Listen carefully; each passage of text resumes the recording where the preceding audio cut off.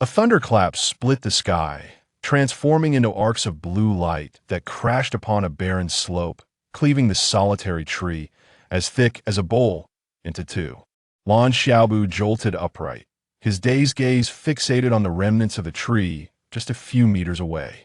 His initial sensation was not one of survival, but an overwhelming confusion. The roar of thunder still echoed, albeit gradually receding into the distance. He lifted his eyes to the distant sky, a shroud of gray enveloping it, the silhouettes of towering edifices appearing as mere indistinct outlines. Ku, a nameless bird, cried mournfully, flitting across Lan Xiaobu's blurred vision before vanishing into the depths of the gray, concrete contours. Just as Lan Xiaobu sensed something amiss, a sharp pain pierced through his head, hindering his thoughts. Boom! It felt as though the earth beneath him had been struck by some unseen force, shaking violently. Still not fully cognizant, Lan Xiaobu instinctively sought refuge on the ground, and in the next moment, he stared vacantly into the distance. In the gray sky, white beams of light erupted, not descending from above, but rising from the earth, saturating his vision and illuminating even the polluted, somber sky. An earthquake?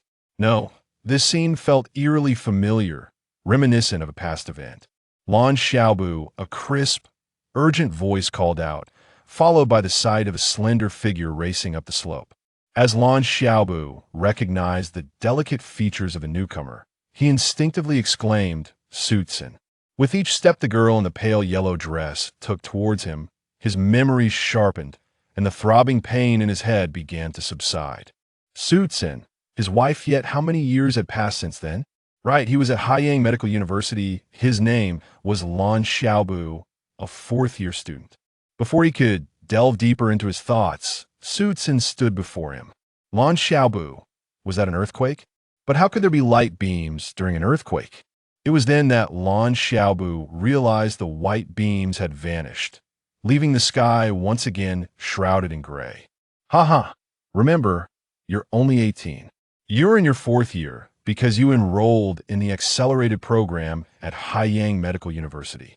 So, let go of that notion of experiencing the vicissitudes of life. And since it's only been a day, you've become quite the smooth talker. Sin is not how you address her. If you wish to contemplate life, take your time. I shall take my leave now. Zhou Tian, perceiving the expression and tone of Lan Xiaobu, sensed his well-being and deemed her worries excessive. Yet that gaze, Zhou Tian shook her head vigorously, dismissing the thought. Lan Xiaobu, being the youngest in his class due to his change in major after entering the accelerated program, could not possibly possess such a weary demeanor. Surely, she was mistaken. Lan Xiaobu remained still, pondering. Wasn't Sin a name he had called her for 20 years? He sighed inwardly and waved his hand dismissively. It's fine. You go ahead, I'm perfectly well. Observing Lan Xiaobu's demeanor, Zhou Tian suddenly chuckled. Should I fetch you a paper cup filled with water, so you can tremble while sitting and insist you're fine? Is that so? If you have one, perhaps I could imitate Stephen Chow. Lan Xiaobu replied with a grin. Zhou Tian paused, then retorted, I shan't entertain you any longer. Enjoy your poetry. The gray sky above was not merely a product of occasional fog or twilight, but a reflection of the pervasive industrial pollution that now cloaked the earth. Even under a radiant sun, the sky bore a lifeless, dreary hue. Once, Lan Xiaobu thought this was the most dreadful state. He even regretted pursuing a career in medicine, yearning instead to study disciplines that could ameliorate the planet's pollution. In time, he learned this was not the gravest of circumstances. The true horror lay in the 17 years of nuclear warfare. After that cataclysm, humanity became enslaved, the Earth teetering on the brink of annihilation, spiraling into an abyss with no hope of resurgence. The air, now tainted by industrial waste, a mere luxury a decade hence, overshadowed by the specter of nuclear contamination. He could never forget the haunting image of Zhou Tian, mouth agape, collapsing upon the debris of a nuclear wasteland, tears streaming down her face as she looked at him in despair. He could only discern her last words through her lip movements. "I'm sorry, I must go." He understood why she felt compelled to apologize. Zhou Tian had married him not out of love, but for reasons he could never grasp. Even in her final moments amidst the radioactive ruins, she had never truly loved him, Lan Xiaobu. Her apology stemmed from his own sacrifice of life in the name of love, while she departed without ever loving him in return. Love cannot be freely bestowed, nor is it guaranteed by mere sacrifice. Another flash of lightning split the smog-laden sky, a delayed rumble of thunder following suit. In his mind's eye, he revisited the last scene of his previous life, as he was submerged in the ocean. After Zhou Tian's departure, he drifted in a daze, then was forcibly taken to treat an influential figure, devoid of the heart, to declare the futility of the endeavor. Lan Xiaobu clenched his fists, gazing at the bleak sky, uttering each word with conviction, "I shall not permit." In this lifetime, he would not allow another nuclear war to ravage the Earth. He would not permit Zhou Tian to endure another life filled with suffering alongside him. He must learn to let go. This nuclear conflict was avertible, for it was not a war between nations, but a struggle of the Earth itself against external invaders. Regrettably, even with the onset of nuclear warfare, humanity remained shackled to its fate of subjugation by these intruders. Taking a deep breath, Lan Xiaobu's gaze pierced through the polluted, gray urban landscape. Though clarity eluded him, he understood that to avert a global nuclear conflict, he must act immediately. Chapter 2. The UFO that landed on Earth. Although the I Ching Jing is often hailed in novels as the supreme martial art of Shaolin, in reality, after so many years of transmission, it is merely perceived as a form of health preservation. Consequently, a year later, various martial arts manuals available online, regardless of their authenticity, vanished overnight. Those fortunate enough to have downloaded them were lucky, while others had no choice but to seek out a master or a prestigious martial arts academy. As for the I Ching Jing, a top-tier technique, who would dare to practice it? Being discovered would undoubtedly lead to dire consequences. In contemporary society, if a student expressed a desire to abandon their studies to pursue martial arts, it would be deemed absurd and unfathomable. Yet, a year later, such occurrences became commonplace. This seismic shift in culture was triggered solely by the arrival of an intelligent UFO, which traversed the atmosphere and landed in a remote corner of Earth. This UFO became the source of martial cultivation on Earth and also the catalyst for a potential nuclear conflict in the future. Lu Xiaobu was unaware of the treasures aboard the UFO, nor did he know its precise landing location. The only certainty was that it had descended into a canyon within the Kunlun Mountains. After the UFO's landing, news of its presence did not emerge immediately. There was a complete absence of data concerning the UFO's atmospheric entry and fall to Earth. It was not until a year later that the Earth's spiritual energy suddenly intensified, leading many martial artists to discover that the previously half-real inner energy had indeed been cultivated, not just by one individual, but by many. This revelation was akin to a bomb being dropped into a tranquil lake, igniting a fervent pursuit of martial arts among countless individuals. The sudden shift prompted national investigations, revealing that the closer one was to the Kunlun Mountains, the faster the cultivation of inner energy progressed. As various experts flocked to the Kunlun Mountains for research, it seemed that the Earth's spiritual energy had erupted globally, with rapid cultivation occurring not only in Kunlun, but in other regions as well. After several months of investigation, hints were gathered from the accounts of local herdsmen. They spoke of a mysterious black line that had once appeared in the sky above Kunlun, resembling a rift torn through the heavens, which ultimately vanished into the depths of the mountain, accompanied by a tremendous sound. This information was met with widespread belief, as the loud noise was heard not only by the herdsmen on the mountain's periphery, but also by those much farther away. Moreover, numerous witnesses reported seeing brilliant white beams of light. While few had witnessed the elusive black line, many had seen the white light, and even the Seismological Bureau provided an explanation, attributing it to a phenomenon known as light tide refraction, though few understood what that entailed. Based on these clues, speculation arose that an object had fallen from outer space into the depths of Kunlun, be it a meteorite or something else entirely. The situation grew increasingly bizarre. Any aircraft, manned or unmanned, that ventured into a specific area of the Kunlun Mountains would inexplicably lose all communication and subsequently crash. Electronic detectors entering the mountain's depths also rendered themselves useless.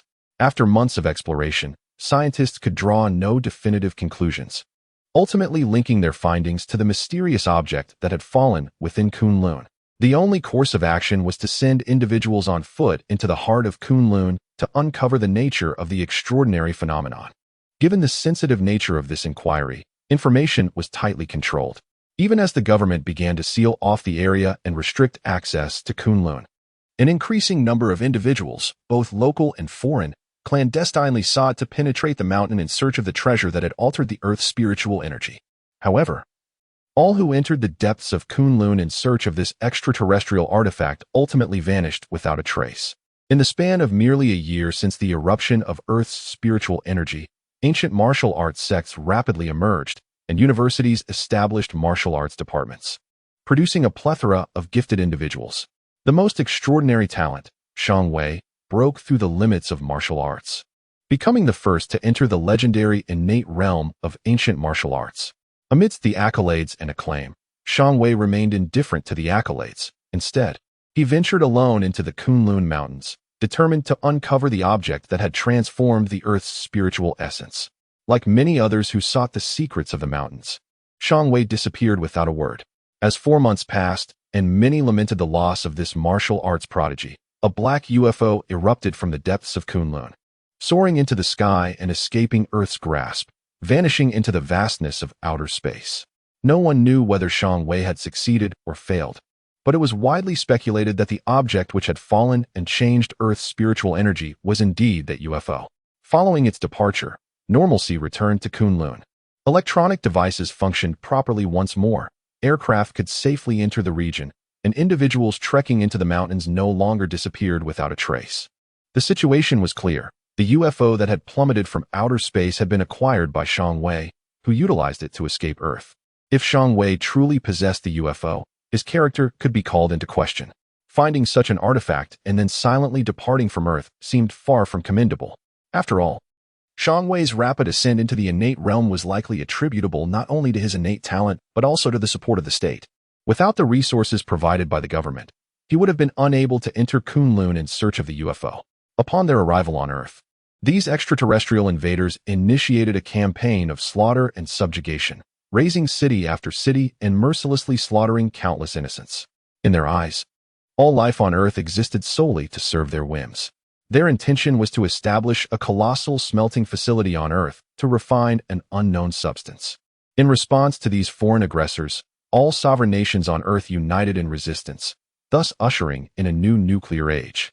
Blue Xiaobu's thoughts drifted like the gray dust swirling in the air, when a thunderous clap jolted him back to reality. He resolved never to allow such an event to unfold again in his lifetime. He vowed to locate that UFO before Shang Wei, whether to destroy it or to vanish with it into oblivion, ensuring that extraterrestrial invaders would never discover the existence of Earth. Chapter 3. Lan Xiaobu's plan. The Su family of Haiyang, one of the most influential families in the region, is represented by the Yanhai group. Su Tian, the legitimate granddaughter of the current head of the Su family, Su Shanha, is a figure of considerable distinction. From every conceivable angle, it is clear that she and Lan Xiaobu are worlds apart.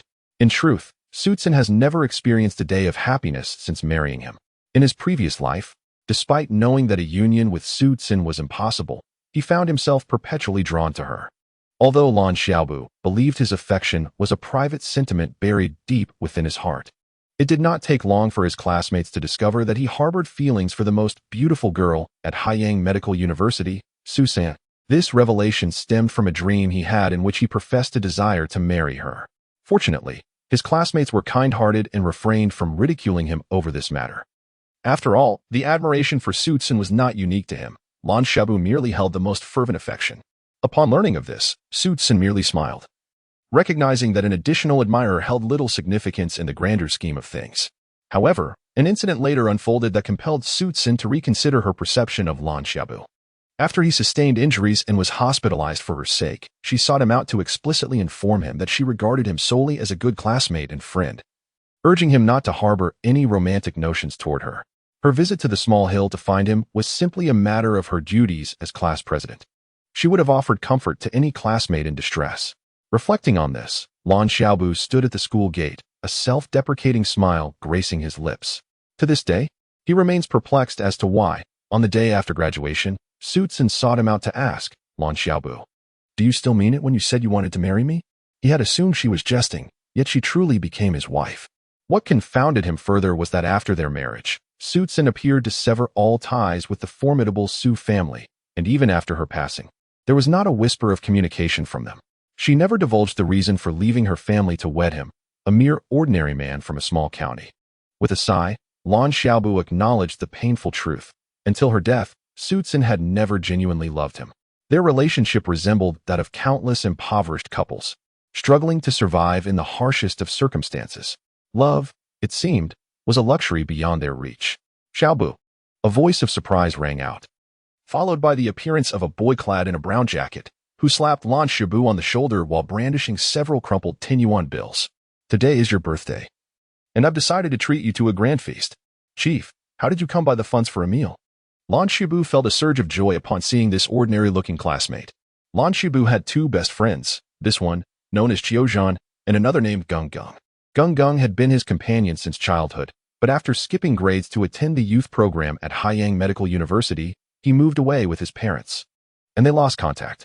Noticing Lan Xiaobu's uplifting mood, Qiuzhan relaxed and gave him a hearty pat on the back. "Xiaobu, don't let what happened today weigh on your heart. Shui Dongjian is as despicable as his name suggests, always ready to bite at anyone. Just think of it as being nipped by a dog. Remember, you are the most brilliant genius in our class. That old man is still in the same class as us. What a farce. Come on, it's your birthday.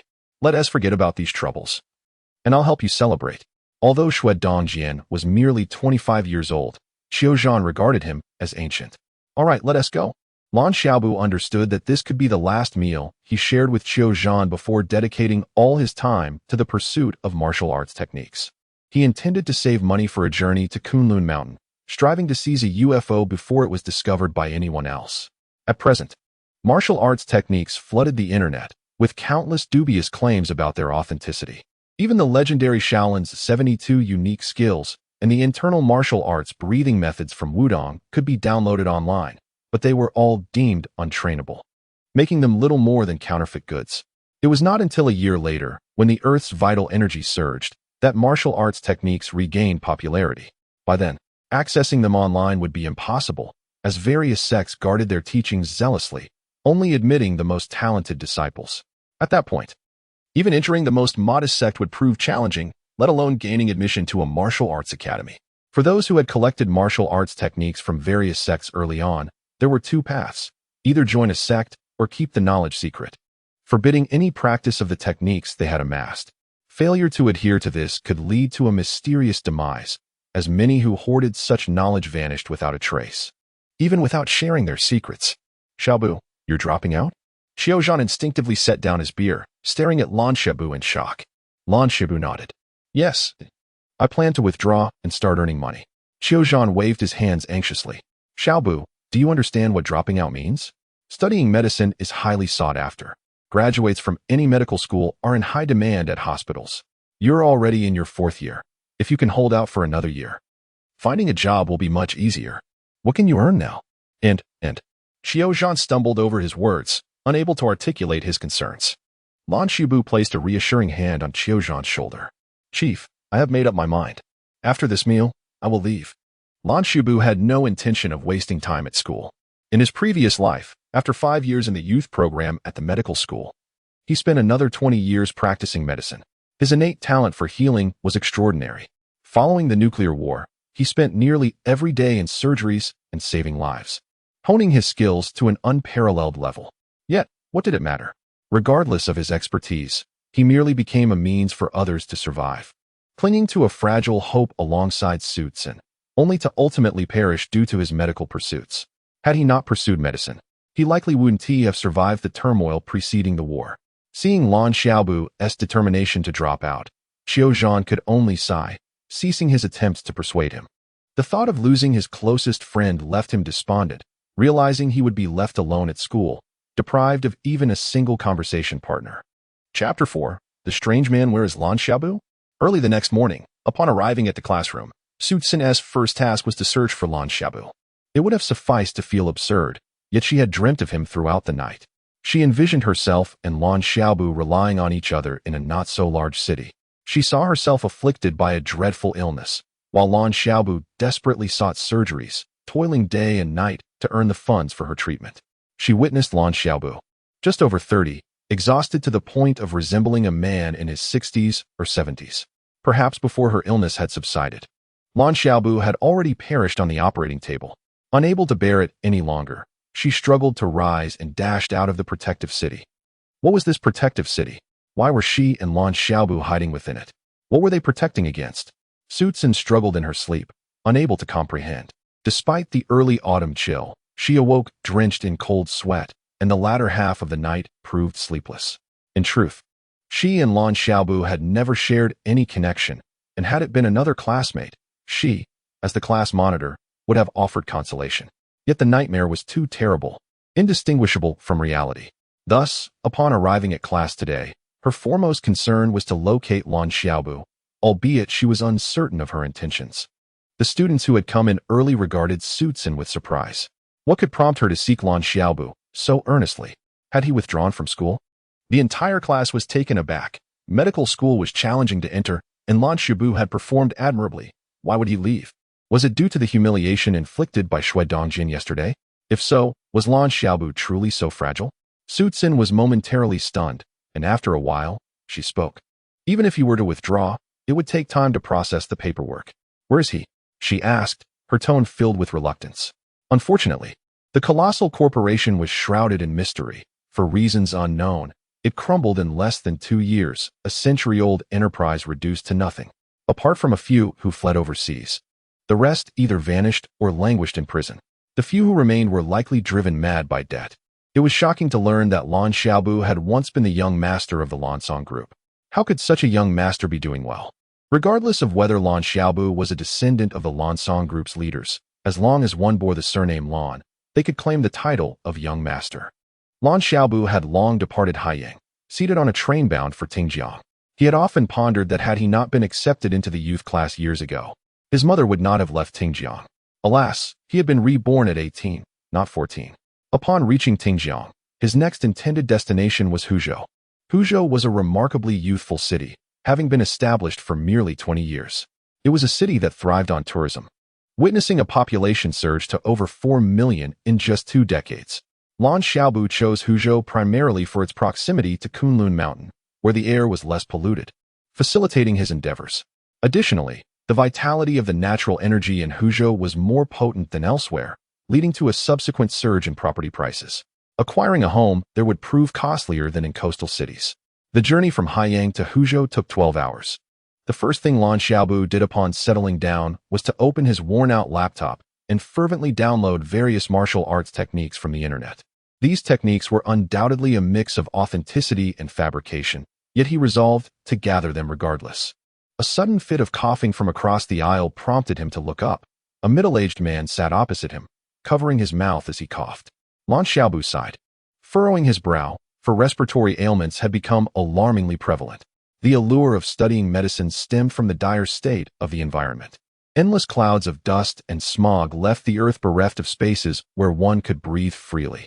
Noticing Lan Xiaobu's slight frown, the middle-aged man quickly apologized. "I'm sorry. I have a chronic condition." Cough, cough. Lan Xiaobu smiled. It's all right. He had devised a massage technique to alleviate bronchitis and pneumoconiosis caused by dust pollution, which could cure the affliction in no more than 7 sessions, paired with a few herbal remedies. However, he refrained from mentioning this. The man would hardly believe him, nor could he expect the man to follow him for a week. The middle-aged man offered an apologetic smile and proceeded to don a mask. Even with a mask, he occasionally succumbed to coughing fits. Earlier, engrossed in his online search for martial arts techniques, Lan Xiaobu had not paid much attention to the man. Now, as he allowed his computer to download, he closed his eyes to rest, yet the man's persistent coughing felt increasingly out of place. Soon, Lan Xiaobu concluded that the man was feigning his cough. In his previous life, he had encountered countless patients and witnessed a plethora of symptoms. He was well acquainted with coughs induced by respiratory issues. It was clear to him that this man was intentionally coughing. Why would a perfectly healthy person pretend to cough? Lan Xiaobu instinctively glanced at the middle-aged man, sensing a faint, ominous aura. Having witnessed countless acts of violence and bloodshed in his past life, Lan Xiaobu was confident in his judgment. This man was not ordinary and had likely taken a life. Just as this thought crossed his mind, the middle-aged man abruptly inquired, "You're a student, aren't you?" Lan Xiaobu chuckled. "I just graduated and am preparing to find a job in Benin." His destination was Huzhou. Intending to explore the UFOs within Kunlun Mountain, he had no desire for anyone to know his whereabouts. The man's inexplicable pretense only furthered his reluctance to engage in conversation. "What school did you graduate from?" The middle-aged man pressed on. "Jincheng Institute of Technology." Lan Xiaobu replied, pausing to add, "My name is Shang Wei. I graduated with a degree in physical electronics." He felt compelled to clarify, anticipating further inquiries from the man. A result of his intuition and experience. It was preferable to lay his cards on the table. Shang Wei was the individual from his previous life who discovered the UFO and ultimately departed Earth with it, inadvertently bringing calamity upon the planet. Faced with this seemingly sinister character impersonating Shang Wei, Lan Xiaobu felt no remorse. Yet, after speaking, he found himself lost in thought. Shang Wei had a background in physical electronics, while he himself specialized in medicine. If opening that UFO required knowledge of physical electronics, his discovery would be futile. The middle-aged man complimented, "That's a good major, quite impressive. I happen to have something that likely requires expertise in physics to fully understand. I have no use for it, so I'll give it to you as a token of our encounter." As he spoke, the middle-aged man produced an antique wooden box and extended it toward Lan Xiaobu. What was this? Such generosity from a mere stranger? While Lan Xiaobu remained puzzled, the man had already placed the box in his hands, then closed his eyes, stating, "I'll take a nap, cough cough." Chapter 5. Job Search. The wooden box felt slightly chilly to the touch, as if it contained a multitude of items, rendering it somewhat hefty. Its design resembled that of an ancient pavilion. Just as Lan Xiaobu was about to utter a word, the middle-aged man across from him abruptly stood up, coughing into his hand, his demeanor suggesting he intended to visit the restroom. "Hold on, let me check your ID and ticket," came a sudden voice, halting the man just as he had moved 2 or 3 seats away. Lan Xiaobu could distinctly see the man's body stiffen slightly. Before he could respond, a gun was pressed against the man's waist. 2 police officers were involved. One held the firearm against the middle-aged man, while the other swiftly produced handcuffs, securing the man before escorting him away. Unfazed, Lan Xiaobu discreetly stowed the heavy wooden box into his bag, followed by his notebook. At that moment, he grasped the reason behind the man's inquiry about his background. The man had left the box with him not as a gift, but rather for temporary safekeeping. It was likely that once the man emerged, he would seek out Lan Xiaobu first. Lan Xiaobu suspected that returning the item might jeopardize his safety, given the man's ominous aura. As for whether the middle-aged man could indeed emerge, Lan Xiaobu had no doubts. If he were unable to do so, he would not have entrusted his belongings to a stranger. The train entered Xitan, a major station, and although it was still quite distant from Tingjiang Station, Lan Xiaobu decisively chose to disembark and transfer to a bus bound for Huzhou, postponing his trip to Tingjiang for the time being. After a day's journey, he finally arrived in Huzhou. The distance from his previous location, Benin, was nearly 2,000 kilometers, and Lan Xiaobu believed that the middle-aged man would not locate him so swiftly. Huzhou's real estate prices only skyrocketed after the appearance of UFOs and the rise of the world's vital energies, yet even the current prices were beyond Lan Xiaobu's means. He rented a modest room in the suburbs, the rent a mere 500 yuan per month, complete with a small yard. The landlord had vacated the property for Huzhou City, leaving it available. After placing his minimal belongings down, Lan Xiaobu did not immediately search the internet for martial arts techniques. Instead, he retrieved the ancient wooden box. It was not large, merely the size of an adult's fist, yet it felt as though it weighed at least 10 pounds. The surface was cool to the touch, adorned with intricate carvings. Lan Xiaobu spent a considerable amount of time examining the box, yet he could not find a mechanism to open it. This box was even more tightly sealed than a Luban box, which at least had visible seams. This one appeared to be a solid unit, leading him to suspect it might merely be a decorative piece. Not feeling any attachment to something that was not his, Lan Xiaobu placed the box on the concrete floor and struck it forcefully with a stone. The dull thud resonated, yet not a single mark marred its surface. Neither the stone nor a knife could make any impression. After futilely toying with the box for an hour or two, he reluctantly stowed it away once more. The following morning, Lan Xiaobu tidied up and prepared to visit the job market. He intended to pursue martial arts, but the timing was not opportune, according to his memories. News of internal energy cultivation would not emerge for another year. Moreover, he needed to find employment to sustain himself, preferably a job that required minimal effort. Huzhou was a burgeoning city, in dire need of various talents. Many individuals, like Lan Xiaobu, had traveled from other cities in search of work. In the eyes of numerous graduates, Huzhou was akin to the once thriving Huhai. Many of those who had ventured there early on had since become prosperous individuals. Thus, the talent market in Huzhou was often overflowing with applicants. Additionally, as numerous enterprises established branches in Huzhou, finding a job there was relatively straightforward. Since Lan Xiaobu resided in the suburbs, by the time he reached the talent market at Huzhou Spring Square, it was already teeming with people. Lan Xiaobu had studied medicine, his medical expertise ranking among the finest in the world. However, he was indifferent to whether he found work related to his field. Naturally, securing a position in the medical profession would be preferable. Currently, he stood before a recruitment booth for Kunha Hospital, which was seeking 3 resident physicians. Requiring a master's degree in medicine, applicants no older than 35, with clinical experience preferred, and salary to be negotiated. There were also positions for department heads or team leaders in neurology, neurovascular intervention, and nuclear medicine. Glancing at the handwritten resume in his hand, Lan Xiaobu took a seat and presented it to the bespectacled interviewer. He decided to give it a shot. If this did not work out, he would seek positions outside the medical field. Haiyang Medical University? A prestigious institution, the interviewer remarked. Unable to contain his admiration upon seeing the name of Lan Xiaobu's alma mater. Despite recognizing that Lan Xiaobu did not meet their criteria, the interviewer's demeanor softened considerably, indicating a favorable impression of Haiyang Medical University. Ranked among the top 3 medical universities in Huaxia, Haiyang Medical University held international acclaim. In 2039, it discovered blenomycin, an antibiotic that could inhibit and even eradicate over 20 types of cancer cells. Consequently, cancer treatment was no longer a matter of chance. However, Lan Xiaobu was acutely aware of the critical flaw in the blenomycin discovered by Haiyang Medical University. While it eliminated cancer cells, it also spawned a latent harmful cell that severely damaged patients' livers and spleens. This peculiar new cell would lie dormant for 5 to 7 years before suddenly manifesting and spreading. Now, in 2043, this indicated that there was but a year until the blenomycin incident would erupt, ultimately leading to the downfall of Haiyang Medical University and the destruction of numerous esteemed physicians.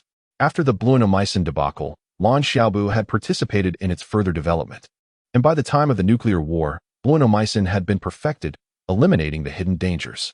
Lan Xiaobu was acutely aware of blenomycin's past, despite his youthful appearance. The interviewer still found some interest in Lan Xiaobu's handwritten resume due to his background at Haiyang Medical University.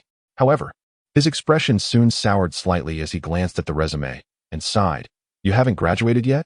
Lan Xiaobu recognized this as a significant disadvantage. When questioned, he could only respond, "Yes, I have not yet graduated." There was no need to elaborate, nor did the interviewer require further explanation. He was merely taking a chance, hoping for an assistant or a position that did not necessitate formal qualifications. The interviewer absently tapped his fingers on the desk, and after a moment, he stated, "Without a degree, you cannot enter Kuno Hospital. I may see potential in you, but there is nothing I can do." Not only was it true that Lan Xiaobu had not graduated, but even if he had, a fresh graduate without work experience, regardless of being from Haiyang Medical University, would not qualify for a position at Kuno Hospital. The interviewer's compliment about seeing potential was merely a courteous remark. Lan Xiaobu understood that the interviewer held a favorable impression of him. Otherwise, he would not have wasted so many words. With these thoughts in mind, Lan Xiaobu rose and remarked, "In truth, the efficacy of blue streptomycin is far from perfect. It is prudent to refrain from allowing patients to rely solely on this treatment." This candid observation from Lan Xiaobu stemmed from genuine concern, as many physicians had become scapegoats following the emergence of blue streptomycin side effects.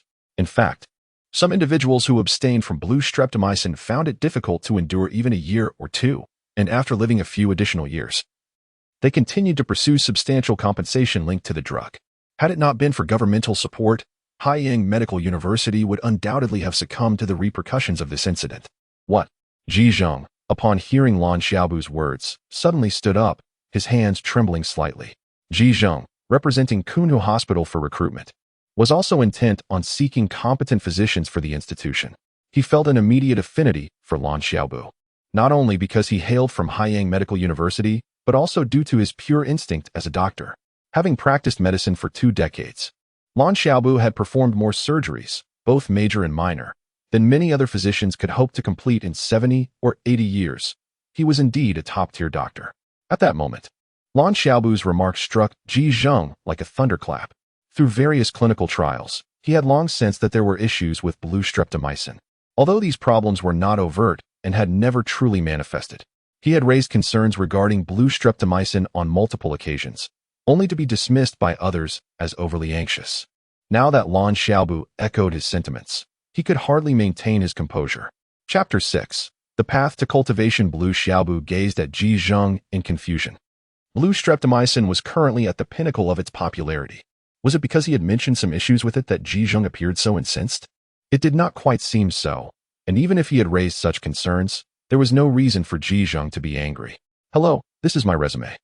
A tall, slender man wearing glasses approached, having noticed that Blue Xiaobu had vacated his seat, and handed his resume to Ji Zheng. Ji Zheng accepted the document but turned to Blue Xiaobu, saying, Dr. Blue, I'm quite occupied at the moment. Once the job fair concludes, could we discuss this further? Blue Xiaobu hesitated. The job fair lasted a day, and his time was exceedingly precious. Even if he failed to secure a position, he could not afford to linger here all day. Sensing Blue Xiaobu's uncertainty, Ji Zheng urged, I'm Ji Zheng from the emergency department. If you trust me, come find me tonight. If you haven't found a job, we can talk again. If it seems appropriate, I could offer you a non-staff internship. Ji Zheng understood all too well that Blue Xiaobu had yet to graduate from university, making it nearly impossible for him to find a job in a hospital. Upon hearing this, Blue Xiaobu replied without hesitation, All right, I'll seek you out at Kunhu Hospital tonight. He was acutely aware that finding a suitable job would be a daunting task. Other than labor-intensive work, opportunities were scarce. Thus, Ji Zheng's offer of an internship was something he naturally accepted, as he awaited the download of various cultivation techniques. Blue Xiaobu continued to explore an array of methods, allowing the computer to download, while he focused on studying the Yijinjing. The Yijinjing comprised 12 forms, and while many had practiced it, he had never heard of anyone successfully cultivating internal energy. While immersed in his practice, Blue Xiaobu performed the first form, extending his hands forward and bringing them together at the chest, pausing at the center of his chest. To his astonishment, as he drew in energy, a gentle aura arose from his lower dantian. This was Blue Xiaobu instinctively opened his eyes and immediately sensed a subtle shift in the world around him. His mind felt remarkably clear, and it seemed as if a powerful force within his dantian allowed him to unleash it. He raised his hand and struck out with a punch, creating a gust of wind that lifted a nearby piece of paper. Was this internal energy? In no time, Blue Xiaobu confirmed that he had indeed cultivated internal energy. To have achieved this merely through a brief attempt, what extraordinary talent did he possess? It quickly dawned on him that he could practice the Yijinjing now, without needing to wait a year. This suggested that the vital energy of heaven and earth had already been activated. He likely was the first to discover this phenomenon. Hu Province, being the closest city to Kunlun Mountain, might have experienced an earlier arrival of this vital energy due to its proximity. Yet, this occurrence would not have changed due to his rebirth. The only possibility was that someone in his previous life had already been aware of the increase in vital energy and its potential for cultivation. But those who knew had deliberately concealed this information until it could no longer be hidden. Regardless, for Blue Xiaobu, this was a monumental stroke of fortune. He needed to enter Kunlun Mountain before Shangwei, ideally before the majority became aware of the vital energy's existence, and then discreetly acquire the flying saucer. To enter Kunlun Mountain ahead of time, he required a certain level of strength. His current abilities were insufficient for such a venture. Taking a deep breath, he cast aside all distractions and dedicated himself to practicing the Yijinjing. Mere moments later, he became engrossed in his training, and as he cycled through the technique, the energy within him grew increasingly robust. Ever since Blue Xiaobu had voiced his concerns regarding the imperfections of blue streptomycin and advised against its use, Ji Zheng had been preoccupied with discussing the matter with him. Since the emergence of blue streptomycin, only Blue Xiaobu had shared similar thoughts with Ji Zheng. Upon returning to the hospital, Ji Zheng even skipped dinner, waiting in the emergency department for Blue Xiaobu. To his dismay, as the clock approached 8 in the evening, Blue Xiaobu still had not arrived. Regret washed over Ji Zheng for not having secured Blue Xiaobu's contact information. He should have at least obtained it. Excuse me, who are you looking for? This is an office area. Consultations are on the other side. Just as Ji Zheng grew anxious, he heard Nurse Xiaofu's voice from outside. He rushed out, and, upon seeing Blue Xiaobu waiting in the corridor, let out a long sigh of relief. You finally made it. Come in quickly. Ji Zheng beckoned eagerly. Blue Xiaobu offered an apologetic smile, saying, sorry for being a bit late. He had been so engrossed in practicing the Yijinjing that he had only been awakened by hunger after 7 o'clock. He hastily consumed a small meal before coming to meet Ji Zheng. Ji Zheng paid no heed to whether Blue Xiaobu arrived early or late.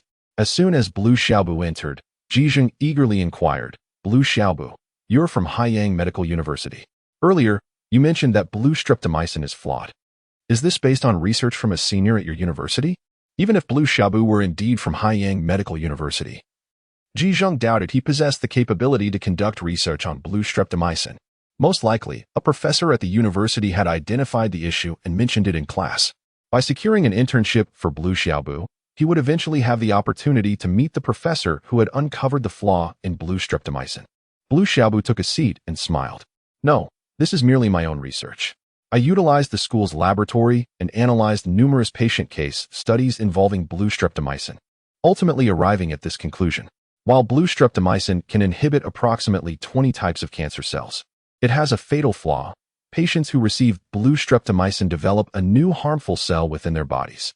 This new cell is not a cancer cell, yet it severely damages the liver and spleen and is nearly impossible to treat. Indeed, it harms the spleen. Ji Zheng's hands trembled as he muttered to himself, momentarily forgetting to question how a fourth-year student could produce such a significant finding. Blue Xiaobu refrained from interrupting Ji Zheng, who clearly had a deep interest in academic research.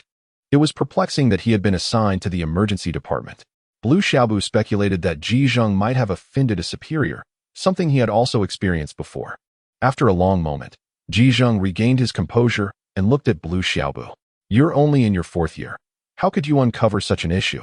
Moreover, if it's a fatal flaw, why do patients who have received blue streptomycin appear to recover well? Blue Xiaobu smiled slightly. Though I'm in my 4th year, I've already completed all the courses I need to study. I believe my medical skills are not inferior to those of most doctors.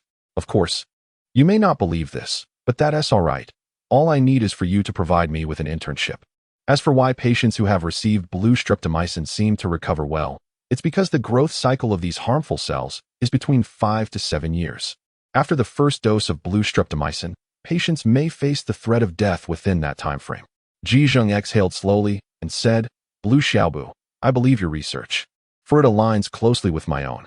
However, my research carries more speculation, and I have yet to identify the complete harmful cells or their detrimental effects on the liver. If your findings are accurate, then next year will indeed pose significant problems for blue streptomycin. Blue Xiaobu nodded. That is correct. Next year will certainly present major issues. Director Ji, may I remain here to work? The impending issues surrounding blue streptomycin were certain, but in Blue Xiaobu's eyes, they paled in comparison to the threat of nuclear war. Ji Zheng nodded. You may stay here for an internship, with a salary of 3,000. Lan Xiaobu furrowed his brow. Such a salary was insufficient for his sustenance. Before Lan Xiaobu could voice his concerns, Ji Zheng continued. In addition to the salary, there is a portion of bonuses, which can vary, but altogether it amounts to approximately 10,000 a month. However, I must inform you that there is no opportunity for you to secure a permanent position. Secondly, you will need to assist me in researching penicillin, and thirdly, refrain from treating patients, as the disparity between theory and practice is vast. In truth, Ji Zheng's primary intention in retaining Lan Xiaobu was solely to aid him in the investigation of penicillin. As for the promised 10,000, he intended to provide that himself. Deal, Lan Xiaobu exclaimed, for his main objective was not to attain a permanent position, but rather to ensure his survival. Chapter 7. Frozen silkworm disease. Lan Xiaobu felt a profound satisfaction with his current occupation, one that required minimal effort yet yielded monetary rewards. Oftentimes, he found himself not needing to visit the hospital at all. The sole drawback was the necessity of accompanying Ji Zheng for 4 hours each day to study the antibiotic, blue penicillin. Yet, for him, This was a small price to pay. Aside from those 4 hours with Ji Zheng, nearly all of Lan Xiaobu's time was dedicated to his own cultivation. Within just a month, he could distinctly sense his internal energy flowing like a gentle stream. Even when he channeled it, he could hear the soft sounds of its movement. Though he had yet to commence practicing any techniques, he could effortlessly shatter a piece of bluestone the size of a grinding stone with a single punch. Ji Zheng, too, was highly content, as he found that all his queries could be resolved by Lan Xiaobu. Sometimes, it was not merely issues concerning blue penicillin. Even various medical dilemmas could be addressed by Lan Xiaobu.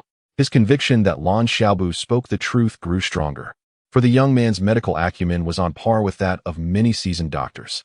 Despite Lan Xiaobu's internship, Ji Zheng refrained from allowing him to see patients, convinced that he would excel in clinical practice. One could assert that if a professor were to recognize Lan Xiaobu's abilities, offers to recruit him as an assistant would abound, even at exorbitant salaries. Given Lan Xiaobu's remarkable talents, Ji Zheng was unfazed by the young man's comings and goings. Within a mere fortnight, he had not only gained a clearer understanding of the side effects of blue penicillin, but also acquired concrete data for reference.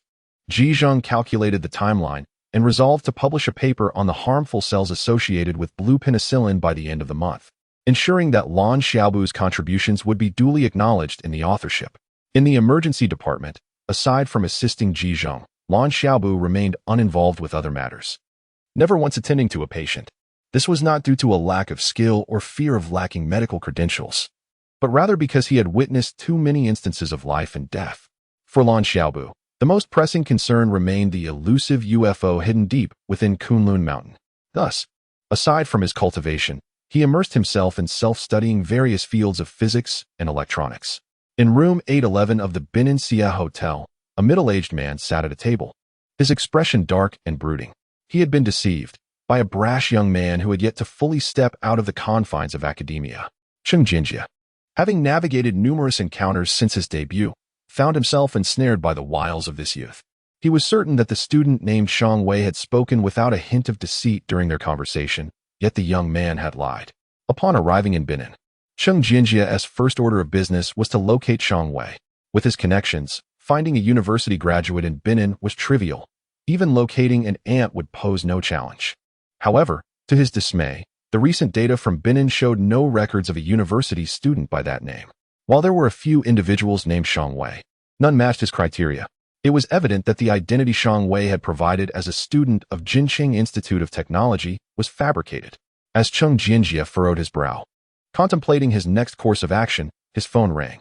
Upon answering, a melodious female voice chimed in. Chenggu, I've found him. There is indeed a student named Shang Wei at Jinqing Institute of Technology, a major in physics and electronics, class of 40. What? Shang Wei truly exists at Jinqing Institute? Cheng Jinjia exclaimed, astonished. This was yet another misjudgment on his part. Previously, upon failing to locate the individual in Binin, he had hastily concluded that Lan Xiaobu's claim regarding his affiliation with the institute was also false. He had not anticipated that this identity would turn out to be genuine. Taking a deep breath to calm his emotions, he inquired, when did Shang Wei leave Jinqing Institute? Where did he go? What is his family's location? Do you have a contact number? Ah, a gasp of surprise emanated from the other end, followed by the woman's voice. Shang Wei hasn't left Jinqing Institute. I can confirm he is still at the school, and his family resides in Jinqing. I have all the contact information. Furthermore, the Shang family claimed to be the most prominent in Jinqing, with considerable influence even beyond the borders of Huaxia. A sense of foreboding washed over Cheng Jinjia, causing his hands to tremble slightly. He realized he could not afford to lose what he had fought so hard to obtain. Please arrange a meeting with Shang Wei. I will be in Jinqing today, and I need to see him tonight. After hastily acknowledging her, he ended the call and began purchasing a plane ticket. Regardless of the Shang family's prowess, they would not take what rightfully belonged to Cheng Jinjia. The Shang family was formidable, but so too was the Shengyi gang. Before he could reach the emergency department, he encountered a crowd gathered around, amidst which cries of distress could be heard. Lan Xiaobu sighed. Such events unfolded daily in hospitals, and they were beyond his purview. Director Xing, I implore you, my Xiaoman cannot lose her leg. Without it, she will not survive. A middle-aged woman, desperate, knelt on the ground, clutching the left leg of a middle-aged doctor. Although Lan Xiaobu had only been at Kunhu Hospital for a little over a month and had never interfered in matters, he recognized the doctor, Xing Yiging, a renowned orthopedic specialist at Kuno Hospital. Many patients who had not found relief elsewhere flocked to him. Xing Yiging bent down, attempting to help the woman to her feet, but she remained prostrate, persistently bowing her head in supplication. He sighed, addressing her gently. "Madam, if I had even the slightest solution, I would not allow such a vibrant young girl to undergo amputation. I am a doctor, and it pains me deeply when I cannot save a patient. She suffers from frozen silkworm disease. Her leg bones have completely necrosed. If the amputation is delayed, it could lead to further complications." The surrounding crowd began to coax the middle-aged woman, several assisting her to her feet. With another sigh, Xing Yiging shook his head and departed swiftly. He had encountered such situations countless times, yet each instance filled him with an equal sense of sorrow, a frustration at his limited capabilities. It was this very sentiment that had propelled his medical skills to national prominence. Nevertheless, he remained powerless against many ailments, including frozen silkworm disease, which currently had no known cure anywhere in the world. Lan Shibu shook his head as he observed a young girl lying on a hospital bed. Appearing around 16 or 17, her eyes reflecting a desolate hopelessness that stirred memories of suits and within him. He understood that even if Dr. Xing were to perform the amputation, the girl would not survive. He was all too familiar with that look of despair. It had been the same expression in Su-Tsun's eyes as she departed. Initially intending to leave the hospital, Lan Xiaobu found himself standing silently in a corner, watching the helpless mother and daughter, a profound sadness enveloping him. He could treat frozen silkworm disease, yet even if he wished to assist, he lacked the authority to do so. Should anyone discover that this in turn dared to perform surgery, the repercussions would not only ensnare him, but also implicate Zhizheng. As the crowd gradually dispersed, only the nurse pushing the bed and the helpless mother and daughter remained. "Sister Shu, let us proceed to the ward. Do not dwell on this too much. Xiaoman will eventually recover." The nurse's words sounded feeble and devoid of hope. Dr. Xing must not have seen clearly. He should take another look. The woman's eyes sparkled with a hint of optimism as she grasped the nurse's arm. "Please, go and fetch Dr. Xing once more. He must have overlooked something. Surely, if he examines her again, he might discover a better solution." The nurse beside me displayed a look of perplexity. "Sister Shu, all of Xiaoman's scans have been completed, and the various test results are quite clear. Dr. Xing should not have made an error." Chapter 8. Refining essence into Qi. The woman known as Sister Shu paused, murmuring to herself in a haze of confusion. After a couple of minutes, she finally lifted her gaze, searching desperately. When her eyes fell upon Lan Xiaobu, it was as if she had grasped a lifeline, and she hurried toward him. "Sister Shu, he is an intern doctor," a nurse called out, noticing the intern's white coat worn by Lan Xiaobu. However, at that moment, Sister Shu could care less about his status. Anyone in a white coat was a potential savior for her daughter. Though Lan Xiaobu's attention was fixed on Xiaoman, his thoughts had transcended time and space, conjuring memories of Su-Tsun's departure, so helpless and sorrowful. Alas, as her husband, he could neither share her burdens nor save her life. The only recourse left for him was to practice medicine fervently, amassing wealth to purchase exorbitantly priced life-saving medication. Initially, his medical skills were mediocre, yielding scant financial rewards. As his proficiency grew, the cost of the life-saving drugs soared to astronomical heights. In the aftermath of nuclear warfare, even his most desperate surgical efforts fell short of what was needed. Sister Shu's hand trembled. Despite knowing that Lan Xiaobu was not deceiving her, she remained at a loss for what to do next. Suddenly, Lan Xiaobu spoke again. "Sister Shu, if you trust me, I can take a look at Xiaoman." At first, Sister Shu was taken aback, but soon she grasped his words and eagerly clutched his arm, pleading, "I believe you. Please, help my Xiaoman. I beg you." Lan Xiaobu gently patted her hand, signaling her to release him before he approached Xiaoman. He lifted the covers and pressed on her already purpling calf. After a moment, he swiftly pulled a pen from his coat and jotted down a list on a blank prescription pad, including items such as a scalpel, acupuncture needles, scissors, forceps, sterilization cotton, various injections, and medicinal herbs. He then thrust the prescription into Sister Shu's hands and turned to leave in haste. His abode lacked a sterile operating room. Yet he had treated the frozen silkworm disease numerous times, making it a trivial matter for him. Moreover, his approach diverged from conventional surgical methods. It was not until Lan Xiaobu vanished that Sister Shu came to her senses. She stared at the prescription in her hand, feeling utterly bewildered. As a medical student herself, She sensed that Lan Xiaobu's skills might be rather ordinary. The listed instruments lacked specific models or categories. With just one forceps, there were dozens of types. Yet he merely noted medical forceps. What troubled Sister Shu further was that alongside the injections, there was a collection of traditional medicinal herbs. Was this meant for surgery or herbal treatment for Xiaoman? The prescription bore an address. But could she really take her daughter out of the hospital to seek treatment in this unfamiliar place? As she scrutinized the list, it appeared to her as a potential scam, but the man had shown no inclination to elaborate further. Hastily, Sister Shu tucked the prescription away and nodded to herself. What could a scammer possibly gain from her? Besides, he was evidently a doctor from Kunhu Hospital, and an intern was still a doctor. He had claimed to possess ancestral medical knowledge, stating that he could not practice here due to the unrecognized nature of many of his techniques. Resolute in her decision, Sister Shu resolved to gather all necessary items and take Xiao Man for a consultation the following day. She had no alternatives. Without intervention, Xiao Man's fate was sealed. Did she not understand her daughter's despair? At Jin City University of Technology, Cheng Jinjie regarded Shang Wei, standing before him, and realized he had been thoroughly deceived. The individual before him was clearly not who he sought. The student had tricked him. A glimmer of malice flickered in Cheng Jinjie's eyes as his hands clenched. Murderous intent surging within. If he caught the young man who had duped him, he would ensure that the boy regretted his very existence. He had to find that boy. The wooden box belonged to him, and no one else could take it away. Shang Wei felt an icy chill emanating from Cheng Jinjie, instinctively shivering. Who was this fearsome individual that he did not recognize? Cheng Jinjie retrieved a hand-drawn portrait from his pocket, which bore a striking resemblance to Lan Xiaobu. He had already investigated the bus station from which Lan Xiaobu had boarded. Once he located it, he could uncover the young man's true identity. Do you recognize this person? Cheng Jinjie's tone was frigid. Though Shang Wei felt discomfort, he was also somewhat intimidated by Cheng Jinjie. He studied the portrait for a considerable time before shaking his head. I do not know him. Shang Wei's response disappointed Cheng Jinjie. He tucked the portrait away and nodded at Shang Wei. You may leave, but you must not disclose a single word of our conversation. Otherwise, you will face dire consequences. As Cheng Jinjie walked away, Shang Wei remained perplexed. A series of inexplicable events surrounded him. Cheng Jinjie's phone vibrated, revealing a message.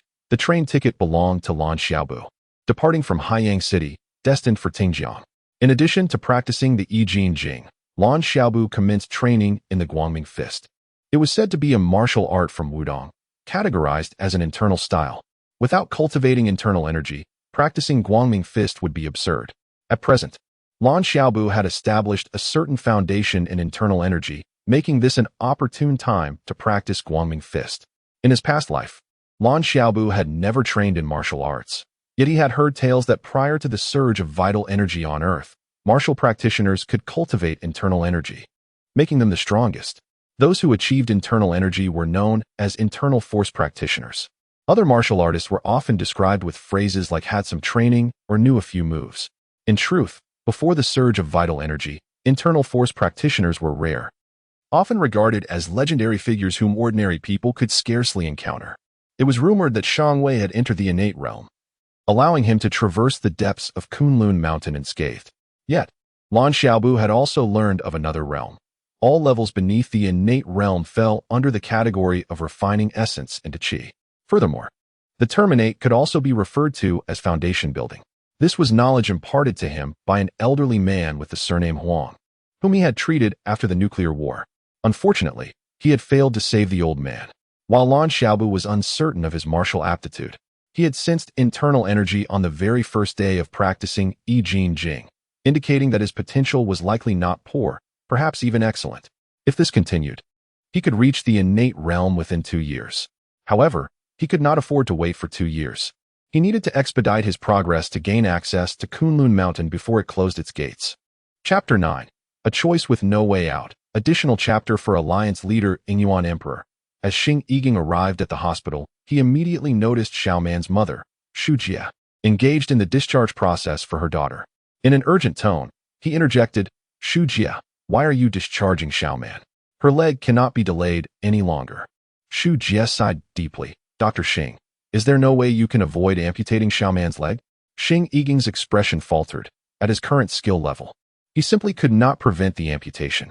Yet, he understood that if he could not do it, Neither could anyone else. Thank you, Dr. Xing. But Xiao Man cannot undergo amputation, Xu Jie replied, her eyes darkened from sleeplessness. After a restless night, she had decided to take one last gamble. Xing Yiging spoke with urgency, Xu Jie, while I cannot claim to be the most skilled in orthopedics, you won't find a better orthopedic specialist in the near future if you discharge her now. These words felt necessary to him. As a doctor, he could not betray his own conscience. Xu Jie remained silent, bowing slightly to Xing Yiging before gently pushing Xiao Man's wheelchair away. She understood better than anyone that amputation would be tantamount to a death sentence for Xiao Man. Therefore, she could not let her daughter face that fate. Dr. Xing. Xu Jie mentioned transferring to another hospital and seemed to have purchased numerous medications and medical supplies, some of which she even begged me to help procure. The nurse who had been caring for Xiao Man approached, equally perplexed by Xu Jie's intentions. Transfer? Xing Yiging gazed at Xu Jie as she moved further away, puzzled. Kunu Hospital is the best in the nearby cities. Where could they possibly transfer to? At that moment, Lan Xiaobu had just completed a set of bright fist exercises when he spotted a taxi pulling up outside. As the door swung open, he saw Xu Jie step out. She really came, he thought, surprised that she had decided to come after all, assuming she would reconsider the gravity of the situation. Her arrival indicated that she must have recognized the hopelessness in her daughter Xiaoman's eyes. Xu Jie, Lan Xiaobu called out, rushing forward to assist. Opening the stretcher, he carefully lifted Xiaoman onto it. Xiaoman appeared like a marionette, her expression unchanged whether being lifted from the car or onto the wheelchair. Doctor, I still do not know how to address you, Xu Jie said, her eyes filled with trepidation, though her concern lay firmly with Xiaoman. Just call me Dr. Lan. Have you procured everything? Lan Xiaobu inquired, undeterred by Xu Jie's anxious demeanor. I have everything, she replied, promptly lifting a large suitcase beside her. Lan Xiaobu nodded. Taking the suitcase from her, you push Xiao Man inside, and we shall commence her treatment. Though Lan Xiaobu's dwelling was not large, it was well lit. Dr. Lan, should I go to the hospital to find an operating room? Xu Jie asked as she entered, her unease intensifying. Although the room was tidy, it was devoid of any medical facilities. No need, Lan Xiaobu waved his hand. We can manage here. I will require your assistance shortly. You need not worry. I have performed this type of procedure countless times. Xu Jie wished to voice her concerns, fearing that should anything go awry, Xiao Man would not survive. Yet, she hesitated, apprehensive that her words might dissuade Dr. Lan from proceeding with the treatment. With decades of medical experience, Lan Xiaobu understood Xu Jie's feelings well. He said little, simply laying a clean sheet on the bed before placing Xiao Man upon it. Dr. Lan Xu Jie could no longer contain her anxiety. Lan Xiaobu gestured for her to remain silent as he opened the suitcase. Inside lay an array of neatly organized medicines and medical instruments, each carefully categorized, as if anticipating that Lan Xiaobu might mix them up. Perhaps she had not considered that if he were to confuse these items, he would be incapable of treating her daughter. Lan Xiaobu requested only a straight vascular clamp, yet the suitcase contained not only that but also curved clamps, right-angle clamps, and various types of scissors, as well as scalpels in abundance. There were acupuncture needles of all sizes. Sensing Xu Jie's concern, he reassured her, you need not worry. This medicine isn't meant to be ingested. It must be applied externally to promote healing. After a lengthy period, Lan Xiaobu had prepared the herbal concoction, placing it aside wrapped in sterilized cloth before taking up the acupuncture needles. Xu Jie's anxiety escalated. Was the procedure about to begin? Xiao Man continued to stare vacantly at the ceiling, devoid of any spark of life. Xiao Man, Lan Xiaobu spoke softly, attempting to soothe her. I have treated patients in far worse conditions than yours, and they have recovered splendidly. I do not say this to comfort you. I genuinely possess the ability to help. Therefore, I ask for your cooperation in the treatment process. If you continue to succumb to despair, I will be powerless to assist you. Upon hearing his words, Xu Jie's eyes brightened slightly.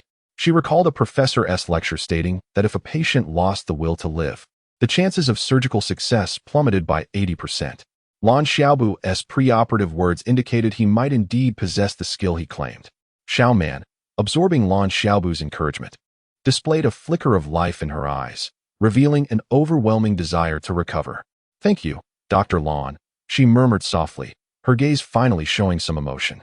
Xu Jie felt a rush of warmth in her eyes. Since learning about the impending amputation, Xiao Man had not uttered a single word. Chapter 10. Bone Forging. Lan Xiaobu nodded, refraining from further chatter. He set aside the necessary medications, donned sterile gloves, and grasped several slender acupuncture needles, methodically inserting them into Xiaoman's legs. The unfolding reality made him realize that many things transcended his imagination. Lan Xiaobu's technique with the acupuncture needles appeared quite adept. Yet Sister Shu remained apprehensive about the absence of any auxiliary equipment. At this moment, Lan Xiaobu had finished disinfecting the scalpel, which now delicately sliced through the skin of Xiaoman's calf. Wait, you haven't administered anesthesia yet. Witnessing Lan Xiaobu commence the procedure without hesitation, Sister Shu abruptly awoke to the grim realization that there were no anesthetics or anesthesiologists present. Lan Xiaobu had not mentioned this, and she had overlooked it as well. Without lifting his gaze, Lan Xiaobu calmly stated that this was one of the better conditions he had encountered for any surgery he had performed. As for anesthesia, it was unnecessary. He spoke the truth. After the nuclear war, those capable of performing surgery in a sterile operating room were indeed the elite, and the majority of patients were already grateful to have a doctor attend to them. Anesthesia was merely a fleeting thought. Sister Shu dared not utter another word, her eyes wide as she watched Lan Xiaobu excise the necrotic tissue from Xiaoman's leg. As she observed Lan Xiaobu's scalpel slicing through the healthy skin above the knee, her hands trembled. She longed to intervene, yet she had once been a physician herself and understood the importance of allowing a surgeon to work undisturbed. Despite having been reborn, Lan Xiaobu's hands remained steady. After all, in this life, he had cultivated the Yi Jing Jing, bolstered by the flow of inner energy. Meanwhile, Sister Shu continuously wiped the perspiration from her brow, her mind blank. Scarcely aware of what she had accomplished throughout the day, she watched as Lan Xiaobu replaced surgical instruments, and before she knew it, he was beginning to bandage Xiaoman, applying a concoction of traditional Chinese medicine over the wound, and even starting in 4. Was this truly surgery? Was this the conclusion? Sister Shu gazed at Lan Xiaobu in disbelief.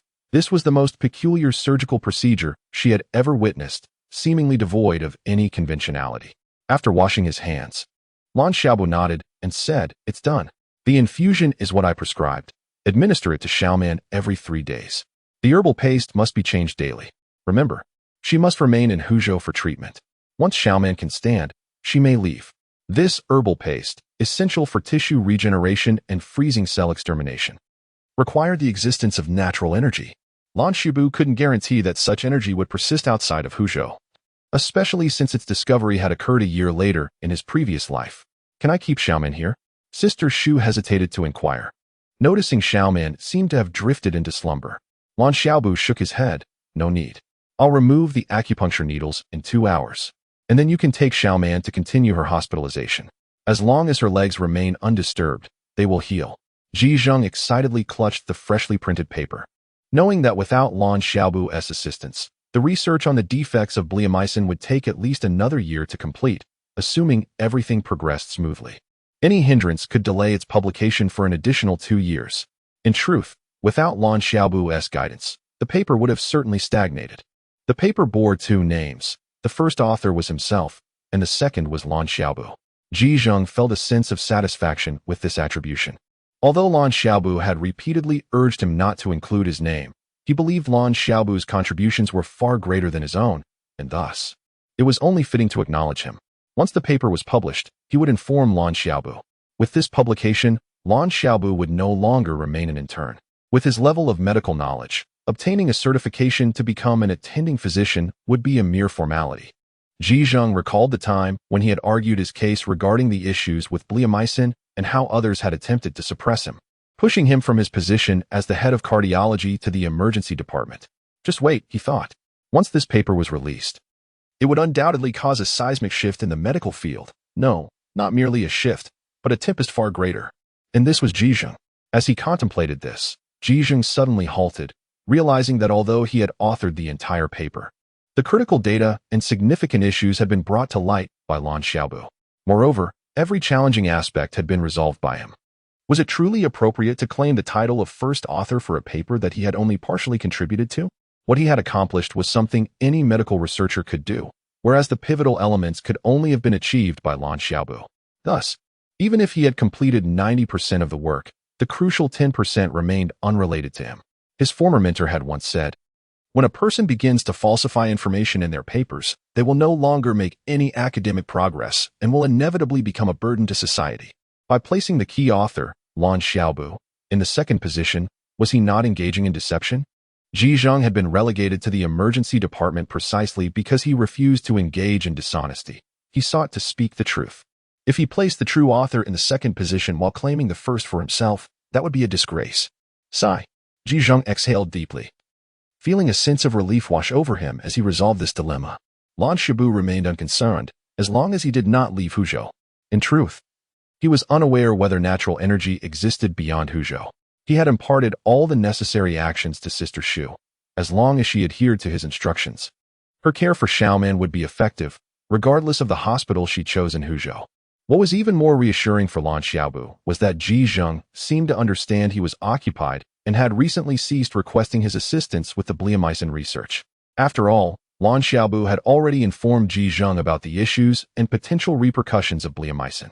Unless Ji Zheng was still contemplating solutions for this problem, he likely would not require Lan Xiaobu's help in the near future. With time on his hands, Lan Xiaobu dedicated himself to diligently practicing I Jing Jing and Guangming Quan. One day, while practicing Guangming Quan, he suddenly felt a series of subtle cracklings emanating from his bones, followed by an exhilarating lightness coursing through his entire body, as if he had shed a significant burden. What is this? Lan Xiaobu was taken aback, and then he launched another punch. This strike allowed him to experience an exquisite fluidity, no longer clumsy and reliant solely on inner energy. Could it be that he had entered the bone-forging stage? Suppressing his excitement, he channeled his inner energy and leapt upward. His body moved effortlessly in tandem with the flow of energy. As he landed, Lan Xiaobu glanced at a nearby tree, overwhelmed with joy. He had never trained in any lightness skill, yet that jump had surpassed 4 meters, and he had not even exerted himself fully. If he were to participate in a high jump competition now, he would likely surpass the world record with ease.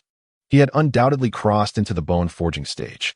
From this point onward, he needed to practice with even greater diligence and also focus on lightness techniques. He had downloaded several methods for lightness skills, though their names seemed somewhat exaggerated, lacking the authenticity of I Jing Jing and Guangming Quan. If necessary, he would simply devise his own approach. Chapter 11. The earthquake-inducing paper in his previous life. Although Lan Xiaobu had never engaged in cultivation, he had heard that the process of refining bones required the assistance of medicinal herbs. Unfortunately, while his medical skills were commendable and he possessed knowledge of numerous medicinal materials, he was entirely ignorant of the formulas and herbs necessary for bone tempering. Such information was not available for download online, necessitating a search far and wide. Furthermore, considering his financial situation, even if he had access to the formula, he might not be able to afford even a single ingredient of the medicine. Disheartened by the prospect of cultivation, Lan Xiaobu pondered his next steps. Should he venture into Kunlun Mountain now? Or should he earn money first in order to seek out the bone-tempering formulas? It was impractical to focus solely on earning money. His time was limited, and he needed to dedicate it to martial practice. Entering Kunlun Mountain at this moment seemed equally unfeasible with his current capabilities. Seeking a UFO there would likely lead to his demise. As for where to find the bone-tempering formulas, he was utterly at a loss. While Lan Xiaobu was racking his brain over how to procure the bone-tempering formulas, the medical community was shaken by a monumental revelation. This revelation not only set Haijing Medical University abuzz, but also caused a stir across the entire medical field. It was the publication of Lan Xiaobu's paper, The Deadly Risks of Lanthamycin, in the world-renowned medical journal, Medical Pathways.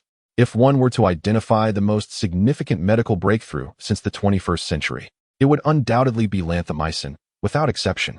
Lanthamycin had transformed cancer from a life-threatening disease into a manageable ailment, a breakthrough worthy of enshrinement in medical history. However, Lan Xiaobu's paper had brought this once-celebrated drug crashing down to earth. Of course, this was contingent upon the veracity of his claims. Papers published in Medical Pathways were generally free from error. The panic surrounding lanthamycin erupted globally. According to the assertions in this paper, the side effects of lanthamycin would manifest within a year, potentially leading to countless deaths. The president of Haijing Medical University and numerous officials had already arrived at Lan Xiaobu's classroom. You are Lan Xiaobu's advisor, yet you have no idea where a student who has dropped out has gone. What kind of advisor are you? The president, with a prominent belly, reprimanded Lu Fan. The ability of a student to publish such a globally impactful paper in medical pathways was undoubtedly a point of pride for any institution. However, Haijing Medical University was different. Lanthamycin was a discovery of their own, and they were still reaping its benefits. Lanthamycin had rendered Haijing Medical University one of the wealthiest universities globally, generating an immense annual revenue from its discovery. Now, a student from their own institution had publicly undermined them in a prestigious medical journal, a situation that was exceedingly embarrassing. While losing face might not be the most critical issue, the severe consequences of this event were indeed alarming. Lu Fan silently cursed his misfortune. Why had no one come to inquire when Lan Xiaobu had dropped out? Now that trouble had arisen, everyone was seeking answers from him. Even if the paper's claims were false, the problems associated with lanthamycin would still come to light, perhaps even more suddenly than anticipated. San Francisco. Her name was Luo Kaizi, and she had come to San Francisco alone 2 years ago. The sole reason for her arrival was the presence of a branch of the University of California's medical school. As the cherished daughter of the Luo family, she had countless paths open to her, yet she chose to pursue medicine, a decision met with vehement opposition from her family. She even severed ties with them to study in a foreign land for the sake of her medical aspirations. Her name, Luo Kaizi, was given to her by her grandfather, who claimed it was inspired by a line from the Book of Songs, "Aren't the mulberries right? Who is the one I long for? The lovely Mingyo." Luo Kaizi had no interest in the Book of Songs, so she had never contemplated or investigated why her grandfather had chosen that name for her. Perhaps it was due to her striking beauty. When she first arrived in San Francisco, she attracted numerous admirers. However, these suitors quickly withdrew upon realizing that, apart from medicine, everything else in Luo Kaizi's eyes was inconsequential. The most disheartening aspect was not being rejected, but rather being treated as if she were invisible. Luo Kaizi embodied this sentiment. Her entire focus was devoted to medicine, rendering any pursuit of hers by others as mere air in her eyes. Over time, no one could withstand such disregard, and consequently, no one sought her affection anymore. These trivial matters had no impact on Luo Kaizi. She was wholly absorbed in her medical studies. Lanthamycin was heralded as the greatest medical discovery of the 21st century, having saved countless lives. For years, she had heard no mention of any side effects associated with it. Why, then, was there suddenly a paper titled The Deadly Risks of Lanthamycin published in Medical Pathways? If Medical Pathways had not aired, then a serious issue was at hand. Luo Kaizi quickly delved into the paper, and after more than an hour of intense reading, she set it down, her face flushed with excitement. The paper was well-argued and entirely substantiated by data. Based on her years of medical study, she was certain that every assertion made in the paper was true. At that moment, Luo Kaizi was eager to meet Lan Xiaobu, filled with questions she wished to discuss with this remarkably talented doctor. She had previously researched lanthamycin, and upon reading his paper, she realized how rudimentary her own understanding of medicine seemed in comparison. The viewpoints and research directions proposed within the paper were notions she had never even considered. Perhaps this was an illustration of how knowledge shapes perspective. After all, her purpose in coming to San Francisco was to broaden her medical horizons. If she could engage in dialogue with someone as accomplished as Lan Xiaobu, the benefits to her understanding would undoubtedly be transformative. As this thought took root, it spread uncontrollably in Luo Kaizi's mind, akin to an unrestrained weed. Today's update concludes here. Good night, friends. Chapter 12. In search of Lan Xiaobu, the medical community was shaken by the paper The Deadly Hazards of Blenamycin, thrusting Lan Xiaobu into the global spotlight. Though he remained blissfully unaware of it. At this moment, he was headed to Kuna Hospital, seeking to collect his wages from Zhizheng. After a day of diligent practice, he had decided to take a moment to inquire about his payment, which did not go through the hospital's official accounts, but was given directly by Zhizheng. As Lan Xiaobu entered the building, a tall woman intercepted him, her voice reminiscent of the soft, melodious tones of the Jiang'an waterways. "Excuse me. Could you tell me which department Dr. Lan Xiaobu is in?" Lan Xiaobu scrutinized the woman before him, perplexed. Not only was her voice enchanting, but she was also strikingly beautiful. Her gentle, oval face and clear, pure eyes exuded an unblemished quality. Despite lacking any jewelry or makeup, her natural beauty was striking enough to render adornments superfluous. Truly, she possessed an ethereal grace that left Lan Xiaobu in awe. It was a pity she had chosen to keep her hair short. Such beauty deserved long, flowing locks. "Excuse me, do you know which department Dr. Lan Xiaobu is in?" Having encountered many similarly flustered individuals upon first meeting her, The girl, named Luo Kaisher, decided to inquire once more. Realizing his rudeness, Lan Shibu quickly composed himself. Luo Kaisher remained unperturbed, her demeanor calm and collected, which only deepened his admiration for her. "Do you know Lan Xiaobu? Why do you seek him?" he asked, certain he had never met this woman before. "Although I have not met him, it is nearly impossible for a medical student like myself not to recognize him," she replied, her tone steady and devoid of irritation at his inquiry. "What do you mean?" Lan Shibu asked, increasingly bewildered. When had he become so notable that medical students were expected to know him? "Wait," he called out, stopping her. She turned to him with a slight furrow of her brow. "I am Lan Xiaobu.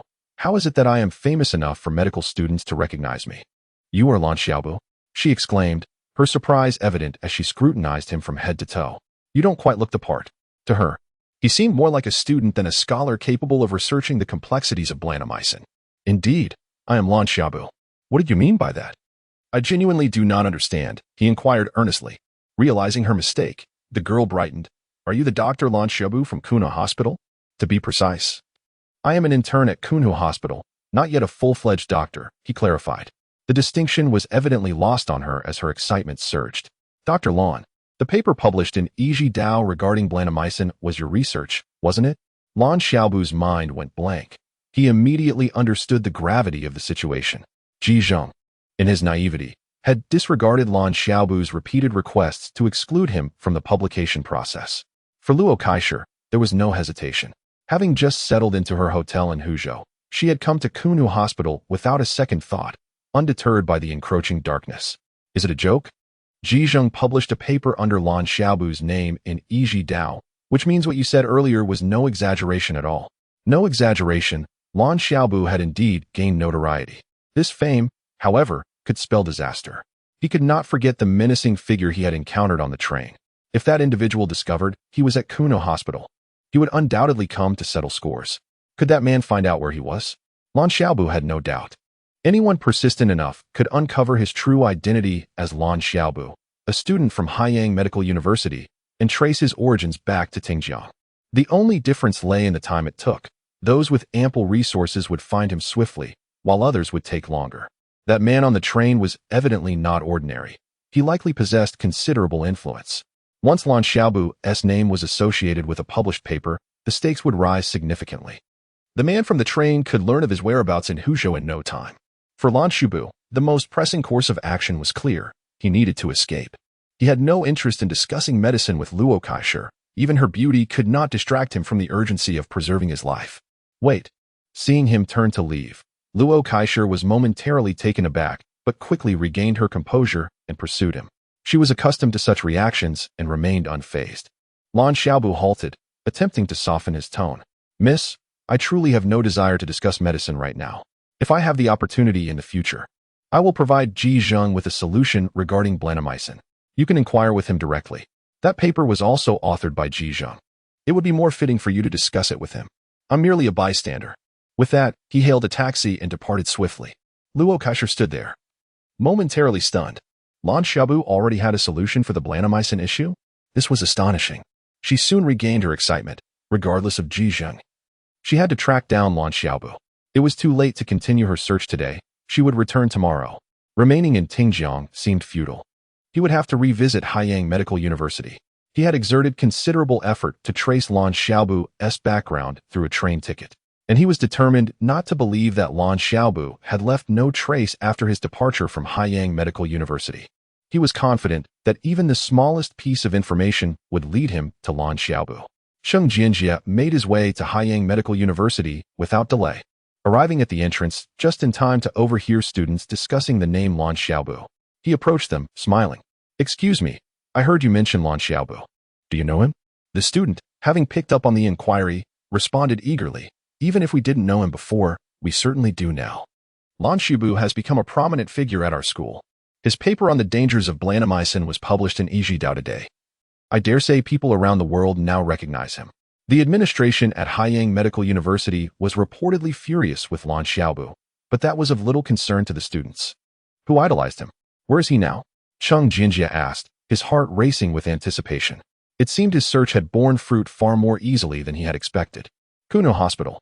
Lan Xiaobu's joint paper with Ji Zheng was published in Eiji Dao, So he must be at Kunhu Hospital right now, the student explained. Though Lan Xiaobu was merely an intern, in Cheng Jianjie's eyes, he was a cunning and resourceful individual.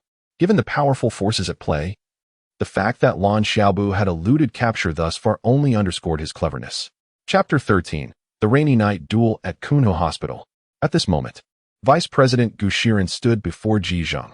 It was Gu Shiren who had previously sent Ji Zheng to the emergency department, and now he was eagerly seeking out Ji Zheng because the medical path had published Ji Zheng's signed paper, The Deadly Hidden Dangers of Blue Penicillin. This was exactly the viewpoint Ji Zheng had proposed earlier and had been criticized by Gu Shiren at a conference. Now, the tables had turned. Regardless of Gu Shiren's stature, he dared not contest the published paper in the medical path. Director Ji, congratulations.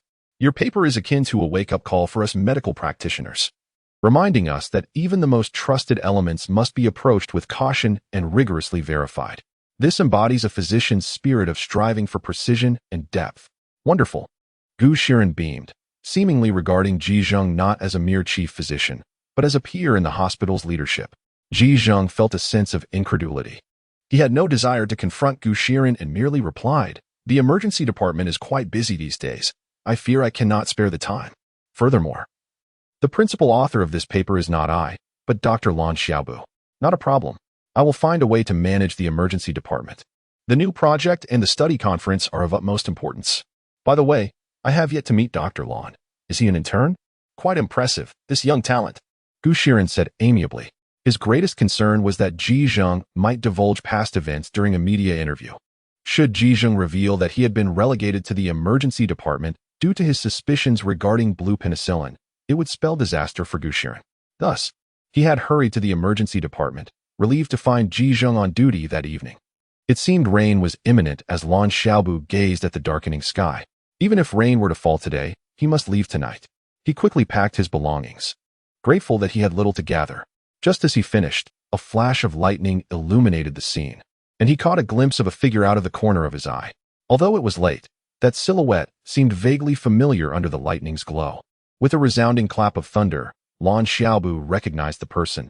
It was the middle-aged man who had given him a wooden box on the train. He shivered, realizing that the man had pursued him relentlessly. There was no escape now. Lan Xiaobu clenched his fists. Though he had reached the bone refinement stage after his rebirth, he had spent his previous life practicing medicine and lacked combat experience compared to the man now seeking him. Even if he could overpower the man, he had no desire to engage in a confrontation at this moment. What if he simply surrendered the items to this man? If he did so, there was a high probability the man would silence him. Regardless of how that silence might manifest, Lan Xiaobu could not accept it. What if he had killed before? So what? Many had perished under his scalpel too. Bolstering his confidence, Lan Xiaobu endeavored to calm himself. He opened the blanket, stuffing a pillow and a low stool inside. Then seized a kitchen knife, taking cover by the door. Whether fortune or misfortune, since you have come, I, Lan Xiaobu, shall perform a little surgery with this knife.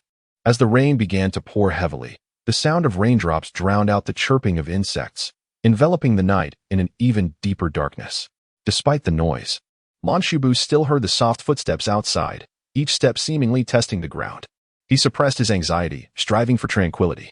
At that moment, he felt fortunate not to have turned on the light while packing. After reaching the bone refinement stage, his vision had surpassed that of ordinary people, allowing him to navigate in the faintest moonlight without illumination.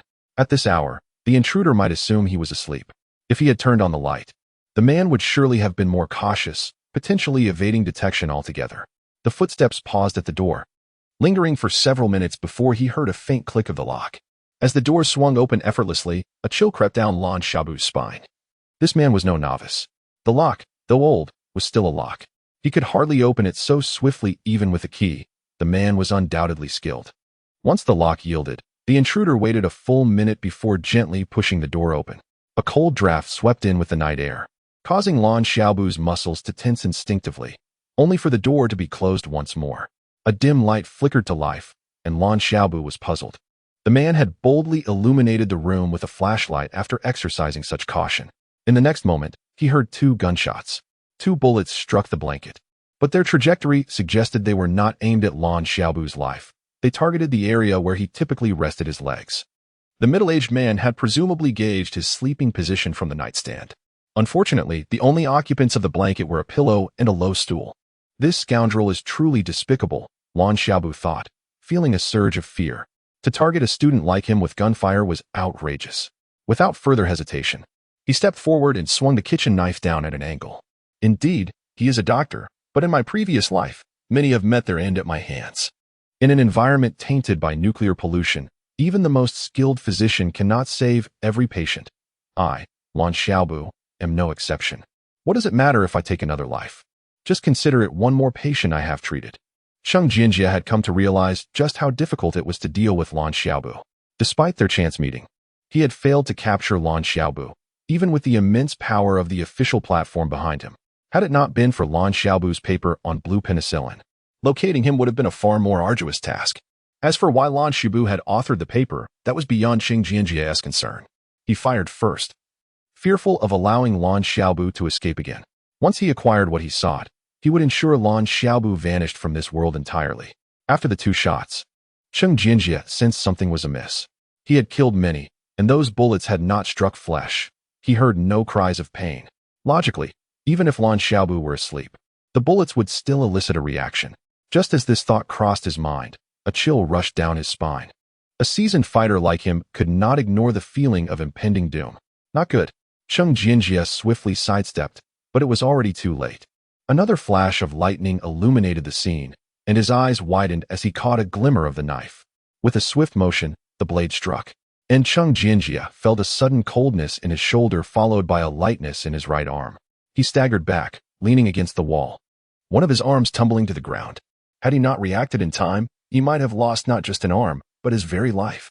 Cheng Jinjia swiftly stepped upon the fallen handgun, raising his left hand to tap a few times on his right shoulder. Then, from his pocket, he extracted an unknown object and tossed it into his mouth. Lan Xiaobu stared at Cheng Jinjia, a mix of astonishment and disbelief in his voice. Is there truly a way to halt the bleeding by striking pressure points? Yet, it seemed implausible, for despite the few taps, blood continued to flow from Cheng Jinjia's shoulder. This very situation compelled him to utter threats, insisting that Lan Xiaobu remain, ideally contemplating silencing him forever. On such a rainy night, should Lan Xiaobu manage to escape, capturing him would be exceedingly difficult given Cheng Jinjia's current injuries. Lan Xiaobu chuckled. Are you Cheng Jinjia? I fear you may not have the chance to answer that.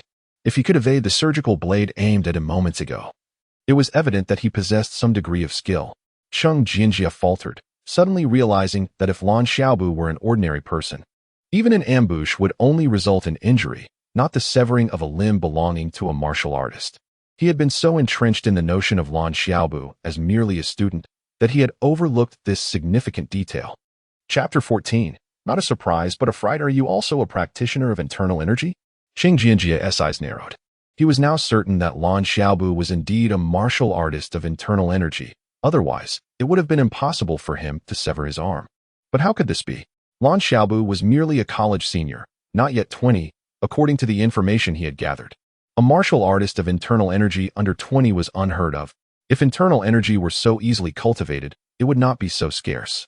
Most martial artists today merely practiced superficial techniques, with only a select few exceptionally talented individuals able to cultivate internal energy, earning them the title of internal energy practitioners. However, such gifted individuals typically began to cultivate internal energy only after the age of 30. Indeed, I entered the ranks of internal energy practitioners a decade ago. How dare you? A mere grasshopper provoke me? Apologies, but you can only hope someone remembers you and offers paper money on this day next year. Lan Xiaobu was not one to shy away from bloodshed. Even though Cheng Jinjia appeared fearsome, he steadily approached him, holding a kitchen knife. You cannot kill me. Panic flickered in Cheng Jinjia's eyes. Had he known earlier that Lan Xiaobu was an internal energy practitioner, he would not have made such a reckless statement, opting instead to retreat. No matter how formidable Lan Xiaobu was, could he truly contend with the forces of the crocodile gang?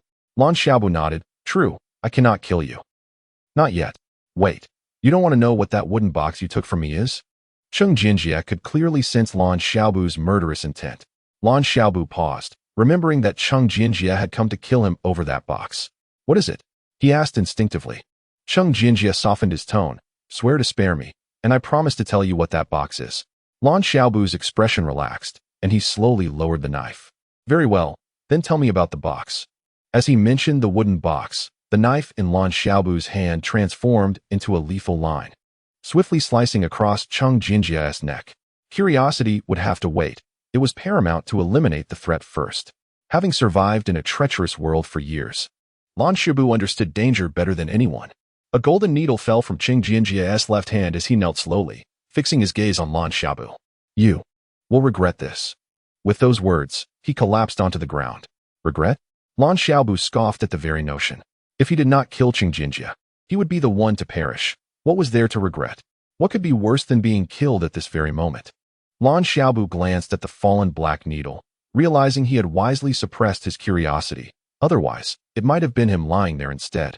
Cheng Jinjia's pockets contained only a phone and a short dagger, clearly not an ordinary one, which Lan Xiaobu swiftly claimed for himself. Opening the door once more, he discovered a leather bag left at the entrance, likely placed there by Cheng Jinjia, who feared it might hinder his movements. Inside the bag were few items, each appearing remarkably exquisite. A metal plate about the size of a bank card inscribed with the words Qianin Auction, and a small black jade token the size of an infant's palm, adorned with an engraving of a crocodile and the words Right Prime Minister beneath it. Right Prime Minister? Why not become the first emperor? Lan Xiaobu silently mocked, yet he placed these items into his pocket. What captured Lan Xiaobu's attention most was a wallet stuffed with various bank cards and some unknown membership cards, all seemingly high-end. Unfortunately, to him, they held no value, which left him rather disheartened. At the very bottom of the bag, he spotted a box, approximately half a foot long and palm width. Upon opening it, he found something wrapped in yellow cloth, which felt substantial in his hands. Unwrapping the cloth revealed a faintly glowing white object. Is this jade? Lan Xiaobu lifted it, a wave of warmth washing over him, filling him with elation. He recognized it as the finest quality mutton fat jade. He had once seen a small piece of mutton fat jade auctioned for 200 million. This premium piece might fetch even more. All he needed was money, with wealth.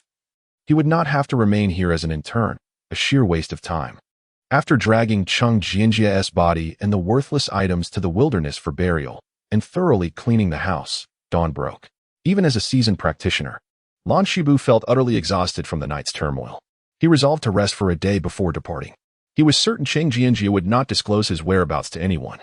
Having eliminated Cheng Jinjia, he could not linger here any longer. Exposure was inevitable otherwise. Once he entered Kunlun Mountain, whether he was exposed or not became irrelevant. It was not until the afternoon that a phone call roused him from slumber. Xiaobu, why didn't you come to work today? Ji Zheng's enthusiastic voice echoed, clearly not merely inquiring about his absence. Lan Xiaobu quickly replied, I woke up late, and, feeling a bit lazy, didn't go to the hospital. He was no stranger to skipping work, and Ji Zheng's call was undoubtedly about the publication of their paper. Ji Zheng, somewhat exasperated by Lan Xiaobu's excuse, continued, Xiaobu, your position is on the verge of becoming permanent. Why not come to the hospital tomorrow?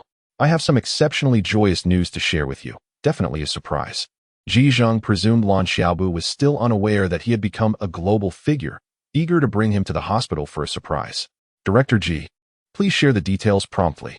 As for work, I intend to resign. A friend of mine has found a promising project, and I plan to collaborate with him. Lan Xiaobu's excuses were becoming increasingly casual. He knew precisely what Ji Zheng's surprise entailed, and for him, it was more akin to a fright. Lan Xiaobu could hardly blame Ji Zheng, for he meant well. The events had unfolded, and further discussion was moot. Xiaobu, do you know your paper has been published in the medical path? Ji Zheng's first reaction was astonishment, regardless of Lan Xiaobu's graduation status. Any paper published in such a prestigious journal would undoubtedly attract numerous medical institutions seeking his expertise. With a sigh, Lan Xiaobu remained silent, but Ji Zheng pressed on. It's the paper we co-authored on the lethal risks of blandamycin. I worried you might object, so I took the liberty of listing your name as the first author, with me as the second. Now that it's published in Medical Path, it has caused quite a stir in the medical community. You want to have a moment's rest. Lan Xiaobu was rendered speechless, realizing how swiftly Cheng Jinjia could track him down. Moreover, he anticipated the arrival of Luo Keisai, who would undoubtedly be eager to discuss the paper's implications. Having a paper published on the dangers of blandamycin, especially as the first author, would thrust him into the limelight. Xiaobu? Ji Zheng called again, noticing Lan Xiaobu's silence. With another sigh, Lan Xiaobu replied, Director Ji, You truly have my best interests at heart. Not only did you list me as an author, but as the first author. Of course, while my contributions were greater, the key parameters and insights were yours. It is only right that you are credited as the first author, Ji Zheng asserted with sincerity. Director Ji, I have made up my mind to resign. I shall not return to the hospital. Sigh. After Lan Xiaobu uttered these words, he set down the phone in his hand. Just as he was still grappling with his thoughts, the office door swung open once more. This time, not only did the Vice President Gu Shiren enter, but also the President Chen Sun and the esteemed figure of the orthopedic department, Xing Yiging. That concludes today's update, dear friends. Good night. There is a moderator who is quite busy. Those with ample time and willingness may apply to become our moderator. As for the author, it would be best for them to focus on providing more updates. Chapter 15. Dr. Lan resigned. Director Chen, Director Gu, isn't the study meeting scheduled for tomorrow? Ji Zheng inquired, perplexed as he gazed at the two individuals standing before him. He had published a paper on the path of medicine, and Kuna Hospital intended to use him as a model for the upcoming study meeting. Ji Zheng hoped to take this opportunity to elevate Lan Xiaobu, a mere student, yet one who possessed profound knowledge. He firmly believed that, given time, Lan Xiaobu would become the greatest surprise for Kuna Hospital. Chen Sun quickly interjected. It's not about the study meeting, it's about Lan Xiaobu. Is he present? Lan Xiaobu is not here today. Ji Zheng realized that it was indeed related to the paper, as Lan Xiaobu was the primary author. Gu Shiren, in a tone of urgency, asked, Director Ji, do you remember the young girl who came to our hospital a month ago for her leg? Ji Zheng immediately recalled Xiao Man and nodded towards the last individual, Xing Yiging, saying, yes, her name is Xiao Man. Alas, did she undergo amputation? There was no alternative. With frostbite disease, amputation was the only option. No one globally has managed to treat frostbite disease effectively. Xiao Man had transferred to Kunhu Hospital specifically to consult with Xing Yiging about her leg, but her condition necessitated amputation. Ji Zheng's words were intended to comfort Xing Yiging, for he held great admiration for the director's medical ethics. Suddenly, Xing Yiging spoke. She not only avoided amputation, but can now even stand. What? Ji Zheng exclaimed in shock. He had witnessed Xiao Man's condition firsthand, and amputation seemed inevitable. He then pondered whether Xiao Man had received a prosthetic limb. Xing Yiging shook his head. No prosthetic. Her leg has genuinely been healed, and she is currently in rehabilitation at Jia Hospital. Ji Zheng expressed his astonishment. Which expert from Jia Hospital possesses such remarkable skill? They can treat frostbite disease. Xing Yiging clarified, it is not an expert from Jia Hospital, but rather Dr. Lan Xiaobu from our hospital who assisted in her treatment. Lan Xiaobu? Ji Zheng was taken aback, then sighed in relief. Indeed. What do you mean by that? Director Chen Sun inquired, feeling a refreshing exhilaration akin to drinking ice water on a sweltering day. Lan Xiaobu and Ji Zheng had co-authored a groundbreaking paper in the field of medicine that had brought global recognition to Kuno Hospital. Moreover, Lan Xiaobu had managed to heal a leg that was destined for amputation. It was well known that frostbite disease was deemed untreatable. Once this information became public, it seemed inevitable that Kunhu Hospital would ascend to the ranks of the world's leading medical institutions. Ji Zheng stated earnestly, whenever I discuss medical issues with Lan Xiaobu, I sense his exceptional intellect. He has delved into every conceivable topic. Whatever I comprehend, he does as well. What I do not grasp, he understands too. In truth, my contribution as the second author on the paper regarding lanthanomycin is merely a reflection of Lan Xiaobu's brilliance. My work could have easily been performed by another, but his contributions are uniquely his own. I previously believed Lan Xiaobu was merely theoretically sound, but now I realize I was mistaken. He must have clinical experience, or else he could not possess such prowess. Quickly summon Lan Xiaobu to the hospital, Gu Shiren urged, unable to contain his excitement. We should dispatch a vehicle immediately to bring Dr. Lan here and request his assistance for that important individual. This Dr. Lan is truly remarkable. He can even treat frostbite disease. What? You mean Dr. Lan Xiaobu can treat frostbite disease? A melodious voice interrupted Gu Shiren. Feeling displeased, Gu Shiren wondered who had the audacity to interject while he, the director, and the chief were conversing. Luo Caisher's demeanor bespoke of someone extraordinary. Gu Shiren reminded himself to maintain a pleasant expression and adopt a humbler posture. Desperately, Luo Caisher said, I am looking for Dr. Lan Xiaobu. Did you just say he can treat frostbite disease? Ji Zheng then understood that everyone was searching for Lan Xiaobu and regretfully remarked, Dr. Lan has resigned and is unlikely to return to the hospital. Lan Shibu had not followed any formal procedures upon joining Kuna Hospital, and thus, his resignation could simply be verbal. The revelation of Lan Xiaobu's resignation stunned everyone. Gu Shiren's immediate reaction was that he had arrived too late, and that another hospital had lured Lan Xiaobu away. Why wasn't he informed about his resignation? Chen Sun queried, bewildered by Ji Zheng's words. Chen Sun instinctively thought that given Lan Xiaobu's exceptional skills and theories, he must undoubtedly be a formal physician at Kuno Hospital. Any formal physician's resignation would require his signature. Ji Zheng smiled wryly. Lan Xiaobu has only been with us for 2 months, and he did not complete any formal onboarding paperwork. He lacks even a personnel file. To call him a temporary worker would not be inaccurate. Therefore, he can leave at will without any constraints. Both directors were left speechless, realizing they were witnessing the disappearance of an opportunity for the hospital to gain global fame. This cannot be allowed. We absolutely cannot let Lan Xiaobu leave Kuno Hospital. Shinsun urged, Ji Zheng, take me to Lan Xiaobu. I will personally persuade him. If we let such talent slip away, it would be a grave disservice. Luo Kaisher, equally stunned, recalled having seen Lan Xiaobu just yesterday, and now he had resigned. She quickly asked, do you have his phone number? Ji Zheng, filled with regret, replied, please hold on a moment. After a moment of thought, he turned to Chen Sun and said, Director, I am uncertain of Lan Xiaobu's residence. Most of his salary comes from my personal funds, as I primarily sought his assistance with lanthanomycin research. Consequently, he comes and goes as he pleases. You must call Dr. Lan and ask for his address, Chen Sun insisted, anxious. Ji Zheng nodded and dialed Lan Xiaobu's number again. But the response was a disheartening signal indicating the phone was off. The group exchanged glances, and Ji Zheng added, Director, we could inquire with Xiaoman. Her leg was treated by Lan Xiaobu, so she must know his address. Xing Yiging sighed. If there wasn't immense pressure. Xu Hongji wouldn't have disclosed that Lan Xiaobu treated her leg. They promised him they would never reveal his involvement. After she was compelled to admit his role, it would be inappropriate to press her further for his address. Ji Zheng understood completely. Xu Hongji revealing that Lan Xiaobu treated Xiaoman's leg was tantamount to divulging everything. As everyone was aware that Lan Xiaobu worked at Kuno Hospital, did they really need her to disclose his residence? Director Chun, a patient has arrived. The head nurse rushed into the emergency department, seeking Director Chen Sun. Patients arriving is routine. Wait, is it a case from Shinpu? Mid-sentence, Chen Sun realized, his voice trembling slightly. The head nurse nodded nervously. Yes, they are waiting for you. And there is a doctor named Lan Xiaobu. Dr. Lan should come as well.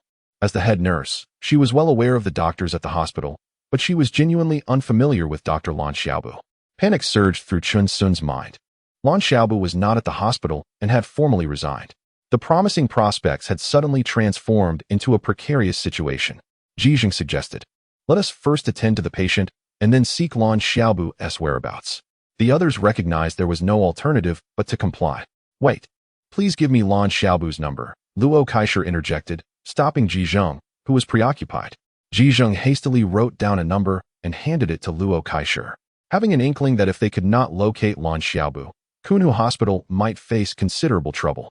Chapter 16, The Thousand Sounds Auction Mom, we promised Dr. Lan not to mention that he treated her. In the VIP ward of Jihu Hospital, Xiaoman leaned against the bed, her tone somewhat unnatural. Xu Hongji, feeling guilty, replied, I don't want to say it either, but, despite her attempts, she could not articulate her thoughts. Deep down, she hoped that Lan Xiaobu could lend a hand, just as she once had in her daughter's desperate situation. The thought of Lan Xiaobu intervening was akin to a final struggle before death. She never truly contemplated that he could heal her daughter's leg. When her daughter stood for the first time, she fell to her knees in tears. Even when her daughter regained sensation in her calf, she was so overwhelmed with joy that she spent several sleepless nights vigilantly watching over her daughter's leg. Xu Hongji found it perplexing that Lan Xiaobu, possessing such remarkable medical skills, preferred to remain anonymous. It seemed contrary to the compassionate nature expected of a healer. Moreover, Lan Xiaobu did not ask for payment after saving Xiaoman. She hadn't even thought of offering money until he had already left. With a sigh, she acknowledged that some matters were beyond her control. The fact that her daughter's leg could be healed was already the greatest miracle for her. Once her daughter improved further, she vowed to express her gratitude to Dr. Lan with a token of appreciation. Lan Xiaobu rose, quickly washed up, and slung his bag over his shoulder. Had it not been for the need for rest, he would have departed the previous night. The piece of jade in his possession could fetch a considerable sum, sufficient to support his journey into the depths of Kunlun Mountain in search of the extraterrestrial spacecraft. His cultivation level was still insufficient, and with time on his side, he chose to venture to Jincheng after leaving Huzhou. There were two reasons for selecting Jincheng.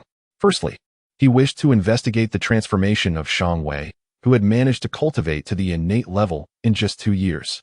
Currently, Lan Xiaobu was stuck in the bone forging stage, and he understood well how challenging it was to advance to the innate level in just 2 years, especially without the proper medicinal formulas for refining bones. It was possible that Shang Wei had some secret to his rapid advancement. If there were indeed tricks to reaching the innate level, having wealth would not suffice without the right methods, particularly in the bone forging stage where both wealth and formulas were essential. Shang Wei might possess a family heirloom recipe. Secondly, Jincheng was one of the most prosperous coastal cities in China, and the jade in his possession could undoubtedly be sold for a substantial amount. This money would be adequate to prepare for his expedition into Kunlun Mountain and to procure the necessary materials for refining bones, provided he could obtain the formulas. While the best place to sell the jade was Shenzhen, if he could sell it in Jincheng, he would have no desire to travel further. A bit more or less money mattered little to him. As for whether anyone was searching for him, Lan Xiaobu was completely unaware. Even if he knew, he would not concern himself. His greatest fear was exposure and being surrounded. For him, a quiet operation was most suitable. He hoped to enter Kunlun Mountain unnoticed, without a group shadowing him. At Kunhu Hospital, Director Chen Sun and Vice Director Gu Shiren stood with bowed heads in the top-tier VIP ward, resembling children caught misbehaving. A pale young man in the hospital bed glared at the director with seething anger. A middle-aged woman standing by the bed slapped Chen Sun's face with a frigid tone. "Chen Sun, if you don't bring Lan Xiaobu here within 2 days to treat Junjin, you can forget about being the director." Chen Sun's face burned with humiliation. Yet he dared not retort. The young man on the bed spoke in a calm voice. "Director Chen, if the doctor is not here, what do you want me to do at Kuno Hospital? Do you think I'm easy to bully?" Despite his calm demeanor, the fury in his voice was palpable.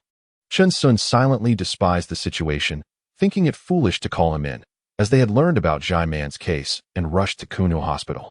He dared not voice these thoughts, and instead, he needed to continue searching for Lan Xiaobu.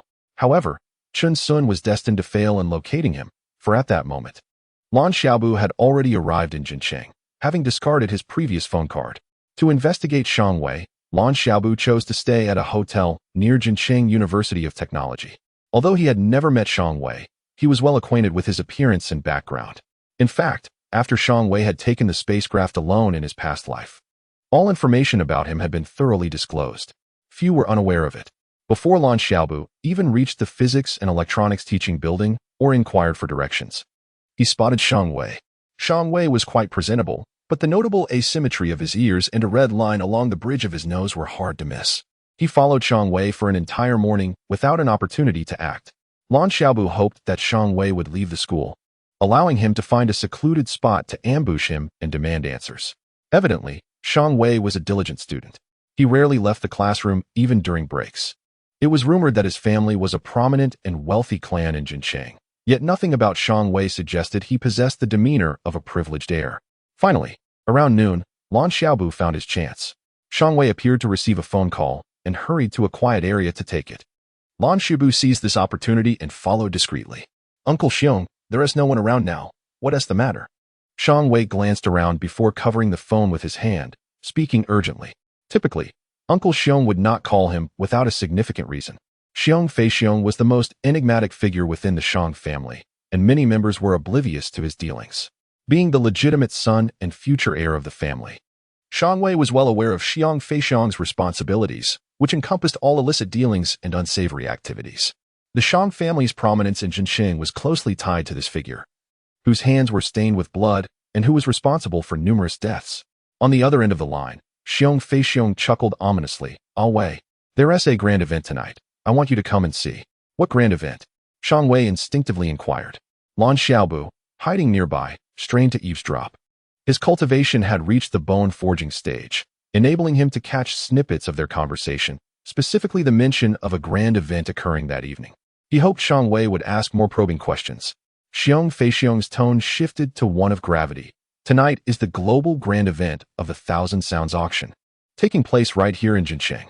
Many influential figures you could hardly imagine will be present, alongside rare treasures you have never seen before. You are the future of the Shang family. You should witness such an occasion. Having heard of the Thousand Sounds auction, Xiang Wei immediately responded, "All right, Uncle Xiong. I'll leave school now and go with you." Xiong Feixiong's voice came through. "No need to rush. I'll pick you up from school tonight." Once Xiang Wei departed, Lan Xiaobu refrained from following him. He had caught several key phrases, the Thousand Sounds auction and the arrangement for Xiong Feixiong to pick up Xiang Wei that evening. Since Xiong Feixiong would come to collect Xiang Wei, it was only logical for Lan Xiaobu to accompany them. The name of the Thousand Sounds auction was familiar to him.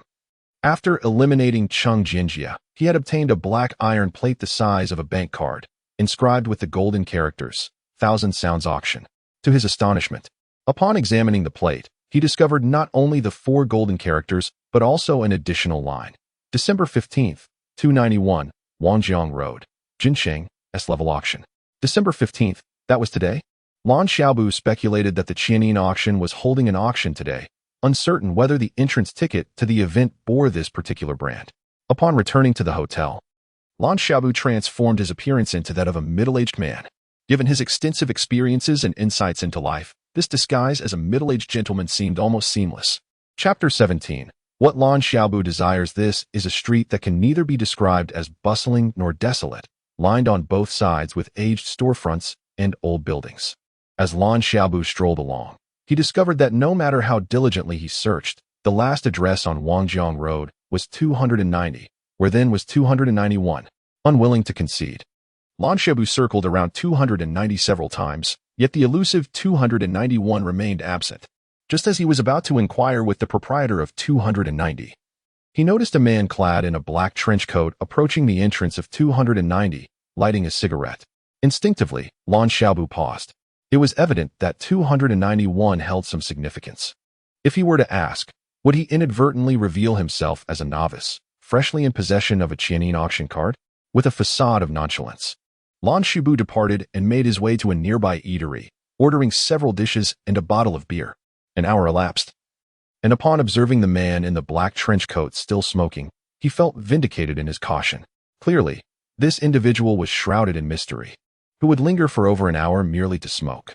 At that moment, Lan Xiaobu resolved to wait for Xiang Wei's arrival. Once Xiang Wei appeared, he would follow discreetly. Regardless of where 291 was concealed, accessing it would necessitate passing through his line of sight. Another hour passed, and the man in the trench coat showed no signs of leaving, allowing Lan Xiaobu to glean some insights.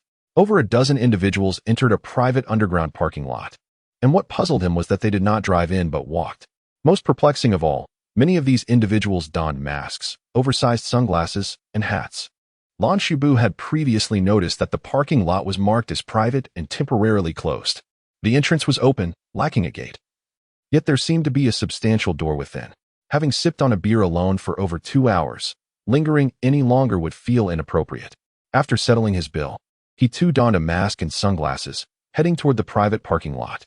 Upon entering, the man in the black trench coat did not obstruct him.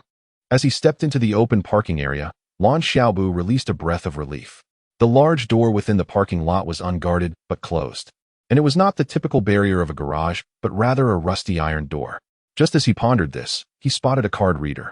Without a moment's hesitation, he produced the Qianin auction card and swiped it. With a beep, the iron door creaked open, affirming his judgment.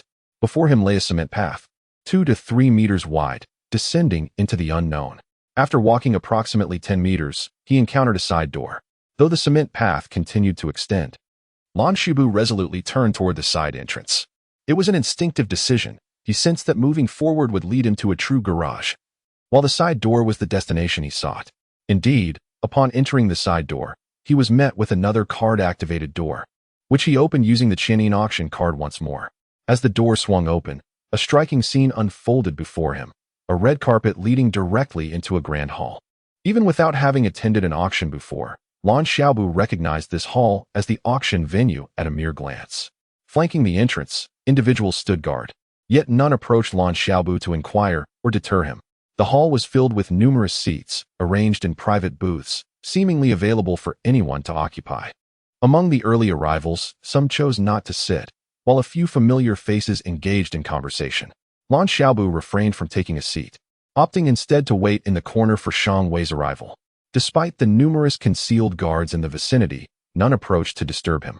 As attendees trickled in, some took their seats, and soon the auction hall was about half filled.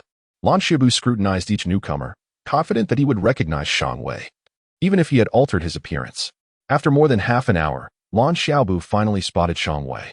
He too wore sunglasses and a mask, his attire replaced with a set of casual brown clothing. Despite his face being entirely concealed, Lan Xiaobu recognized him at first glance. Walking just ahead of Shang Wei was a robust middle-aged man, his face unmasked and adorned with a full beard. Once Shang Wei passed by, Lan Xiaobu discreetly followed in his wake. His decision to attend this auction was impulsive. Had it not been for Shang Wei's presence, he might not have come at all. He had no money to participate, merely spectating. Accompanying Shang Wei was merely a pretext to track him home after the auction concluded.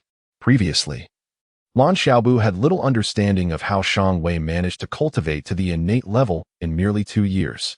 However, now that he had begun his own training, he was certain there was a secret behind it. It appeared that the bearded man was indeed Shang Wei's Uncle Xiong. After Shang Wei and Uncle Xiong settled into their seats, Lan Xiaobu took a place in the booth behind them. The auction had yet to commence, and as Lan Xiaobu listened attentively to the bearded man discussing various Qianin auction matters with Shang Wei, he began to gain insight into the prestigious Qianin auction. The Qianin auction is renowned worldwide, consistently showcasing treasures that capture global attention. It is also categorized by levels, with the S-level auctions considered exceptionally high, ensuring the presence of remarkable items. Those attending the Qianin auction were not merely affluent individuals. They were prominent figures from various circles. Legendary items such as night pearls, South African diamonds, and longevity elixirs had graced the Qianin auction in the past.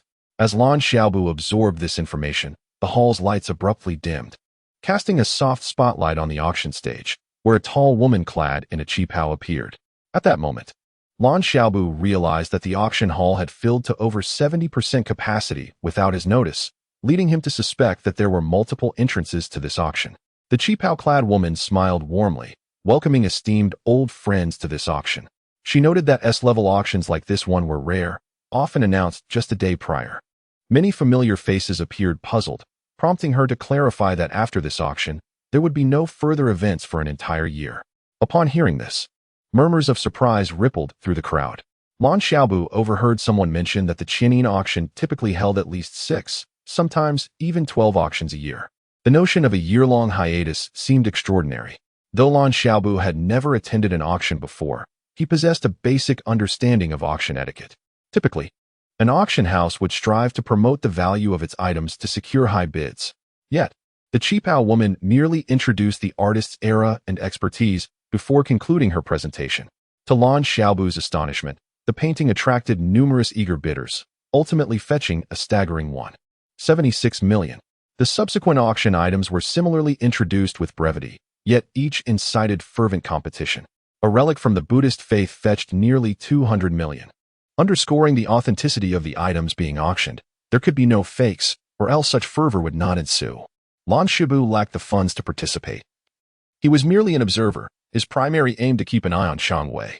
However, even Shang Wei's Uncle Xiong refrained from making any bids or gestures to participate. The next item to be auctioned is a collection of medicinal formulas, rumored to be passed down from ancient times, capable of refining the bones and muscles of those who cultivate internal strength. At present, he has yet to uncover the reason behind Shang Wei's swift ascension to the innate realm, and now he unexpectedly encounters the formula for bone forging, which drives Lan Xiaobu to the brink of madness, especially since he lacks the funds to acquire it. However, upon seeing the formula and noticing that Shang Wei is also present, a thought strikes him. Could it be that Shang Wei has acquired this formula, thus enabling his rapid advancement? Lan Xiaobu promptly steadies his mind and directs his gaze toward Shang Wei and the burly figure with a thick beard standing beside him. Chapter 18. A heist. Due to the ancient origins of this set of prescriptions, the auction house cannot guarantee their efficacy. Furthermore, because acquiring this set of prescriptions was exceptionally challenging, the starting bid is set at 50 million, with each increment no less than 1 million. The bidding commences now. What puzzled Lan Xiaobu was that, based on previous experiences, after the woman in the Cheongsam finished speaking, one would expect a fervent bidding war. However, after her announcement, no one raised a bid. Yet, It did not take long for Lan Xiaobu to realize that this set of prescriptions was of immense value to him, potentially worth over 5 billion, while to others, it might not hold the same allure. Moreover, in this post-apocalyptic era, the lack of assurance regarding the prescription's effectiveness was a statement made by the host of Qinin Auction. Qinin Auction is reputed for its integrity, and thus the host's words were largely credible. Since the host declared no guarantee on the prescription's efficacy, their value must indeed be quite limited. Currently, cultivation is feasible on Earth, particularly in areas close to Kunlun Mountain, where the essence of heaven and earth can be harnessed. Yet, this information is not known to others. This realization deepened Lan Xiaobu's regret for not selling his sheep fat jade to acquire this set of prescriptions. At that moment, Lan Xiaobu noticed the burly man who had accompanied Shang Wei raise the bidding paddle. Clenching his fists, he deduced that his suspicions were correct. This set of prescriptions would indeed be purchased by Shang Wei's family, a guarantee for Shang Wei's imminent ascension to the innate level. Like a chain reaction. After the burly man placed his bid, others followed suit, not just one. When the woman in the Cheongsam announced the price had reached 84 million, Lan Xiaobu began to feel anxious. Despite his knowledge that it was highly likely this set of prescriptions would be secured by the merchant, he still worried. If Shang Wei acquired it, he might have a chance to obtain it afterward. But if someone else won the bid, he wouldn't even know who to approach. Resolutely, Lan Xiaobu decided that no matter who secured the prescriptions, he must have them. Without this set of prescriptions, he could not penetrate the depths of Kunlun Mountain. And without access to those depths, how could he prevent a nuclear war on Earth? Nothing was more critical than this. Uncle Xiong, it's almost 100 million. Should we raise the bid? Shang Wei whispered to the burly man. Lan Xiaobu thought to himself, raise the bid. Hurry and raise it. Uncle Xiong snorted, disregarding Shang Wei, and wrote down another price to raise the bid. A bid of 100 million has been placed. Is there any further bidding? The current price is 100 million. The woman in the Cheongsam called out several times, yet there were no further bids. 100 million once, 100 million twice, 100 million thrice sold. The woman in the Cheongsam dropped the gavel. Will we find out when we return? Lan Xiaobu pondered, perplexed. Did the merchant also know about the essence of heaven and earth? He paid no attention to the subsequent items at the auction. His focus remained entirely on Shang Wei and Uncle Xiong beside him. By the time the auction concluded, it was already past midnight. Lan Xiaobu closely followed Uncle Xiong and Shang Wei out of the auction hall.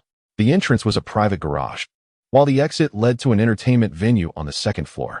Shang Wei and the burly man evidently arrived by car, which was parked at the entrance of the entertainment venue, a common Volkswagen.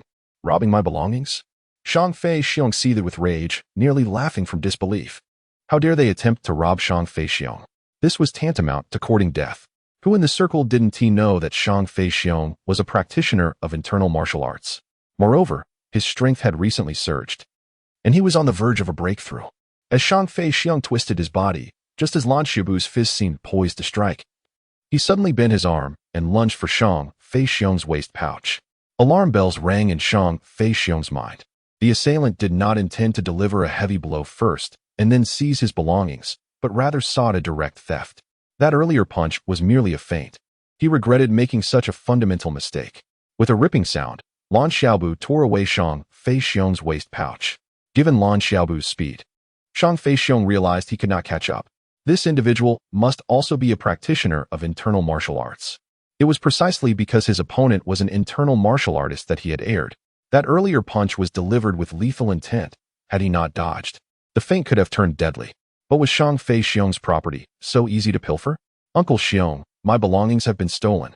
Shang Wei sat on the ground, clutching his knee, still preoccupied with the items acquired at the auction.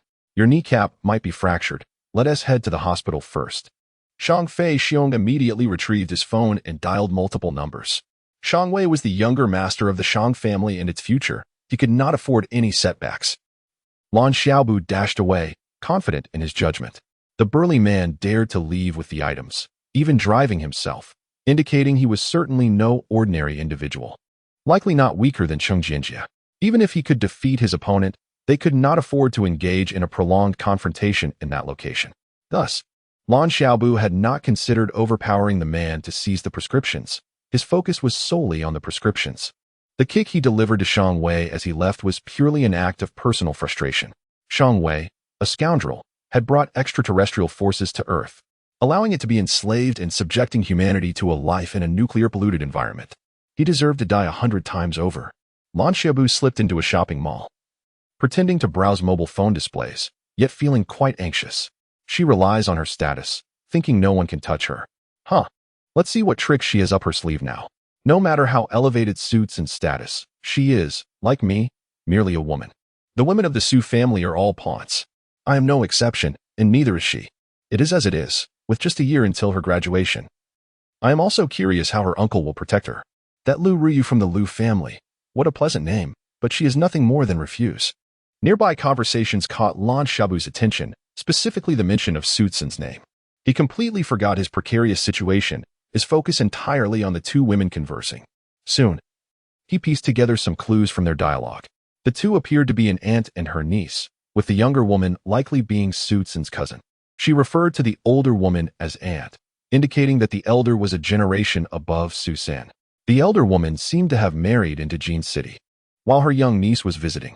From their conversation, it appeared that Su Tsin was to be married to Lu Ruyu from the Lu family shortly after graduation. Unfortunately, the scant details in their discussion left Lan Xiaobu wanting for more information.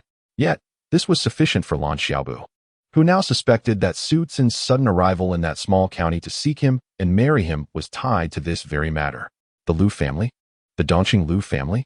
If it were indeed the Dongqing Lu family, then no matter how elevated the Su family's status in Haiyang, they would struggle to contend with them. No wonder the Su family was willing to sacrifice Su Tsin to curry favor with the Lu family. However, a nagging intuition told Lan Xiaobu that the situation was far more complex than it appeared.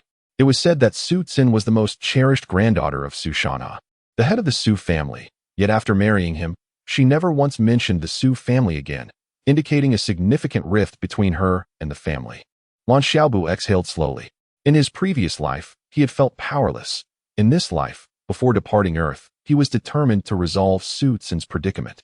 Regardless of the circumstances surrounding it, he was committed to addressing it.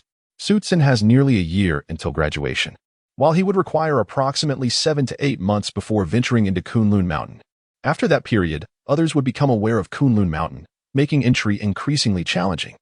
During these 7 to 8 months, he must effectively utilize the resources at his disposal to elevate himself to a higher realm. Then, before he enters Kunlun Mountain, he assists Su Zhan in resolving the issues with the Lu family. Today's update concludes here. Good night, friends. Chapter 19. Pursuing Lan Xiaobu. Police cars traversed the streets, and inspections were rampant. Lan Xiaobu understood that he needed to leave Jin City swiftly. After 10 o'clock at night, as the streets emptied, his escape would become even more arduous. After a prolonged moment of hesitation, he resolved to rely solely on himself to depart. Whether by clandestinely hitching a ride or stealthily boarding a train, the likelihood of being discovered loomed above 60%. Currently, the inspection checkpoints were equipped with infrared life detection. Even if he concealed himself within a truck, detection would be inevitable.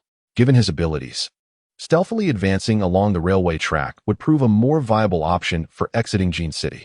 As Lan Xiaobu stealthily navigated the railway, the merchants convened an urgent family meeting.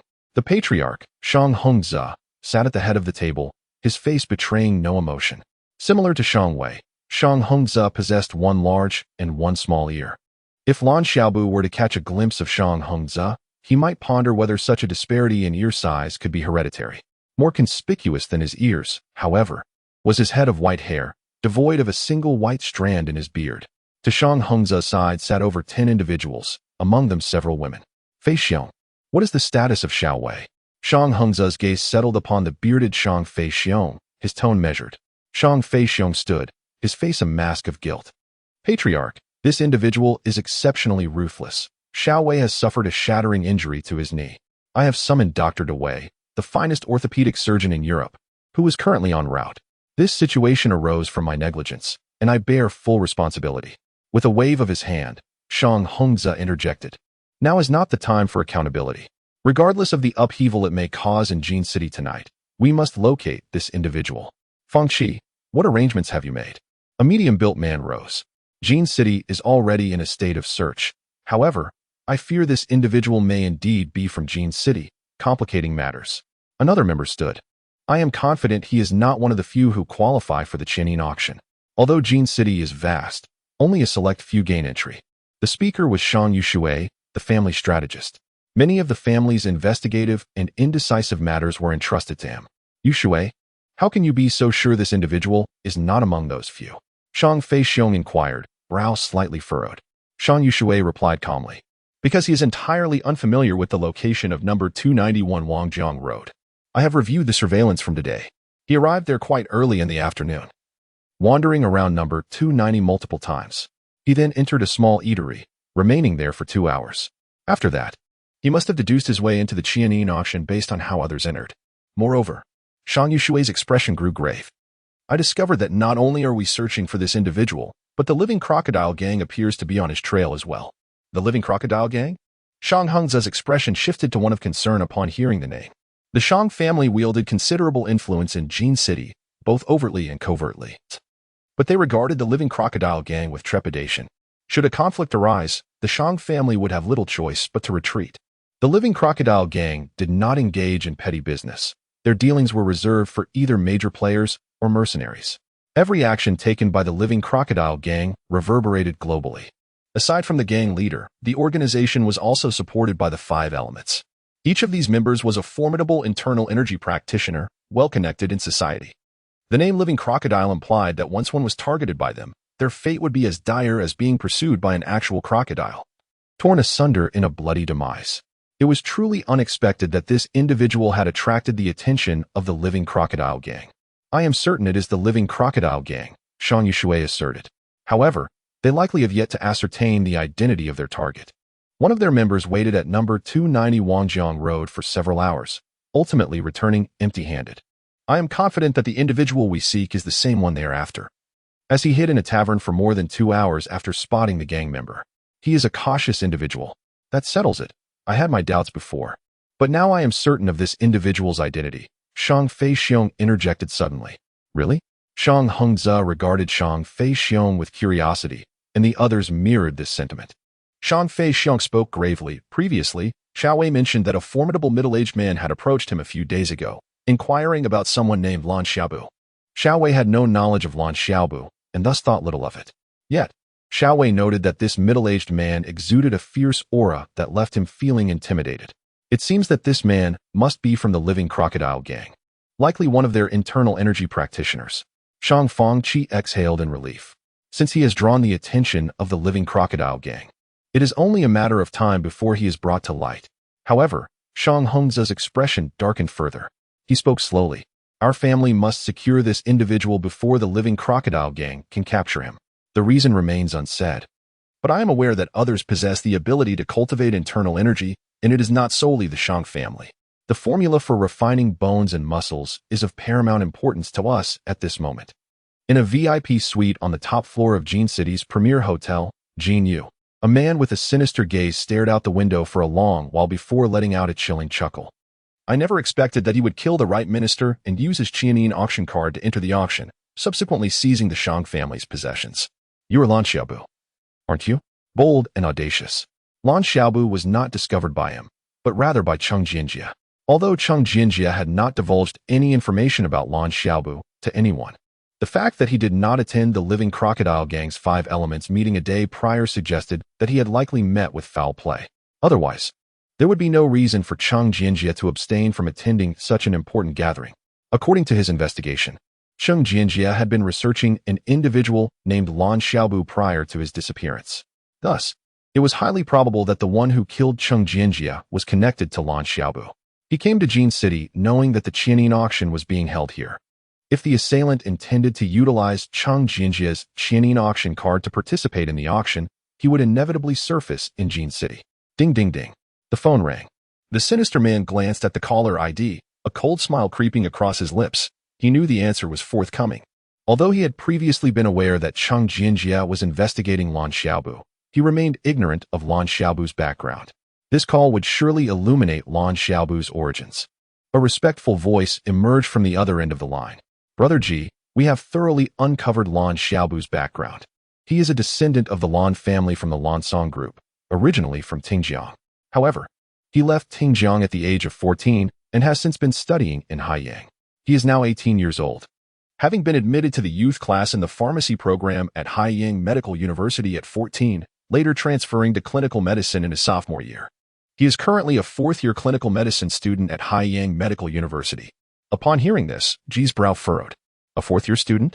It is evidently impossible for him to have killed the right minister of the living crocodile gang, Cheng Jinjia. Even if Cheng Jinjia were bound, a mere fourth-year student would not be able to defeat an internal energy practitioner. The death of Cheng Jinjia has no connection to Lan Xiaobu, which signifies a halt to my investigation. As for whether or not Cheng Jinjia is dead, I harbor no doubts. He is undoubtedly deceased. However, upon hearing the hesitant tone from the other end of the line, Ji scoffed. Speak plainly. Do not beat around the bush. Do you not know my temperament after working with me for so long? Yes. On the other end of the line, the voice mentioned that Lan Xiaobu had withdrawn from school over 2 months ago and subsequently became an intern at Kuno Hospital in Huzhou. However, before the speaker could continue, Ji interrupted, inquiring, Are you saying Lan Xiaobu is at Kuno Hospital, the one in Huzhou? Indeed, not only was Lan Xiaobu at Kuno Hospital, but he had also collaborated with Ji Zheng from the medical path to publish a groundbreaking paper titled The Fatal Hazards of Langemycin, which sent shockwaves through the medical community. Lan Xiaobu has now attained global fame. Furthermore, after the publication of this paper, he resigned from his position at Kuno Hospital, and his whereabouts remain unknown. It is rumored that many are searching for him. Upon hanging up the phone, Ji had a clear direction. The person he was seeking was none other than Lan Xiaobu. Chapter 20. The Trap of Blue Xiaobu in the city of Yu, located at the border of Huaxia. Few are aware that the headquarters of the living crocodile gang resides here. The 5 leaders of the gang are all formidable practitioners of inner strength. However, it is curious that their leader, Fengbo, is an ordinary man who has never trained in martial arts. Yet, anyone with even a modicum of worldly experience in Southeast Asia is familiar with Fengbo. He is of modest height, somewhat slender in appearance, and possesses a pair of rather enigmatic eyes. Anyone who meets his gaze feels as though their very essence has been laid bare. The living crocodile gang was not particularly significant until Fengbo took control, leading them to victory in nearly every battle and ensuring that their business ventures were devoid of error or failure. At this moment, Fengbo sits in a room that is not particularly large, tapping his fingers leisurely on the table. With his immense wealth, he could easily command the most opulent office in the world, yet he prefers the intimacy of a small room where the lighting is deliberately dim. According to him, this environment fosters contemplation. Inside the room, Fengbo is lost in thought, while 2 exceptionally beautiful women stand guard outside the door. They are ready to enter at his slightest command, though no one dares inquire about their purpose. Fengbo has a habit of not allowing any interruptions during his moments of reflection, unless it pertains to matters of utmost importance or answers to his contemplations. Disturbing his thoughts is a perilous endeavor. At that moment, the light in the room flickered. This indicated that his informant had vital intelligence to relay. Fengbo furrowed his brow but proceeded to answer the call. A humble voice emerged from the receiver. Leader, we have essentially uncovered the situation. The right minister has likely fallen into the hands of someone named Blue Xiaobu, a senior student at Haiyang Medical University. In less than a minute, the informant divulged all he knew, including the possibility that Blue Xiaobu was the individual responsible for seizing the merchant's possessions. What do you intend to do? Fengbo inquired, his tone calm. He was pleased with the informant's efficiency, though the primary reason for this success lay in Blue Xiaobu's own folly in revealing information. The matter concerning the merchant had earned the informant some favor in Fengbo's mind. With the right minister Cheng Jinjia deceased, the informant could be the best candidate for the right minister's position. Fengbo replied coolly, Send someone from Tingjiang to keep watch. The rest should proceed to Shinpu. I will dispatch the rear minister and the left minister, along with a group of brothers, to Shinpu. The informant was perplexed. His previous intelligence had not mentioned Shinpu. What was the leader's intent in sending people there? Why involve the rear and left ministers along with a contingent of brothers? It seemed an overestimation of Blue Xiaobu's significance. Despite his confusion, the informant complied. Yes, I will head to Shinpu immediately. After ending the call, a cold smile crept upon Fengbo's lips. The informant was oblivious, and Fengbo had no desire to clarify. He was certain that Blue Xiaobu would head to Shinpu. In fact, he had suspected this all along. His only uncertainty lay in the background of the person who had killed Cheng Jinjia. Cheng Jinjia had possessed a piece of jadeite imbued with the living crocodile gang's seal, and anyone who killed him would undoubtedly acquire this precious jade. If the assailant were wealthy, it was likely that the jade would be kept as a treasure.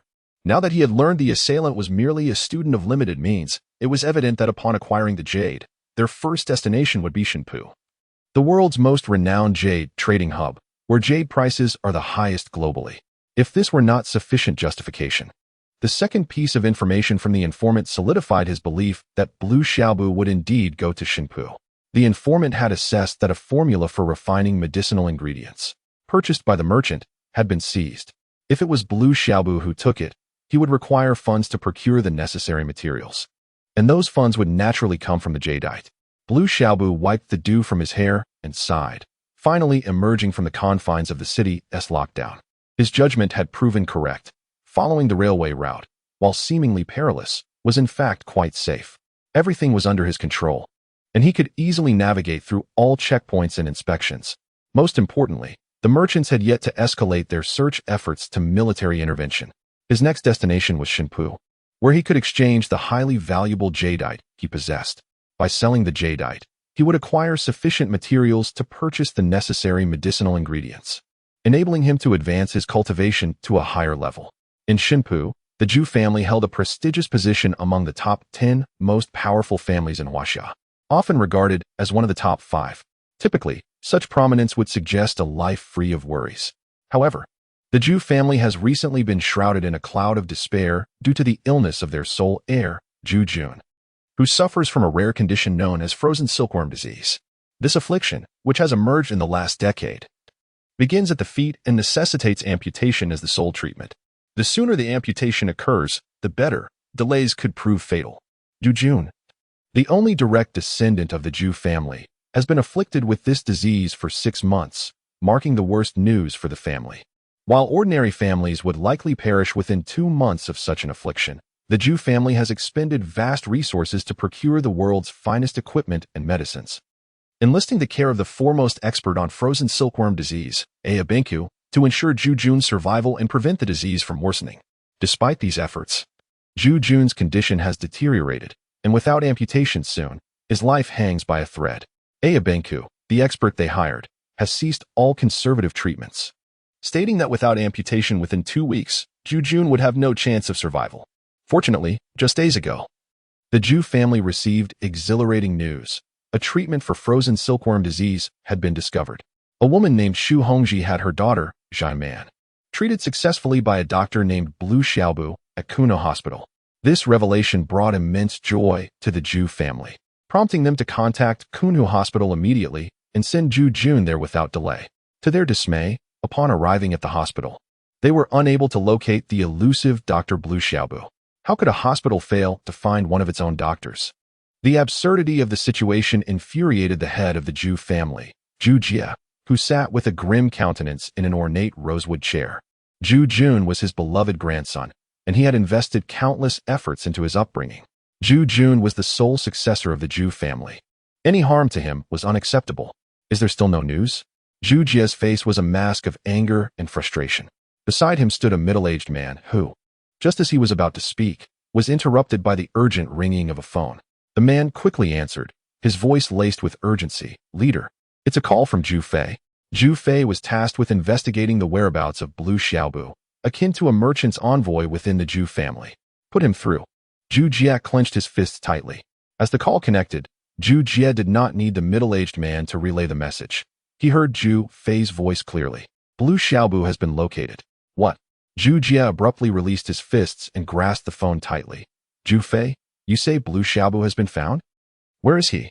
The respectful voice of Zhu Fei resonated once more. "Master of the house, Lan Shibu has appeared in Shinpu and is currently searching for accommodation. Our people are trailing closely behind him." There was an unusual tone in Zhu Fei's words. Zhu Jie snorted. "Is there something that cannot be disclosed even to me?"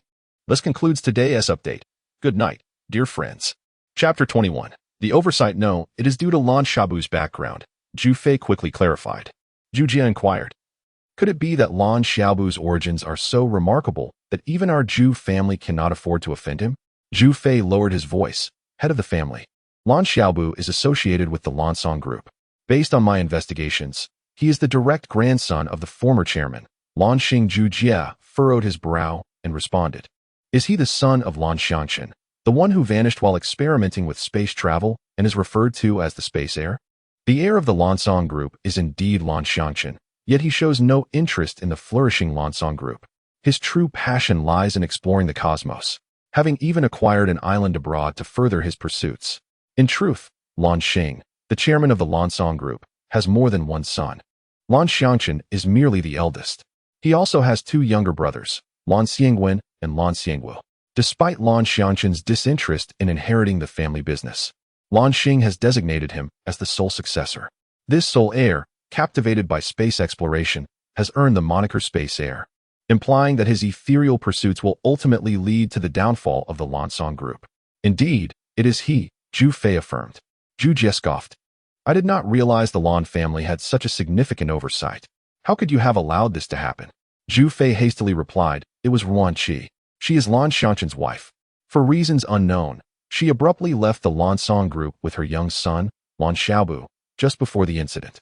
At that critical juncture, we were preoccupied with our own plans, and no one paid heed to a woman and child departing. And why did you not pursue them afterward? Zhu Jie's tone turned icy. Zhu Fei responded quickly, I intended to search for them, but the young lady insisted that with the Lansong group's downfall, it was inconsequential whether they were alive or dead. Thus, the matter was left unresolved. Zhu Jie understood then that his niece, Zhu Yueling, had shown mercy and spared the orphan mother and child of the Lansong group. After hanging up, Zhu Jie resolved that Lan Xiaobu would not escape from the Zhu family again. Given Lan Xiaobu's remarkable medical skills at such a tender age, should he flourish in the future, the implications would be dire. Zhu Jie had no doubt that Lan Xiaobu was destined for greatness, having not yet graduated from university. He had already pinned a thesis on the lethal risks associated with lanthanide antibiotics and could even treat frozen silkworm disease. Such talent could not be overlooked. Who else could rise to such prominence? This was merely the dawn of Lan Xiaobu's fame. In a few years, he would be far beyond the Zhu family's reach. Not long after Lan Xiaobu exited the station, he sensed something amiss. Soon, he realized he was being followed. Were they members of the Sheng'er gang or business rivals? As he pondered, he quickened his pace, not to flee, but to find a secluded place to confront them.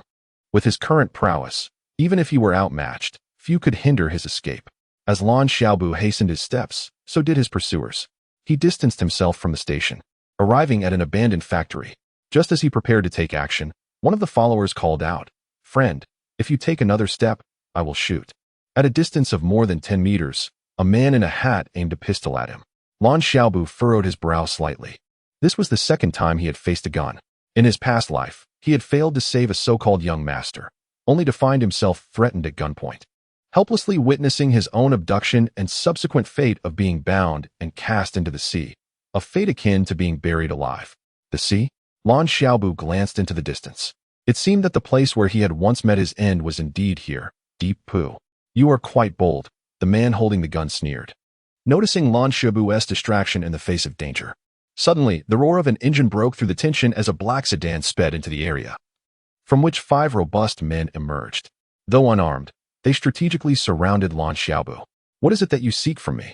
Lan Xiaobu's voice was calm as he mentally plotted his escape route, regardless of whether they were agents of Qing Jianjia or rival businessmen. He had no intention of wasting time with them. His priority was to sell the jade he possessed and depart swiftly. The thought of selling the jade struck him with a jolt. Deep Poo was renowned as the premier jade market globally. Any jade, regardless of its quality, could find a buyer there. If he were to sell his mutton fat jade, it would almost certainly go to Deep Poo. Had he not been on his way to Jin City, he would have gone directly to Deep Poo. If he himself prioritized Deep Poo as his destination, how could those aware of his jade not deduce his whereabouts? If the Sheng'er gang learned of his mutton fat jade, they would likely surmise he would head straight to Deep Poo. Thus, it seemed these individuals were indeed from the Sheng'er gang. Lan Xiaobu silently gathered his strength. If they were from the Sheng'er gang, there was no room for negotiation. He would have to eliminate them. Our young master is ill, and we merely wish for you to assist in his treatment, spoke a man who had exited the car, his stature unassuming, yet his tone carried an undeniable authority. Approaching Lan Xiaobu, he seemed unconcerned about any possible resistance. Not from the Sheng'er gang? Lan Xiaobu was taken aback. You only wish for me to treat an illness? He regarded them with skepticism. Such a display seemed excessive for a simple medical request. The short man clasped his hands in greeting. Indeed, We do wish to invite you to provide medical assistance. We were informed that you possess the ability to treat frozen silkworm disease. We traveled all the way to Kunhu Hospital, only to discover you were no longer there. Our earlier actions may have been overly alarming. We were simply anxious that you might leave unexpectedly. This explanation elicited a cold smile from Lan Xiaobu. Given their demeanor, it seemed that should he refuse, he would find himself forcibly taken to treat someone. In his previous life, he had met his end here. And now he was being coerced into providing medical aid once more, which left him feeling quite uncomfortable. Despite his discontent, Lan Xiaobu did not refuse. Instead, he replied calmly, I can indeed treat frozen silkworm disease. Knowing full well that they had intercepted him because of this very skill, Zhu Fei trembled slightly with excitement at Lan Xiaobu's affirmation. Bowing deeply as he implored, we beseech you, Dr. Lan, to extend your benevolence and save our young master. Lan Xiaobu responded evenly, I have no qualms about saving lives. But my consultation fee is considerable. Furthermore, I have a principle. Payment must be made before treatment. Zhu Fei immediately replied, whatever the sum. It is only right that you are compensated for your service, provided you can heal him. Nodding, Lan Xiaobu said, very well, then lead the way. I shall assist your young master. Initially intending to sell his mutton fat jade, Lan Xiaobu had misjudged the situation. These individuals were not from the Sheng'er gang. However, he speculated that if the Sheng'er gang learned of the jade's existence, they would be waiting for him in Deep Pill. The group that had intercepted him clearly possessed wealth and influence. If he could secure a substantial sum from this encounter, selling his jade would become secondary. Excellent, Dr. Lan. Please accompany me to the vehicle. Zhu Fei truly did not anticipate that Lan Xiaobu would be so accommodating. The news he had received led him to believe that Lan Xiaobu had fled to avoid treating Zhu Jun. However, it now appears that this was not the case. Had he known earlier, he would not have needed to orchestrate such a grand spectacle. As for whether Lan Xiaobu is affiliated with the Lansong group, that is not a matter for Zhu Fei to ponder. As long as Lan Xiaobu is able to treat Zhu Jun, all other concerns are of little significance. Chapter 22. Never to be forgotten, even in ashes as Blue Xiaobu sat in the vehicle. He could sense that it was traveling at a speed exceeding 100 kilometers per hour, with the driver wholly disregarding the urban speed limits and traffic signals. In merely 10 minutes, they arrived at Shenpu Lake, circled around it, and began to ascend. Just as Blue Xiaobu contemplated this, the vehicle came to a halt. Upon opening the door, he was greeted by an imposing villa. Surrounding the villa was a vast bamboo garden, an expansive artificial lake, and a considerable patch of grassland. This was Shenpu, or perhaps it was atop Puyun Mountain in Shenpu, a place where wealth could truly manifest in such grandeur amidst land of exorbitant value. Dr. Blue, please follow me, Zhu Fei said courteously, extending his hand and guiding Blue Xiaobu through the villa's grand entrance. Flanking the entrance were security personnel, who bowed respectfully as Zhu Fei entered. A slight frown creased Blue Xiaobu's brow. This place felt oddly familiar. Before he could decipher his feelings, Zhu Fei had escorted him to the door of the 3rd floor, where he paused to reverently announce, Master, Dr. Blue has arrived. Come in. A voice, slightly hoarse yet commanding, resonated. Blue Xiaobu trembled slightly, instinctively pausing his steps. Even if the owner of that voice were to turn to ash, he would never forget it. He remembered it distinctly because it had uttered a single sentence, cast him into the depths of Shenpu Sea.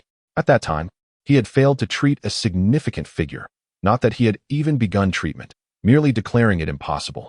Consequently, he had been cast into the sea, unaware of the identity of the individual involved. Dr. Blue, please enter with me. The master wishes to meet you before treating young master. Zhu Fei interjected when he noticed Blue Xiaobu's hesitation. Blue Xiaobu exhaled softly and slowly followed into the grand living room. The lavishly decorated space failed to capture his attention. Instead, his gaze settled on a beardless man seated at the center of the room. It was this man who had orchestrated his drowning, and today, he found himself back in this very place. You are Dr. Blue Xiaobu? The man scrutinized him, frowning as he spoke. He was Zhujia's patriarch, Zhujia, who had decreed that if Blue Xiaobu dared to flee, as long as he had breath to save others, it sufficed. Blue Xiaobu appeared exceedingly youthful, to the point where Zhujia began to doubt the veracity of the information he had previously received. He knew Blue Xiaobu was young, but this was rather excessive. However, he recalled that the Blue family had some peculiar individuals. Otherwise, Blue Xianchen would not have abandoned the Blue Song group to purchase an island for space exploration. Nor would Blue Xing stubbornly pass the Blue Song group solely to Blue Xianchen. Despite the blatant rudeness, Blue Shabu approached the sofa and took a seat, maintaining a demeanor that was neither servile nor arrogant. Indeed, I am Dr. Blue Shabu. When adversaries meet, the tension is palpable. You treated Jai-Man's frozen silkworm disease? Zhou Tian inquired, his brow furrowing upon noticing Blue Shabu's audacity in seating himself before him. In Shenpu and elsewhere in Huaxia, he had never witnessed anyone as bold as Blue Shabu, who dared to sit down so nonchalantly in his presence, not even those from the Blue family. Were it not for his grandson's ailment, he would have commanded that Blue Shabu be taken away and buried alive. The Blue family had no need for survival. Indeed, and I can assure you, I am the sole individual globally capable of treating frozen silkworm disease, Blue Shabu replied calmly. Zhu Jie remarked coolly, those with ability tend to carry a certain pride. Jufei, has Juner arrived? Still over an hour away, Jufei quickly responded. Prepare accordingly. The surgery for Juner is in 1 hour, Zhu Jie commanded, his tone leaving no room for dissent. He did not elaborate on the consequences of a failed surgery. In his eyes, Blue Shabu must die regardless of the outcome. A faint smile graced Blue Shabu's lips. I have a rule. I require payment before any surgery. Otherwise, I fear my hands may tremble. If my hands shake, the procedure cannot be guaranteed. A fierce aura descended upon Blue Shabu, lingering for several moments until Zhu Jie chuckled darkly. Dr. Blue, you possess remarkable audacity. Blue Shabu maintained his composure. My audacity is modest. It is quite challenging to make a living, constantly on the move and hiding.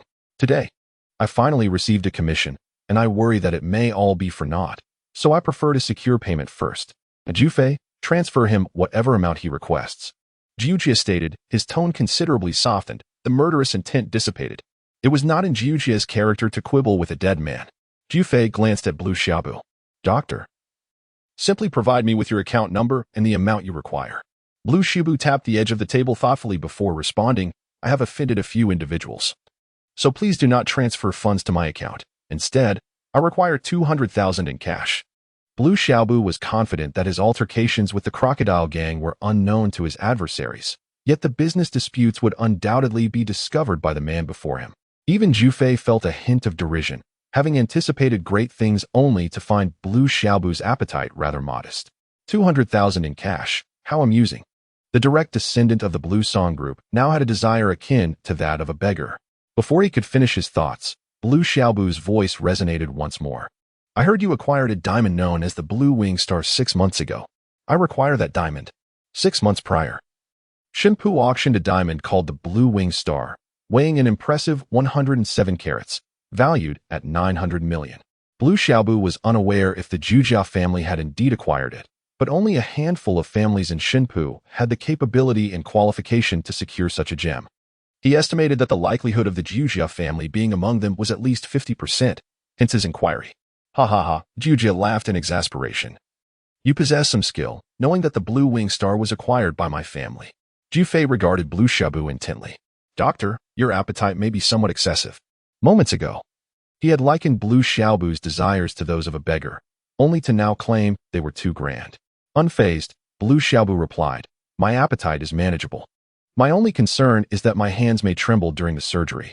These items are merely to stabilize my hands and afford the patient an increased chance of success. Of course, if you feel my steadiness is inconsequential, then disregard my words. Jufei was about to interject, but Zhu Jie waved dismissively. No need. Provide him with what he asks. This was also the reason he did not demand a specific amount. If it exceeded a certain threshold, even if the funds were transferred, Blue Shabu would not receive them. Yet, even now, Blue Shabu could not comprehend why this family was so ruthless. Would they kill a doctor for failing to heal? How had such a family survived? Moreover, judging by the old man's demeanor, even if he were to successfully heal his grandson, he would still be killed. It was utterly incomprehensible, especially in the 21st century. Within a few minutes, Jufei presented a golden box before Blue Shabu. Doctor, this is the Blue Wing Star. Please take care of it. Blue Shabu accepted the box and opened it, immediately enveloped by a dazzling, gentle brilliance. The diamond was heart-shaped, appearing as though it were adorned with a wing. Poised to take flight, a soft aura surrounded the diamond, offering an exquisite sense of comfort without the need for touch. Merely gazing upon it was a delight. Remarkably, these features were not artificially created but rather naturally formed. Once merely a sight on television or the internet, The blue wing star now rested in his hands. Blue Xiaobu inhaled deeply, closed the box, and then collected the 2 stacks of cash that had long since accumulated on the coffee table into his backpack. He could not help but sigh inwardly, relieved that he had only requested 200,000. Had it been more, the burden of escape would have been considerably heavier. Most importantly, he would soon require the assistance of the Zhou family to procure a substantial quantity of medicinal herbs, all of which he intended to take with him. Chapter 23. The Revenge of Past Lives. Lan Shibu picked up a pen and wrote down a list of herbs, which he handed to Zhou Fei. He instructed him to procure all the listed herbs immediately and deliver them to the operating room, adding that he needed a small herbal stove and 2 pots. Dr. Lan, you haven't even examined the patient yet. How can you prescribe medication? Zhou Fei looked at Lan Xiaobu with a hint of confusion. Lan Xiaobu replied indifferently, I am the doctor here, or are you? If your young master is afflicted with frozen silkworm disease, simply follow my directions to gather the herbs. Go. And do as he says. Zhu Jia's tone was markedly calm. Understood. Zhou Fei responded promptly.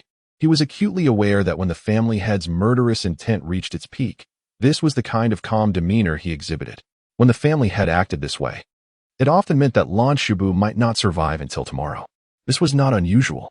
He had heard that Lan Xiaobu had treated Zhai Man in merely half a day without any follow-up consultation.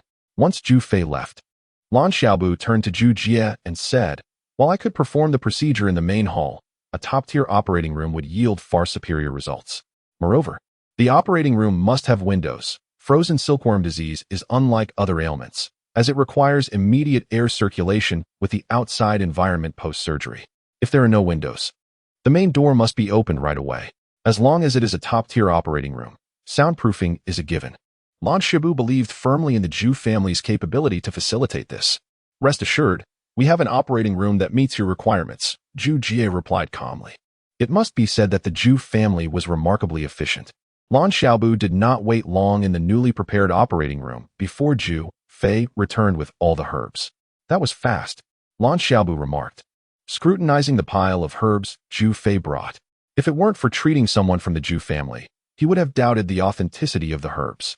Zhou Fei chuckled. The largest traditional medicine shop in Xinpu is owned by my family. No wonder they were so formidable, Lan Xiaobu thought to himself. Should I procure even more? But he quickly dismissed the idea. He was about to make his escape, and taking too many herbs would be impractical. As a physician with 2 decades of experience, Lan Xiaobu could identify the quality of the herbs simply by their scent, without even needing to inspect them closely. At that moment, a mobile hospital bed was wheeled into the operating room, and a middle-aged man exclaimed, Dr. Lan, the patient has arrived. You may proceed with the surgery now. Lying on the bed was a pale young man. Lan Xiaobu's gaze lingered on the young man's face before shifting to his legs, and his thoughts drifted far away. In which year did Suitsun perish beyond the protective walls? He watched Suitsun fade from his sight, his mind consumed with memories of her, leaving no room for anything else. And at that moment, he was forcibly sent to attend to a young man. He did not know who the young man was, only that others referred to him as young master, and he was aware that the young man's father had lost both legs. Ultimately, he could not heal the young man and was called to the depths of Xinpu Sea by a voice that sounded ancient and hoarse. Are you Lan Xiaobu? The pallid-faced young man asked, annoyed by Lan Xiaobu's momentary distraction. Indeed, I am Lan Xiaobu. Your condition is straightforward, and I can treat it. Lan Xiaobu assured him before the young man could inquire further. Upon hearing that Lan Xiaobu could provide treatment, a middle-aged woman beside the young man's bed lit up with joy and eagerly said, Dr. Lan, as long as you help my son recover from his leg ailment, you can ask for anything you desire. You have no right to speak here. Please step outside. Zhu Jia's authoritative voice rang out. Lan Xiaobu waved his hand dismissively. You need not leave. You must be the patient's mother, correct? Stay here. Additionally, the patient's father and grandfather should remain, as I have some questions to ask. Zhou Fei looked at Lan Shibu quizzically. Dr. Lan, what questions necessitate the presence of so many people here? With a serious expression, Lan Shibu stated. Frozen silkworm disease has 2 potential sources. One is a recessive genetic trait, and the other is infection. I need to ascertain whether it is hereditary. Furthermore, I must insist that no one interferes during the treatment. This applies to everyone present in the operating room, as well as those outside. Should any issues arise, I will not accept responsibility. Lan Xiaobu understood that Zhu Fei's prowess was likely on par with Cheng Jinjie, whom he had previously dealt with. He was reluctant to engage in confrontation. Furthermore, the head of the Zhu family was formidable. According to Cheng Jinjie, he was probably a practitioner of internal energy. Lan Xiaobu lamented the unfortunate circumstances, but with Zhu Jie present, he felt somewhat secure. Once everyone exited the operating room, Lan Xiaobu closed the door and began preparing some traditional medicine. Dr. Lan, you haven't examined the patient yet, and you're already boiling the medicine? The middle-aged woman was puzzled by Lan Xiaobu's directness. Lan Xiaobu replied calmly, you'll understand shortly. His only concern was Zhu Jie. He suspected that Zhu Jie was also a master of internal energy. Based on the prescription he received, he knew that during the boiling of the extreme night herb, a vapor that counteracts internal energy would be released. Fortunately, this could be easily resolved by holding a piece of Xiefeng blue ginseng in the mouth. Instead of continuing to boil the medicinal concoction, Lan Xiaobu turned to Zhu Jie and asked, what is your name? The malice on Zhu Jie's face faded momentarily. I am Zhu Jie. Are you suggesting that you wish to inquire about my identity before proceeding with the treatment? Lan Xiaobu smiled slightly and picked up the surgical knife. Moving towards Zhu Jun's stop, Zhu Jie sensed that Lan Xiaobu's demeanor was far from that of a healer, and his tone became stern. Lan Xiaobu turned to stare at Zhu Jie and slowly said, 21 years from now, I will return here to treat a patient, but it will not be your grandson. It will be your great-grandson. You truly have a remarkable lifespan. Your voice has hardly changed in 21 years, haha. What nonsense is this? 21 years from now? Zhu Jun and the middle-aged woman looked at Lan Xiaobu in bewilderment, while Zhu Jie frowned, a flying knife suddenly appearing in his hand. Zhu Fei! Zhu Jie shouted as he brandished the flying knife. Then it dawned on him. This was a top-tier operating room. Unless he charged through the door, the soundproofing would render any commotion inaudible outside. Yet, Zhu Jie remained undaunted, viewing Lan Xiaobu as an old fool. He had entered the realm of internal energy 30 years ago and had since honed his skills. It would take more than just Lan Xiaobu to threaten him. He could easily dispatch an entire group with the knife in his hand. Lan Xiaobu was evidently more aware of the operating room's soundproofing capabilities. Ignoring Zhu Jie's display of aggression, he continued, at that time, my wife had just passed away. My heart was heavy with her memory, and I merely stated that I couldn't provide treatment. However, I will never forget your words from then. You said, just toss him into the depths of Shenpu Sea. And so, I was cast into the depths of Shenpu Sea. Lan Xiaobu glanced at the bewildered Zhu Jun lying on the bed and added, back then, I simply could not treat your son, yet you and your family sought to end my life. Today, I find myself unable to heal you as well. What will you do about it? With that, Lan Xiaobu's dagger sliced through the air, leaving a crimson line across Zhu Jun's neck. You seek death. Zhu Jie's eyes blazed with fury, and he was about to launch the flying knife, but he suddenly felt something amiss. He could not muster any internal energy at all. In an instant, Lan Xiaobu lunged forward and struck him in the neck with a powerful punch.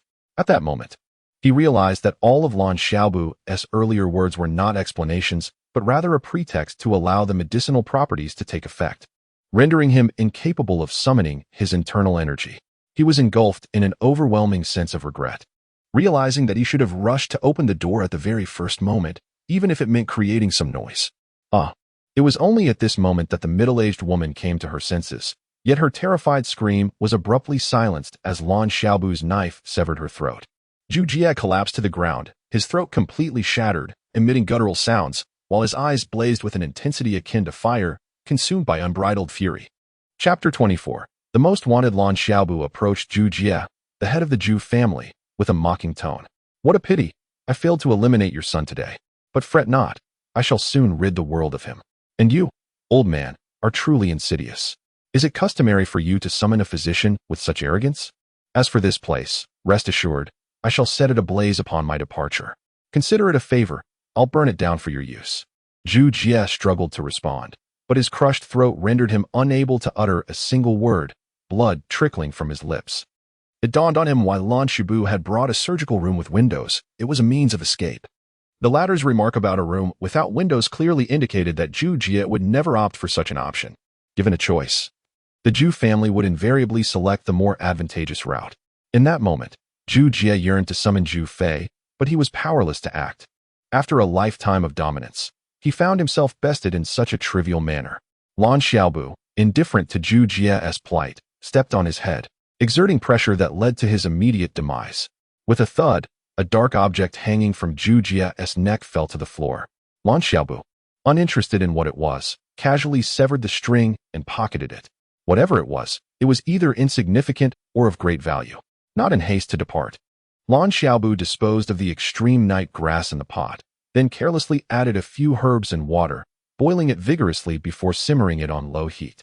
After some time, a faint medicinal aroma wafted outside, indicating to those outside that he was concocting medicine rather than leaving the room abandoned. Having completed these tasks, Lan Xiaobu leisurely organized his belongings, opened the soundproof window, surveyed the situation behind him, and then leaped down. If not for the need to buy himself time, he would have set fire to the Zhou residence before his exit. At this juncture, should he ignite the flames, the entire Zhou family would be aware of Lan Xiaobu's actions. He carried an abundance of items, apart from a large bundle of herbs. He also had 200,000 in cash and a pot for brewing medicine. Despite the weight of his possessions, as long as he did not alert the remaining members of the Zhou family, he could stealthily escape. Even if they eventually learned of Zhou Jia's demise, it would be hours later. Lan Xiaobu was confident that without Zhou Jia's command, none would dare enter the surgical room casually. In the High-Cow Crocodile building, a property of the Living Crocodile Gang, two men occupied the expansive conference room on the top floor. One, of average stature but notably corpulent, sat like a mound of flesh. The other was strikingly handsome, exuding a sharp aura. While their presence might go unnoticed on the streets, within the Living Crocodile Gang, they were well-known figures. The shorter, portly man was Gu Ting, one of the 5 prominent leaders of the gang, while the dashing figure was Du Yipeng, another of the 5. Silence enveloped the room as each man seemed lost in his own thoughts. After an indeterminate time, a man with a sinister gaze knocked on the door and entered, bowing respectfully before delivering his report. Gentlemen, all the jade shops have been arranged, and the black market is monitoring the situation around the clock. So far, we have not detected any trace of Lan Xiaobu. Gu Ting chuckled, unconcerned. We have ample time. Since Brother Feng mentioned that Lan Xiaobu would show up in Xinpu, he undoubtedly will. G2, you've done well this time. I'm impressed. G2 quickly bowed again, not daring to take credit.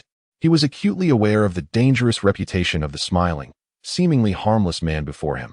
As the rear leader of the Living Crocodile Gang, being targeted by Gu Ting could lead to a fate worse than death.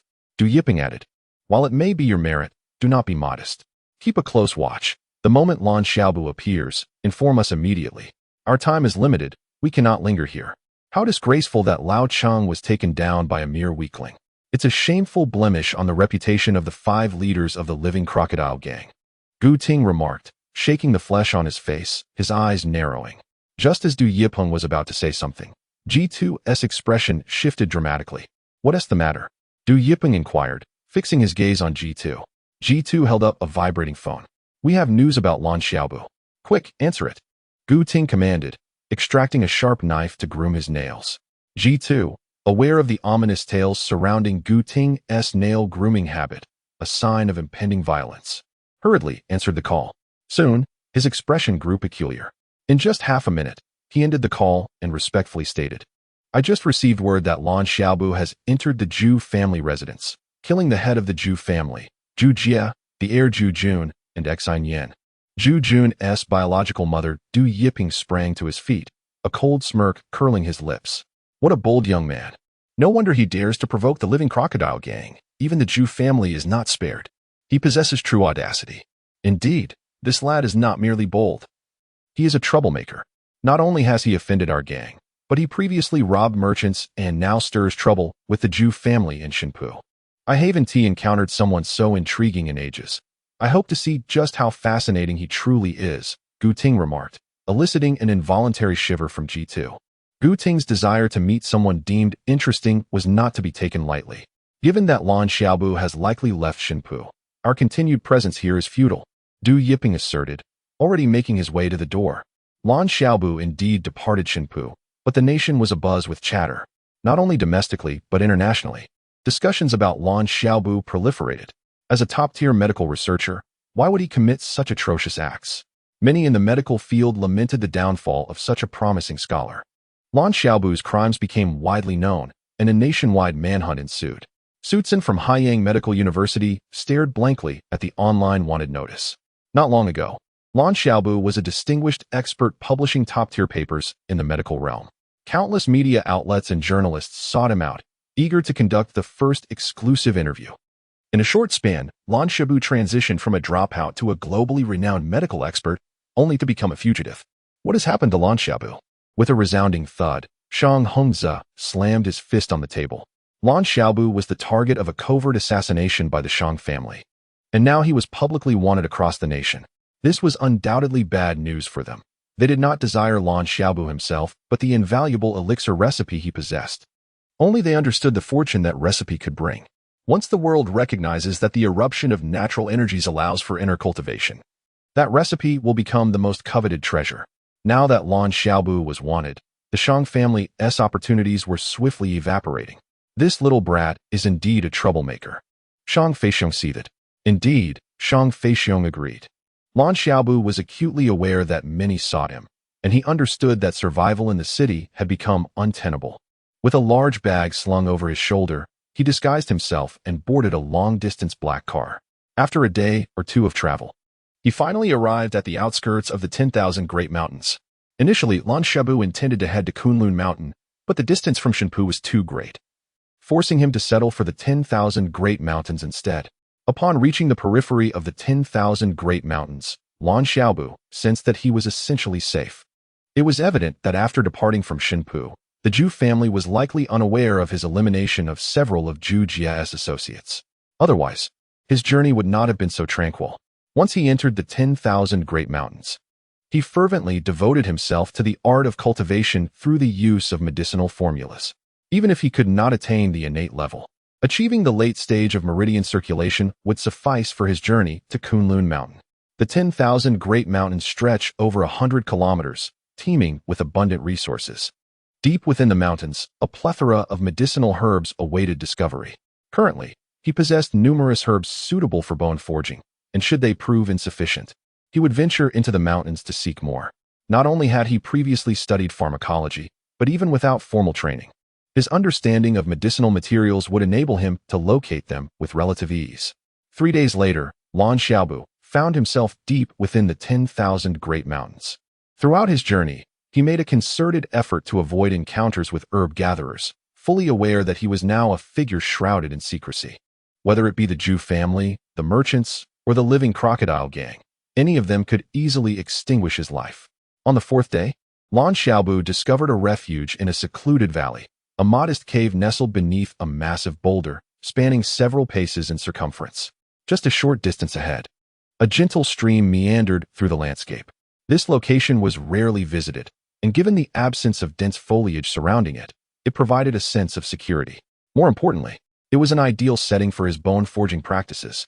Chapter 25. It is not habit in the library of Haiyang Medical University. Zhou Tian held a book in her hands that had not been turned for an hour. Ever since that day, the name Lan Xiaobu lingered in her mind, refusing to fade. Not only that, but it had also grown increasingly vivid. Shaking her head vigorously, Zhou Tian acknowledged the absurdity of her thoughts. She was uncertain if Lan Xiaobu held any affection for her, yet she was certain that he had never paid her such attention. In her memory, Lan Xiaobu seldom visited the library. His intelligence allowed him to grasp concepts with little effort. Consequently, while others were cramming for exams, his textbooks remained pristine, barely opened. The notion of studying was entirely foreign to him. Oddly enough, despite this, he consistently ranked first in the class, with scholarships tailored exclusively for him. However, the more she resisted, the clearer Lan Xiaobu's image became. She envisioned herself approaching him, willingly marrying him. Zhou Tian grasped her hair in frustration, questioning why this was happening. She felt no love for Lan Xiaobu. He was merely an ordinary classmate. Even if he published a paper on medical science, it would not elicit any romantic feelings from her, let alone compel her to seek him out for marriage. Such thoughts were bewildering and incomprehensible. She was not one to indulge in fanciful musings. Resting her head on the table, Zhou Tian felt a wave of dizziness wash over her. Struggling to open her eyes, she noticed a weary Lan Xiaobu entering the room. He immediately approached her, grasping her wrist as if checking her pulse. Speaking softly, he moved to the kettle and poured a cup of hot water. He then settled beside her on the bed, retrieving a small box from his pocket, carefully extracting a pale golden pill and offering it to her lips.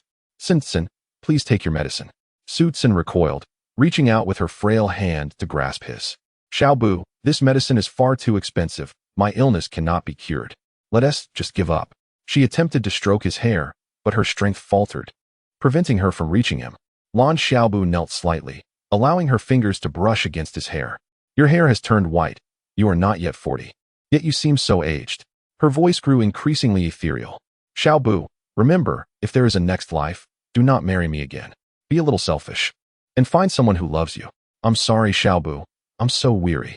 No, if there is a next life, I will marry you again. Lan Xiaobu held her hand firmly, his tone brooking no argument. Why? Su Tsin left her question unvoiced, knowing he understood her meaning. Since their marriage, even through her illness, she had never truly loved him. She felt remorse for Lan Xiaobu. But love is not something one can simply give or receive at will. His gaze was filled with tenderness. Tsin, I worry you will have no one to care for you.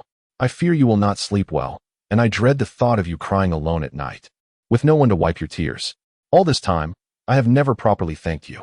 Thank you for marrying me, for choosing a man as ordinary as I. My only regret is that I cannot heal your illness, nor can I make you happier. Xiaobu.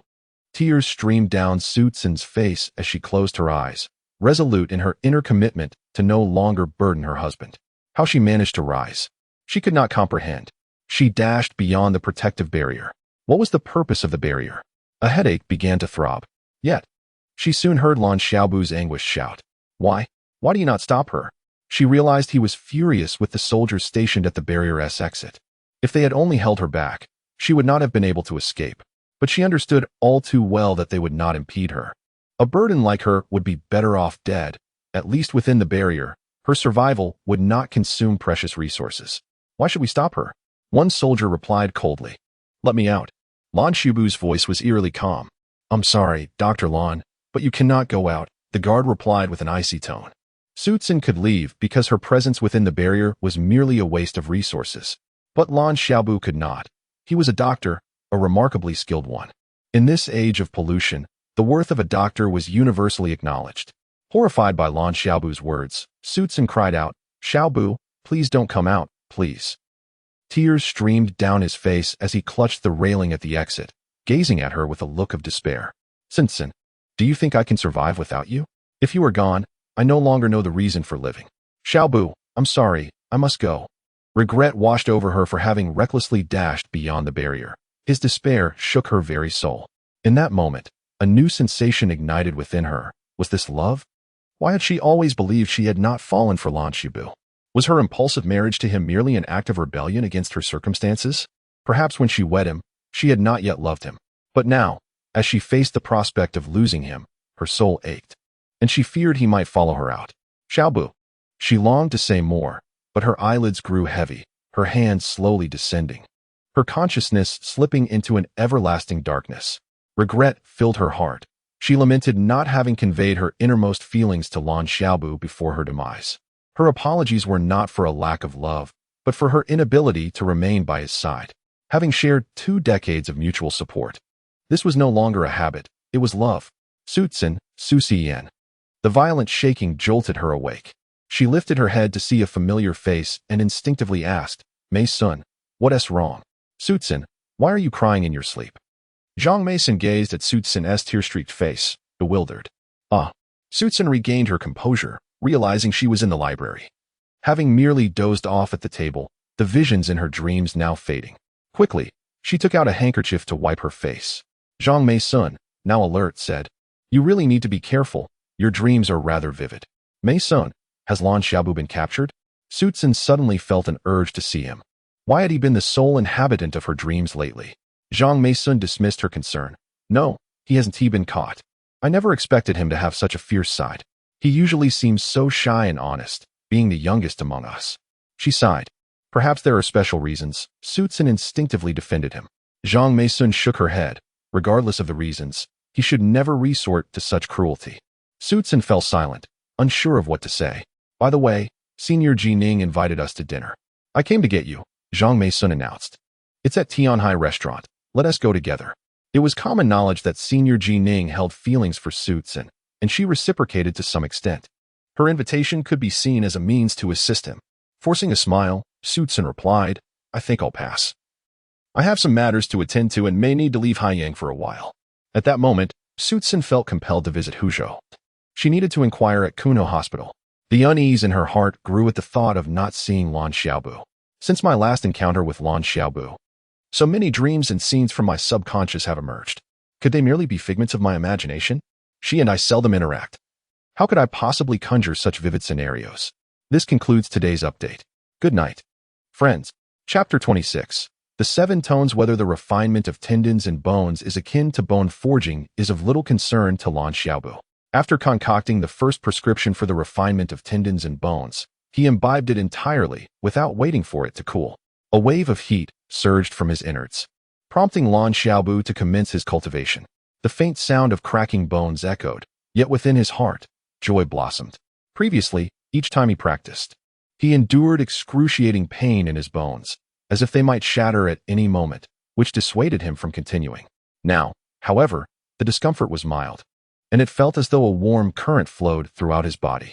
The places where this warmth traveled soon became free of pain. His previously stagnant internal energy surged forth once more, akin to a stream flowing incessantly.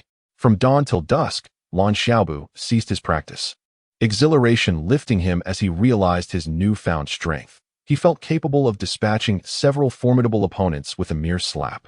What an excellent prescription, he exclaimed, marveling at how perfectly it addressed his bone-forging dilemma. In just one day, his bone-forging realm solidified, and his internal strength surged dramatically, leading him to increasingly suspect his extraordinary aptitude for martial arts. Previously, he had only cultivated internal energy for a single cycle, yet now, with the aid of herbs, he had stabilized his bone-forging realm in merely a day. If his talent were not exceptional, then what could be deemed exceptional? With renewed progress in his cultivation, Lan Xiaobu seized every opportunity to practice deep within the 10,000 great mountains. When hunger struck, he would venture out to hunt. When thirst arose, he relied on the mountain springs. Yet, for Lan Xiaobu, most of his time was devoted to foraging for medicinal herbs rather than seeking sustenance. Due to the assistance of these herbs, within a mere fortnight, he sensed himself nearing the pinnacle of the bone-forging realm. At this stage, not only had his cultivation speed not waned, but it accelerated further. One day, after completing his practice, Lan Xiaobu felt an unprecedented lightness coursing through him, as if the world around him had sharpened into clarity. Have I truly entered the meridian realm? He thought, suppressing the urge to let out a triumphant shout. From the onset of his training until now, a mere 4 months had passed, during which he had ascended from an ordinary individual to the meridian realm. Beyond the meridian realm lies the innate realm, and should he achieve this, he could venture into the depths of Kunlun Mountain to seek that flying saucer. Shang Wei had reached the innate realm before venturing to Kunlun, and initially, Lan Xiaobu believed it took Shang Wei a year to attain such mastery. However, reflecting on it now, he suspected it may have taken 2 years, having reached the meridian realm in just 4 months. Even if his aptitude were not superior to Shang Wei's, it would certainly not be inferior. Though the herbs had run out, it was evident that the meridian realm differed significantly from the bone-forging realm. The latter primarily focused on refining tendons and bones, with minimal demand for the essence of heaven and earth. Now, having entered the meridian realm, Lan Xiaobu could distinctly perceive the importance of this essence. The flying saucer incident at Kunlun Mountain had occurred only a few months prior, and while the 10,000 great mountains possessed some essence, it was far inferior to that of Huzhou. It was time for him to depart, settle some trivial matters, and head towards Kunlun Mountain, where he could both cultivate and search for the saucer. While Lan Xiaobu immersed himself in arduous training within the 10,000 great mountains, the outside world erupted in chaos due to a pinned post on the Jianghu Forum. The post revolved around him, titled, "Is Lan Xiaobu truly a demon?" It detailed how he had slain the Zhou family, including Zhou Jie and his grandson, and seized the Zhou family's blue-winged star, leading many to label him a demon. However, the content of this post was far from ordinary. It explicitly raised doubts about the events surrounding the Zhou family's demise. As one of the prominent families in China, the head of the Zhou family, Zhou Jie, was an internal energy practitioner. How could Lan Xiaobu possibly have killed him? To clarify what an internal energy practitioner is, the post included a parenthetical explanation. Many believed internal energy practitioners were a myth. However, there indeed existed a select few in China who had attained this state, proving their existence. The rarity of these practitioners, coupled with their preference for discretion, led to a widespread belief that they were non-existent, with even the concept of internal energy dismissed as nonsense. The post further argued that while internal energy practitioners do exist, and Zhu Jie was unequivocally one, that did not imply Lan Xiaobu was also an internal energy practitioner. Typically, internal energy practitioners were at least 35 years of age, having just turned 18. The notion of an 18-year-old internal energy practitioner seemed laughable. Was it a jest at his ignorance or his lack of education? If Lan Xiaobu were not an internal energy practitioner, what right did he have to slay the internal energy practitioner Zhu Jie? One could not simply claim he had ambushed him. If internal energy practitioners could be caught off guard by ordinary individuals, they would not be so few in number that their existence was deemed impossible. Rumors circulated that the Zhou family had a penchant for sinking people at sea.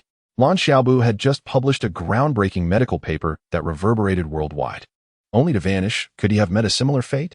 A decade prior, the state had enacted a criminal statute allowing individuals to act without penalty, even receiving rewards, if they were deemed to have eliminated a public threat. Although Zhu Jie was no longer among the living, the Zhou family remained a colossal force. Yet, despite their might, they lacked the power to remove the pinned post from the Jianghu Forum. The seven tones, a term quite ordinary for the common folk, is often associated with music and its tonal representations. However, within the elite circles of the world's strongest, the seven tones signifies not a concept, but seven individuals: Gong, Shang, Jiao, Ji, Yu, Bing, and Kong. The founder of the seven tones is none other than Gong, whose stronghold resides atop Seven Tones Mountain. Renowned for his extraordinary talent, Gong's martial prowess is said to have reached the realm of transcending into a feathered ascendance, though such tales remain unconfirmed, as no one has ever laid eyes on Gong. Yet, the Thousand Tones Auction, a name known to all, was established by Gong's disciple, Shang. Gong has 6 disciples in total: Shang, Jiao, Ji, Yu, Bing, and Kong. Each disciple is extraordinary in their own right. Aside from Shang, who founded the Thousand Tones Auction, Jiao commands the largest mercenary group in South Africa. Ji is the mastermind behind the 6th largest global enterprise, the Dazhou AI Group. The only one who remains relatively obscure is Yu, who, insiders claim, is the sole disciple to receive Gong's true teachings. However, like his master, Yu prefers seclusion and focuses solely on cultivation. As for Bing and Kong, they made quite the entrance into the martial world, sweeping across the entire arena. Eventually, they established 2 tech companies, Dazhou and AI Pan, only to mysteriously vanish in the Pacific Ocean. These 2 firms were later merged by Ji, becoming the colossal Dazhou AI Group. Those who are aware of the Seven Tones and Gong dare not provoke anything associated with them. This is why the Thousand Tones Auction has operated for years without incident. No one has ever dared to disrupt their gatherings. The Seven Tones command great renown, yet few know the location of Seven Tones Mountain, the true residence of Gong. In reality, Seven Tones Mountain is not situated in China, but rather rests on an inconspicuous peak at the border of Vietnam. At this moment, atop Seven Tones Mountain, within a modest temple, a middle-aged man sat in the center. Standing beside him were 2 individuals. The older man on the left hastily bowed and reported, "Master, Brother Shang and Brother Jiao are en route. They should arrive at Seven Tones Mountain shortly." The man responding possessed an effeminate visage, reminiscent of a eunuch. Yet, once he stepped outside, there was no one who did not recognize him. The master of the globally ranked 6th Dazhou AI Group, Ji. The middle-aged man, however, was none other than Gong, the founder of the Seven Tones. Ji was merely one of his disciples. Gongwei nodded, and then spoke to the younger man on her right. "Ew, please go and fetch your 2 senior brothers." "Yes," replied the young man, bowing respectfully before swiftly departing. "His name is Yu, and since the disappearance of Bing and Kong, he has become Gong's youngest disciple, remaining closely by her side." Chapter 27. Reclaiming the prescription in less than an hour, Yu entered briskly with 2 middle-aged men. Gong smiled faintly. Indeed, despite the mundane struggles outside, his strength had not waned. "Please, take a seat." "Zhang Yu too." The disciples stared blankly at their master, wondering if a war was imminent. Even if war were to arise, it would have little impact on them. The 7 sounds. Shang paused, then spoke. "Master, the prescriptions we verified were of no use. We auctioned them off." The prescriptions had merely augmented the vitality of certain internal martial artists, a commodity abundant in Qi Yin's auctions. Thus it was prudent to discard them. Only items of genuine value warranted retention or backup, Retaining worthless items would lead to an overwhelming surplus of possessions in Qi Yin's auctions. Gong continued. Earth is now infused with celestial energy, and its essence only grows denser. This means that increasingly formidable individuals will emerge among us. Therefore, you must strive even harder. Any trivial business can be set aside. Do not expend undue energy on it. Otherwise, one day, someone may surpass you. Moreover, you must persist in seeking the Seven Sounds box. Without it, our seven sounds will be akin to a tree without roots or water without a source, destined to fade away. The disciples responded in unison, and Gong sighed. With the emergence of celestial energy on Earth, I too must venture out. The changes here are so profound that even I cannot predict what lies ahead. I intend to search for your junior brothers and sisters. Perhaps they still live. Master, didn't Bing Shidi and Kong Shimi perish in the Pacific? Zheng interjected. I suspect this incident may be linked to Lan Xianqin of the Lan family. I've already enlisted to Shi Xiang's assistance in annihilating the Lan family. Gong replied, somewhat indifferently. Your motivation for wanting the Lan family destroyed likely extends beyond just your junior siblings. Does it not? If you had not eradicated the Lan family, would your Dezhou AI group have attained its current status? Upon hearing his master's words, Zheng hastily knelt. Master, I truly know nothing of Bing Shidi and Kong Shimi's disappearance. At that time, Lan Xianqin launched an attack in the Pacific, and it was then that my juniors encountered difficulties. Regardless of the truth, we, the Seven Sounds, cannot afford to suffer losses without reason. Shang quickly knelt as well, stating, the Lan family was destroyed at my behest, entrusted to the Zhou family. I acted without much thought when my junior suggested that the Lan family should be eliminated. Gong waved his hand. I do not blame you. The destruction of the Lan family is inconsequential. You may rise. The suspicion, though tenuous, led to the Lan family's downfall, a show of dominance only those of the Seven Sounds could manifest. Master, according to our investigation, it is highly likely that Lan Shibu has entered the 10,000 Great Mountains. We must locate him swiftly, otherwise. Shang Feixiong's tone carried a note of concern. What? Shang Hongzi suddenly stood, his hands trembling slightly. After a moment, he murmured, in less than a month, no, merely half a month, and he has cultivated internal energy, stepping into the ranks of internal martial artists. Such talent, even with Earth's burgeoning celestial energy, to achieve internal energy in just over half a month is truly remarkable. The Shang family had been the first to notice the changes on Earth. And now that Shang Wei had attained internal energy in such a short span, their family was bound to ascend further. Good, Shang Feixiong exclaimed, clapping his hands. Master, actually, He recalled his purpose for coming, his tone somewhat hesitant. Speak freely. Shang Hongzi's mood had notably improved today. Shang Feixiong quickly said, there is a post on the Jianghu forum regarding Lan Xiaobu. Shang Hongzi nodded. I have seen the post. It is merely nonsense. The Zhou family must have been dealt with by Lan Xiaobu, who is undoubtedly an internal martial artist. Shang Hongzi was taken aback. The revelation that celestial energy had surged. Enabling internal energy cultivation was known only to the Shang family, and even among them, few were aware. Now, with the exposure of this post on the Jianghu forum, the knowledge would surely spread far and wide. Damn it, Shang Hongzi slammed his hand on the coffee table, a habitual response of his. Shang Feixiong continued now. It seems the world is frantically downloading martial arts manuals and engaging in fervent cultivation. Shang Hongzi clenched his fists, taking a moment before saying, you must immediately locate the One Sword Falls to Jiangdong and bring it to the Shang family. Understood, Shang Feixiong promptly replied. He comprehended his master's intent. In just a few days, One Sword Falls to Jiangdong had cultivated internal energy, potentially possessing talent surpassing even Shang Wei. Such an individual, once matured, would undoubtedly become a formidable force, and it was imperative for the Shang family to absorb him first. Haha, Brother Shang, my uninvited visit is not without reason. I hope you will forgive me. A resonant voice echoed as a man clad in black appeared at the entrance. Upon seeing the golden 5-line staff insignia on the man's sleeve, Shang Hongzi stepped forward with courtesy. A friend from Qi Yin has arrived. Please, take a seat. No matter how powerful the Shang family was, they were but a speck of dust in the presence of Qi Yin. Shang Hongzi's heart sank, for he was acutely aware that the visitor sought the prescription. In this moment of celestial energy eruption, the value of the prescription had skyrocketed. If the prescription were present, Qi Yin's demands would be reasonable. The crux was that the prescription was currently not with the Shang family. What? Does the Shang family head find this difficult? The man's tone turned flat. Regardless of his prowess, Shang Hengzi dared not offend Qian. He hastily replied, "Not at all.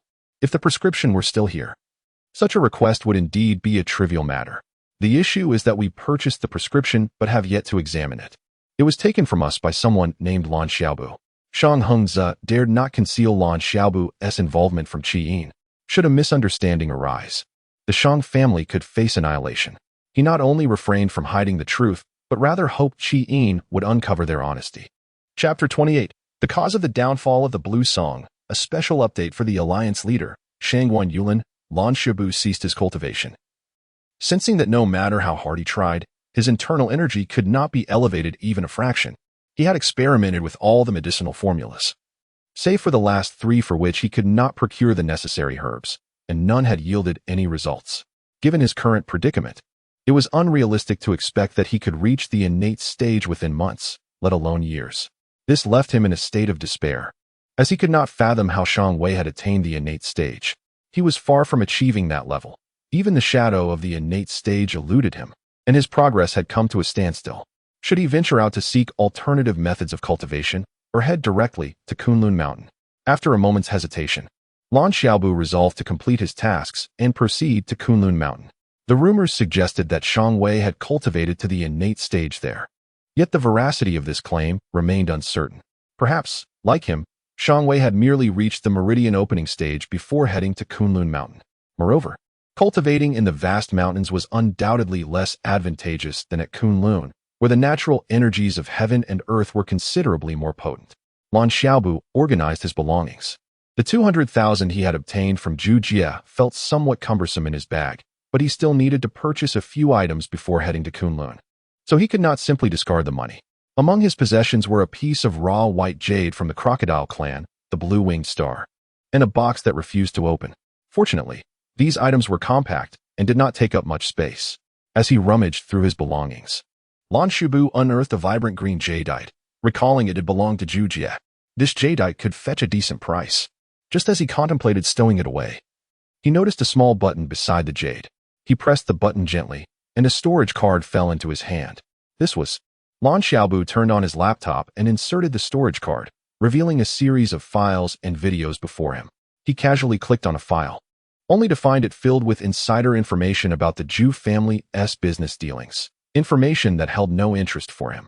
As he attempted to close it, he suddenly spotted a plan to annex the Blue Song Group. Immediately, he opened the document, only to be confronted with content that was almost too incredible to believe. The Blue Song Group had been annihilated by the Zhou family, acting under the directive of Qian. The rationale behind the destruction was that the Blue Song Group was on the verge of launching a smart product that posed a threat to Qian. Lan Xiaobu found this utterly perplexing, as Qian was merely an auctioneer. How could a smart product from the Blue Song Group threaten someone in the auction business? It seemed completely unrelated.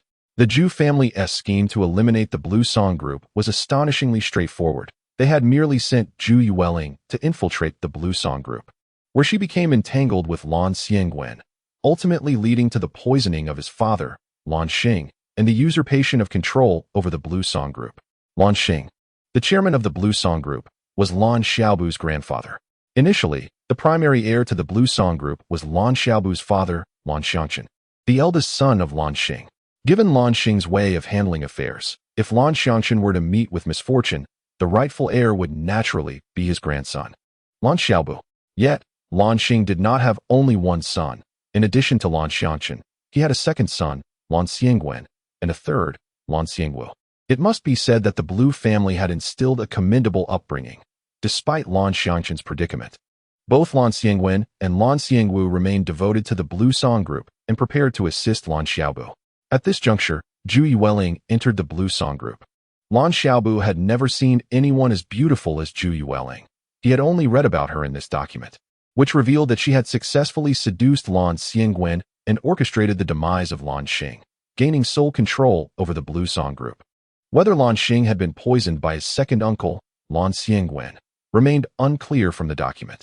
However, if Zhu Yueling was indeed entangled with Lan Xiangwen, even if Lan Xiangwen had not taken action, Zhu Yueling would have had ample opportunity to do so. Lan Xiaobu suspected that Lan Xing's death was connected to Zhu Yueling. while Lan Xiangwen likely had not sunk to such depths. Yet, he was certainly no saint. The document did not mention Lan Xiangwen, but one could surmise that his character was equally dubious. During this period, not everything had transpired without complications. Firstly, his uncle, Lan Xiangwu, had sensed something amiss. Yet the document did not elucidate how Zhu Yueling and Lan Xiangwen had managed to neutralize him.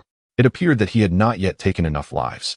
Should he not eliminate Zhu Yueling before leaving Earth? How could he honor the memory of his grandfather, Lan Xing? Suddenly, Lan Xiaobu recalled his uncle, Lan Xiangwu, and how he had gone missing, a mystery to which Lan Xiaobu had no answer, for he had been far too young at the time. His mother had told him that they had been escorted out by his uncle, Lan Xiangwu. Given the Zhu family's ruthlessness and the finality of the document's conclusions, his uncle was likely in grave danger. Lan Xiaobu closed the document and opened several videos, growing increasingly alarmed as he discovered that the practice of sinking to the sea was an old tradition of the Zhu family. The president of the Bai Dai group had also fallen victim to the Zhu family's machinations, as had the once prominent scientist, Shi Weizheng, who was rumored to have gone missing during an expedition, also a victim of the Zhu family's treachery. The explosions at the Tongyu commercial building and the collapse of Exile Lian were similarly orchestrated. Had he not watched these videos, Lan Xiaobu would have never imagined that these events were all human-made. Not only were they deliberate acts, but they were also the handiwork of the infamous Zhu family, whose crimes were innumerable. At this moment, Lan Xiaobu finally grasped why the Zhu family sought to sink him. It was not solely due to his failure to treat the illness of the Zhu family's young master, but rather because he was a loose end from the Blue family, a threat that needed to be eradicated. Fortunately, in this life, he had taken the initiative, having already eliminated Zhu Jie and Zhu Jun. Aside from the documents detailing the downfall of the Blue Song group, Lan Xiaobu shared everything else on the Jianghu forum. Wait. Opening the Jianghu forum, he finally noticed the pinned post. The natural energies of the earth had become so concentrated that everyone could now cultivate. This was a post relevant to him. After reading it, Lan Xiaobu realized that his reincarnation had triggered a butterfly effect, causing the awakening of the natural energies, something that would not have been known for another 6 months, to be revealed to all. With the discovery of the natural energies occurring 6 months ahead of time, it was likely that people's attention would soon turn to Kunlun Mountain. Lan Xiaobu quickly made up his mind to finish his business and head to Kunlun Mountain. If someone else were to find the flying saucer first, it could lead to the resurgence of events from his past life. Preventing nuclear contamination of the earth was of utmost importance. As for the Zhu family, he believed that once the information he had posted on the Jianghu forum began to circulate, many would rise against them. The only regret was that he had been unable to eliminate Qian Yin. This caused him great frustration, but time was of the essence. Lan Xiaobu was acutely aware that if he were to find Qian Yin and deal with him afterward, it was likely that others would have already ventured deep into Kunlun Mountain, which might even be sealed off to the public by then. Lan Xiaobu anticipated that his journey would not be easy. However, to his astonishment, he encountered no inquiries along the way, merely having to disguise himself slightly. Within just a few days, he found himself back in Huzhou. Upon arriving in Huzhou, Lan Xiaobu quickly purchased some essential items and made his way to Kunlun Hospital. He still had over 100,000 on him, money that was of little use to him, so he planned to leave it with Ji Zheng before entering Kunlun Mountain. Ji Zheng had been quite helpful to him in the past. The number of people at Kunlun Hospital was noticeably greater than when he had worked there. Whether this was due to its proximity to Kunlun Mountain, where the energies were more potent, or because Kunlun Hospital had successfully treated the first case of frozen silkworm disease globally, Lan Xiaobu could not tell. The first familiar face he encountered upon entering Kunlun Hospital was not one of its staff, but rather Zhang Meishuan, a classmate from Haiyang Medical University. Zhang Meishuan appeared to be somewhat lost in thought, seemingly uncertain about what course of action to take. During their years at Haiyang Medical University, Lan Xiaobu and Zhang Meishuan had little interaction. Firstly, Lan Xiaobu was considerably younger, and in comparison to the mature and alluring Zhang Meishuan, he seemed rather juvenile. Secondly, Lan Xiaobu was not particularly fond of Zhang Meishuan's overly flamboyant personality. Should he extend a greeting? Chapter 29. The Nest of the Living Crocodile. Who are you? Zhang Meishuan exclaimed, startled, as she quickly stepped aside, nervously gazing at Lan Xiaobu. However, her confusion soon transformed into disbelief. You are Lan Xiaobu? Lan Xiaobu had merely undergone a simple disguise, and it was hardly surprising that Zhang Meishuan recognized him, given that they had been classmates just a few months prior. Indeed. I am Lan Xiaobu, he replied with a smile, feeling unconcerned about being recognized in this place, Huzhou, as he was soon to enter Kunlun Mountain. Before proceeding, he wished to convey a message to Zhou Tian through Zhang Meishuan, who was Zhou Tian's closest friend. Why are you in disguise? Zhang Meishuan instinctively asked. Lan Xiaobu looked at her in confusion. Is there not a bounty on my head? This seemed implausible. After all, he had eliminated the Zhou family, and it was certain that a manhunt would ensue. He found it hard to believe that the Zhou family would be so lenient as to keep this information under wraps. Zhang Meishuan quickly responded, your bounty has been lifted. You can check the Jianghu forum to verify. Lan Xiaobu was taken aback, memories flooding back. In 2033, the government had passed a law absolving individuals of criminal responsibility under certain circumstances. The videos and documents he had posted on Jianghu provided ample evidence that the Zhou family had severely undermined national and public interests. With such proof, regardless of his current status as a suspect, it elevated his actions to a level of public service, allowing him to be exonerated. If he could substantiate certain matters and prove that he acted in self-defense against persecution, he might even attain significant merit. What has become of the Zhou family? Lan Xiaobu inquired immediately, satisfaction brewing within him, aware that his actions had borne fruit. The Zhou family was annihilated overnight, and the perpetrators remain unknown, Zhang Meishuan hurriedly explained. Her urgency escalating. Lan Xiaobu, have you not seen Zhou Tian? She came looking for you, but after arriving in Huzhou, she disappeared and is now listed as a missing person. What? Lan Xiaobu felt a sudden ringing in his ears. Zhou Tian was missing? Just as Zhang Meishuan was about to elaborate, his eyes caught sight of a familiar figure clad in black. He would not mistake it. Without hesitation, he pulled a tactical vest from his backpack and thrust it into Zhang Meishuan's hands. Zhang Meishuan, I am going to search for Zhou Tian. You keep this. I have no further use for it. Ah. Zhang Meishuan barely uttered a sound before realizing Lan Xiaobu had dashed out. Instinctively, she opened the vest and gasped at the sight of cash, over 100,000. In shock, she quickly grabbed the vest and hurried after him. Are you Lan Xiaobu? The man in black, seemingly unfazed by Lan Xiaobu's approach, instructed, no need for words, just come with me, or you know the consequences. Without a hint of hesitation, Lan Xiaobu entered the car and immediately asked, is my classmate Zhou Tian with you? He recognized this man from their encounter outside the Tianyin auction. The black-clad figure had waited for him for hours then, but had not stopped him as they were unfamiliar. You arrived just in time, otherwise we would have taken your other female classmate as well. By the way, I am G2, the man began. But his words were abruptly interrupted as Lan Xiaobu's grip tightened around his throat. No, next time. Speak, where's my classmate? G2 stammered, unable to articulate a single word. Lan Xiaobu released his grip slightly, and after a few coughs, G2 hurriedly replied, I'll take you there. It wasn't Timi who wanted to capture her. It's the Shengyi Gang's deputy leader. Then lead the way, Lan Xiaobu ordered. Should Zhou Tian come to any harm, the Shengyi Gang would learn the true meaning of regret. Zhang Meishuan's words were simple. The Zhou family had been wiped out overnight. In truth, Lan Xiaobu was oblivious to the magnitude of the uproar his revelations had caused, which far surpassed the mere annihilation of the Zhou family. 3 days after he released the videos and documents, the Zhou family had been completely eradicated. Even those Zhou family members not residing in Shenpu mysteriously vanished. Yet, Lan Xiaobu had not watched many of the videos himself. Several indicated that the Zhou family was merely a pawn of Tianyin, which was also implicated in numerous scandals.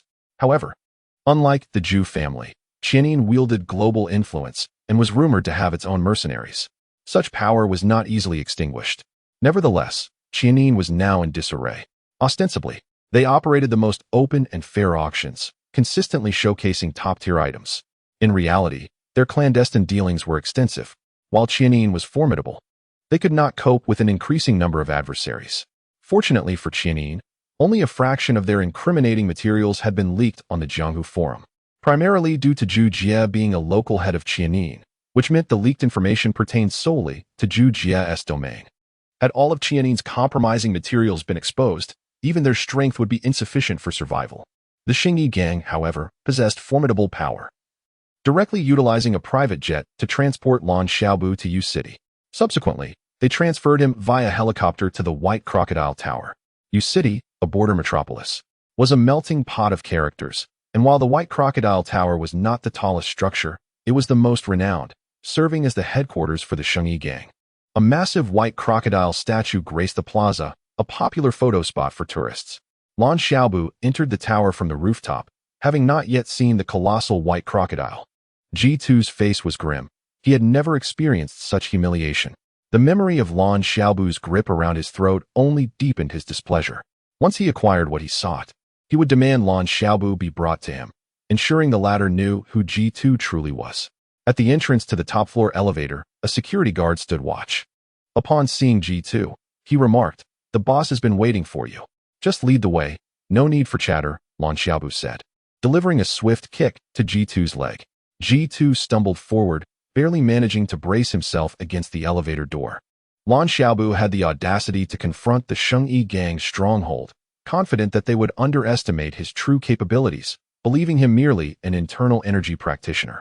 In reality, he was on the cusp of transcending to the innate realm. G2 did not retaliate, but merely muttered a single word, "You," before stepping into the elevator. Fully aware that Lan Xiaobu would follow, there was no rush. He had ample opportunities to torment Lan Xiaobu later, allowing him to bask in his momentary triumph. The elevator doors opened, revealing the entrance to a lavish conference room. As Lan Xiaobu entered, he found 4 individuals seated, with one standing to the side. At the head of the table sat a slender man whose gaze bore an eerie intensity, seemingly capable of peering into the depths of one's soul. As G2 moved aside, 2 burly men materialized behind Lan Xiaobu, poised to seize his arms. Before they could act, Lan Xiaobu swiftly delivered 2 kicks. Crack, crack. 2 crisp sounds resonated as the 2 robust men who had just approached Lan Xiaobu were sent flying, the sound of their bones shattering eliciting a wince from onlookers. Despite their rigorous training, the men could not suppress their anguished cries. The click of a gun's chamber echoed as a pistol was aimed at Lan Xiaobu, wielded by the man standing to the side.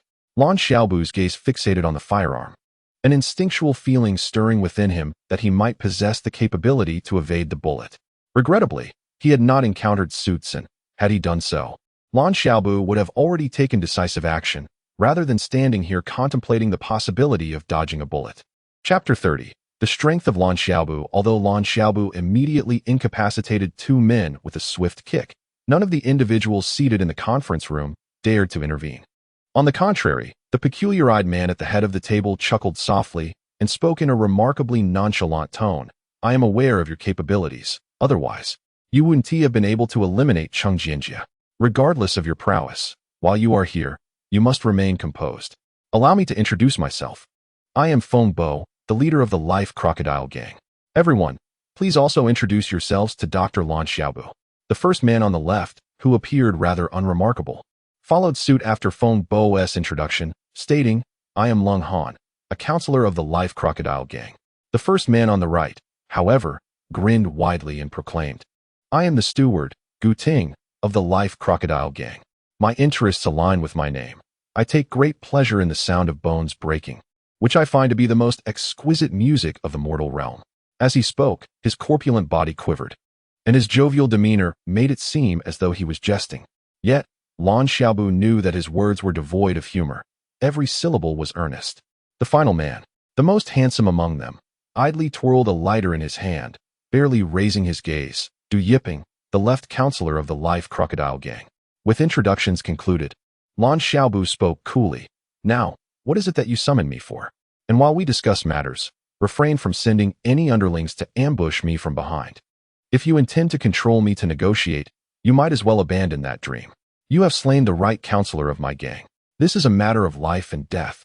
However, the Life Crocodile Gang has always valued good relations, especially since you have uncovered issues regarding penicillin. You are undoubtedly a formidable physician, and it would be a pity to eliminate you.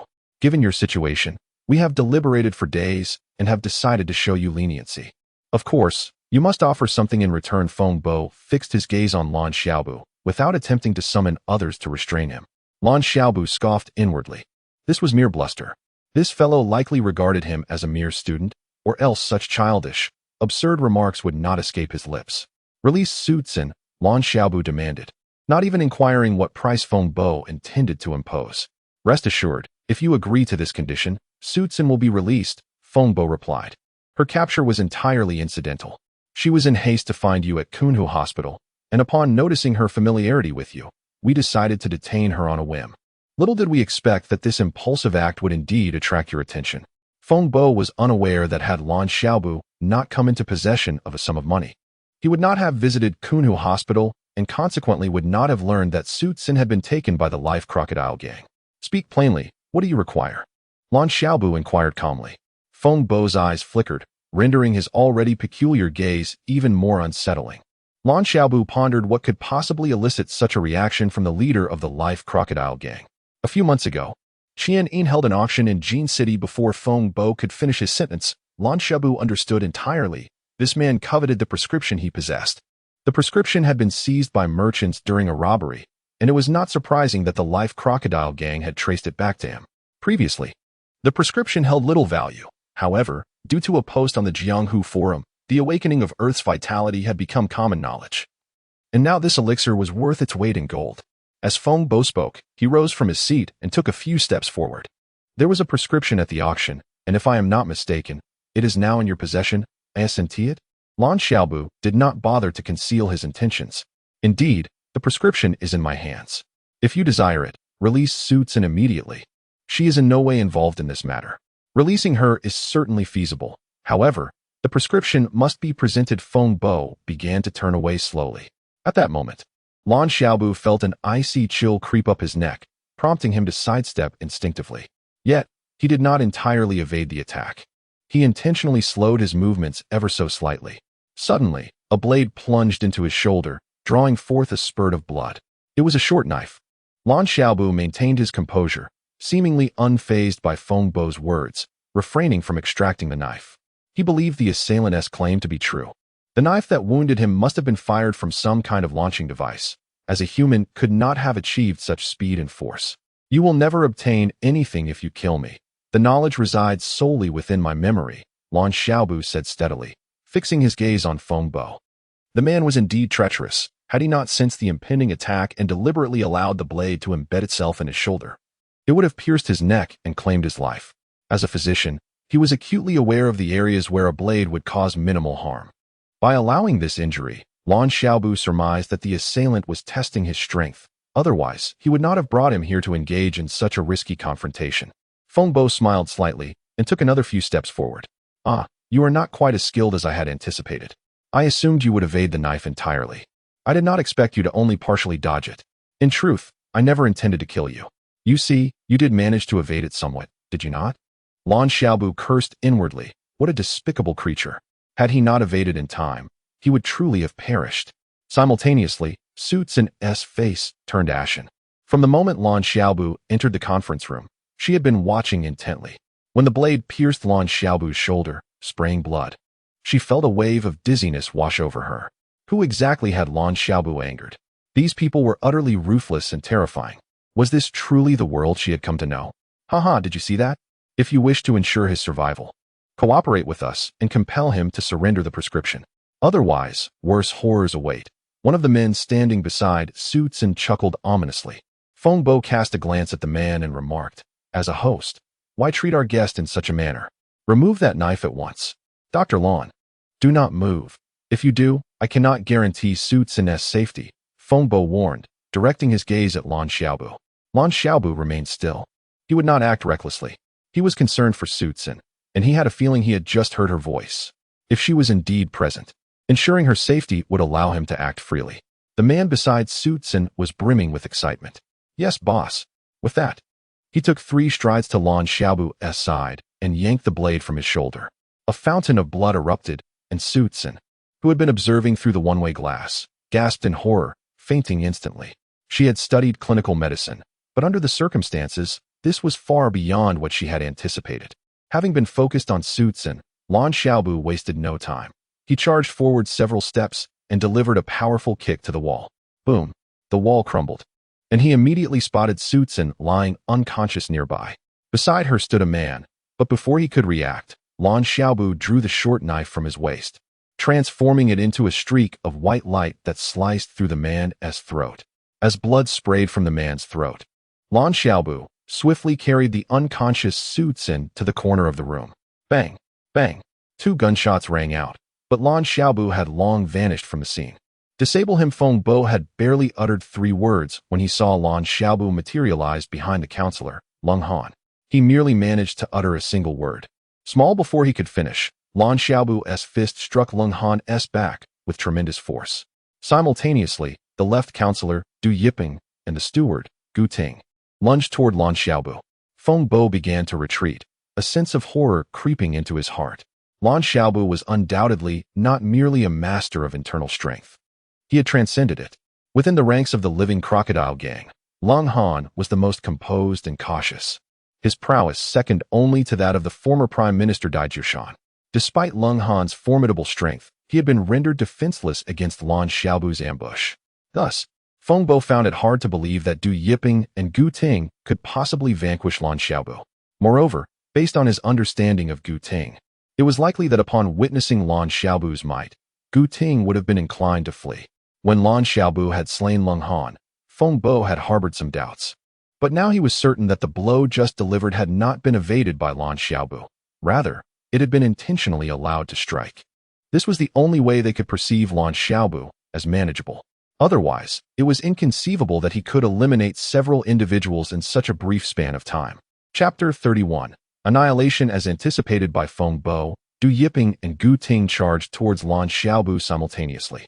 Even when Gu Ting was still a meter or two away, he swiftly turned, rushing out of the conference room ahead of Feng Bo. Lan Xiaobu seemed to soar through the air, his left leg creating a shadow as it struck Du Yiping's neck with tremendous force.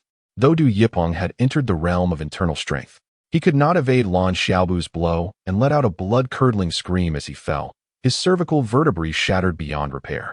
Before Lan Xiaobu even touched the ground, he hurled his short blade, which pierced the throat of a man still contemplating how to fire his weapon.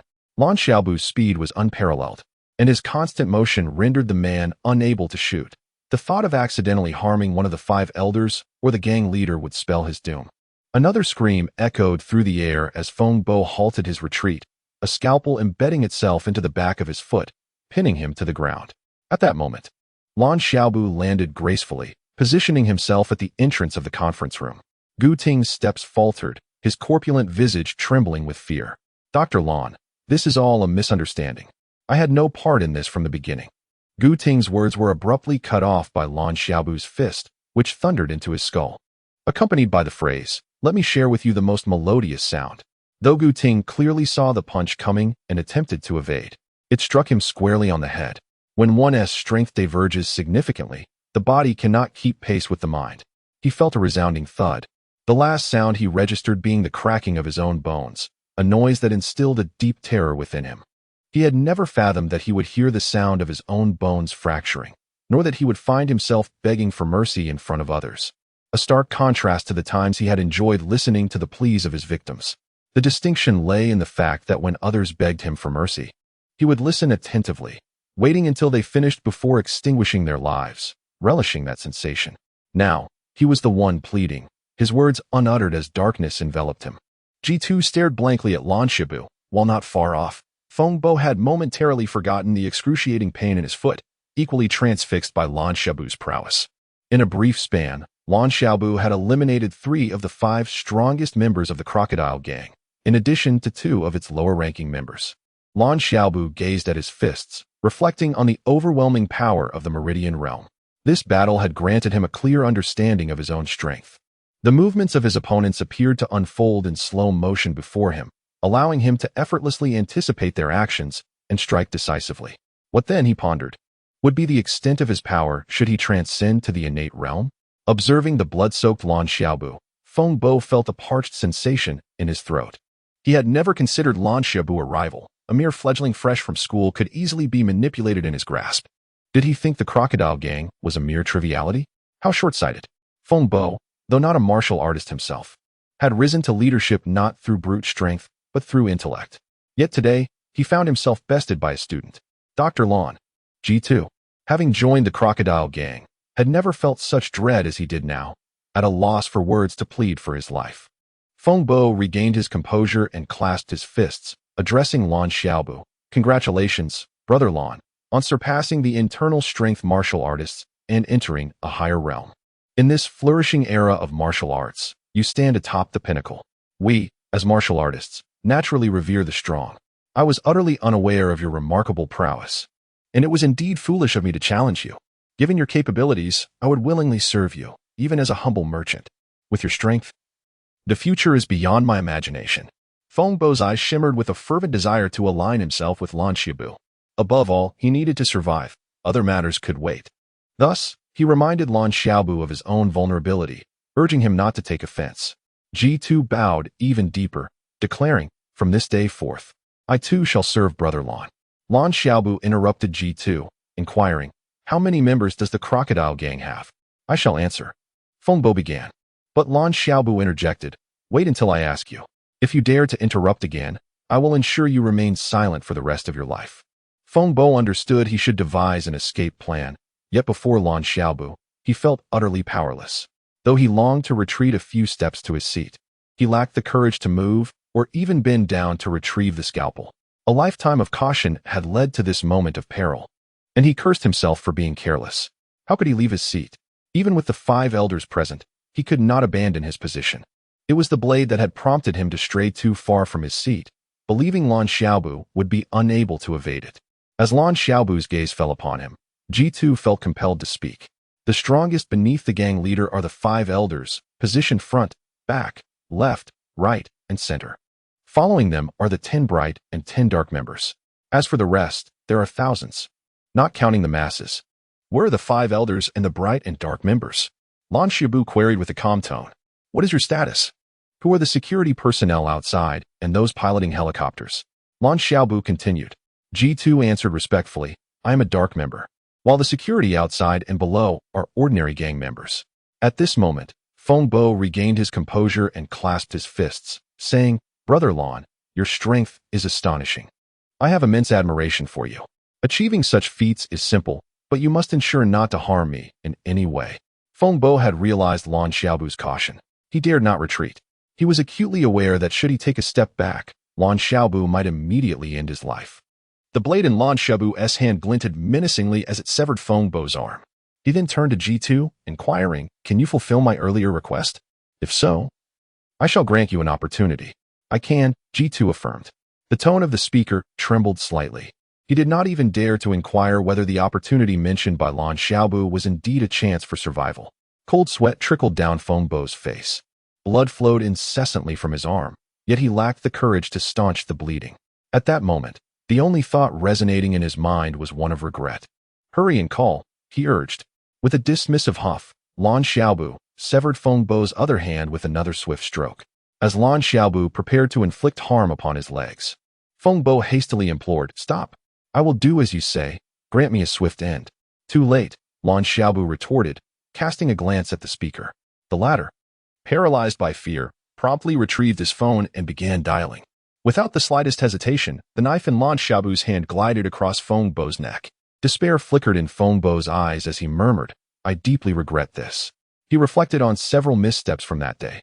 First, he should never have summoned Lan Xiaobu to his lair for a face-to-face confrontation, regardless of how insignificant he perceived him to be. Second, he should not have distanced himself so far from his seat simply because Lan Xiaobu had evaded that initial strike.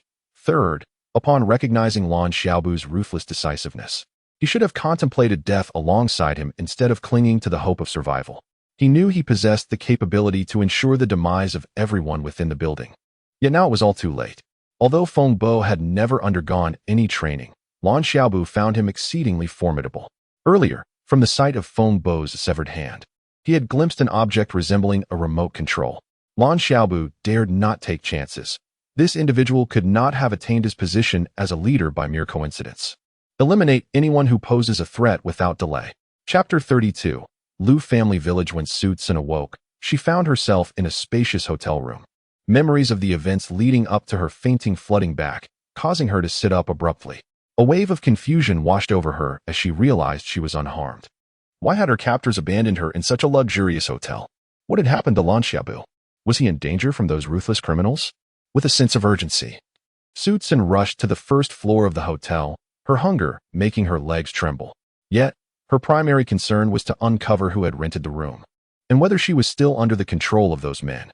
As she glanced around, she spotted her bag, and to her relief, everything inside was intact. Without hesitation, She took out her phone to charge it. Just as she was about to make a call, her phone rang, an incoming call from Zhang Meishuan. Upon hearing Su Tsin's voice, Zhang Meishuan's tone was filled with tremors of excitement. Su Tsin, thank goodness you're safe. I've already informed your family. They must have reported your disappearance to the police. Where are you now? I'm in Jiyuan. Su Tsin replied. Thank heavens. You absolutely must avoid Yu City. Do you know what happened there yesterday? It was something that shocked the world. What happened? Su Tsin questioned, still bewildered. She had been in Yu City, yet now she found herself in Jiyuan. You mentioned that Lan Xiaobu had been to Kuno Hospital? Su Tsin's voice quivered. She had seen Lan Xiaobu just before losing consciousness, and now she was here. The Shengyi gang? Wasn't it them who kidnapped me?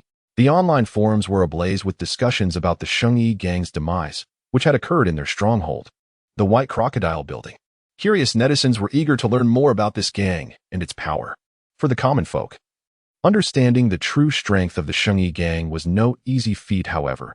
Those familiar with the Southeast Asian underworld were well aware of its notoriety. Keyboard warriors began to educate the masses about the Shengyi gang, debating its might in comparison to the recently infamous Qianin. The news of the Shengyi gang's downfall was so sensational that even students like Zhang Meishuan were aware of it, and business circles were certainly not oblivious. Shang Yushui remained silent, while Shang Fengqi inquired, Master, the Earth's vitality has erupted. That medicinal formula is of utmost importance to our family business. Why wouldn't we pursue it? Shang Hengze sighed. Can't you see who was responsible for the Shengyi gang's downfall? Who? Shang Fengqi's response was slow, indicating his lack of knowledge in this area. Shang Hengze nodded. Indeed, Lan Xiaobu is no longer someone we can manipulate. He has become a formidable force. Moreover, Qianin is also monitoring this situation. It would be prudent for us to withdraw now, as it presents us with only advantages. Let us observe whether Lan Xiaobu or Qianin emerges victorious.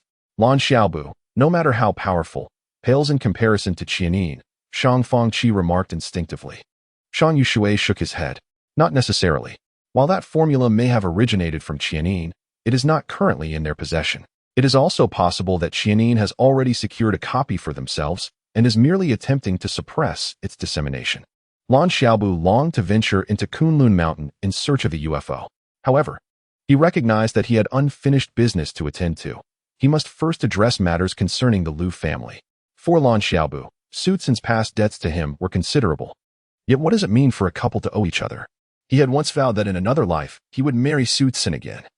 But now he was preparing to depart from this planet, heading into the vast, uncertain cosmos.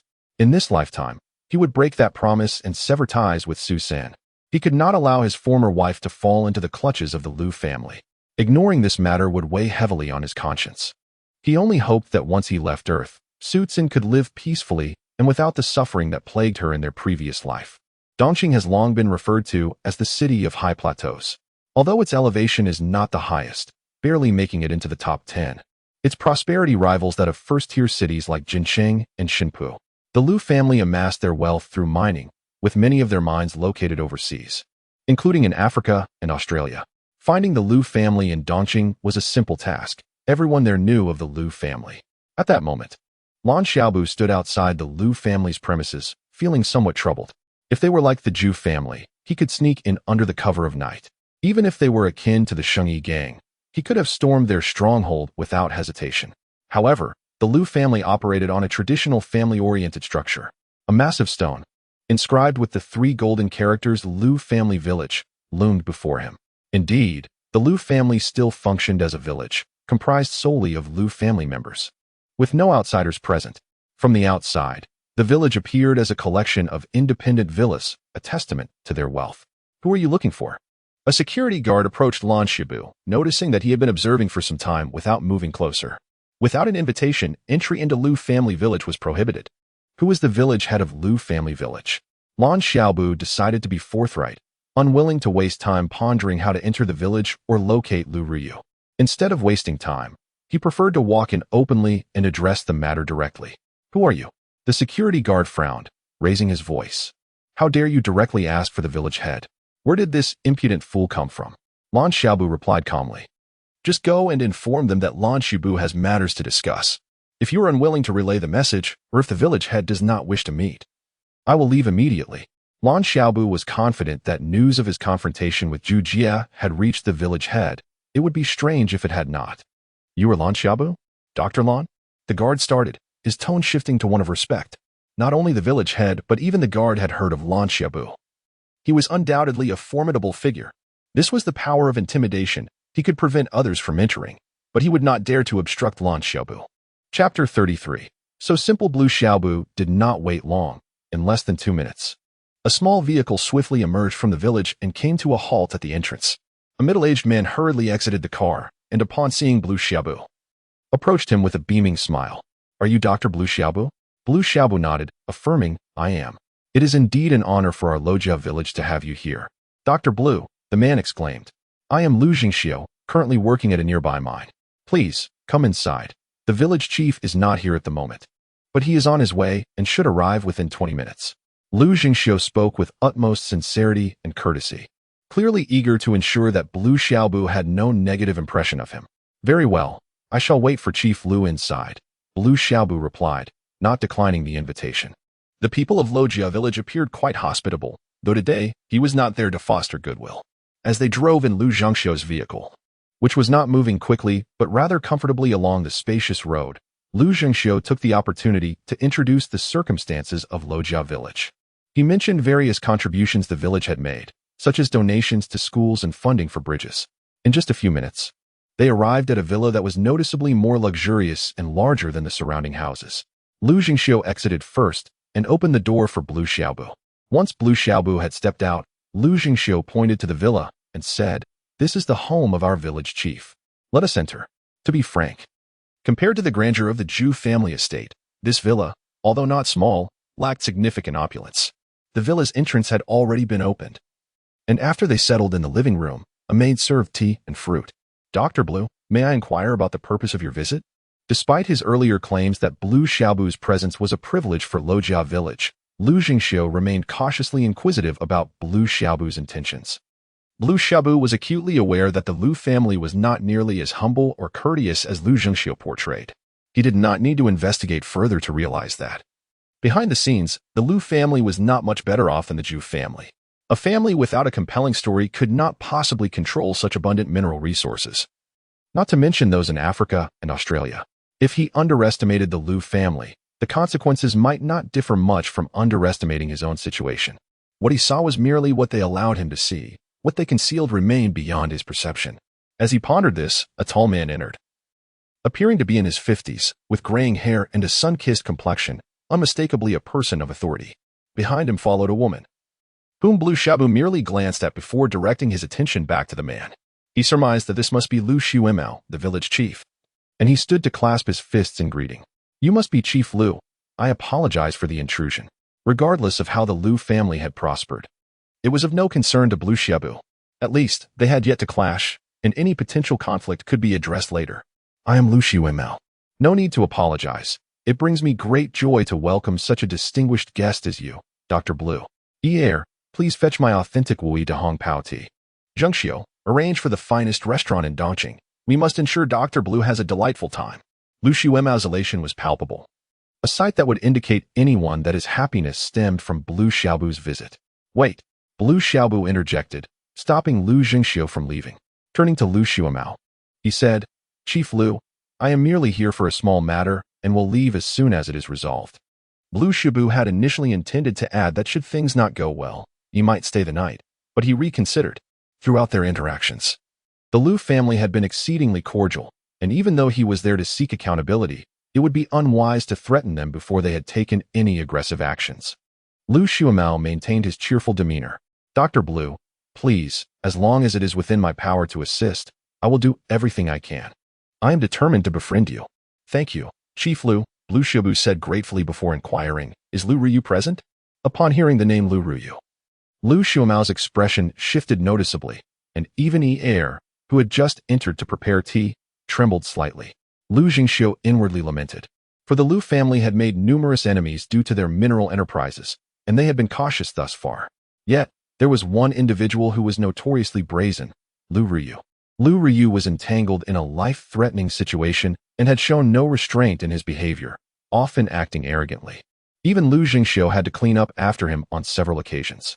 Being Lu Xuemao's nephew and suffering from an ailment, Lu Xuemao had turned a blind eye, hoping that the Lu family could manage any issues that arose. However, if Lu Ruyu were to offend Blue Xiaobu, it would pose a significant challenge. The Lu family was powerful, yet it would require considerable effort to placate Blue Xiaobu. Unless they could manage to control Blue Xiaobu now, perhaps the Lu family would. As Lu Jingxiu contemplated this, his heart began to race. Lu Xuemao shot a cold glance at Lu Jingxiu, who instinctively shivered and hurriedly composed himself. Once Lu Jingxiu had calmed down, Lu Xuemao sighed and spoke to Blue Xiaobu. Dr. Blue, Lu Ruyu is my nephew. He is rather unrefined, and if he has offended you in any way, I take full responsibility. Please, do not hesitate to express your concerns. I, Lu Xuemao, will certainly address them. I will do my utmost to resolve any issues, Lu Xuemao added, feeling utterly helpless. Why must this nephew of mine cause so much trouble? Of all people, why must he provoke Dr. Blue? Blue Xiaobu replied nonchalantly. Chief Lu, Lu Ruyu has not offended me. It is merely that I have a woman whom I hold dear. Her name is SUSI-MANHUA. Blue Xiaobu paused here, knowing that the implication of his words would be understood. Upon hearing Blue Xiaobu's statement, Lu Xuemao felt a wave of relief wash over him. A heavy burden had been lifted. As for the matter involving Sutsun, it was not his fault. Lu Xuemao earnestly clarified, the arrangement between Ryu and Sutsun was established 4 years ago. At that time, Ryu visited Haiyang, saw Sutsun, and earnestly requested this arrangement. I had promised Su Shan that once Sutsun graduated, we would proceed with the matter. Blue Xiaobu had not anticipated the situation to be so simple. Given Lu Xuemao's humility, he decided not to press further and clasped his fists in gratitude. Thank you, Chief Lu. In that case, I shall not impose further and will take my leave. Dr. Blue, you have come such a long way. You simply must. Lu Xuemao insisted with fervor. Blue Xiaobu reiterated, I truly have matters to attend to. Perhaps we shall meet again in the future. Chief Lu, please do not see me out. After uttering those words, Blue Xiaobu reached the door, gathering his energy before swiftly leaping several paces away, quickly vanishing from Lu Xuemao's sight. Though Lu Xuemao had offered hospitality, Blue Xiaobu felt compelled to demonstrate his prowess and instill a sense of caution among the Lu family. Lu Xuemao, not being a martial artist, remained momentarily stunned after Blue Xiaobu's disappearance, speechless. Chairman, after a considerable pause, Lu Jingxiu finally broke the silence. Almost immediately after Lu Jingxiu's words faded, a sports car roared to a stop. A slightly pale young man emerged from the vehicle, and upon alighting, he exclaimed excitedly, Uncle, I have wonderful news. Chapter 34. Driving away the Lu family, Lu Xuemao let out a cold snort, disregarding Lu Ruyu, and turned to enter the house. Lu Jingxiu hurriedly followed him inside. While Lu Ruyu was filled with confusion, his uncle had always treated him kindly. Why was he suddenly showing such a stern demeanor today? Regardless, he dared not offend his uncle and quickly followed him in. Ruyu, from this day forth, you are not permitted to roam aimlessly outside. You must either focus on your studies or take up work in the mines, Lu Xuemao stated calmly as he sat down, yet the implication of his words was unmistakable. Ah, uncle, you know I am not cut out for studying. Lu Ruyu exclaimed, utterly bewildered by this sudden shift in his uncle's attitude. Why, uncle, that woman is someone I truly care for. Upon hearing that he must give up Sutsun, Lu Ruyu immediately protested. Lu Xuemao cast a cold glance at him. If you wish to see the Lu family brought to ruin, by all means pursue the Su family. However, before that happens, I will ensure your demise. The terrifying tone of his uncle sent a shiver down Lu Ruyu's spine, silencing him instantly. Lu Jingxiu interjected, Chairman, although Lan Xiaobu is formidable, he cannot possibly pose a threat to the Lu family, can he? To my knowledge, Zhu Jie and Zhu Jun were both killed by Lan Xiaobu in the operating room, and he fled after committing the murders.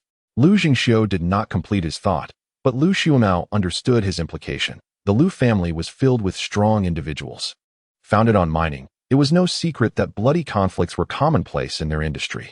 Even if Lan Xiaobu is powerful, he is merely a doctor, Lu Jingxiu continued, maintaining a polite tone towards Lan Xiaobu due to his ruthless nature, not wishing to provoke such a person. However, it seemed far-fetched that a mere doctor could threaten the Lu family. Uncle, what about Lan Xiaobu? Lu Ruyu cautiously inquired, as he was well aware of the man. He killed Zhu Jie and Zhu Jun. Zhu Jun was already formidable, but Zhu Jie was even more so than you, uncle. Upon learning that Su Tsin was Lan Xiaobu's woman, Lu Ruyu felt a chill run down his neck. Though he was a reckless young master, he understood that Lan Xiaobu was not intimidated by any young heir. Otherwise, he would not have dared to kill Zhu Jie and Zhu Jun. His concern was not about Lan Xiaobu's threat to the Lu family, but rather the threat he posed to himself. After all, Lu Ruyu indulged in a life of debauchery, making him an easy target for Lan Xiaobu. Realizing this, he hesitated to voice his objections. Lu Xuemao, glancing at Lu Jingxiu, sighed. Do you think my apprehension regarding Lan Xiaobu stemmed solely from his killing of Zhu Jie and Zhu Jun? The Zhu family may indeed be more powerful than ours, but that is not the reason for my caution. Seeing Lu Jingxiu still puzzled, Lu Xuemao elaborated. Not long ago, I received news that the Shengyi gang was eradicated by Lan Xiaobu alone. This included their leader, Feng Bo, along with 5 elders and 20 disciples, with only 5 surviving. Do you believe the Lu family can outmatch the Shengyi gang? Upon hearing Lu Xuemao's words, Lu Jingxiu felt a chill run down his spine. At that moment, he was grateful for having treated Lan Xiaobu with respect and refrained from antagonizing him. Ordinary people might not be aware of the Shengyi gang, but Lu Jingxiu certainly was. The 5 elders of the gang were all masters of internal energy. Following the surge of vitality on Earth, it was likely that several of the 20 disciples had also become masters. This gang was a formidable force in Southeast Asia, and now they had been obliterated by Lan Xiaobu. How could he not feel a sense of dread? In contrast, Lu Ruyu, unaware of the significance of the Shengyi gang, felt rather indifferent, far less threatened than by Lan Xiaobu's actions against Zhu Jun. Lu Xuemao continued in a grave tone. Although neither of us practice martial arts, you should be familiar with internal energy practitioners. The Lu family also has one such practitioner.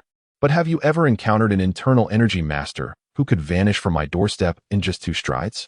When Lan Xiaobu departed moments ago, after taking his first step, he was already several paces away. They had merely caught a glimpse of his silhouette, and by the second step, he was gone without a trace. Lu Jingxiu sighed deeply and cautiously asked, Chairman, is it confirmed that Lan Xiaobu was responsible for the destruction of the Shengyi gang? Yes, uncle. Lu Ruyu lowered his head. Mount Kunlun, the foremost sacred mountain of China, bears witness to countless legends. Due to its treacherous and mysterious nature, those who venture to Mount Kunlun often go missing, necessitating military protection. However, this guardianship is more symbolic than stringent. Lan Xiaobu felt fortunate. His journey had been devoid of peril, and within just a few days, he had reached the outskirts of Mount Kunlun.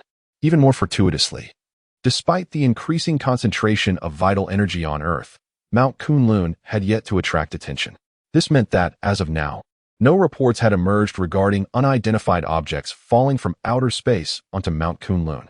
From this moment forth, he, Lan Xiaobu, might meet his demise deep within Mount Kunlun. Though he had been reborn less than a year ago, everything from his past would become irrelevant, despite his desire to cultivate to a preternatural state before entering the mountain. He recognized that this was unrealistic. Setting aside whether he could attain such a state, entry to Mount Kunlun had long been prohibited. Ding! His phone buzzed, indicating a new message. Su Tsin pulled out her phone and saw a message stating, Forgive me for breaking my promise. In this lifetime, I cannot accompany you. Please take care of yourself. The message came from an unknown number and bore an inexplicable tone. Just as Su Tsin contemplated deleting the message, Zhang Meishuan's voice broke through. Su Tsin, your mother is here. Oh. Su Tsin was startled, incredulously looking up at the door. Standing there was a woman with a haggard face, her eyes slightly red-rimmed, gazing at SUSI-MANHUA. Mom, what brings you here? Su Tsin stood up hastily. Despite not understanding why her parents had distanced themselves from her after she entered university, they were still her parents. Tsin, your father and I were sent abroad because we opposed you marrying into the Lu family right after your graduation, especially to that wastrel Lu Ruyu. We lacked the means. What? Su Tsin was stunned by her mother Wei Nan's words.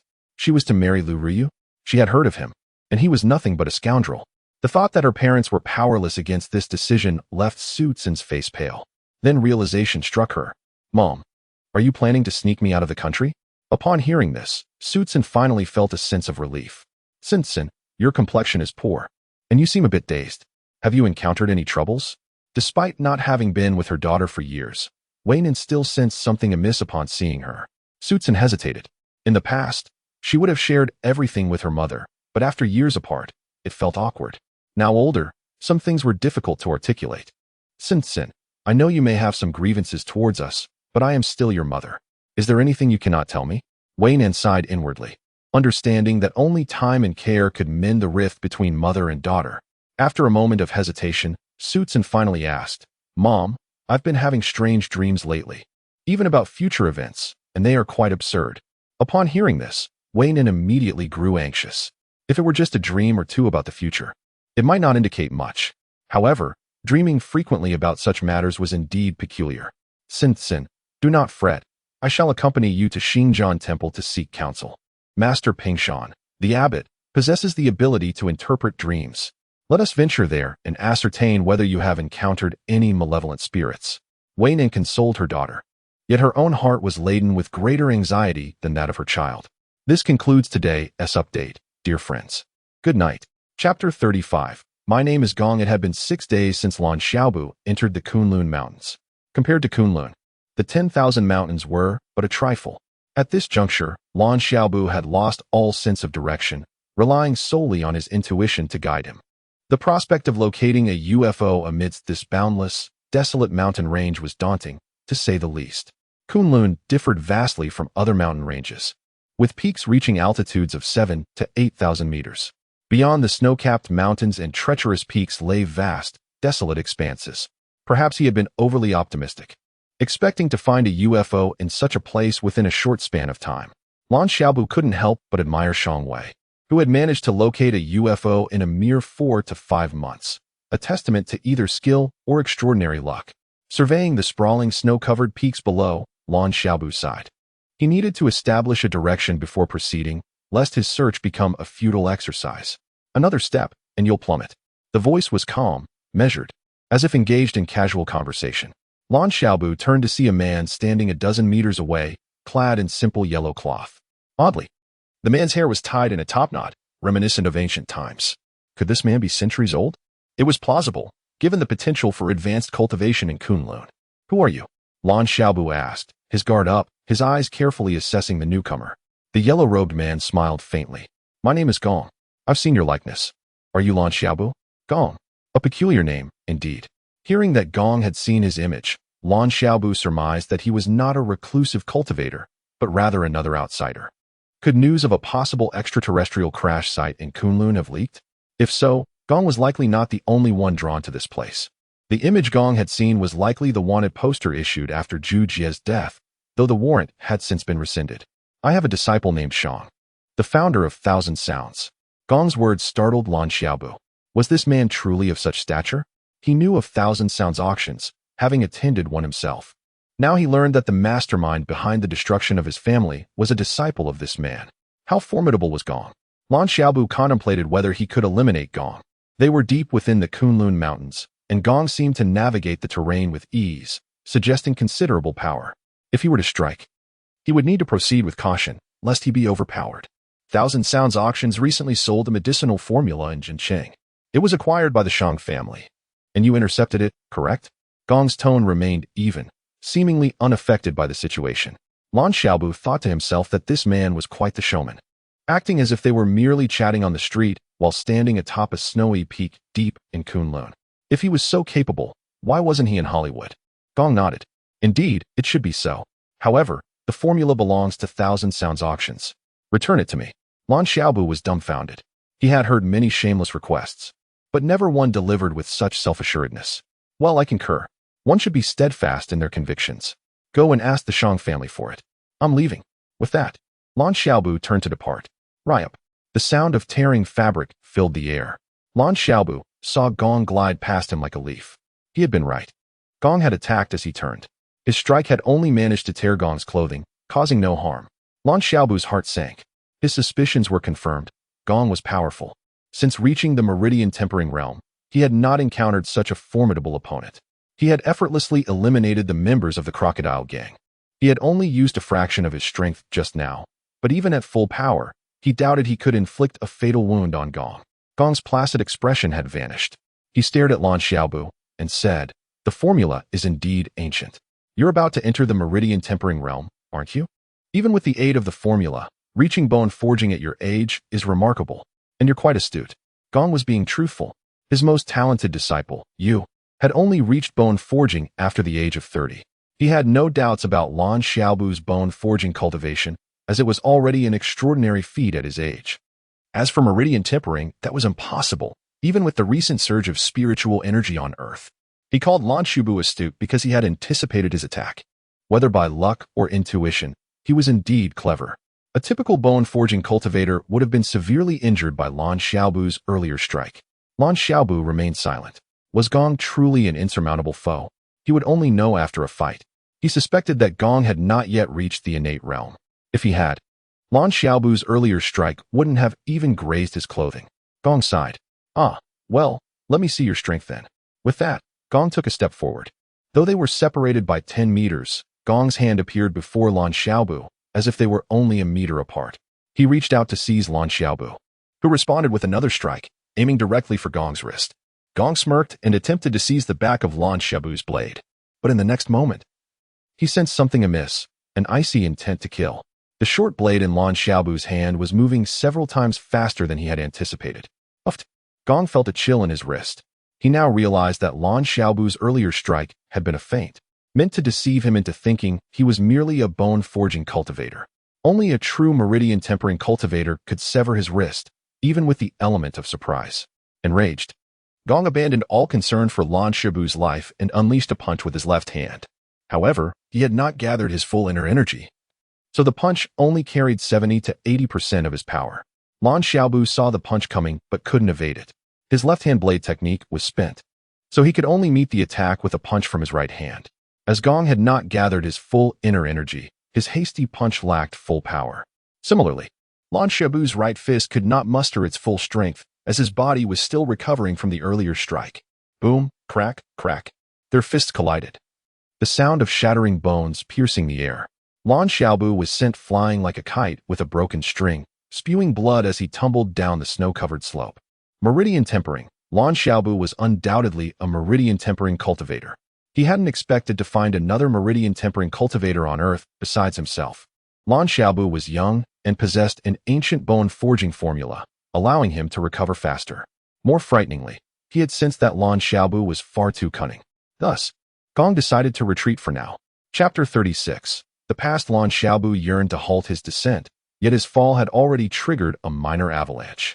His best course of action was to shield his body from being swept into the abyss. A massive boulder obstructed his tumble, and though it nearly fractured several of his ribs, he finally came to a stop. Relieved, Lan Xiaobu realized he had not plummeted into the depths of the cliff. And astonishingly, his backpack remained securely strapped to him. The formidable opponent he faced had been exceptionally powerful, had he not seized the opportunity to sever one of their hands. His fate today might have been far more dire, perhaps even fatal. Using his uninjured hand, he retrieved a bandage from his pack and carefully aligned his fractured bones before binding them. A dull ache resonated in his chest, making each breath laborious. However, Lan Xiaobu had no intention of escaping. Since entering the Kunlun Mountains, he had ceased to think of leaving, or even surviving. If he failed to find the flying saucer, he would at least know he had given it his all. After several hours, Lan Xiaobu finally reached the foot of the mountain. In that moment, he was utterly disoriented. During his battle with Zhou, he had even lost his compass, rendering him clueless about which direction to pursue. After a meager repast of dry rations, he relied on instinct to navigate away from that place. Days passed, and Lan Xiaobu felt a sense of relief. Gong had not pursued him. Even more uplifting was the rapid recovery of his fractured bones, which seemed to defy the adage that healing from such injuries takes 100 days. In just a few days, the damage had begun to mend, leading Lan Xiaobu to speculate that it might be linked to his newfound realm as a martial artist. Having transcended the bone-forging stage to become a true practitioner of meridian passage. With his supplies dwindling, Lan Xiaobu attempted to hunt for sustenance. Fortunately, the depths of Kunlun Mountain were not devoid of wildlife. In this remote area, encounters with wild animals were relatively common.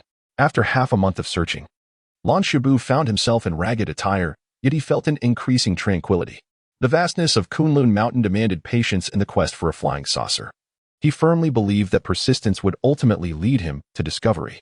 Su Tsin sat anxiously before Master Pingshan, the venerable abbot of Xinjiang Temple, who was rumored to be over a century old. Without hesitation, Su Tsin recounted. It was after that day when I chased after my classmate who had gone missing from our class, at the school's deletion. Deletion of Haiyang Medical University had long since lost its original charm. Once merely a small hill crowned with a solitary tree, it had now become a barren mound after lightning had struck the tree, leaving it stark and bare. Zhou Tian pondered briefly before recalling, that day, there were numerous thunderclaps. Yet curiously, it did not rain. Additionally, there were sudden bursts of white light beams that lasted only a moment. I initially thought it was an earthquake. Master Pingshan raised his eyebrows. Was it on September 17th of last year? Yes, it was indeed September 17th, Zhou Tian affirmed without hesitation. Master Pingshan chanted a Buddhist phrase. Amitba, Amitba. Master Pingshan, do you know what has become of my daughter? Wei Nin inquired anxiously, fearing her daughter might have been possessed.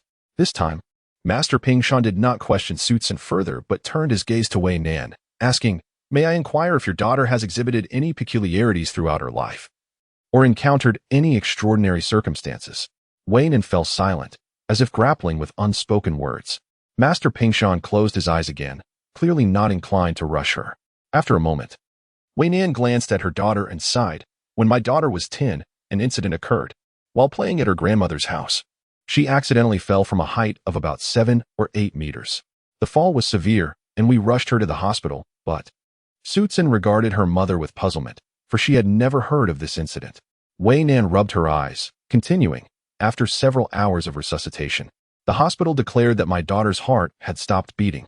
Upon examining her brainwaves, they announced she was beyond saving. I have not been a competent mother. I have failed you, Xian. To Wei Nin, this sentiment of inadequacy weighed heavily. Her daughter had nearly perished at 10, and even as she entered university, she felt incapable of protecting her. Unbeknownst to her, this guilt would only deepen if she were to learn of Zhou Tian's abduction. Even Master Pingshan regarded Wei Nin with confusion. If the hospital had declared her daughter deceased, how could Zhou Tian now be perfectly well? Wei Nin continued, that night, I could not bear to leave my daughter's side. I stayed with her, and miraculously she awoke. It was later discovered that she had been in a state of suspended animation. Wei Nin placed a hand over her heart, still haunted by the memory. Had she not remained steadfastly at her daughter's side, she would have missed the moment of her awakening. Mother, Zhou Tian was taken aback by this revelation, feeling profoundly moved. Had her mother not been there, what would have happened when she regained consciousness? Master Pingshan nodded. Was there anything unusual following her awakening? Wei Nin replied, yes. After regaining consciousness, my daughter seemed to have forgotten much of her past. The doctors explained it was due to a head injury, and that she would need time to recover. Fortunately, with our guidance, she gradually began to recollect her past. Master Pingshan once again chanted a Buddhist phrase. Though I cannot ascertain the precise reasons, I hypothesize that your daughter's recent dreams may be linked to these two occurrences. The phenomenon of returning from death is steeped in metaphysics, which I shall refrain from elaborating upon, as my insights may not be entirely accurate. Regarding the second matter, the thunder and light beams, many are aware of it. It has become evident that this event was a manifestation of Earth's vital energy surge. It is likely that your daughter's dreams are intertwined with this resurgence of energy. Master Pingshan glanced at Zhou Tian, suggesting that perhaps these memories had long been dormant, now resurfacing due to the Earth's energy awakening. One day, you may find these fragmented recollections coalescing into a complete memory. Zhou Tian gazed at Master Pingshan in astonishment. Master, but I have never experienced these events.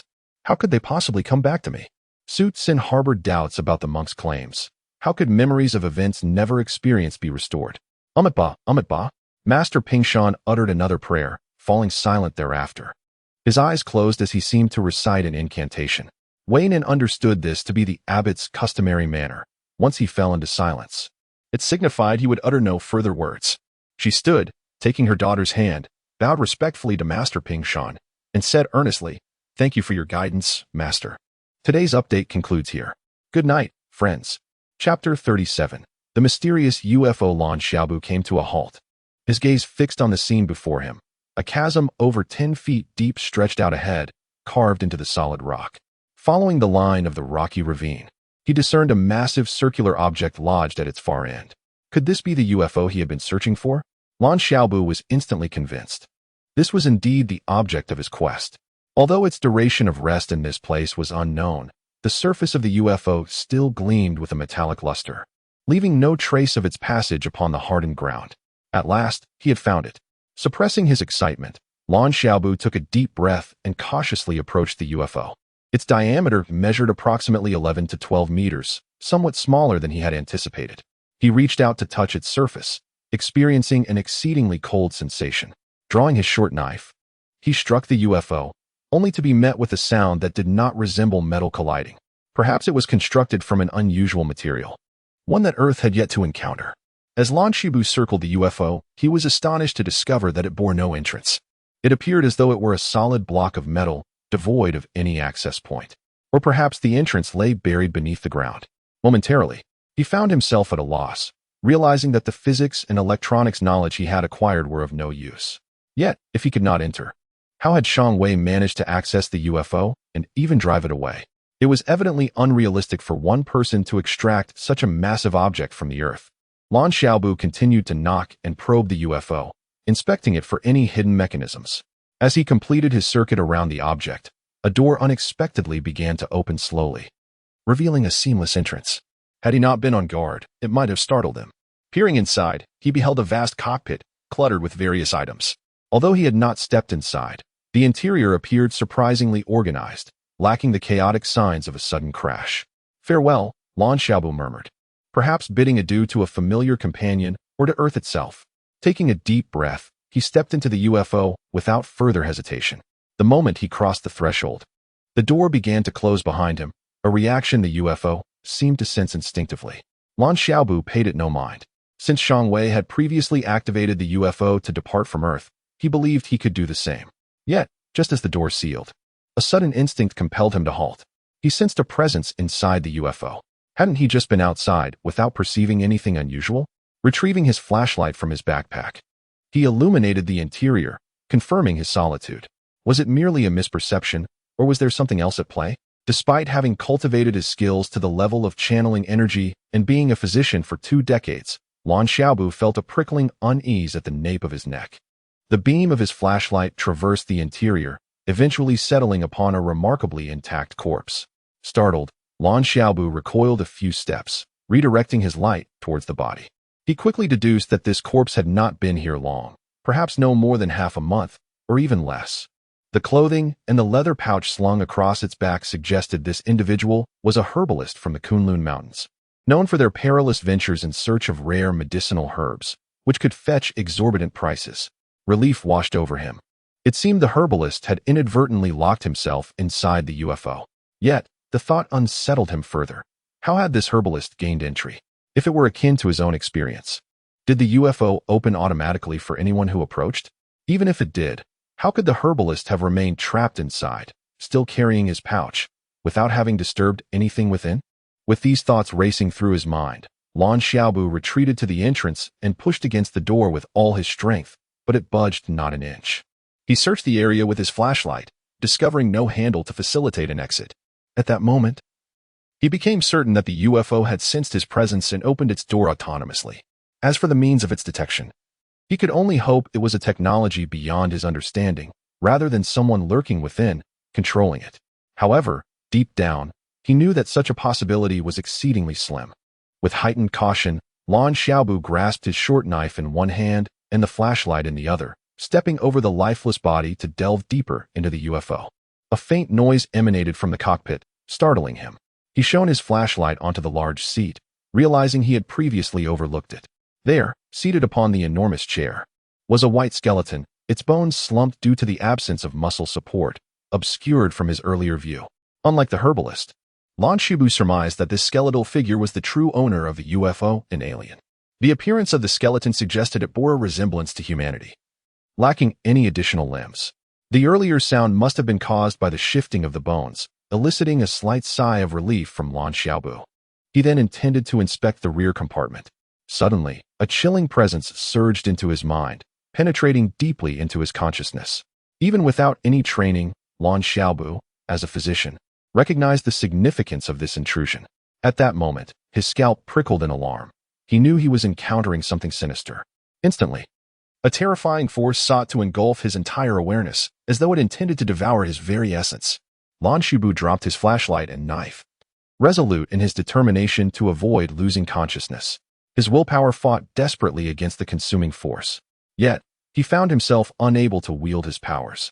All he could rely on was his sheer determination. Pain surged through his mind as cold sweat cascaded down his forehead. What devilry is this? Get away from me!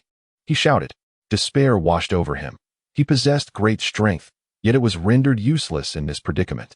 He could not allow his consciousness to be swallowed. Should that happen, it might mean the obliteration of his soul. In other words, his consciousness was the manifestation of his very soul. He hastily activated the I Ching Jing, knowing it was his only hope to circulate his inner energy, possibly providing him with some assistance. To his astonishment, upon channeling the I Ching Jing, he felt the devouring force momentarily halted. Yet, it was clear that the entity was far from finished. It intensified its efforts to consume Lan Xiaobu's consciousness. Do not resist. I shall fulfill all your desires. Simply let go of your mind and cease your struggle. All will be tranquil, and the pain shall vanish. A voice echoed within his mind, urging him to relinquish his defense over his consciousness, to abandon all forms of practice. At that moment, any animosity he felt towards Shang Wei evaporated. He realized he had misjudged him. Shang Wei must have been overtaken by the spirit residing within. And although his actions bore Shang Wei's name, the essence within him was no longer Shang Wei, but rather this extraterrestrial entity. Shang Wei is Shang Wei. He, Lan Xiaobu, will never allow anyone to usurp his consciousness, even if it means entangling his thoughts in utter confusion. Chapter 38. The frantic struggle. A voice of rage resonated deep within Lan Xiaobu, expressing evident displeasure at his fierce resistance. The incomprehensible tone only confirmed his suspicion that this entity attempting to seize control over him was not of earthly origin, but rather from the vast cosmos. Lan Xiaobu bit his lips until they bled, his fingernails clawing desperately at the leather of the pilot's seat. He could not allow this frenzied soul to take over. If he succumbed, he would be no different from Shang Wei, the very person he despised the most. To become the very embodiment of his loathing was an unbearable thought. Even death was not an option, for he feared that even in death, his body might still be exploited by this entity. He not only had to survive, but also sought to drag this soul down with him, ideally resulting in mutual destruction. A horrific pain tore through his consciousness, and Lan Xiaobu's eyes turned crimson as he distinctly heard the sound of his own soul fracturing. The main screen in front of him suddenly illuminated, accompanied by a series of beeping sounds. Amidst his struggle, Lan Xiaobu discerned several figures on the screen, one of whom he recognized as the man in yellow, Gong, who had once attempted to kill him. He surmised that the others were likely Gong's disciples. However, with his own survival at stake, escape was not an option. It was night, yet Gong had managed to locate him along with several disciples, demonstrating his tenacity. The soul attempting to seize Lan Xiaobu was evidently aware of the newcomers. But at that moment, Lan Xiaobu fought fiercely against its takeover. He did not know how many souls had been consumed to enhance its existence, but it had never encountered someone as resolute as Lan Xiaobu. Escape was imperative. If he remained, the influx of people would only spell doom for him. Lan Xiaobu would rather the spacecraft fall into Gong's hands than allow this foreign soul to take control and abscond with it. Just then, two piercing pains shot through him, as if needles were twisting deep within his soul. Blood spewed from his mouth, and he fainted. Yet, in this moment of unconsciousness, his body began to tremble and stagger towards the cockpit, rapidly pressing buttons on the screen. The spacecraft erupted with powerful gusts of air, forcing Gong and his disciples to retreat hastily. In the next instant, the craft lurched upward, ascending swiftly into the sky. He could not be overtaken. He could not be overtaken. This obsession jolted Lan Xiaobu back to consciousness.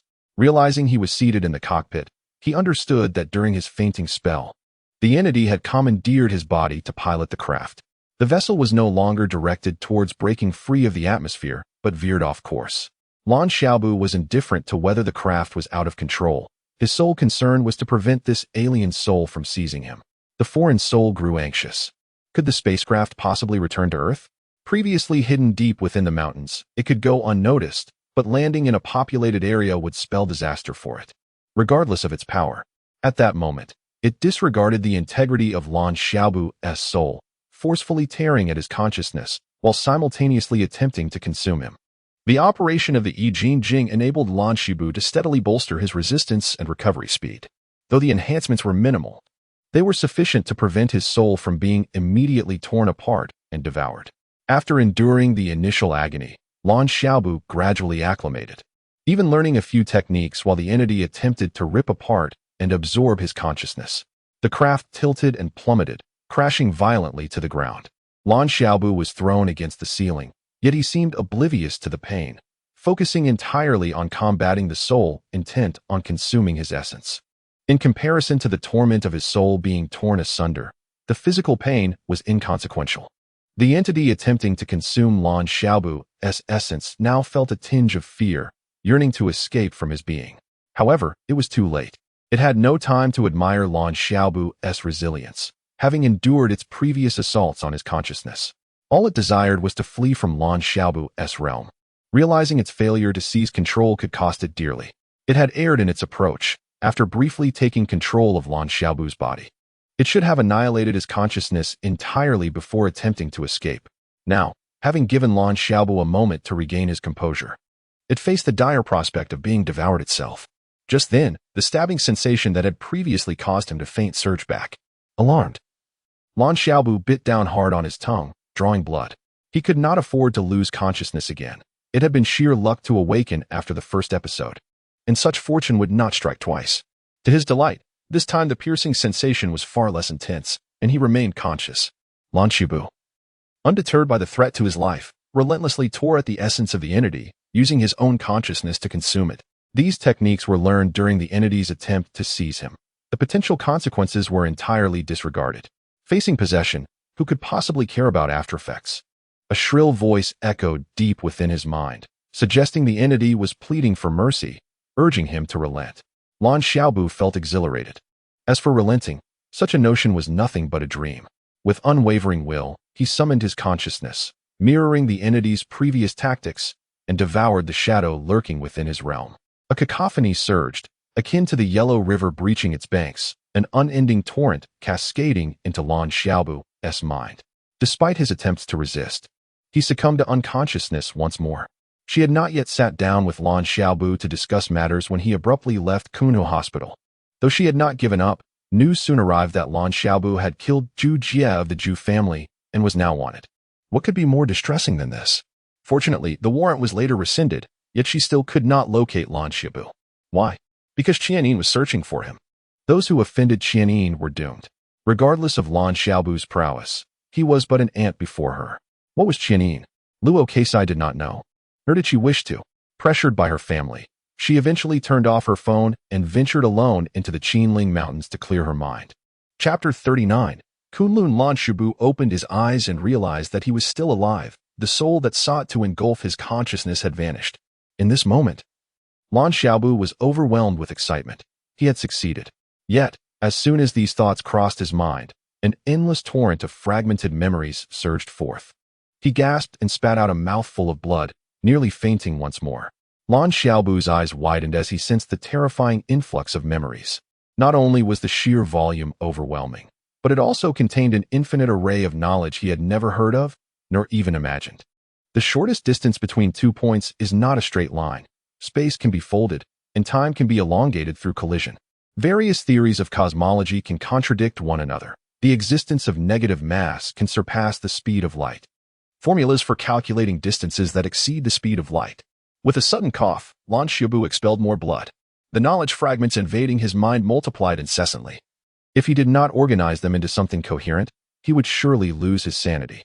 Wait, how is it that I can even comprehend this? Lan Xiaobu yearned to unravel this mystery, but dared not delve deeper, as the overwhelming influx of knowledge compelled him to set everything else aside. Time became an elusive concept. And eventually, hunger jolted Lan Xiaobu back to reality.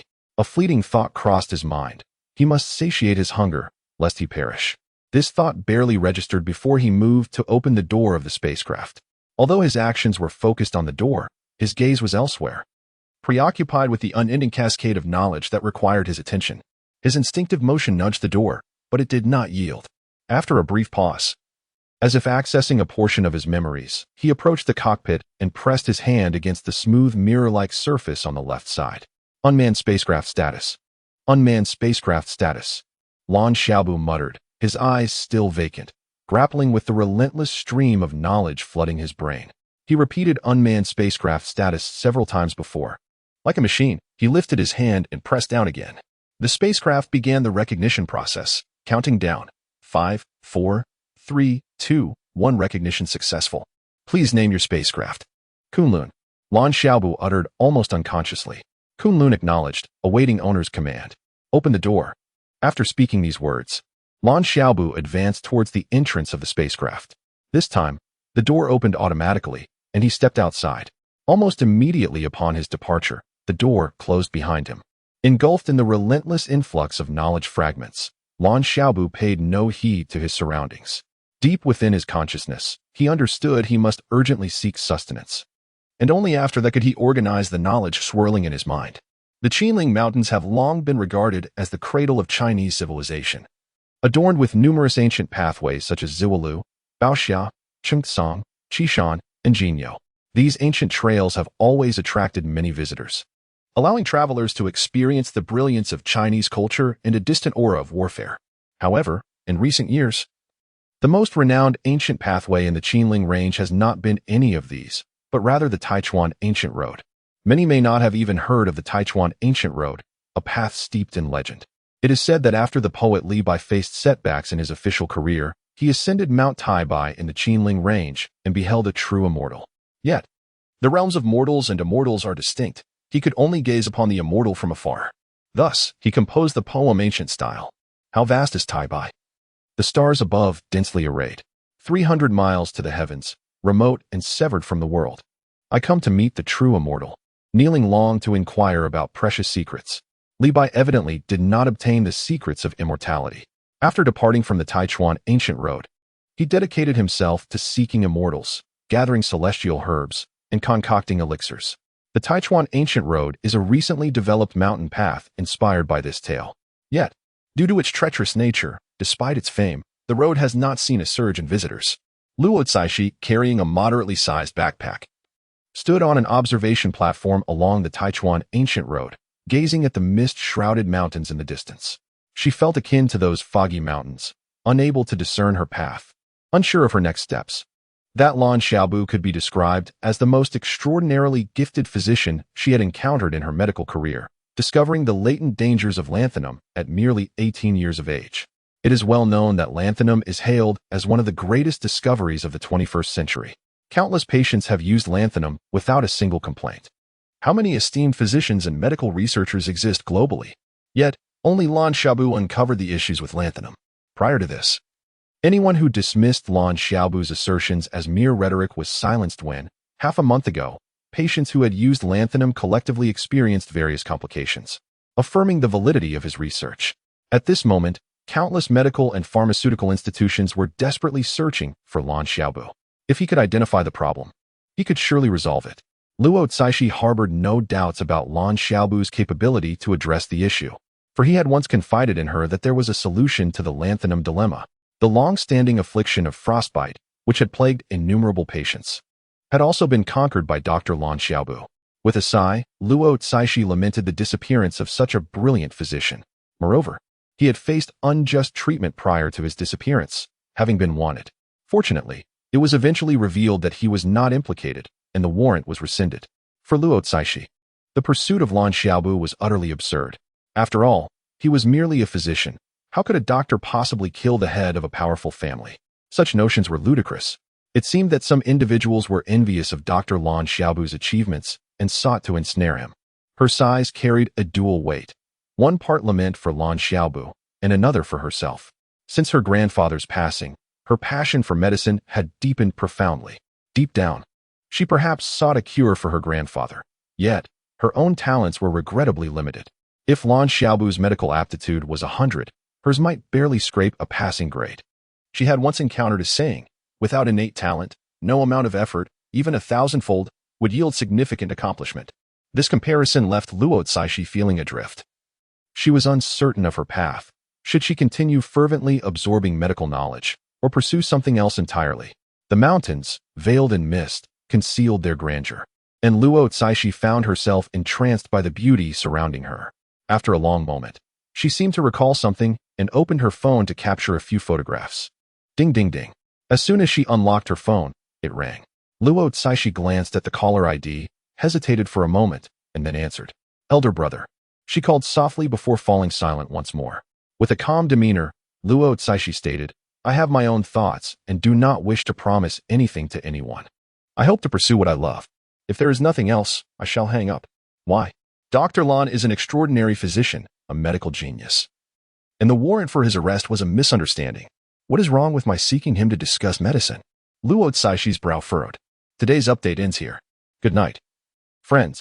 Chapter 40. The beggar on the other end of the phone. A sigh escaped as the voice softened. Little sister, do you know who Lan Xiaobu is? I must be honest with you. It is not about the Zhou family matters from before, but rather Qianin is searching for Lan Xiaobu.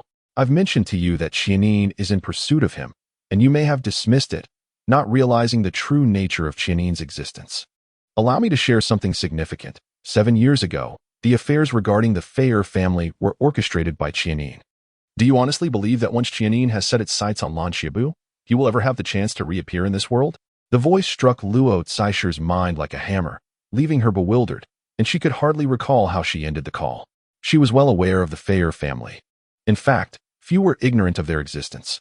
This family had risen to prominence in a remarkably short span of time, leveraging oil as their foundation and advancing through intelligent technology. Within just a few years, they had garnered substantial influence globally, with over 40% of the world's smart robots being sold by enterprises of the Feier family. Their control over oil was equally formidable, as a mere cough from them could send global oil prices spiraling out of control.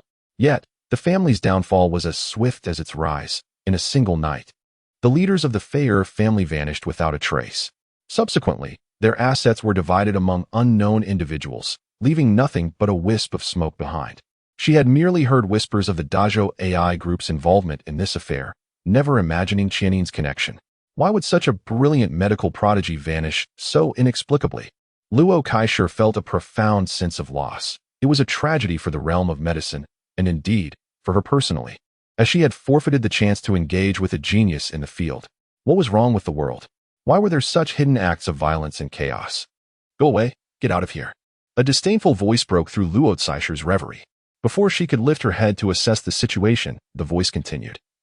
It's no wonder there are so few tourists on the Taichuan ancient path. With so many attractions in the Qinling Mountains, I have never seen a beggar obstructing the way. Instinctively, Luo Caixin glanced up and immediately spotted a ragged man with disheveled hair, his face marred with bruises, walking barefoot. His eyes were vacant, and he appeared to be muttering to himself. With a sigh, she surmised that the earlier tourist had not been blocked by this beggar, but rather, he had inadvertently slowed down, causing a brief obstruction. Observing the beggar's bare feet stepping on the gravel as if he felt no pain, compassion welled up within Luo Caixin. She retrieved a piece of bread from her backpack and offered it to him, saying, "You should head back down, do not go further up.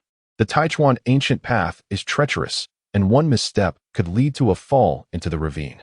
Ordinary tourists are protected by guardrails, but this beggar appears mentally unwell, making him vulnerable to falling."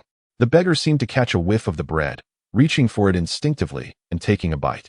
"Wait," Luo Caixin quickly intervened, helping him peel away the thin plastic wrapping. The beggar, seemingly oblivious to the concept of gratitude, accepted the bread and devoured it in just a few bites. Before returning to his murmurs, "Dr. Lan Xiaobu?" Luo Caixin froze, nearly gasping in surprise. She was certain that this beggar was Lan Xiaobu, the very individual that she and numerous pharmaceutical companies had been seeking. Moreover, Qianin was undoubtedly in pursuit of him as well. Yet, Lan Xiaobu appeared disturbed, his mental state clearly having been affected. Luo Caixin nearly concluded that he had escaped from captivity, having been subjected to torment. Noticing the absence of other tourists nearby, Luo Caixin urgently pulled Lan Xiaobu along, exclaiming, "Hurry, follow me." She dared not lead him along the Taichuan ancient path, as traversing it would be tantamount to courting death. If Qianin, a force capable of annihilating the Feier family, discovered Lan Xiaobu's presence, his fate would be sealed. Upon departing the Taichuan ancient path, Luo Caixin spotted a gentler slope on the backside. There was no doubt that Lan Xiaobu had ascended from this slightly easier incline. As she tugged at him, Lan Xiaobu offered no resistance. Instead, he continued to mutter as he followed her away from the perilous path. Going into the city would be suicidal, and venturing to the United States was equally implausible. Not only would they be unable to leave the country, but given Qianin's capacity to eradicate the Feier family, pursuing them to the U.S. would pose no significant challenge. Luo Caixin, observing Lan Xiaobu's tattered appearance, produced another piece of bread, tearing it open and placing it in his hands. "Dr. Lan, regardless of your current state, Remember this. Stay close behind me and do not wander off. I will find a way to ensure your safety." Though uncertain if he comprehended her words, Lan Xiaobu swallowed the bread and resumed his absent-minded murmuring. Luo Kaisher powered off her phone, removed the SIM card, and gazed into the misty depths of the Qinling Mountains, taking a deep breath before resolutely continuing forward. Taking Lan Xiaobu deeper into the Qinling was her only hope for his salvation. As Luo Kaisher led Lan Xiaobu into the heart of the Qinling, others had already entered Kunlun Mountain. It was speculated that the initial eruption of the cosmic energy had occurred there. However, since Lan Xiaobu had departed, the exploratory devices in Kunlun Mountain had not encountered any issues, nor had the martial artists sent to investigate gone missing en masse. Kunlun Mountain was not entirely sealed off until officials learned from herders that something had fallen deep within its confines. Despite the lockdown, various officially sanctioned search teams were still permitted to enter Kunlun Mountain, with any findings mandated to be reported. Luo Caisher's face turned pale as she clutched Lan Xiaobu tightly, recalling how she had nearly stepped into the abyss moments ago. Had it not been for Lan Xiaobu's presence, had she not grasped him in time, she would have ceased to exist. "Thank you, Dr. Lan," she murmured in gratitude once she had regained her composure. Lan Xiaobu remained unresponsive, continuing to mutter as he trudged deeper into the mountains. "Wait." Luo Kaisher halted him, gesturing toward the towering peaks in the distance. "We should descend. Climbing higher is perilous, and there are no paths. Stay behind me, and if I encounter danger, you must assist me. Do not forget." Wary of repeating her earlier misstep and falling into the chasm, she emphasized her warning 3 or 4 times before cautiously proceeding onward. She did not regret guiding Lan Xiaobu into the depths of the Qinling Mountains. Should anything happen to such a gifted doctor, it would be a loss for all humanity. Fortunately, despite the dangers they faced, they eventually reached the foot of the mountain safely. Luo Caisher's clothing was torn and tattered from the mountain's brambles, yet in that moment, she paid it no mind. Gazing up at the seemingly endless gorge, she contemplated that without seeking assistance, her chances of escape were virtually non-existent. A sudden roar echoed through the air, jolting Luo Kaisher with fear. It suddenly dawned on her that this was the Qinling mountain range, where wolves lurked deep within its embrace. Chapter 41. The Grey Wolf. The moment Luo Kaisher thought of the wolf, a shadow emerged in her line of sight. The silhouette gradually sharpened until it fully materialized, causing her legs to tremble slightly. Before her stood an adult gray wolf, measuring over 2 meters in length. Its eyes gleaming with a blue-green luminescence, its mouth ajar, fixated on Luo Kaisher. Even on the vast prairie, wolves of such size were rare, let alone one exceeding 2 meters. "What should we do, Lan Xiaobu?" Luo Caisher's voice quivered, uncertainty clouding her mind. Fortunately, the wolf merely stared at her and Lan Xiaobu, not yet launching an attack. Lan Xiaobu appeared lost, his mouth incessantly muttering incomprehensible phrases, except when he was eating. Luo Kaisher realized she could not rely on him. Yet facing this majestic creature, akin to a wolf king, without shedding tears felt like a brave act in itself. Perhaps she should be grateful that this was a lone wolf. The three, 2 humans and 1 wolf, stood in a tense standoff. Neither Luo Kaisher nor the wolf dared to move.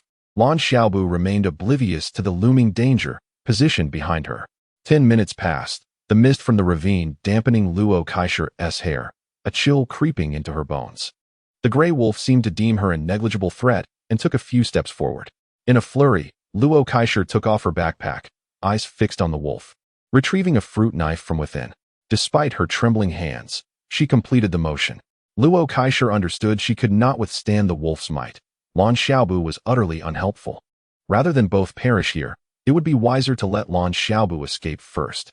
Surviving might be a grim fate, as the affluent fire family had shown her how terrifying Qianin could be. Even if Lan Xiaobu survived, it would likely be under Qianin's oppressive shadow. Unless he were to gain national attention immediately upon his departure, a slim chance, indeed.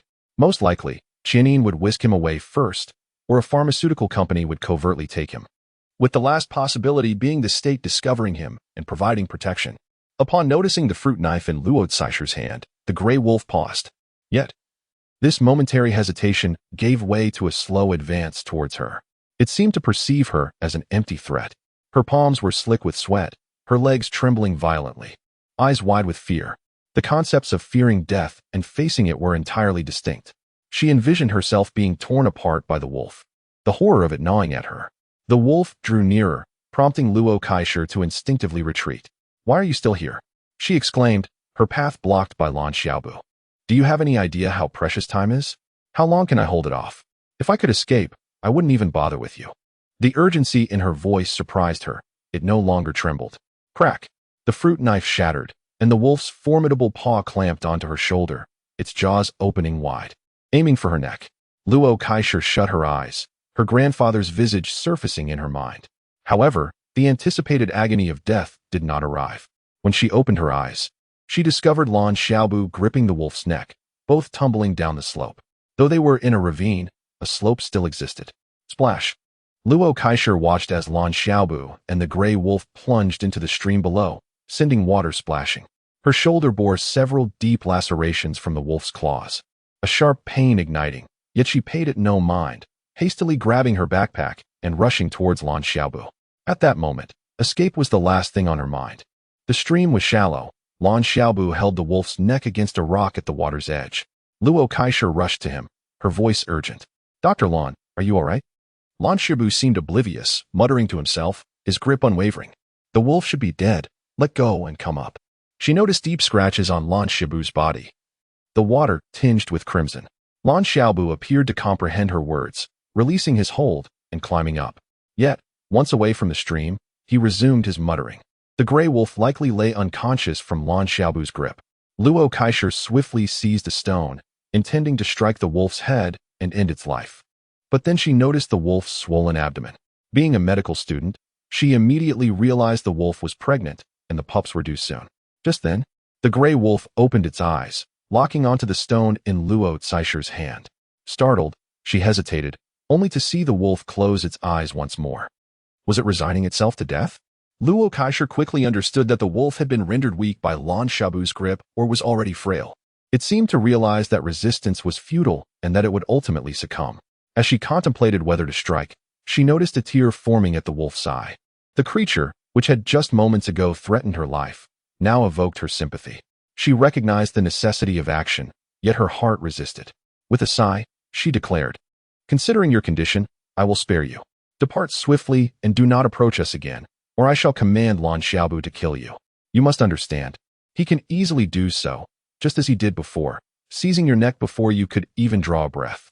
As she spoke, she mimicked the act of squeezing a neck with her hands, though her attempt at intimidation fell short. Perhaps comprehending her words, the gray wolf struggled to rise and staggered away. Luo Kaisher held the stone aloft, ready to strike at the slightest hint of aggression. Knowing Lan Xiaobu would act if danger arose, she sensed that something profound tethered him, preventing him from fully engaging. After the wolf had retreated, Luo Kaisher led Lan Xiaobu in the opposite direction. Compared to their arrival in the ravine, she felt a sense of relief. It seemed Lan Xiaobu possessed remarkable strength. Otherwise, he would not have subdued that gray wolf. Moreover, despite his tattered state, barefoot and soaked by the stream, he had yet to sneeze, a clear indication of an extraordinary constitution. For 3 to 4 hours, they traversed the ravine until fatigue overcame Luo Kaisher. Then, she spotted a suitable refuge, a cave, its entrance measuring at least 2 meters wide. Inside lay a shroud of darkness, obscuring what lay within. That concludes today's update. Good night, friends. Chapter 42, My Man Relieved. Luo Kaisai found solace in the fact that the cave harbored no wild beasts, merely a collection of animal bones and scattered dried leaves. After tidying up the cave, she led Lan Xiaobu inside, utterly exhausted. In the midst of her previous busyness, she had not noticed her fatigue, but now, upon pausing, the aches in her body became painfully apparent, and she felt a chill envelop her. She applied several adhesive bandages to her shoulder and retrieved her only jacket from her bag, wrapping it around herself. The mountain breeze swept through, causing her to shiver. She felt undeniably cold. Her gaze instinctively fell upon Lan Xiaobu's feet, still damp and bare, and she feared he would succumb to illness if this continued. Despite her overwhelming fatigue, Luo Kaisai gathered some dry twigs from the surroundings and kindled a fire at the cave's entrance. The flickering flames provided her with a modicum of warmth, and she silently thanked her foresight in packing a lighter. As steam began to rise from Lan Xiaobu's clothing, she took a towel from her bag and gently dried him off, wrapping the towel around his chest. She hesitated to offer him her jacket, concerned for her own health. Should she fall ill, both she and Lan Xiaobu would be in dire straits. As night deepened, Luo Keisai gazed into the misty valley outside, filled with uncertainty about her next steps. The distant growls of unknown beasts echoed through the gorge, stirring her anxiety. She instinctively inched closer to Lan Xiaobu and, seeing his bewildered expression, hesitated before asking, "Lan Xiaobu, what brings you to the Qinling Mountains?" Lan Xiaobu paused, seemingly pondering her question, but soon his brow furrowed in pain, and he resumed his murmurs. As the fire began to wane, Luo Keisai added more dry branches, and the flames flickered back to life, drawing her thoughts once more into the dense night outside the cave. Luo Keisai slipped into a long dream where she envisioned discovering a remedy for her grandfather's ailment, only to find herself lacking a crucial herb. Venturing into the deep mountains in search of it, she became lost and, in her panic, stumbled into a wolf pack. Plunging into the abyss, fear jolted her awake. She found herself nestled against Lan Xiaobu, who was burning with fever yet continued to mumble incoherently. Alarmed, she realized that Lan Xiaobu was ill. The dim light filtering through the cave indicated dawn was approaching. Dazed, she hastily retrieved her phone from her bag and inserted her SIM card. Although she was a doctor, her expertise lay in Western medicine, and without herbs or equipment, she felt utterly powerless to save Lan Xiaobu. As she hesitated over dialing a number, she realized she didn't know whom to call for help. Regret washed over her for not having obtained Ji Zheng's phone number. If she had it, she could reach out to him. After all, Ji Zheng and Lan Xiaobu had co-authored a paper, suggesting a solid rapport. "Lan Xiaobu, please stop your rambling. You're in danger." Setting the phone down, she shook Lan Xiaobu vigorously, hoping to rouse him. Yet, he remained oblivious to her pleas, his gaze still lost in a daze, continuing his murmurs. For the first time, Luo Keisai felt utterly helpless. She had once traveled alone across oceans to a foreign land, but never had she felt as powerless as she did now. She had always believed herself resilient, only to discover that her strength was perhaps merely a fade. Tears brimmed in her eyes, but she stifled the urge to cry. Feeling parched, she unsteadily rose to her feet, intent on fetching some water. However, as she stood, dizziness overcame her, and she collapsed back onto the ground. Realizing she too was unwell, her head swam with a foggy haze, and she suspected she had a fever. "Lan Xiaobu, you must stop talking to yourself. We are both ill, and you are a man." She shook him once more, but he continued to mumble, his eyes vacant. Overwhelmed, Luo Keisai finally succumbed to her tears, acknowledging her vulnerability. The bravado she once displayed now seemed laughable.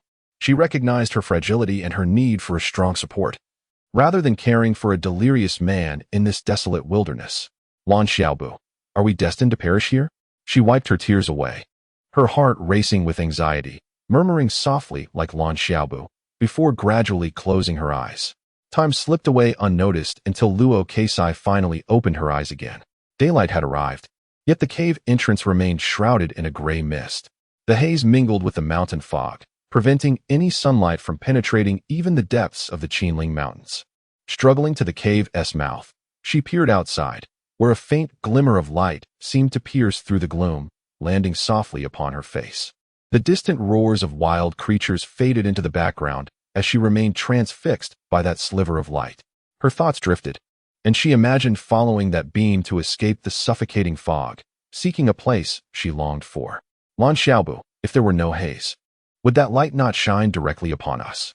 Her cheeks still bore the traces of tears as she reached out to grasp that fleeting ray of sunlight. After crying, the brittle facade she had maintained seemed to shatter, and even though she felt weak and her head throbbed, her heart lightened. If her grandfather were still alive, she would be a little girl again, his most cherished granddaughter. Perhaps the greatest fear in life is death. When she forgot about it, everything else became serene and composed. Surrounded only by the sounds of flowing water and birdsong, punctuated occasionally by the distant growls of beasts, panic surged within her. Steadying herself against the stone wall, she rose, her head growing heavier. Alone now, she felt an unshakable sense of loneliness and fear that she could not articulate. "Dr. Lan Xiaobu." Feeling a flicker of strength return, she leaned against the wall and ventured out. She needed to find Lan Xiaobu. The agonizing solitude was unbearable. A familiar wolf howl pierced the air, and Luo Keisai's face drained of color. It was the gray wolf from the previous day, returning once more. Tears fell uncontrollably as the thought of dying in this place became all too real. Yet the idea of being torn apart and consumed by a wolf filled her with dread. After standing at the cave entrance for several moments, she took a deep breath, seemingly steeling herself for what lay ahead. She slowly retreated back into the cave, retrieving a cute cartoon hairpin from her backpack and fastening it in her short hair. From her bag, she pulled out a box containing a simple pearl necklace. It was nothing extravagant, merely an ordinary piece of jewelry. With great effort, she fastened the necklace around her neck, smoothing her hair as she murmured, "I wonder how my grandfather is faring down there alone. Yuan Kai Fengyi? Emo Shi Dongi? Yun Shui Shi Si?" Mei Mengyong sighed softly. Luo Keisai murmured to herself, her lips curling into a faint smile. Her cheeks tinged with a delicate blush. Grandfather once told her that she was the most beautiful girl of the Luo family, destined to be courted by a remarkable man who would take her to the most enchanting places before she could marry him. Luo Keisai gazed upwards at the misty sky, pondering whether that extraordinary man might be waiting for her on the other side of the heavens. And she resolved to adorn herself in her finest for that moment. Deep within her heart, she understood that perhaps her time was fleeting. Otherwise, why did thoughts of her grandfather linger so persistently? Striving to cast aside these reflections, Luo Keisai nonetheless ventured toward the direction of the wolf's howls. It was likely that Lan Xiaobu had already fallen prey to them. Rather than waiting for the wolves to come to her, she preferred to seek them out herself. At least, in her final moments, she would have companionship.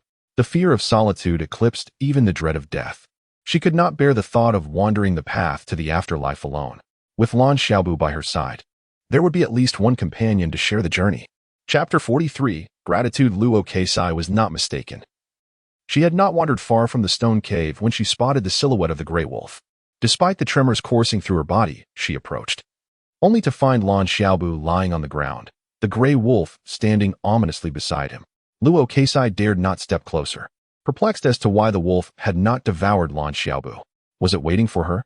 While she was lost in thought, the gray wolf glanced at her, then slowly turned and departed. Lan Xiaobu lay on his side, clutching a handful of herbs. Luo Keisai wanted to help him up, and she noticed his face was flushed, indicating he was still alive. There was no time to ponder why the wolf had spared him or why it had chosen to leave upon her arrival. As she took a step forward, her body weakened again, and she collapsed onto the ground. Her head grew heavier, as if her consciousness were on the verge of fading. Luo Keisai understood she could not succumb to unconsciousness. Even in her frail state, she must endure, at least until Lan Xiaobu awakened. Just as she contemplated reaching for him again, Lan Xiaobu suddenly uttered a sound, stirring slightly as he grasped the herbs. "Are you all right?" Luo Keisai exclaimed, a surge of strength coursing through her, and she managed to sit up. However, Lan Xiaobu was not truly well. He uttered a single word, moved his hand, and then closed his eyes once more, his complexion growing increasingly flushed. Luo Keisai touched his forehead, feeling an alarming heat radiating from it, and she discerned that the temperature was rising. After the initial panic subsided, she found herself surprisingly calm. The fact that the gray wolf had not attacked them was a stroke of immense fortune. Even if death awaited them, it was preferable to being consumed by the wolf. Casting a glance back at the distant stone cave, Luo Keisai resolved to drag Lan Xiaobu there. Even in death, he deserved a sanctum. She exerted herself to pull him, but her strength was insufficient to move him even an inch. Observing the herbs in Lan Xiaobu's hand, she recalled his earlier insistence on eating. Hesitating briefly, she picked one of the herbs and slowly chewed it. Uncertain where Lan Xiaobu had acquired these herbs, she reasoned that with his remarkable medical skills, he must possess some instinct for survival even in his delirium. Perhaps the herb had some beneficial properties. In any case, what difference did it make if it were poisonous? Her situation could hardly worsen. The herb was slightly bitter and astringent, but she managed to swallow it. At that moment, she noticed that Lan Xiaobu's left leg was stained crimson, a gash at least 4 or 5 inches long marring his flesh, the cause of which remained a mystery, whether it stemmed from a fall or a bite. With a sigh of resignation, she acknowledged her inability to assist him further. Having brought him to this place, she had exerted all her strength. All she could do was tear a strip from her shirt and bind his wound. After sitting in silence for a while, she observed that Lan Xiaobu's face was growing increasingly flushed. She touched his forehead again. The heat had intensified. Luo Keisai made another attempt to rise, and to her astonishment, she found herself standing with ease this time. Aside from lingering hunger and some residual weakness, the heavy fog in her mind was gradually dissipating. Could it be the herb's efficacy? She quickly took another herb from Lan Xiaobu's hand and chewed it again. But this time, instead of swallowing it herself, she tried to place it in his mouth. As soon as it touched his lips, he expelled it. Luo Keisai huffed. Are you disdainful of me? I harbor no contempt for you. Just as she prepared to feed him again, she sensed something was amiss. Lan Shibu's hands felt cool. Why was his forehead so hot? She immediately checked his back and chest, both of which were cool to the touch. The only warm area was his forehead. Such peculiar heat. It was understandable for his hands to be cold, but the coolness of his back and chest was unusual. She hastily crawled to the stream and cupped some water, pouring it into Lan Xiaobu's mouth. The cold water roused him, and he abruptly sat up, muttering incoherently, his gaze appearing vacant. Luo Keisai noticed that as he babbled, the flush on his face began to fade. She touched his forehead again. The fever was rapidly subsiding. What was this illness? Though she had studied medicine, she had never encountered such a bizarre ailment. Thankfully, Lan Xiaobu was beginning to return to his former self, which relieved her slightly. Realizing her own fever had also diminished, she held on to the hope of survival. Moreover, she gained a clearer understanding of Lan Xiaobu's remarkable medical talent. Even in a state of confusion, he could identify herbs that alleviated her fever.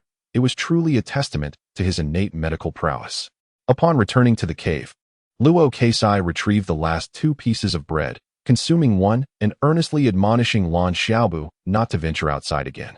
I do not know why that gray wolf spared you earlier, but if you go out again, the outcome is uncertain. I will search for supplies to improve our cave. Luo Keisai spent an entire day gathering dry branches and leaves, bringing them into the cave. She also moved some stones to block the entrance. By the end of the day, her body felt utterly exhausted. Yet, she knew she had to venture out for food. Otherwise, starvation would claim her life. Did she come searching for Lan Xiaobu? She quickly dismissed that notion. The wolf was likely looking for her. After the helicopter and drones had vanished, she finally contemplated seeking sustenance. The sky was dimming. Although the sun was obscured by haze, it still cast a faint red hue.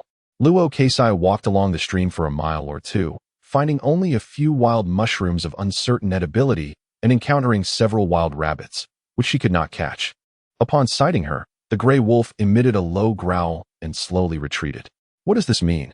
After the wolf departed, she noticed a wild rabbit lying at the cave's entrance. It was evident that the gray wolf had delivered it. Thank you, she murmured, watching the direction in which the wolf had vanished. She had not anticipated that a mere beast could display such gratitude. Being a medical student, she may not have been able to catch a rabbit, but she certainly had the skills to prepare it for dinner. The following morning, Luo Keisai was pleasantly surprised to find another goat outside the cave. The gray wolf evidently understood her inability to hunt, thus willingly bringing her sustenance. On the 3rd and 4th days, what began as a struggle gradually transformed into a semblance of routine. Luo Keisai seemed to adapt to life in the stone cave, enduring the solitude despite Lan Xiaobu's incessant ramblings. Unable to study medicine, she quietly sat at the cave's entrance, watching the sun rise and set, patiently awaiting the rare rays of sunlight piercing through the haze.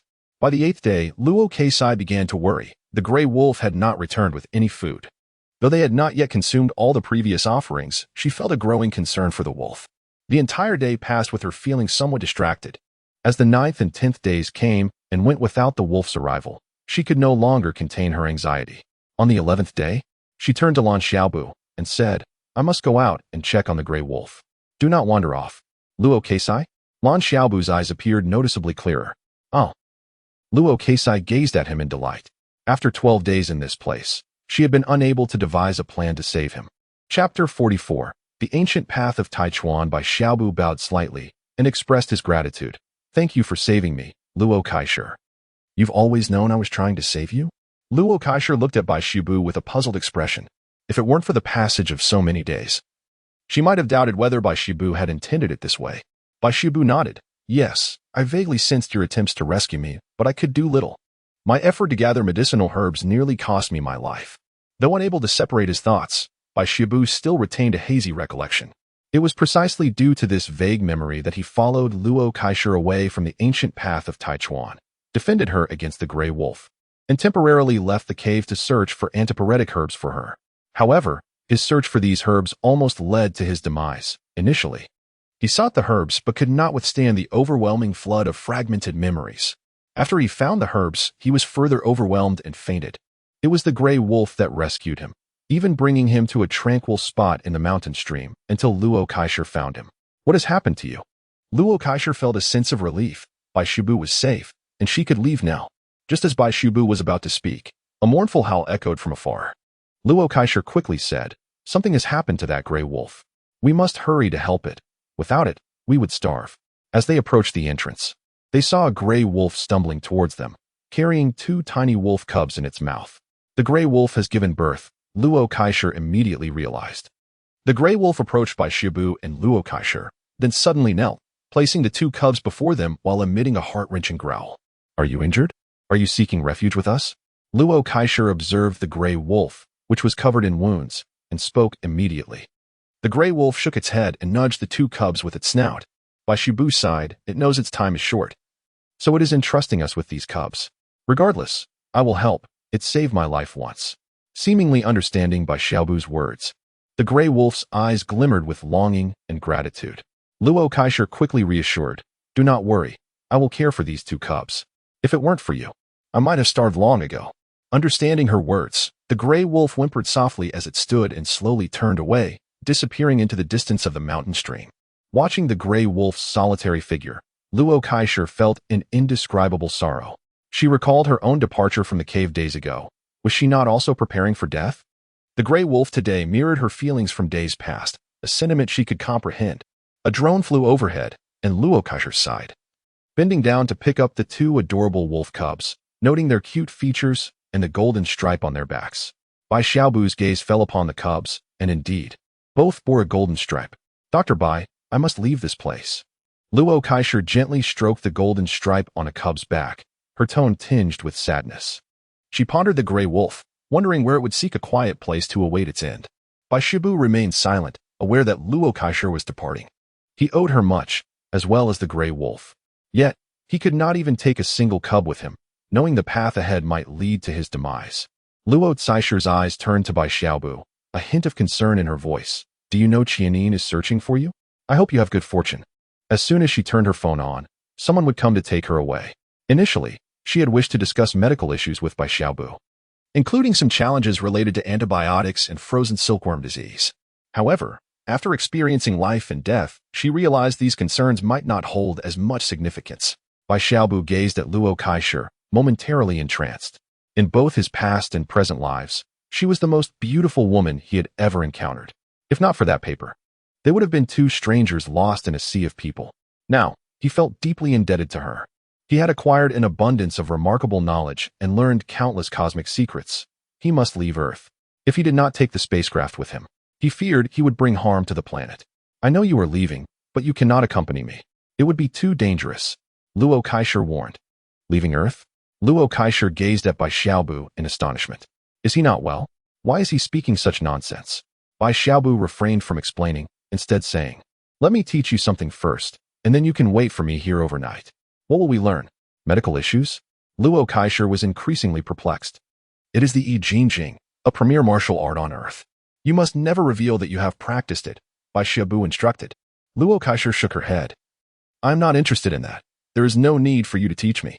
She had heard that following the explosion of vital energy on Earth, martial arts had flourished, and many were eager to learn various disciplines.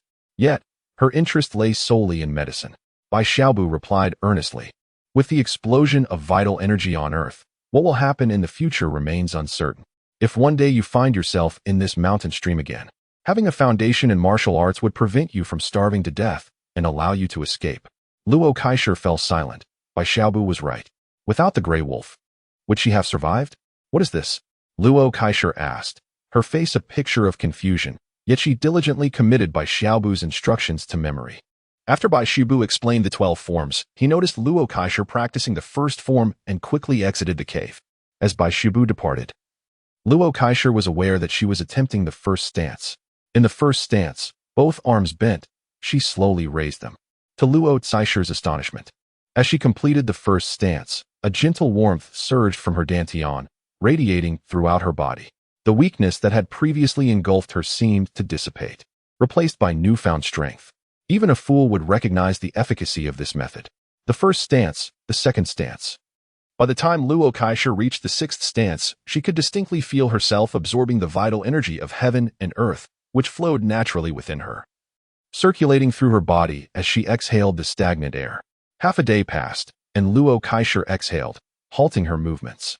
At that moment, she felt only hunger. Yet her strength had noticeably increased. The cries of the two wolf cubs roused her from her reverie, prompting her to crush some roasted meat and feed the cubs. Though she was too uneasy to continue her practice without Bai Xiaobu. Where did you get that bag? Luo Kaisher gazed in astonishment at the cloth bag slung over Bai Xiaobu's back, utterly bewildered. Bai Xiaobu handed the bag to Luo Kaisher. Inside, you will find my notebook, which contains many materials. Ensure that no one sees them. Additionally, once you reach the bone strengthening stage, there is a prescription in the box that Qianin requested. Do not disclose it. Moreover, the bag contains a piece of jade, a memento for you. If Sutsun gets married, there is also a diamond in there. But let us forget about that. You don't know her. I cannot accept these.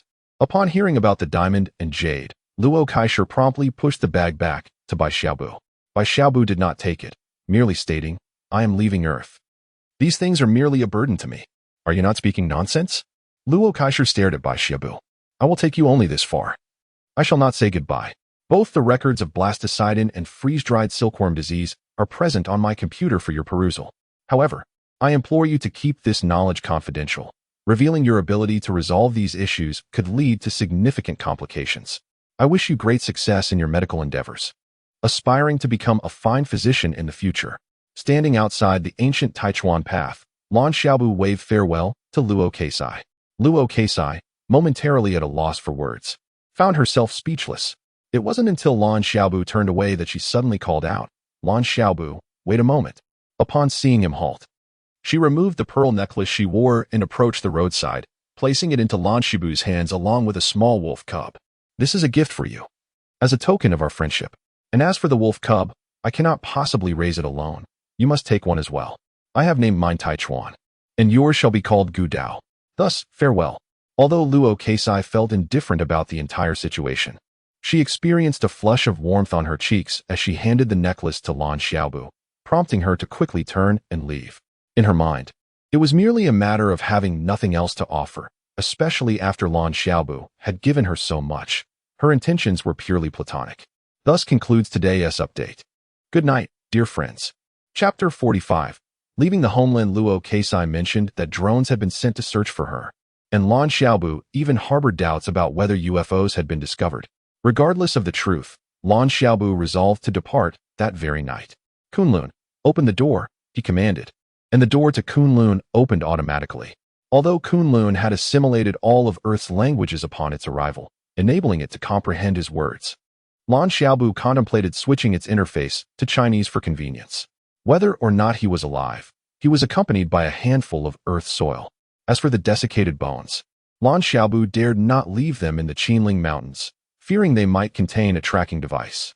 If such a device existed, even if he managed to escape in the UFO, alien warships could still follow the remains to Earth. Lan Xiaobu had yet to examine the interior layout of the UFO. Time was of the essence. After launching the craft into space, he would need to organize the endless fragments of memories. These memories did not belong to him. They were from the extraterrestrial entity that sought to usurp him. Instantly, all memories related to the UFO were sorted out, leaving Lan Xiaobu astounded by the advancements of alien technology. In the past century, Earth's technological progress had been rapid, yet compared to the civilizations of outer space, it was merely a child. The UFO, originally named Seeking the Path, hailed from the distant Fengji star system, and its master, Lian, was the most powerful figure in the level 5 civilization of that system, from the planet Chile. A sense of dread began to creep into Lan Xiaobu's heart. Lian's identity appeared to be formidable. Instinctively shivering, he felt an urgency to avoid further contemplation of these memories on Earth. He sensed that if Chile became aware that he had slain Lian, Earth would be doomed. Kunlun, leave Earth immediately. No, depart from the Milky Way. The farther, the better, he commanded. Understood. Collecting data from the Milky Way, came Kunlun's response. The UFO's voice echoed through the cabin. Kunlun could infiltrate Earth's network effortlessly. With its computational prowess, Earth's most robust firewalls and encryptions were mere trifles. Yet, how long would this data collection take? As Lan Xiaobu pondered this, Kunlun's voice chimed in once more, declaring that the data had been collected and they were ready for takeoff. Change the main control interface to Chinese, he instructed. while also contemplating the fuel issue. The fuel utilized by Kunlun was non-existent on Earth. It comprised two types, refined Xie and Jieshe. Given the rarity of Jieshe, they were currently relying on Xie. From his memories, he learned that Xie was quite precious, used only by UFOs of level 3 or higher. Lan Xiaobu was unaware of what Xie entailed. He intended to investigate further once in space. Kunlun promptly changed the language interface to Chinese. With the Chinese prompts and coordinates displayed on the massive screen, Lan Xiaobu felt a sense of relief. "Let us depart," Kunlun, leaning back in his seat. He was too lethargic even to prepare food. Some leftover rations remained, which he planned to save for Gu Dao. If he did not find a place to land before starving, he would resign himself to fate, and Gu Dao would have to accompany him into the void. In truth, had Luo Keisai not thrust Gu Dao upon him, he would never have sought to adopt the child. Setting aside his current inconvenience regarding food, what would a year's worth of provisions matter? What about a year from now? In the vast cosmos, he and Kunlun had no idea how long their journey would take. Since boarding Kunlun, he had long since set aside his concerns about life and death. When faced with dire straits, he would activate Kunlun's self-destruct sequence. Lan Xiaobu felt a slight tremor as he glimpsed the Earth's complete shape on the screen. But the image vanished in an instant. "How fast are we going?" he inquired. "Have we already exited the atmosphere?" "We have left the solar system and are currently departing the Milky Way," Kunlun replied. Lan Xiaobu was rendered speechless. There was no need for orbiting or escaping. Cosmic speeds were irrelevant to Kunlun. "Kunlun, the farther we are from Earth, the better, and also from the Fengji star system." After issuing his command, he sighed with relief. The memories he had absorbed began to coalesce, and the more he organized them, the more alarmed he became. Chile was a leader among civilizations in the Fengji star system, a planet of supreme status. Most other life-bearing planets existed under its dominion. Angering Chile could lead to enslavement or even annihilation of an entire planet. Lian's background was equally formidable. He was the sole son of the Emperor Zeno of Chile. It was evident that if Lian wished, he could obliterate several lower-tier planets with a mere command. A chill ran down Lan Xiaobu's spine. If Emperor Zeno learned that his only son had been slain on Earth, there would be no distance too great for him to destroy the planet. At this moment, Lan Xiaobu could only hope that after taking Kunlun away, no trace of danger remained on Earth. Lian could have quietly ruled as a petty tyrant on Chile, but he had stumbled upon a grand secret, the secret to eternal existence. This eternal truth lay on Earth, prompting him to abandon Chile in search of it. Lan Xiaobu clenched his fists. How could he not know of Earth? What secrets did it hold? Unfortunately, he could not locate that portion of memory, as if Lian had concealed it deeply. Lian, too, was a martial artist of considerable skill. What impressed Lan Xiaobu even more was Lian's simultaneous mastery of both cultivation and technology, knowledge that was beyond his reach. The seemingly boundless technological wisdom left Lan Xiaobu feeling as though he could study for centuries and still not grasp it all. He struggled to comprehend how Lian could retain such vast knowledge without forgetting. As the UFO navigated through the serene cosmos, Lan Xiaobu was wholly absorbed in the immense knowledge left by Lian. Fortunately, he had begun to understand why Lian could survive in the vast universe. Beyond the simulated environment of the UFO, there existed a life pod within. The life pod contained two types of substances. The first was greenery. A small garden measuring 2 meters square grew a vegetable called Chio, which was not a tree from Earth, but a genuine green plant. However, Chio was not a staple food. It served merely as a snack and a supplementary element. The actual staple was a substance known as the Shunji elemental medicine. Leaving the cockpit, Lan Xiaobu made his way to the rear of the UFO, pressing his hand against the sensor area to open the life pod. As it opened, he beheld a stack of vials. Each vial contained a maximum of 15 milliliters, and Lan Xiaobu understood clearly how potent this 15 milliliters of Shunji elemental medicine was. It could sustain a normal person for 5 days. The stack contained at least thousands of vials, enough to sustain life for decades. From his memories, he learned that this medicine was not affordable for ordinary people, as it required a primary ingredient, the Shunji mushroom. The precious Shunji mushrooms are invaluable, and even the wealthiest individuals cannot procure them. There exists but one place where these mushrooms can be found, and that is on the celestial body of Yuxing. Through the glass, Lan Xiaobu could distinctly observe the desiccated vegetation within, measuring 2 meters on each side. Lan Xiaobu could only lament that wealth indeed affords one the liberty to indulge in desires. Meals become unnecessary with the availability of Shinji elemental potions. Craving snacks? One simply needs to gather a few twigs. Hydration is effortlessly achieved, as all water is freshly extracted pure water. As he casually took a bottle of Shinji elemental potion and consumed it, Lan Xiaobu immediately felt an invigorating surge of vitality coursing through him, with his spirits elevated to their zenith. Truly, a remarkable substance. With such assurances for survival, he too could traverse the cosmos. Lan Xiaobu then offered a bottle to Gu Dao, for such a substance poses no risk of overindulgence, merely catering to essential nutritional needs. An adult can sustain themselves on a single bottle for 5 days, while Gu Dao, being more resilient, might thrive for 10 days or so. Chapter 46. The struggle of two civilizations. After securing the survival pod, Lan Xiaobu began to examine the UFO. Gu Dao, perhaps having overeaten, was soundly asleep in a corner. The interior of the UFO was spacious, equipped with a sleeping area and a star observation window. In the corner, Lan Xiaobu discovered an exceptionally sharp long knife. Upon grasping the knife, he recognized it to be forged from a material unknown on Earth, likely an extraterrestrial substance. Once speed surpasses that of light, space can be folded. The greater the speed, the more pronounced the folding.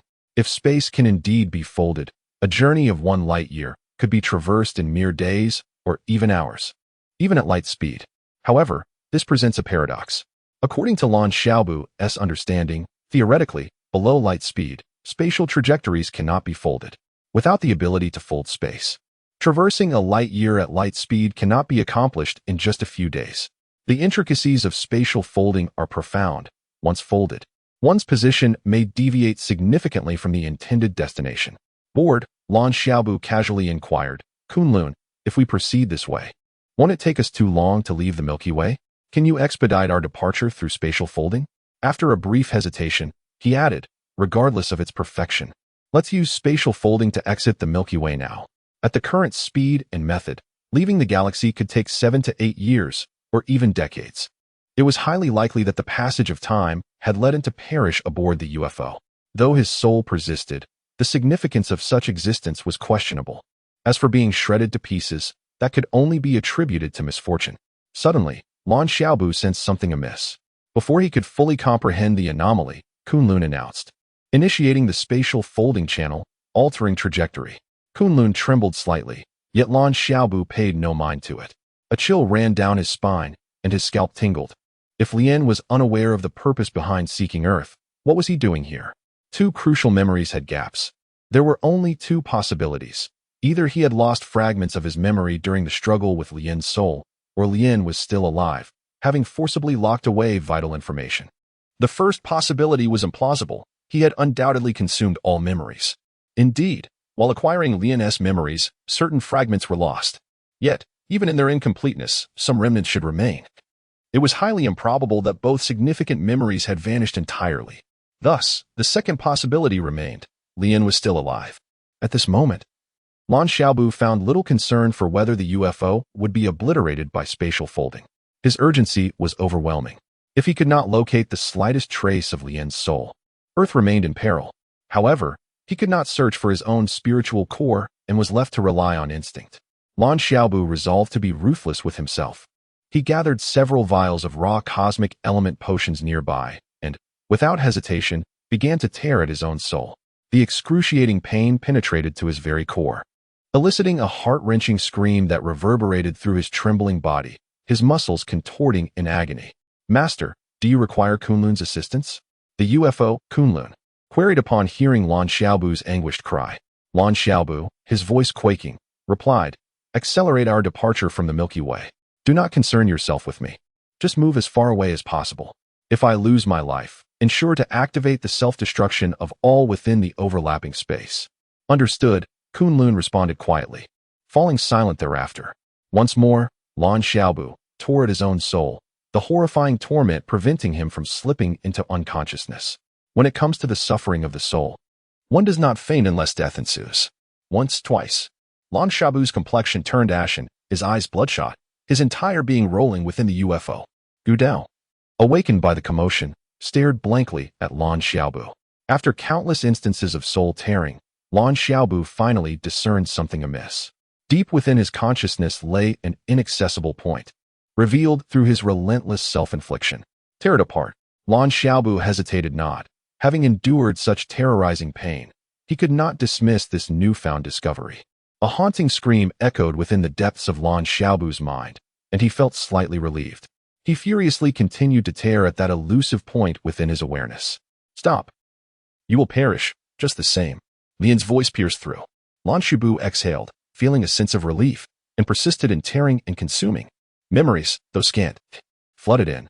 Despite the excruciating ache threatening to split his skull, Lan Xiaobu experienced an unprecedented sense of ease, not physical, but spiritual. A day later, Lan Xiaobu sat upright, taking a vial of raw cosmic element potion and drinking deeply before closing his eyes to delve into the newly acquired fragments of memory.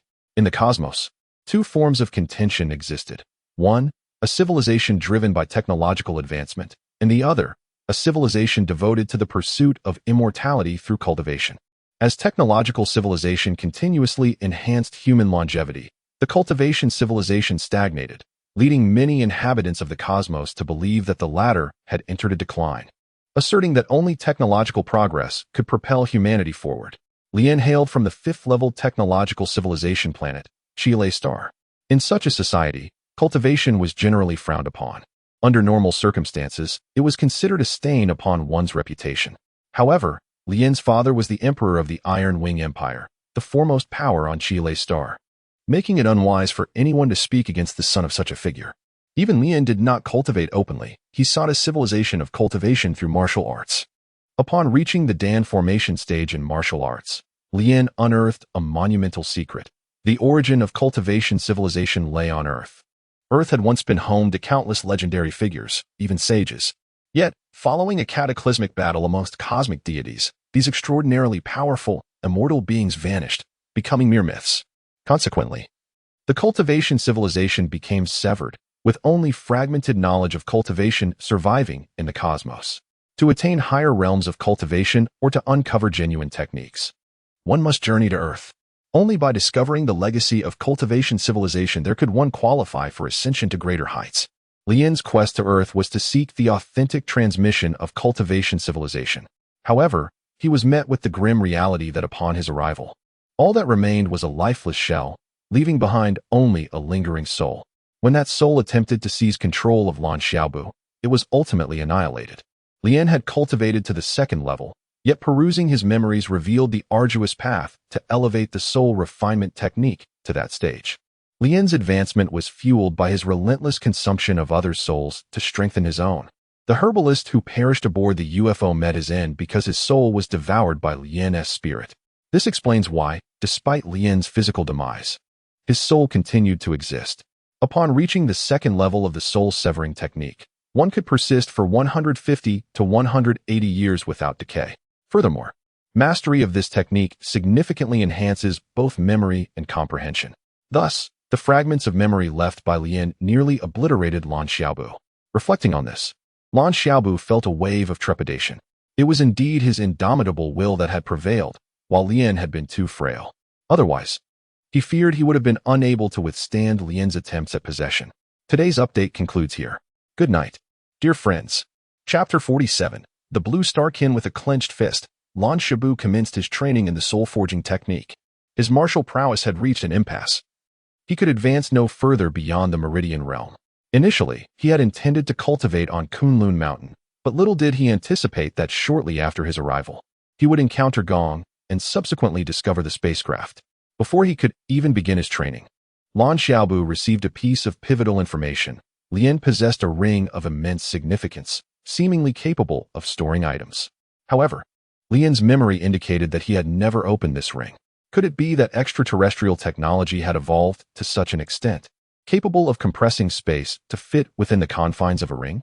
The mythical concept of space rings had reached Lan Xiaobu's ears before. Perhaps their existence was not merely folklore, but a tangible reality? He swiftly approached Lian, noting that although Lian's skeletal remains lay nearby, it did not concern him. Now, he noticed a silver ring adorning one of Lian's fingers. Had he not accessed Lian's complete memory, this ring would not have piqued his interest. Unless he meticulously scrutinized Lian's bones, he had no inclination to examine the remains of a deceased individual. Upon removing the ring, Lan Xiaobu inspected it closely, finding it to be an ordinary piece of jewelry. Despite his repeated examinations and even a blood test, the ring revealed no capabilities for storage, akin to the small wooden box he had previously acquired. Perhaps he had yet to discover the method to unlock the ring's potential. Alternatively, Lian's information could have been flawed. Wearing the ring, Lan Xiaobu resolved that its absence was inconsequential for now. He could revisit the matter in the future. With a heart full of determination, he began his cultivation of the soul-forging technique, indifferent to Kunlun's trajectory or the possibility of being ensnared within a spatial rift. Since departing Earth for the vast cosmos, he had recognized the slim chances of survival, a reality unlinked to the availability of sustenance. As time flowed steadily, upon attaining the first level of the soul-forging technique, Lan Xiaobu was elated to discover his consciousness could perceive objects within a foot's radius, even in areas obscured from sight. The technique had explicitly stated that its purpose was merely to temper the soul, enhancing its strength. Yet it had not mentioned the ability to sense the unseen. Convinced this was not a feature of the technique left unmentioned, he hypothesized that something unique had transpired during his training. Much like his experience with the Yijing Jing, Lan Xiaobu realized that his progress in the soul-forging technique was remarkably swift.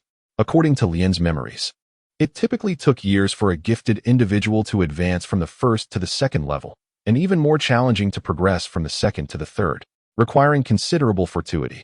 Lian had been stuck at the second level, unable to break through. Yet, in just over a month, Lan Xiaobu felt he was on the cusp of reaching the second level. However, he also noticed a troubling trend. As he advanced, his training speed diminished. This was not the most pressing issue. Rather, it was perplexing that when he had just entered the first level, his consciousness could sense objects within a foot's range. Yet now, as he approached the threshold of the second level, having significantly strengthened his soul, his perception remained limited to that same foot. Was it possible that achieving greater consciousness required him to continuously tear at his own soul? The thought sent shivers down his spine. The mere idea of such profound agony was daunting, and he wished to avoid it. Yet, if he was unafraid of death, should he truly fear pain? Resolute, he pressed on. With that resolve, he embraced the terrifying pain, his soul and flesh quaking in unison, his bones straining against the torment, experiencing spasms of convulsion. This time, however, he only inflicted a brief tear before activating the soul-forging technique anew. In a mere 2 days, he was thrilled to discover that his perceptual range had expanded from 1 foot to 2. Furthermore, his training speed had also accelerated. His hypothesis was validated. With this knowledge, there was no reason to hesitate. Tearing the soul was not a one-time ordeal. The difference between enduring more or fewer moments of pain was negligible. He would continue. Thus, Lan Xiaobu became wholly engrossed in this relentless training, and months slipped by. Although he had yet to ascend to the second level of the soul-forging technique, his consciousness now spanned 5 to 6 meters. His soul underwent a cycle of tearing and healing, solidifying his essence. At this moment, if Lian were to attempt to seize control again, Lan Xiaobu could dispatch him effortlessly within mere moments. Suddenly, a voice from Kunlun jolted him from his reverie. "We have detected traces of a spacecraft. Please advise." He glanced at the glass vial containing the life essence potion beside him, realizing he had been immersed in training for over 4 months. His gaze shifted to the ancient wolf nearby, now a foot tall. Despite having subsisted solely on herbs and the life essence potion, the wolf had grown considerably. During the initial month, Lan Xiaobu had provided it with both herbs and potions. In the following months, the wolf had learned to self-sustain. Likely aware that its master was somewhat unreliable, he mused that had the wolf been fed meat, it might have grown to 2 feet by now. Satisfied with the wolf's understanding, Lan Xiaobu patted its head in appreciation before turning his attention to the large screen. The display revealed an image of a spacecraft, evidently not of Kunlun's own design. What level of technology does this spacecraft represent? By the way, we must be far from the Milky Way now, Lan Xiaobu inquired, recalling that Kunlun was a product of a level 5 technological civilization. If this spacecraft were also level 5 or higher, it suggested the presence of planets beyond that classification, and he would prefer to keep his distance. Despite having absorbed a wealth of technological knowledge and a desire to learn more, Lan Xiaobu understood that a level 5 civilization would regard life forms from lower civilizations with disdain, capable of eliminating them with a mere flick of their hand. This is a vessel from a primary technological civilization. Thus far, it has not detected our presence. 3 months ago, we departed the Milky Way, Kunlun's voice informed him. A primary technological civilization? According to the knowledge he had acquired, this was the lowest tier for a technologically advanced planetary civilization. Such civilizations were categorized into 7 levels, with primary being the first and the highest being the 7th. Kunlun, what level is Earth classified as? Lan Xiaobu pondered, considering that Earth likely fell into the primary category as well. Nevertheless, its intelligence and space exploration advancements might elevate it to level 2. Based on Earth's current technological capabilities, it does not yet qualify as a technological planet, Kunlun clarified. Lan Xiaobu rubbed his temples, realizing that Earth, with its level of technological advancement, did not even meet the criteria for a primary technological civilization. How impressive must a level 7 civilization be? Kunlun, is it possible for you to disguise yourself as a primary technological civilization spacecraft? Lan Xiaobu asked. Wandering through the vast cosmos was not a sustainable existence. Even if he could endure solitude, prolonged isolation would inevitably lead to psychological strain. Fortunately, he had been diligently practicing the soul refinement technique. Thus, the current pressure was still manageable for him. Let us disguise ourselves as a flying saucer similar to theirs, and approach so that they may detect us. Lan Xiaobu promptly suggested. Kunlun possessed an offensive system, albeit one that consumed considerable energy. If a rudimentary flying saucer attempted to attack him, he could effortlessly render them into mere fragments, or rather, flying saucer debris. Indeed, upon Kunlun disguising himself as a basic flying saucer and deactivating his cloaking, the opposing vessels swiftly detected Kunlun's presence and sent a communication. But are you a fellow of Blue Star? I am Kel of the Blue Star Assault Corps. Blue Star? Lan Xiaobu instantly realized that Kunlun had altered his signal to resemble that of the opposing vessel, leading them to mistakenly believe he too hailed from Blue Star. Chapter 48. Zhenhua Star. It was evident that Lan Xiaobu was certain the other party had never heard of the peacekeeping army. However, this was of little consequence. With Lan Yaxing already enslaved, the existence or non-existence of the peacekeeping army would go unchecked. Should verification be required, he would simply claim it was a private organization formed to oppose the Feipu Star. Kel appeared to be a rather affable individual, exhibiting minimal suspicion. Without hesitation, Lan Xiaobu commanded Kunlun to lock onto Kel's spacecraft, following him to Zhenhua Star. Kel, clearly garrulous, incessantly regaled Lan Xiaobu with tales of Zhenhua Star, detailing which inhabitants of Lan Yaxing had aligned themselves with it. As Lan Xiaobu listened to Kel's incessant chatter, his thoughts wandered to the formidable power of Lianin. Did this fellow possess fragments of memories that included languages from various planets? From Kel's discourse, Lan Xiaobu learned that the mightiest empire on Zhenhua Star was the Hanlin Empire, ruled by the sovereign Taijie. The most powerful military force within this empire was the Star Conquest Army, which operated directly under Taijie's command. According to Kel, upon their arrival at the Hanlin Empire, it was imperative to enlist in the Star Conquest Army, for only through this allegiance could one aspire to greater heights. With Kel's incessant prattling, Lan Xiaobu found it impossible to continue his cultivation. He first discarded Lian En's bones into the spacecraft's refuse compartment, recognizing that keeping them aboard would only invite trouble. Once this was accomplished, Lan Xiaobu turned his attention to the silver ring. He intended to investigate the peculiarities of this ring, and to his astonishment, he noticed a layer of grayish substance within it that had previously eluded his perception. In that moment, enlightenment dawned upon him. After cultivating the divine forging technique, he had acquired a sense of perception, enabling him to detect the grayish material within the ring. He immediately focused his will to erase the layer of gray he had uncovered, and a word naturally surfaced in his mind: refinement. Could this indeed be refinement? After mastering the divine forging technique, was he capable of refining treasures as the legends foretold? This revelation filled Lan Xiaobu with immense joy. As for what constituted a treasure, the ring's capacity for space undoubtedly classified it as such. Lan Xiaobu dedicated a fortnight to fully refining the ring. To his slight disappointment, he discovered that it contained nothing. It was akin to finding an empty wallet, albeit one of some value. It was plausible that Lian En had never activated this ring, or perhaps he had been unable to refine it. Although Lian En had progressed to the second stage of the divine forging technique, he surely had not torn apart his own soul for the sake of cultivation. Without such an act, the ability to manifest perception would not arise, and consequently, the refinement of the spatial ring would remain unattainable. Lan Xiaobu briefly experimented, effortlessly placing a vial of Shengji elemental potion into the ring and retrieving it with equal ease. It seemed that only upon his demise would an additional layer of gray materialize within the ring. However, even if a new layer did appear, those lacking perception would be unable to discern what lay within.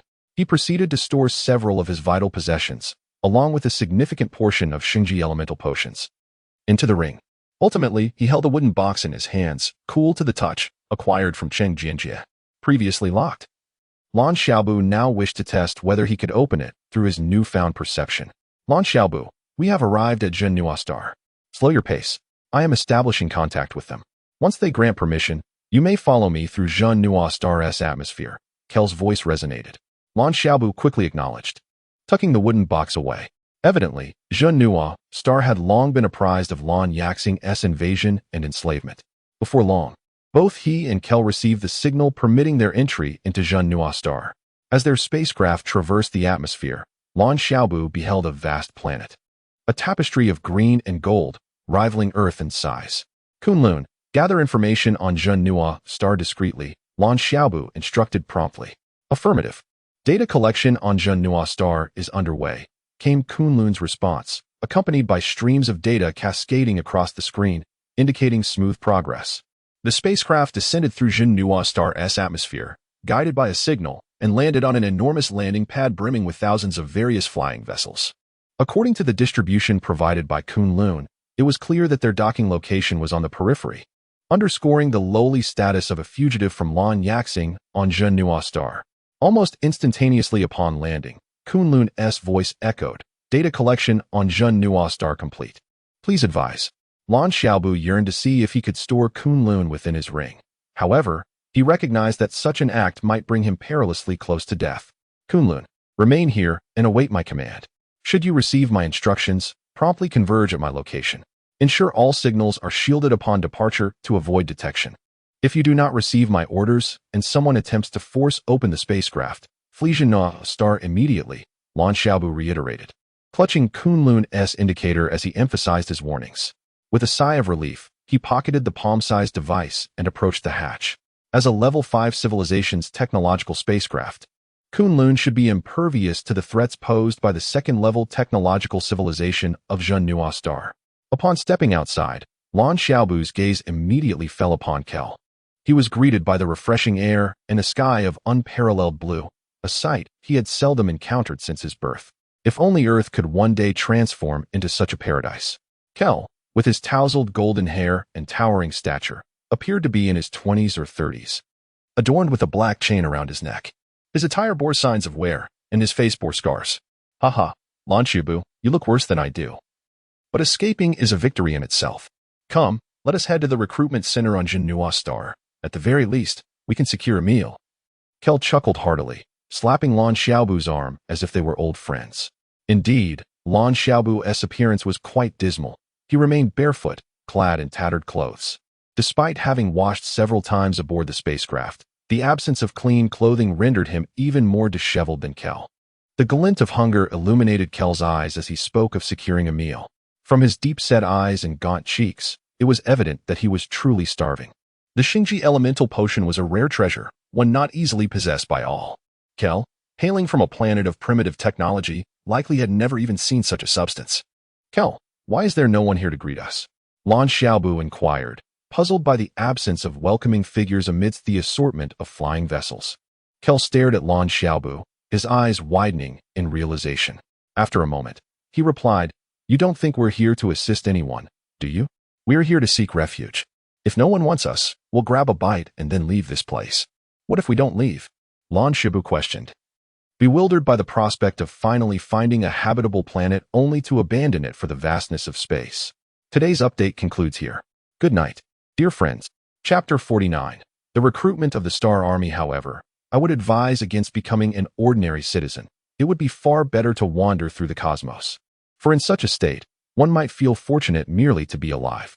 Kel had become quite loquacious, having not ceased speaking since he and Lan Xiaobu began their journey together.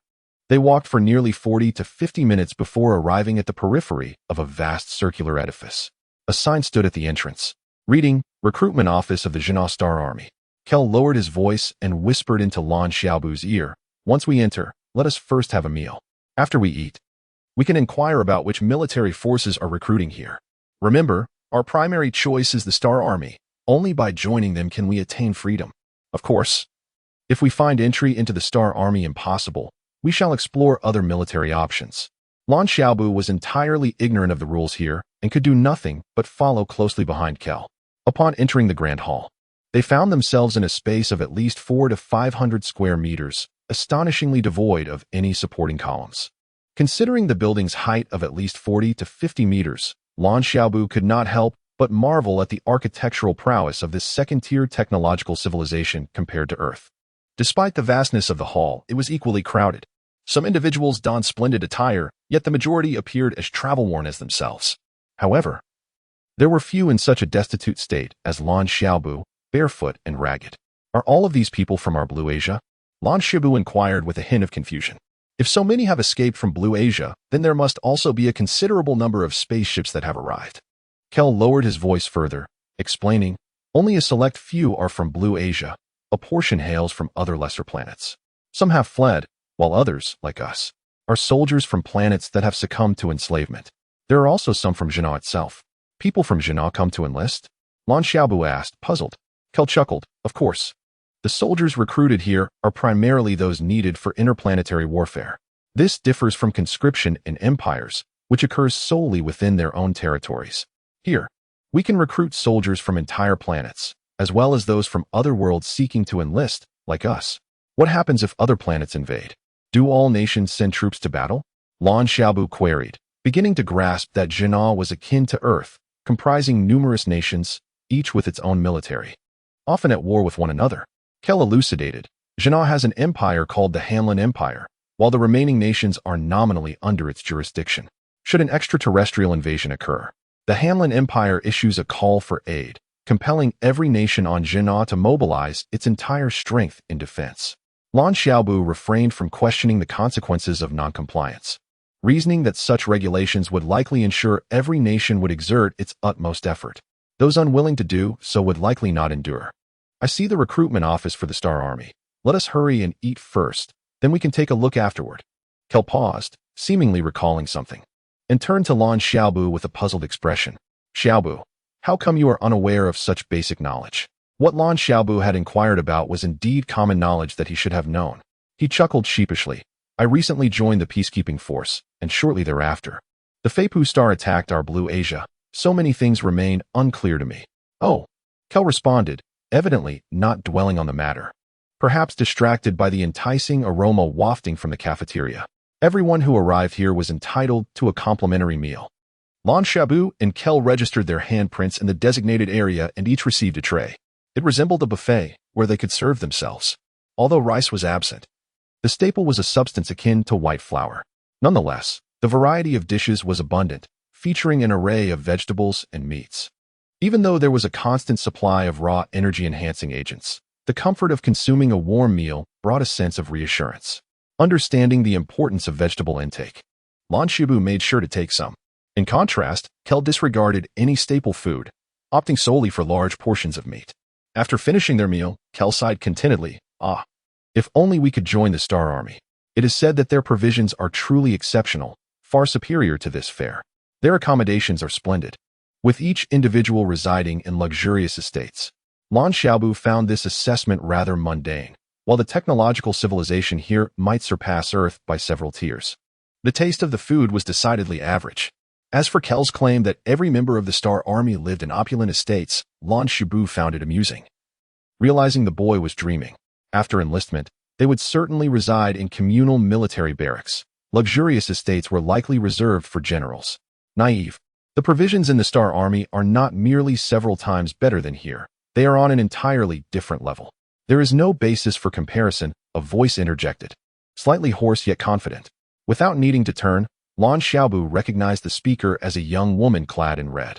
She appeared youthful, yet was impeccably dressed, carrying a bow on her back, exuding a fierce demeanor, even her voice brimming with character. Accompanying her was a woman in blue, whose gentle demeanor and exquisite features contrasted sharply. Ah Su, do not speak in such a manner, the blue-clad woman advised softly, glancing apologetically at Kel and Lan Xiaobu. I apologize. Asu is quite straightforward but means no harm. Kel chuckled amiably. No worries. We understand the odds are slim. We merely wish to try our luck. By the way, are you also looking to join the Star Army? The blue-clad woman smiled slightly. Yes, we have just participated in the Star Army assessment. Did you succeed? Kel asked eagerly. Before the blue-clad woman could respond, the red-clad woman declared proudly, of course. Once we finish our meal, we shall depart and complete the enlistment procedures in a few days. You both have succeeded, so why do you believe we cannot? Lan Shubu could not restrain his curiosity. The two women appeared rather unremarkable, and with his cultivation at the peak of the meridian stage, just a step away from transcending into the innate realm, he discerned that their vitality was not particularly strong.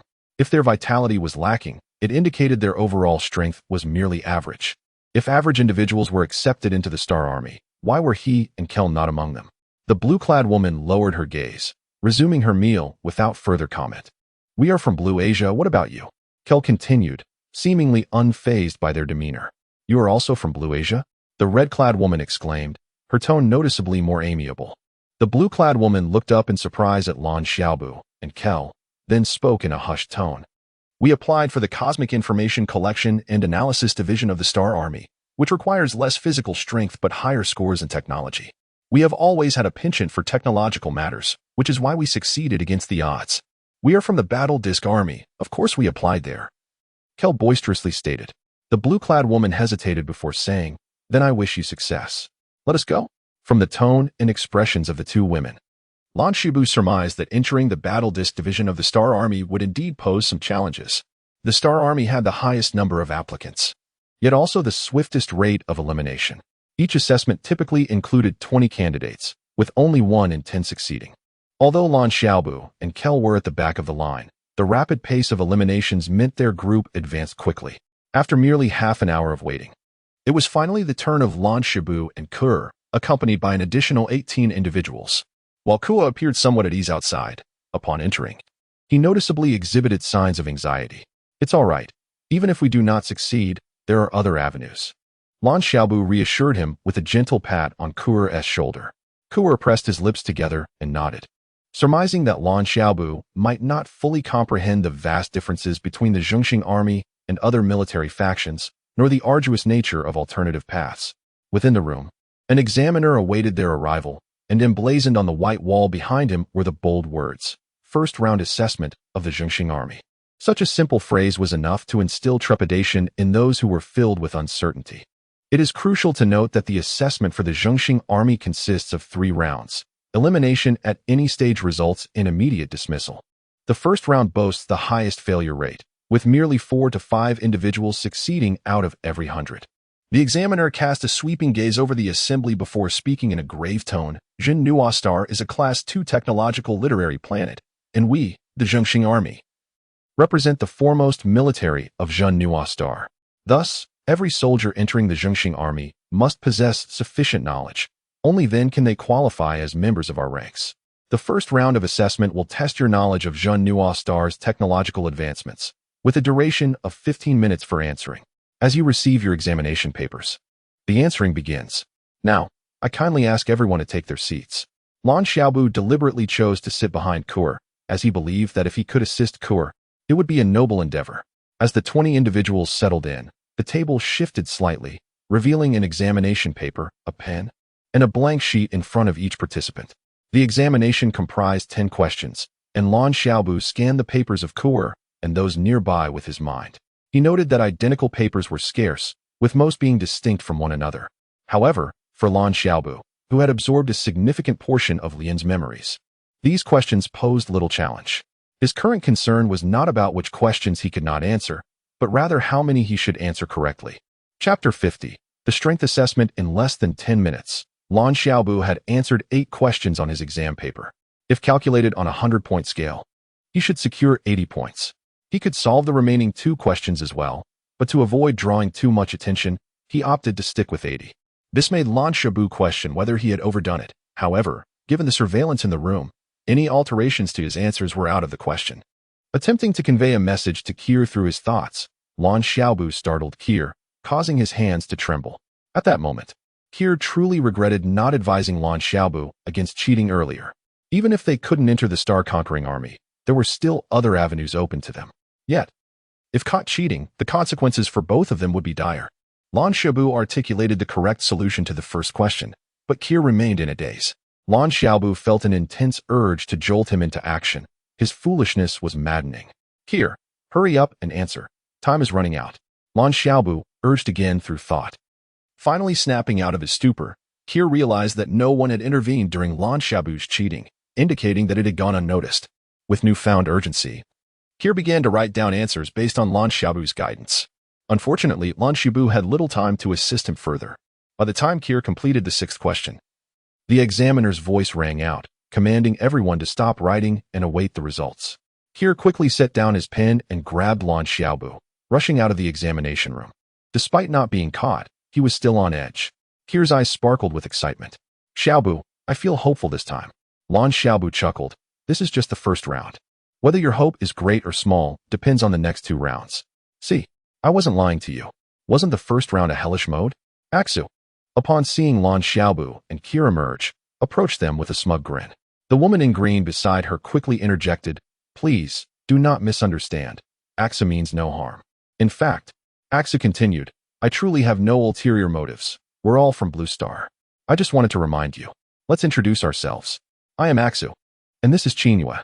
If you don't mind, I could show you to a place. Thank you, but we'll head directly to the Star-Conquering Army. Lan Xiaobu replied casually. Axu grew anxious. The place I mentioned is hardly inferior to the Star-Conquering Army, and few know about it. You should consider. Please proceed to the second assessment room for the next round of evaluations. The loudspeaker interrupted her. Kier clenched his fist, exclaiming, All right. He then turned to the astonished Axu and Chinua, saying, I'm Kier, and this is Lan Xiaobu. We're off to the second round now. If fate allows, we shall meet again. Both Axu and Chinua stood in disbelief, watching Lan Xiaobu and Kier walk away. Had they truly both passed the first round? This was unbelievable. How could this be? Axu struggled to comprehend. Kier turned back, laughing heartily. What is this? The exam was far too simple for me. The things I learned on Blue Star are. Let us go, Lan Xiaobu interjected, patting Kier's shoulder as he headed towards the second assessment room. Concerned that Kier might boast too much. Watching them approach the second assessment room, Axu looked puzzled at Chinua. How is this possible? To pass the first round with knowledge from Blue Star, unless they are also of royal descent. Chinua shook her head. Axu, they're just like us. From Blue Star. If they can enter the Star-Conquering Army, we could assist each other. Upon reaching the second assessment room, Lan Xiaobu and Kier found 6 individuals already seated. Lan Xiaobu learned that they would begin the second round once 10 participants were present. After about an hour, 2 more individuals entered. With the first round lasting 15 minutes, the elapsed hour indicated that 80 participants had undergone the first assessment. Out of 80, only 2 had advanced to the second round, highlighting the rigor of the initial evaluation. As the final participant arrived, a tall and robust man entered the room. He scanned the crowd and announced, the second round is a strength test. Each participant has 2 attempts, with a minimum requirement of achieving a force of 1 horsepower. Lan Xiaobu knew that 1 horsepower here was not equivalent to Earth's measurement, but rather 200 kilograms. To pass, one must deliver a punch with a force of 200 kilograms, an impressive feat that few on Earth could accomplish. Fortunately, this assessment was not designed for elimination. As long as one met the requirements, they would pass. Lan Xiaobu's gaze fell upon the testing apparatus, which featured a punching pad and a weight measurement crystal column. Kier, excited at the prospect of testing his strength, turned to Lan Xiaobu, exclaiming, Haha, this is my specialty. Kaifu, please step forward for testing, the examiner called out. A tall man with fair skin and curly hair moved to the testing device, awaiting the signal. With a beep, the strength tester activated. The tall man stepped back, drew back his fist, and struck the punching pad with a resounding crash. Boom. The data on the crystal column soared, quickly surpassing 1 horsepower and stabilizing around 1.4. Lan Xiaobu thought to himself, if this fellow hadn't trained, then that punch was genuinely powerful. Passed. You may proceed through that door and participate in the final round of testing. The examiner gestured towards a door behind him. Thank you, the tall man exclaimed, visibly elated, before hastily making his way to the entrance leading to the final round. Such tests are swift, typically, as long as there are no miscalculations. Participants in the second round complete it with a single punch. Most candidates' punching force range from 220 to 300 kilograms. Kier, please step forward for testing, the examiner announced. Kier, eager and impatient, stood up, raising his fist at Lan Xiaobu. I'll be waiting for you in the third round. Without hesitation, Kier approached the strength testing machine, delivering a powerful punch without even stepping back. Lan Xiaobu clearly saw the machine's reading surge to 1.8, nearly breaching the 2 horsepower mark.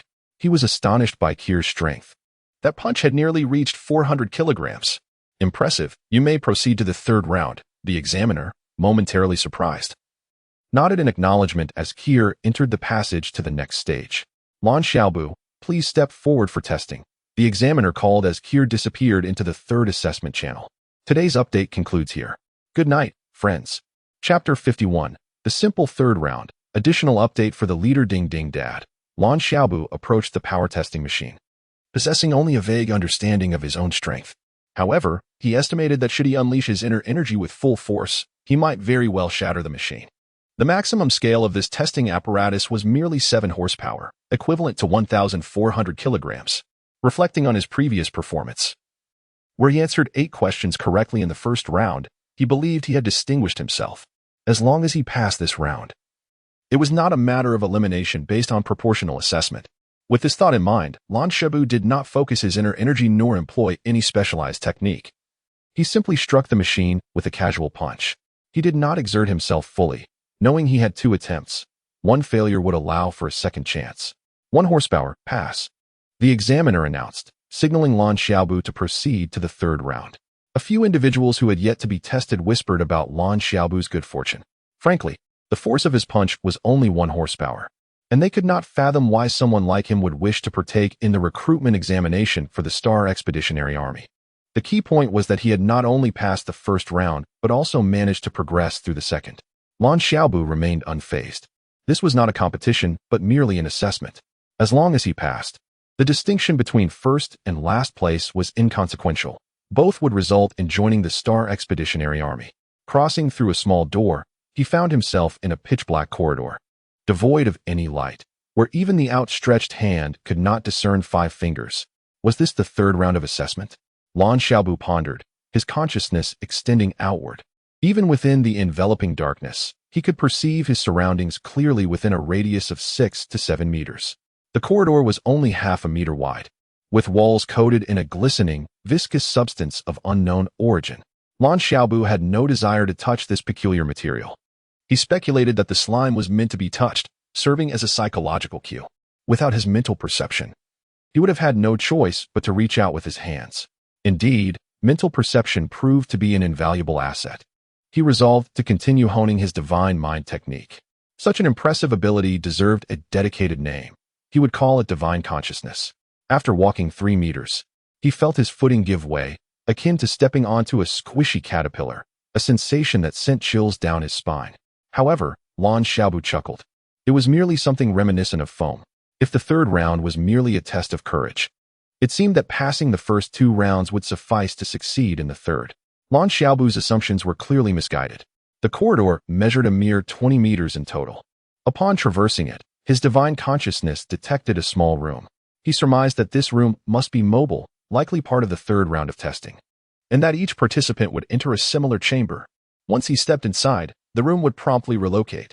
As Lan Xiaobu entered the small room, it moved as anticipated, and the interior remained shrouded in darkness, devoid of any furnishings. Curiously, he ventured to the center of the room, intending to inspect the walls when a potent force surged into his mind. In the blink of an eye, this force began to reverberate within his brain, manifesting as countless imprints that clawed mercilessly at his consciousness. A piercing pain ensued. Had this been an ordinary individual, they would surely be writhing in agony on the floor. Yet, Lan Xiaobu did not flinch. Compared to the anguish of his soul being torn asunder, this discomfort felt like an ant's bite. Moreover, having long practiced the divine mind technique, his soul was exceptionally resilient. This minor assault was of little consequence. At this juncture, Lan Xiaobu comprehended the essence of the third round's trial, the fortitude of spirit.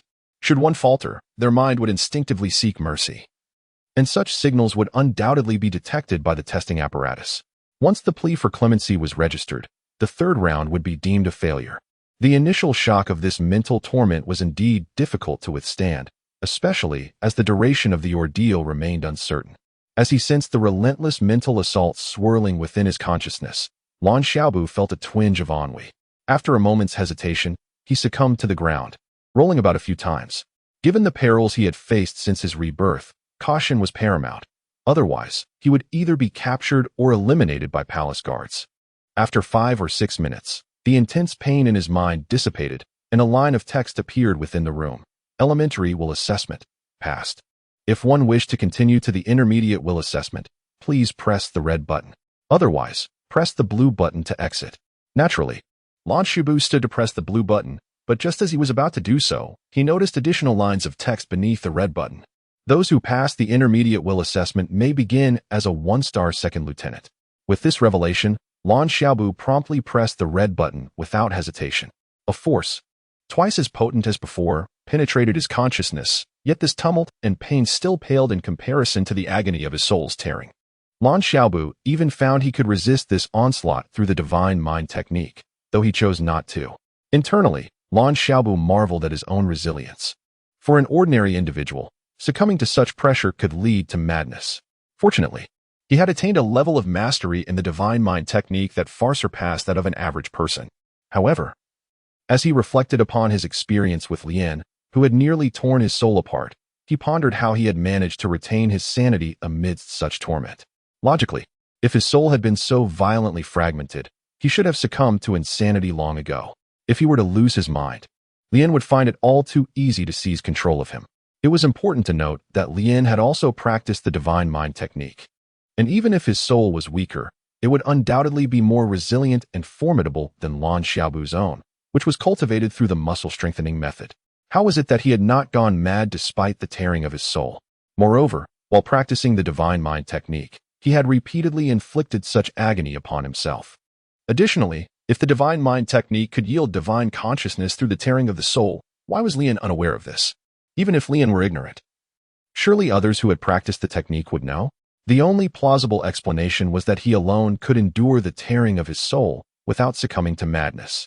For an ordinary person, such an experience would drive them to insanity, leaving no room for any possibility of counterabsorption. What set Lan Xiaobu apart? Was it his rebirth that rendered his soul incomparable to that of an ordinary individual? Just as he contemplated this, he felt the relentless stimulation and tearing within his mind vanish.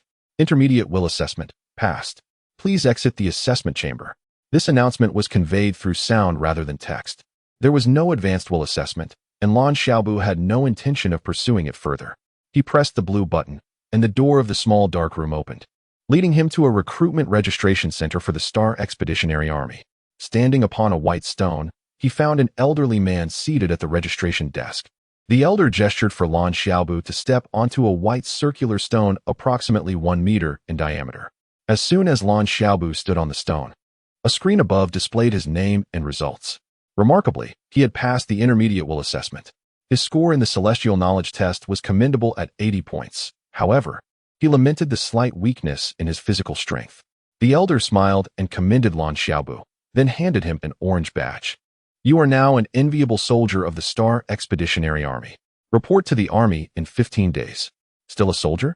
Wasn't he supposed to take on a higher rank? Lan Xiaobu pondered, yet he dismissed the thought and accepted the badge. He returned to the recruitment center's hall, where Kur, who had entered before him, had yet to emerge. As Lan Xiaobu awaited outside, Asu and Qinyu approached together. Lan Xiaobu, you are out so early. How did the assessment go? Asu called out from a distance. Oh, Xiaobu, how did you manage to come out before me? The voice of Kier reached them, disheveled and with a few bloodstains marking his face, indicating that he had endured quite a bit during the 3rd round of assessments. However, his cheerful demeanor suggested he had likely passed. Otherwise, he would not appear so elated. I passed the 3rd round. It's all right if you didn't team make it. Just stick with me in the future, Kier exclaimed excitedly, trying to comfort Lan Xiaobu. In his view, since Lan Xiaobu had only cleared the 2nd round, he must have entered the 3rd round later and thus failed, allowing him to exit first. Hearing Kier's words, Qinyu felt a twinge of disappointment. She had thought Lan Xiaobu seemed quite impressive. How could he have not passed the assessment before Kier?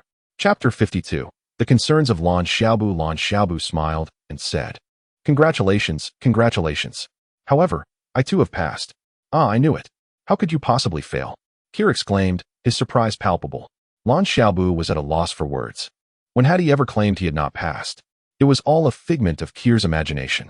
That's wonderful. The four of us are all from Lanyaxing. From now on, we can form a small team and look out for one another. Yes, yes. Even if we are assigned an unfamiliar team officer, we can still unite. I just hope they don't choose us separately, Kier added quickly. Qin Yu, upon hearing that Lan Xiaobu had passed the assessment, beamed with joy and chimed in. We both have flying discs. What about you too? Kier patted his chest proudly. I was once an officer in the assault army. How could I not have a flying disc? Xiaobu does too. Kier suddenly faltered, momentarily unable to recall the name of Lan Xiaobu's military unit, and instinctively glanced at him. Lan Xiaobu had no choice but to respond, the Peacekeeping Army. Indeed, Lan Xiaobu is a senior officer in the Peacekeeping Army. So he possesses a flying disc as well, Kier said with satisfaction. Qin Yu happily suggested, in that case, shall we meet up in half a month when we report to the Expeditionary Army? Watching Qin Yu and Su depart, Kier couldn't help but ask, Xiaobu, why do you think those two are so keen on waiting for us and joining our team? Could it be that they have a fondness for us? Or perhaps they are interested in our flying discs? It's likely because we all hail from Lanyaxing, Lan Xiaobu replied. He didn't believe they were interested in their flying discs. Such vehicles were hardly rare here, as evidenced by the multitude of various combat discs parked outside. It was merely Kier's fixation on the flying discs that led him to think that way. As for any romantic interest, that was laughable. Xiaobu, should we stay here for a casual 10 days? Or should we seek out a place to stay? Kier inquired. Having been accepted into the Expeditionary Army, he felt that even sleeping in the wilderness for a few days would pose no issue. Moreover, at this military recruitment center, as long as one was a reserve soldier of the Expeditionary Army, they could enjoy free meals and accommodations. However, Lan Xiaobu wished to leave this place. Here, do you have any money? If so, let us find a place to settle down. There are too many people here for proper rest. It would be best to find a more spacious area where we won't be bothered. Do you have money? Lan Xiaobu noticed that Kier only seemed to understand the concept, but did not grasp its importance. Having money was crucial. Without it, they would truly be stuck here. Of course I have money. Once we're in the flying disc, I'll bring you 2 boxes of gold. As for accommodation, Zhennoxing has plenty of options.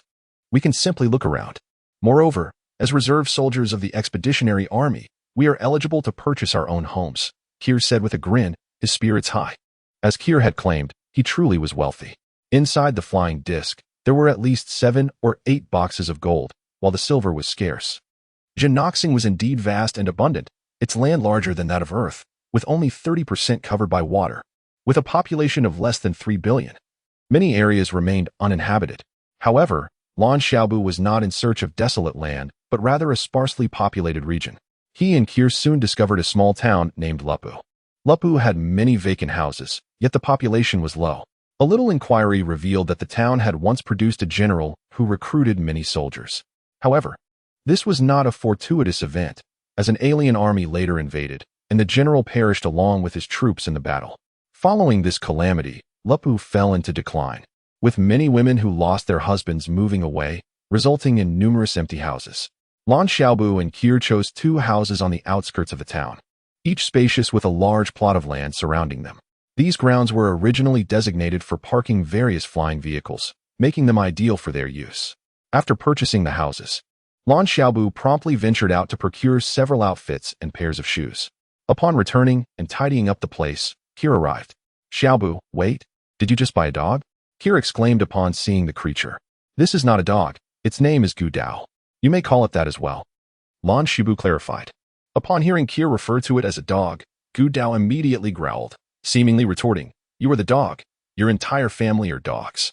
Kier laughed heartily at Gu Dao's growl. So it's a little wolf cub.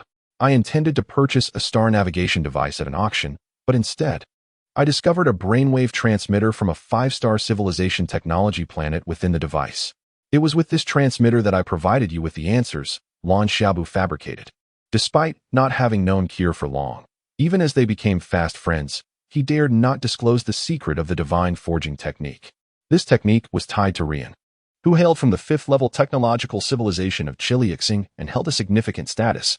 While there was nothing inherently wrong with this, considering that Kunlun had traversed folded space, perhaps Chiliixing lay countless star rivers away. However, upon arriving in this star river, Lan Xiaobu felt a sense of unease when he realized he could comprehend the languages of both Lanyaxing and Jinnoxing. This suggested that Rian might be familiar with this star system, implying that Chiliixing was not far from here. This very concern prevented him from even uttering the name Chiliixing. If anyone discovered that Rian was eliminated by him, it would not only spell doom for him, but would also turn Jinnoxing to ashes. Kier gazed at Lan Xiaobu with wide eyes, filled with envy. After a moment, he said, "Xiaobu, since we are now in the same team, our fates are intertwined. This extraordinary ability of yours will surely grant us many survival opportunities, but your strength is too feeble. Do you know why my power is so substantial? It's because I practice a martial art called Flying Bull Fist. From today onward, I shall teach you the Flying Bull Fist. In a year or two, you are bound to make significant progress." The Puryang Wujia is a martial art from the Wudong Internal School. However, Lan Xiaobu had not practiced it. He had been training in the Yijing Jing. Now, encountering Kier, it might be prudent to let Kier train instead. Jinnoxing had a modicum of primordial energy, enough for Kier to cultivate inner energy, although it paled in comparison to the gradually recovering Earth. Kier stared at Lan Xiaobu, speechless. "Xiaobu, we have endured hardships together to arrive at Jinnoxing. What do you have to be concerned about in front of me? Are you going to learn or not?" Lan Xiaobu pressed again. Upon hearing mention of meat, Gu Dao's mouth began to drool. Although it had survived aboard the flying disc, it had merely existed. Now that meat was in sight, it gazed eagerly at Lan Xiaobu. Upon receiving Lan Xiaobu's approval, Gu Dao quickly adopted an adorable demeanor and hurriedly followed Kier out. For it, having meat was paramount. It would tolerate being called a dog, or even a worm, as long as there was meat to be had. Chapter 53, Second Lieutenant. After Kier departed with Gu Dao, Lan Xiaobu promptly retrieved the wooden box. This box, originally obtained from Chengjianjia, had remained stubbornly sealed. Now, endowed with spiritual consciousness, he yearned to attempt unlocking it once more to see if it could be opened through his mental prowess. As Lan Xiaobu's consciousness seeped into the box, he immediately sensed something amiss. Previously, when his consciousness penetrated a storage ring, a layer of grayish substance obstructed him. Once he refined that layer, the ring transformed entirely into his possession, truly becoming a spatial ring. At this moment, however, as his consciousness delved into the wooden box, it felt as if it had plunged into an ocean, disappearing without a trace. Lan Xiaobu was elated. He understood that this box was undoubtedly a treasure. If it were an ordinary object, his consciousness would have revealed its contents. Be it a mere stone, he would have discerned its internal structure. The fact that he could sense nothing within the box was the greatest surprise of all. After a day of relentless attempts, Lan Xiaobu resolved to set the box aside, choosing to advance his divine forging technique to the second tier before trying again. Days swiftly passed, during which Lan Xiaobu devoted himself fervently to mastering the divine forging technique. Yet he found himself perpetually on the cusp of the second tier. Meanwhile, Gu Dao thrived, engaged in spirited interactions with Kier. Although the Xingji elemental potions were excellent, for a wolf cub like him, meat remained a true delicacy. In just over a week, Gu Dao had noticeably grown taller. With no progress in his technique and the appointed time arrived, Lan Xiaobu, accompanied by Gu Dao, piloted his flying saucer to report to the Conquest Army alongside Kier. While Lan Xiaobu was unaware of the exact number of personnel in the Conquest Army, the multitude of flying saucers and ships surrounding the base far surpassed that of any other location. From a distance, the sight of countless war discs and vessels was overwhelming. After landing their saucer, Lan Xiaobu chose to leave Gu Dao behind within Kunlun. From afar, they spotted the large characters indicating the registration area of the Conquest Army. Compared to the recruitment office on Zhenhua Star, the registration hall of the Conquest Army exuded an air of grandeur and opulence. Why are there so many people? Lan Xiaobu marveled upon entering the hall, which housed at least 2,000 individuals. Fortunately, the hall's vastness meant that the crowd did not feel cramped. Rather, it accentuated the spaciousness of the room. Kier casually remarked, "What is this compared to peak times? I've heard that during the busiest periods, tens of thousands would fill this hall. Sometimes, when a planet falls, over 100,000 flood in." With a sigh, Kier continued, "The regular forces of the Conquest Army typically number around 5 million. You might think they recruit so many each year, but in reality, only a fraction remains. Why is that?" Lan Xiaobu inquired, puzzled. A voice interjected nearby, explaining, "Because there is a preparatory period for entering the Conquest Army.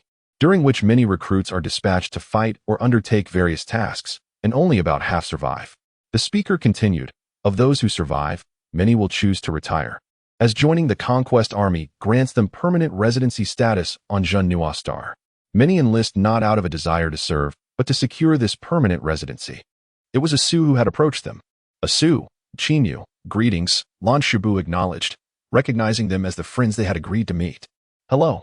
We waited for you for a while. Why did you take so long to arrive? We should discuss how to stay in the same squad, a Su said bluntly.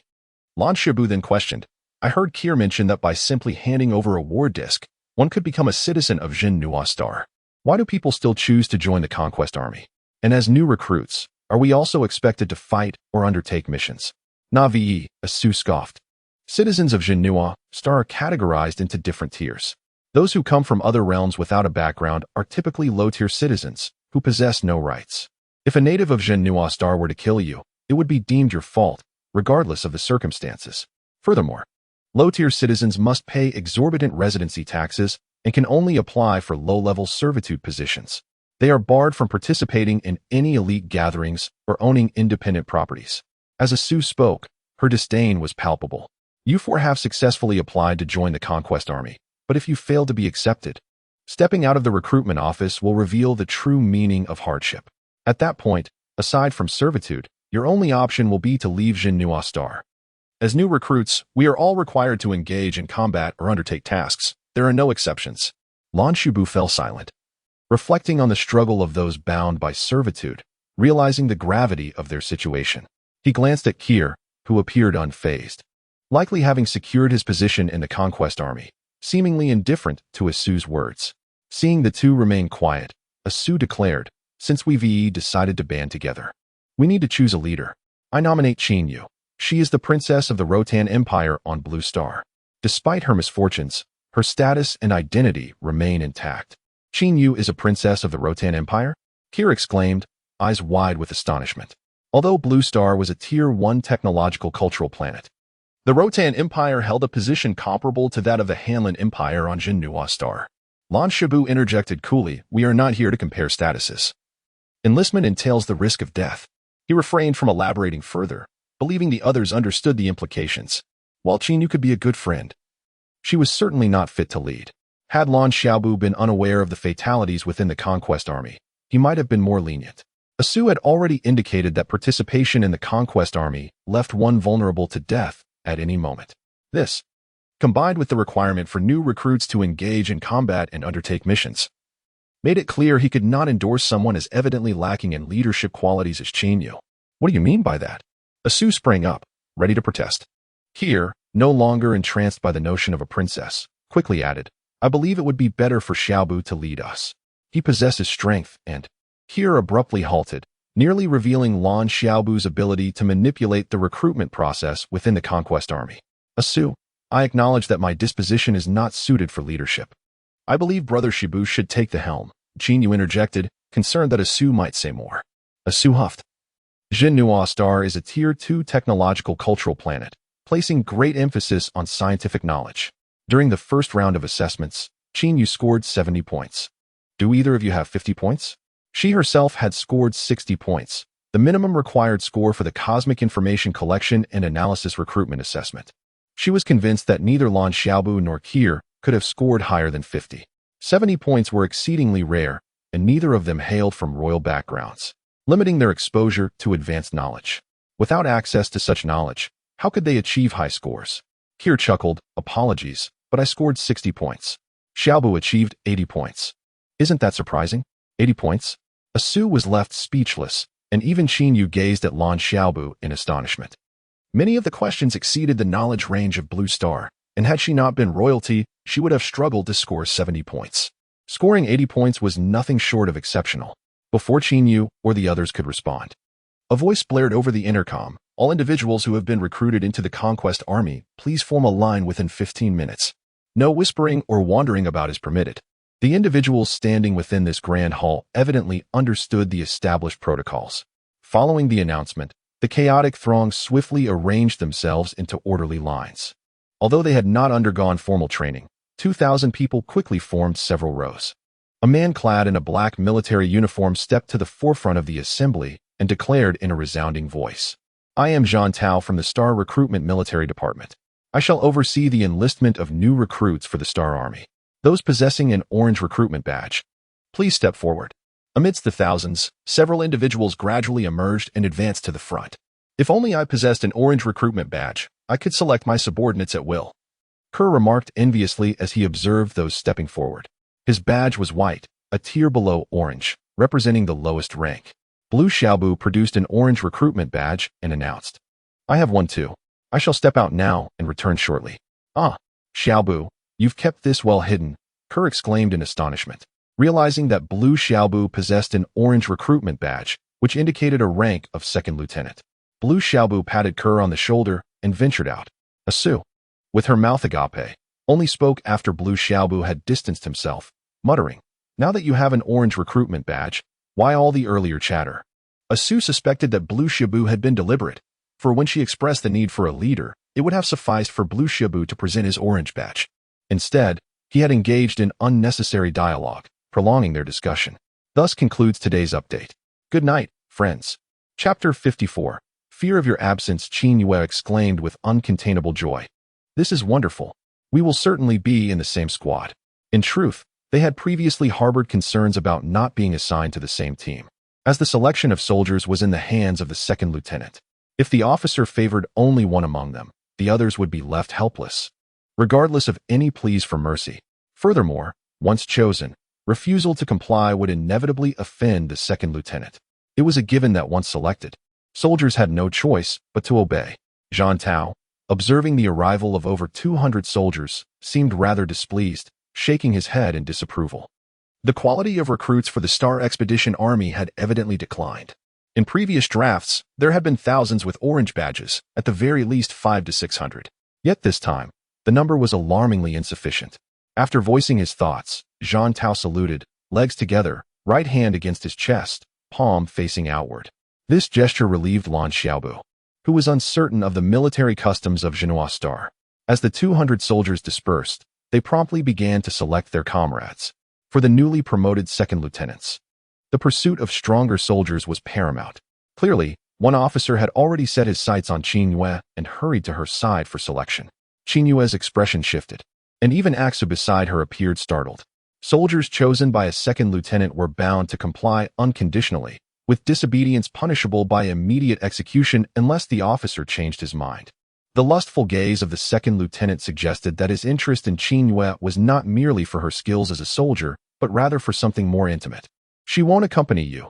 She is already one of my soldiers," a sudden voice interjected, interrupting the second lieutenant. Qin Yue, Axu, and Kutter stood firmly behind me.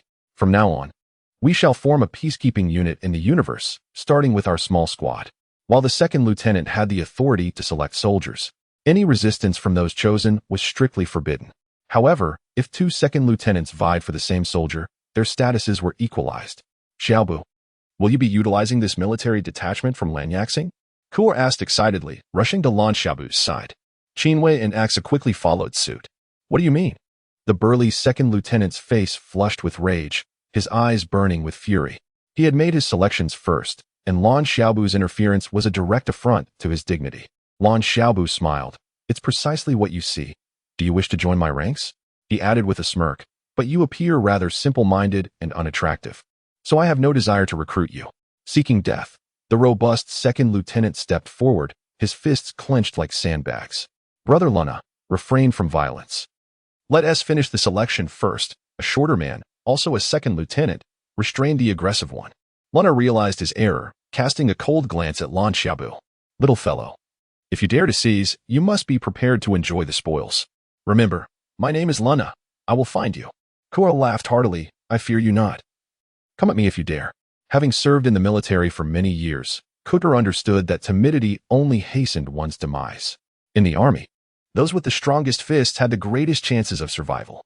"Let us see if you can still claim to be unafraid when the time comes," Luna retorted. Glancing at Kuo, Lan Xiaobu maintained his smile. "Let us end this here. I am indeed frightened." The crowd fell silent, then erupted in laughter. Fully aware that once things settled, one of either Lan Xiaobu or Luna would inevitably perish. "Xiaobu, no, second lieutenant, You still need to recruit 7 more. When that scoundrel arrives, we shall not fear him, Kuer urged as Luna departed. Indeed, let us recruit 7 more. I am an archer. It would be best to find 2 more archers to complement me, and then... Aksu was chattering away with suggestions when Shinhua interrupted her. Aksu, let the second lieutenant decide. Regardless of his choices, we shall offer our full support.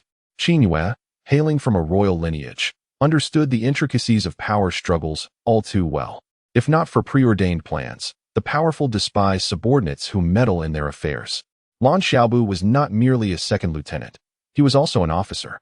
After speaking, Shinhua respectfully bowed to Lan Xiaobu, expressing gratitude for his timely intervention. Had he not intervened and snatched her from Luna, she might have become a mere object of his desires. Should she have been recruited into Luna's squad, her capabilities would have rendered her powerless to escape. Lan Xiaobu nodded and moved into the throng of soldiers. However, he soon noticed that whenever he approached a soldier for selection, they would hurriedly avert their gaze. Nevertheless, he approached 2 soldiers. Before he could speak, he saw the fear etched on their faces. With a sigh, Lan Xiaobu thought, "Do not impose upon others what you do not desire for yourself." It was clear that these 2 did not wish to serve under him, but felt unable to refuse. "Second Lieutenant, may I join your squad?" A timid voice emerged, and Lan Xiaobu turned to see a very slender young man approaching. However, he understood that anyone standing in this grand hall, regardless of their frail appearance, was not to be underestimated. They likely possessed a strength exceeding 200 kilograms. "What is your name? Why do you wish to join my squad?" Lan Xiaobu inquired, astonished by the young man's presence. While others fled, this individual approached with a purpose. "I am Ding He, from the first-level literature star, Beima. My companions and I arrived on Genoa Star a month ago, and upon our arrival, we encountered Luna, who took my companions. Since then, I have not seen them." Ding He's voice remained calm, yet Lan Xiaobu could sense the underlying bitterness. Without needing to guess, Lan Xiaobu surmised that Ding He's companion was likely a woman of considerable beauty, indicating that Luna was a habitual offender. Kua interjected, "I know Beima. It shares a fate similar to that of our Lanyaxing, having been conquered by Feipu's star. It is likely that they are now enslaved." "Yes." Ding He lowered his head, tears glistening in his eyes. Lan Xiaobu looked at Kuber with exasperation, silently questioning how someone with such a lack of sensitivity could be from Lanyaxing. He observed Ding He's sorrowful demeanor following the enslavement of his home planet, while Kuer displayed not a hint of outrage or sadness about their own plight, appearing rather carefree. "Do you understand why many fear Luna?" Lan Xiaobu glanced at Luna, who was now recruiting his 10th soldier. Were it not for the regulation limiting his recruits to 10, he might have amassed hundreds. Because Luna hails from Jilu's star, a second-level technological literary star, he arrived early, and many here were aware of his presence long before you arrived.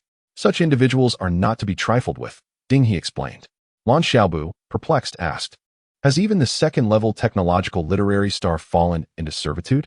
Ding He shook his head, saying, "No, he betrayed the planet of Jilu and sought refuge on Genoa.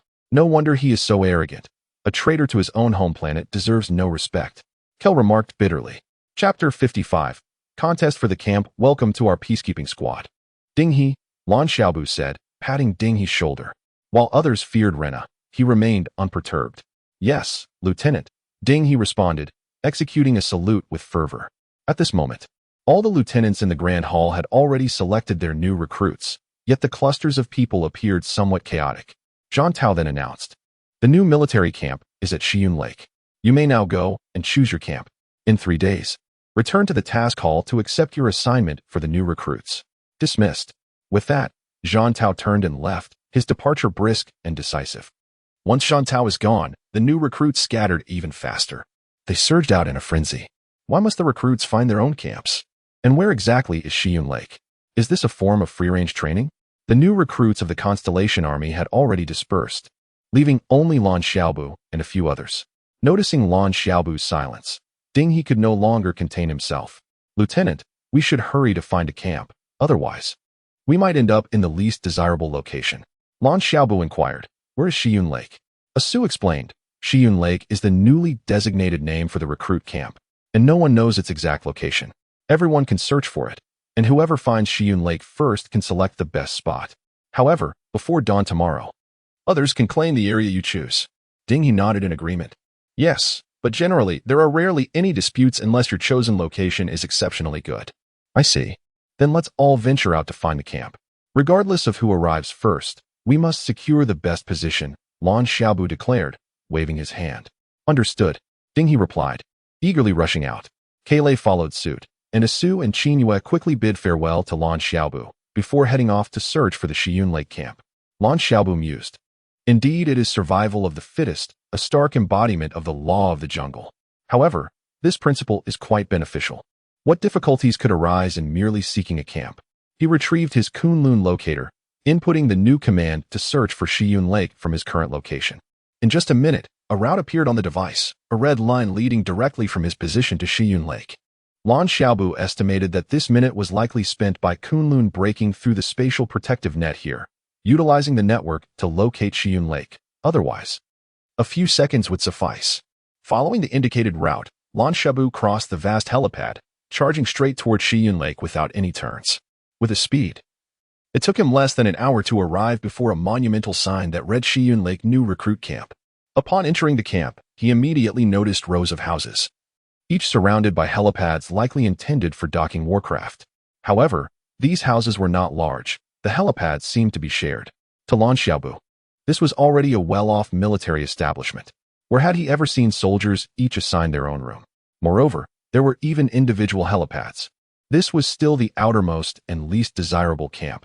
The deeper he ventured, the larger the houses and helipads became. He also glimpsed the expansive Shiyun Lake, with new military camps lining both sides. The innermost camp by the lake consisted entirely of rows of villas. Not only that, but some villas even had docks, with airships moored alongside them.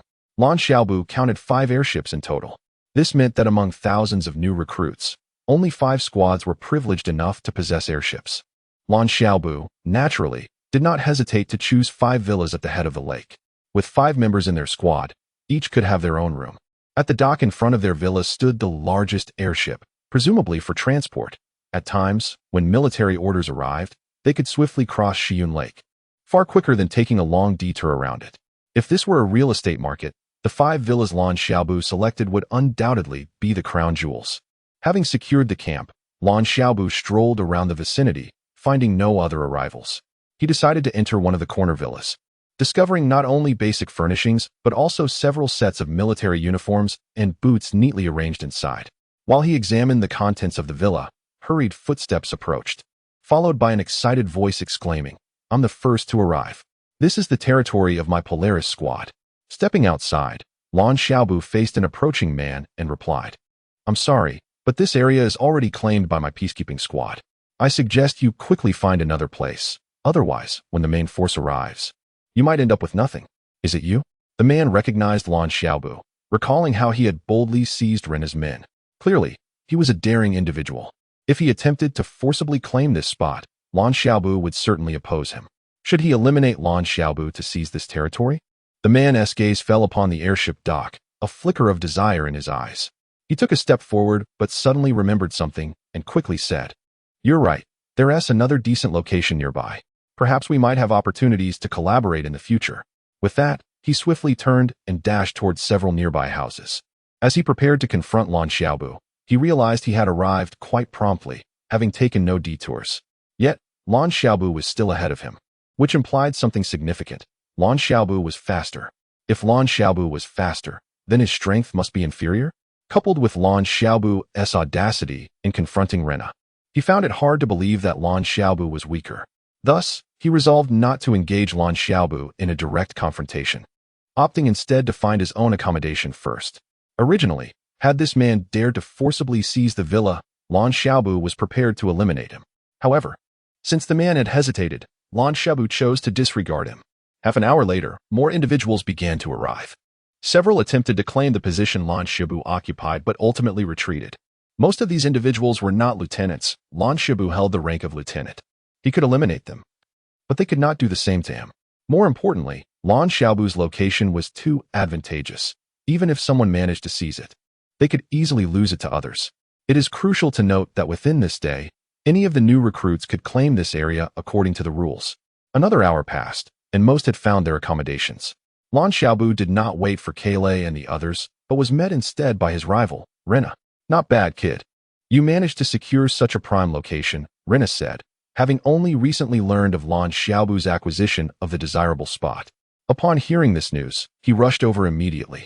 Ordinary recruits feared Lan Xiaobu, but he did not. He was also a lieutenant. Seeing Rena approach, a crowd quickly gathered around Lan Xiaobu. The contest for military camps was not a rare occurrence among the new recruits. Typically, the stronger occupied the better locations while the weaker settled for lesser ones.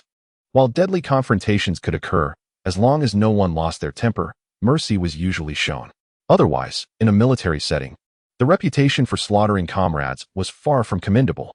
However, Lan Xiaobu and Rena were different. Should Rena attempt to seize Lan Xiaobu's camp, it would likely lead to a fight to the death. I give you a chance. Vacate this place and crawl under my legs, Rena said. Standing before Lan Xiaobu with a gaze that suggested he viewed him as already dead. At the same time, Lan Xiaobu spotted Kale and Ding He approaching. Kerr was aware that Lan Xiaobu's strength test yielded merely 1 horsepower, prompting him to seek a replacement swiftly. Ding He approached Lan Xiaobu and whispered, "Lieutenant, we have located our residence, just a short distance outside. Su and Qin Yu are currently guarding the area." Lan Xiaobu comprehended Ding He's implication. If he wished to avoid conflict, he could feign a departure at this moment. Indeed, Lan Xiaobu clapped Ding He on the shoulder and instructed him to summon Su and Qin Yu, declaring, "We shall reside here." Without hesitation, Ding He turned and left. Lan Xiaobu was his superior, and the commands of his commander were paramount. Do you wish to take on 2 opponents alone? Do you think my Wind Blade squad lacks manpower? Upon Kerr's obstruction of Lan Xiaobu's path, several robust men emerged from Rena's side, evidently recruits from Rena's team. 2 insignificant pests, I can dispatch them with one hand. Rena boasted. Step aside and watch how I deal with these 2 nuisances. Rena, a lieutenant with a strength of 3 horsepower, scoffed, believing that these 2 would be courting disaster by confronting him together. Nearby, someone derisively remarked. Kerr felt a pang of concern upon hearing 3 horsepower. Although he was formidable, he barely managed 2 horsepower, a stark contrast to Rena's might. Chapter 56. 2 fists and a kick. Lan Xiaobu took a few steps back and said to Kerr, "Then do not hold back, finish him." Even though he knew he was no match for Rena, Kerr charged forward without a hint of hesitation. What courage! Rena sneered as he swung a fist at Kerr. Feeling the oppressive force of the punch approaching, Kerr understood that he could not confront it head-on. Just as he dodged, Lan Xiaobu urged, "Kerr, what are you afraid of? Strike back. Go toe-to-toe and smash him." The onlookers regarded Lan Xiaobu with incredulity, challenging Rena, who possessed tremendous power, with sheer folly.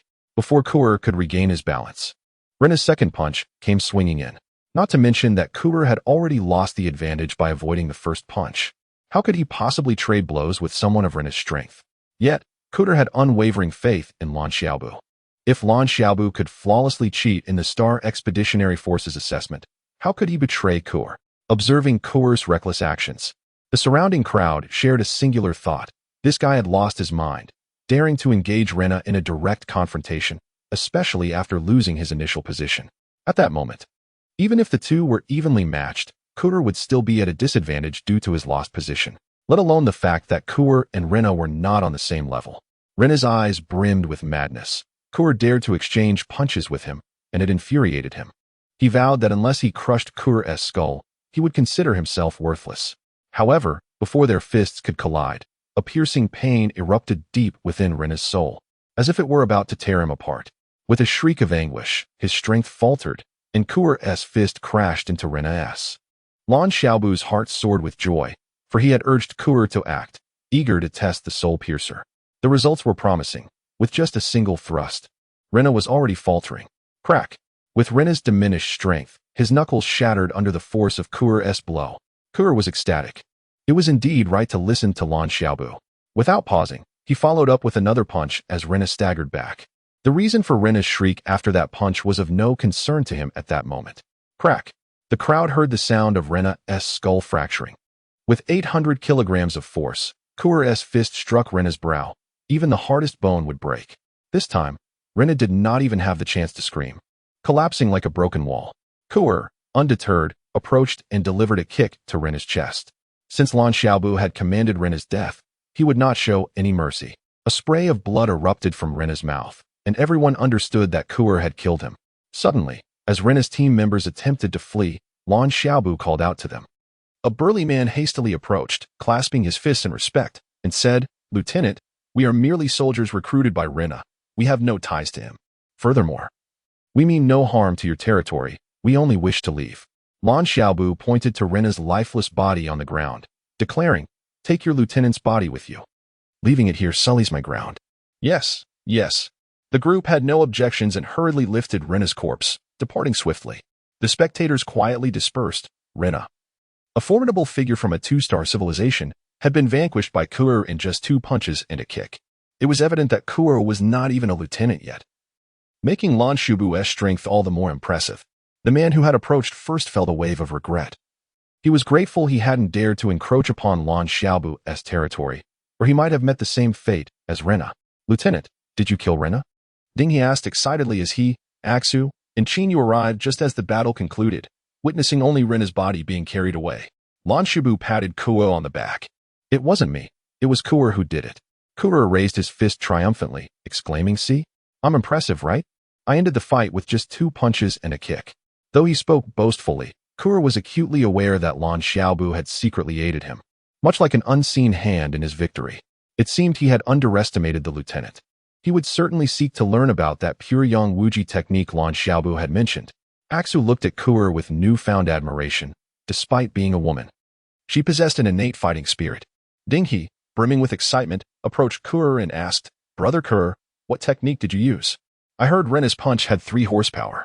Kuo chuckled, "I used the flying bull fist. Have you heard of it? This technique focuses on concentrated explosive power and incredible speed. Though my strength isn't as great as Rena's, my explosive force is formidable." Upon hearing about the flying bull fist, Ding He's excitement waned slightly. It was not an advanced martial art, and many were familiar with it. Lan Xiaobu interjected, "There are 5 houses here. Everyone should choose one." "Lieutenant, you are truly remarkable to have arrived first and selected such excellent quarters." Ding He expressed genuine admiration for Lan Xiaobu. Joining Lan Xiaobu's team had been a last resort, but he never expected that Kuo would be a skilled fighter who had defeated his nemesis Rena. Indeed, quite impressive. Axu acknowledged, sensing that Lan Xiaobu was no ordinary individual. If it were merely luck that led him to find Xiyun Lake first, she would not have believed it. The recruits for the Star Expeditionary Forces came from diverse backgrounds, each harboring their own secrets. Lan Xiaobu's rise to the rank of lieutenant and his first discovery of Xiyun Lake suggested he possessed his own hidden depths. However, she would not inquire about Lan Xiaobu's secrets, unlike Kuo. Waving his hand, Lan Xiaobu entered his room. With 3 days until their next mission, he wished to continue advancing his divinity forging technique to the 2nd tier. Upon entering, he noticed 2 messages appearing on the large crystal screen at the front of the room. The first message stated that all new recruits must report to the Star Expeditionary Forces Mission Hall in 3 days for their preparatory assignments. The second message indicated that the aerial routes for the Xiyun Lake new recruit camp had been planned and the spatial coordinates displayed. Lan Xiaobu promptly relayed this information, and within 2 or 3 minutes, Kunlun had already docked at the designated landing area. As the hatch opened, Gu Dao, having grown impatient after witnessing the wonders outside, was the first to rush out. "Haha, Gu Dao, come over here. I'll take you to eat meat." Kuo emerged, ready to inform Lan Xiaobu that the aerial route had been established, only to find that Lan Xiaobu's flying saucer had already arrived and Gu Dao was out. "Oh, what a beautiful wolf cub." Qin Yu, Axu, and Ding He followed suit, their flying saucers landing one after another at the docking area. "It truly is beautiful." Ding He circled Gu Dao, mesmerized by the striking golden hue on its back. Although he remarked on its beauty, he couldn't shake the feeling that he had seen Gu Dao somewhere before. Chapter 57. The new recruits' mission, the Star Conquest Army, is fundamentally distinct from the military forces on Earth. Upon enlisting, the new recruits experience a sense of freedom, or rather, a lightheartedness prevails until the preliminary mission arrives.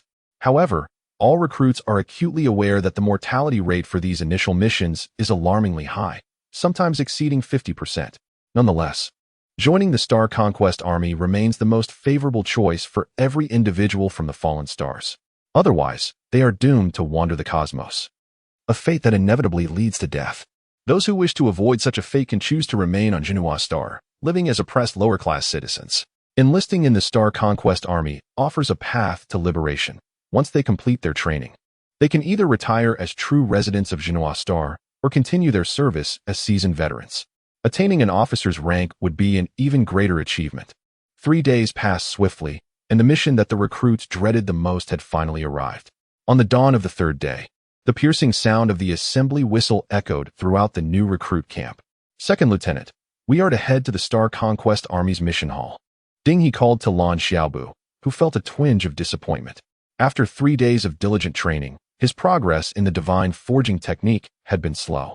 As he emerged, he noticed a multitude of recruits darting away from the camp, all heading in the same direction, having focused solely on his training. Lan Xiaobu was unaware of the location of the mission hall. "We need not rush. We have an airship. Allow me to pilot it, as this is my forte," Kel chimed in, stepping forward. In the entire Shiyun Lake recruit area, only 5 teams possessed airships, and Lan Xiaobu's team was among them. He tossed the airship keys to Kel and greeted the newly arrived Su and Qinyu, amidst the envious gazes of other recruits. Lan Xiaobu's airship carved a white line across Shiyun Lake, swiftly making its way to the Star Conquest Army's mission hall. Despite being among the last to arrive, only 10 recruits had gathered at the mission hall upon their arrival. These 10 also possessed airships, having arrived before Lan Xiaobu's team. The mission hall of the Star Conquest Army was remarkably grand, yet it lacked a main entrance. Inside, an array of electronic screens displayed various messages, including numerous updates on the Star Conquest Army's military engagements, as well as Imperial missions they had undertaken. To Lan Xiaobu's surprise, he discovered that other nations could also enlist the Star Conquest Army for tasks. He observed that the missions accepted by the Star Conquest Army were not limited to the Hanlin Empire, but also included those from several ordinary nations. Ding He confirmed, yes. Although the Star Conquest Army is directly governed by the Hanlin Empire, undertaking missions for other nations is often more lucrative. As the remuneration is exceedingly high, many poorer nations cannot afford it. I heard that a few years ago, the SUSI Kingdom of Zhou Star commissioned the Star Conquest Army for a space mission, and the payment reached thousands of geostones. Lan Xiaobu interjected. "Isn't geostone a type of fuel? How can remuneration be paid in fuel?" Just as he posed the question, vague memories surfaced in his mind. Geostone could indeed serve as currency, and it seemed it could also be used for cultivation. The memories from Lian were vast, and though he had lost some, many could only be recalled when triggered. Lan Xiaobu suspected that without activating certain memories for an extended period, he might gradually lose those absorbed recollections. Alas, such circumstances are unavoidable. One cannot merely absorb another's memories, as even one's own will fade with time. He could only hope that when he advanced to the 2nd tier of the divine forging technique, he would find a perfect solution to this issue. As soon as Lan Xiaobu's question was raised, the others regarded him with astonishment. Su remarked, "If you weren't from Blue Star along with Kel, I would doubt your origins in this galaxy. Is this not the most fundamental knowledge?" Kel, usually carefree and boisterous, was momentarily perplexed by Su's comment. In truth, Lan Xiaobu had not originated from Blue Star alongside him. They had merely encountered one another in the expanse of space and arrived at Jinhua Star together. However, Kel quickly dismissed the thought. What did it matter if Lan Xiaobu wasn't he from Blue Star? They were friends and members of the same team, and Lan Xiaobu's origins were inconsequential to him. Feeling a bit embarrassed, Lan Xiaobu rubbed his hands together. "I have spent my youth honing my martial skills deep within the mountains, so I have not encountered this knowledge. Nevertheless, I am eager to learn. Ding He, please enlighten me."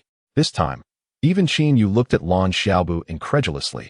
His excuse about learning martial arts in the mountains was rather flimsy. Yet, Lan Xiaobu remained unfazed. Regardless of whether Ding He, Kel, Su, or Qinyu recognized that he wasn't from Blue Star, they would not expose him. Ding He, seizing the opportunity, explained. Using geostone as currency is characteristic of advanced civilizations. On Jinhua Star, it is only occasionally employed between nations. I have heard that geostones are categorized into different grades, yet I have never seen them and do not know what the various grades look like. Generally, lower-tier civilizations primarily utilize stellar gold as currency. Stellar gold? Lan Xiaobu questioned Kel. Is it purple gold? What about regular gold? The term purple gold had emerged in his mind when Ding He mentioned stellar gold. Ding He clarified, stellar gold is indeed purple in hue, hence its alternate name. Kel scratched his head, slightly embarrassed. I cannot procure stellar gold. However, regular gold is also acceptable as it is universally recognized. Ding He quickly added, yes. Beneath stellar gold comes regular gold, followed by silver and copper coins. Lan Xiaobu surmised that the currency he typically used was likely purple gold or stellar gold. In a corner of Kunlun, there seemed to be a pile of purple items, most likely the stellar gold ding he spoke of. Noticing Lan Xiaobu's lack of knowledge on the subject, Qin Yu interjected, "In truth, Jia is primarily used as currency, and it is rare for anyone to utilize it as fuel. Its applications are vast, and using it as fuel for battle discs is a tremendous waste. Moreover, typical battle discs cannot utilize Jia as fuel. Only those of level 5 or higher can do so. For instance, my battle disc operates on synthetic fission fuel. I use synthetic fission fuel as well," Kel chimed in proudly. In his mind, Qin Yu, being a princess of the empire, surely used the same type of fuel for her battle disc. "What about Xia?" Lan Xiaobu inquired. "Currently, Kunlun employs Xia. We only have about a quarter of our fuel left, and if the opportunity arises, I wish to replenish it. Xia is far too expensive. It is only used when traversing star systems. Even synthetic fission fuel is quite costly. For travel within a planet, most battle discs utilize refined snow oil as fuel," Qin Yu elucidated. Lan Xiaobu grasped the gist of the conversation. Jia was the most desirable fuel, yet acquiring it was no easy feat due to its myriad uses. Next was the Xia utilized by Kunlun, followed by synthetic fission fuel, and finally refined snow oil. While they engaged in conversation, the new recruits from the Star Conquest Army continued to arrive at the mission hall in increasing numbers. As most recruits noticed Lan Xiaobu's gaze upon them, they approached him to greet him. In such a setting, strength reigned supreme. Though they were unaware of Lan Xiaobu's true capabilities, they recognized that one of his subordinates could easily defeat Rena, indicating that Lan Xiaobu was far from ordinary. As the influx of recruits grew, Lan Xiaobu chose not to pursue further inquiries but instead joined the others in discussing the nature of their upcoming mission. After approximately half an hour had passed, a military officer in his 40s approached. I thought to myself, what a remarkable figure. This is a 4-star general, a person of considerable standing within the Conquest Star Army. Xiang Jinli leisurely walked up to the group of new recruits. Without uttering a word, the recruits instinctively formed an orderly line, appearing relatively neat at least on the surface. Xiang Jinli nodded, and then spoke. "Welcome to the Conquest Star Army. I also congratulate you on becoming a part of this esteemed organization. Before I present the new military assignments, I will distribute the task cards to everyone." Chapter 58. New recruits as cannon fodder. Each new recruit received a task card, and so did Lan Xiaobu. The card was white, inscribed with a task score of 0. Once the cards were distributed, Xiang Jinli continued, stating that the Star Recruitment Army had lowered the enlistment criteria. However, the results were less than satisfactory. Out of the 5,000 intended recruits, only about 2,300 had actually enlisted. Due to the scarcity of recruits, your tasks will be more arduous. I hereby announce the mission for the new recruits. The more than 2,000 new recruits remained silent, each holding their breath to listen to Xiang Jinli's words. They all understood that their survival and future prospects hinged critically on this mission. Traditionally, perilous assignments were entrusted to new recruits, a customary practice of the Star Recruitment Army. Xiang Jinli's tone grew grave. "I trust everyone is aware that Xia is a strategic resource vital to the development of a technological planet. Zhennuoxing is not a Qia-producing planet. Therefore, much of our Qia is sourced from the cosmos." Upon hearing the mention of Qia, Lan Xiaobu became more alert. Initially, he had contemplated purchasing some Qia considering his possession of purple gold, but after hearing Xiang Jinli, he realized such aspirations were futile. Since this was a strategic resource for Zhennuoxing, a mere lieutenant like him had no business meddling with it. Any misstep could lead to suspicions regarding his motivations for acquiring Qia. 3 years prior, a meteor fell within the vicinity of Zhennuoxing and Jiulu Star, rich in Qia. Jiulu Star sought to monopolize this meteor, but Zhennuoxing would not permit it. Even though it was an undeniable truth that new recruits must face warfare, many felt a shiver at the prospect of engaging with a 2-star technological civilization. Everyone was acutely aware that the death toll after the onset of conflict would likely exceed half, with a grim possibility that 80% of the new recruits might perish among the stars. Silence enveloped the air, an oppressive stillness. Lan Xiaobu began to grasp why the Star Recruitment Army sought recruits from various planets. These newcomers, having arrived from outer space, evidently came equipped with battle discs. The army aimed to use these battle disc-equipped recruits as cannon fodder, without even deploying their discs, demonstrating their calculated strategy. Lan Xiaobu was reluctant to partake in such a fight, where survival seemed bleak.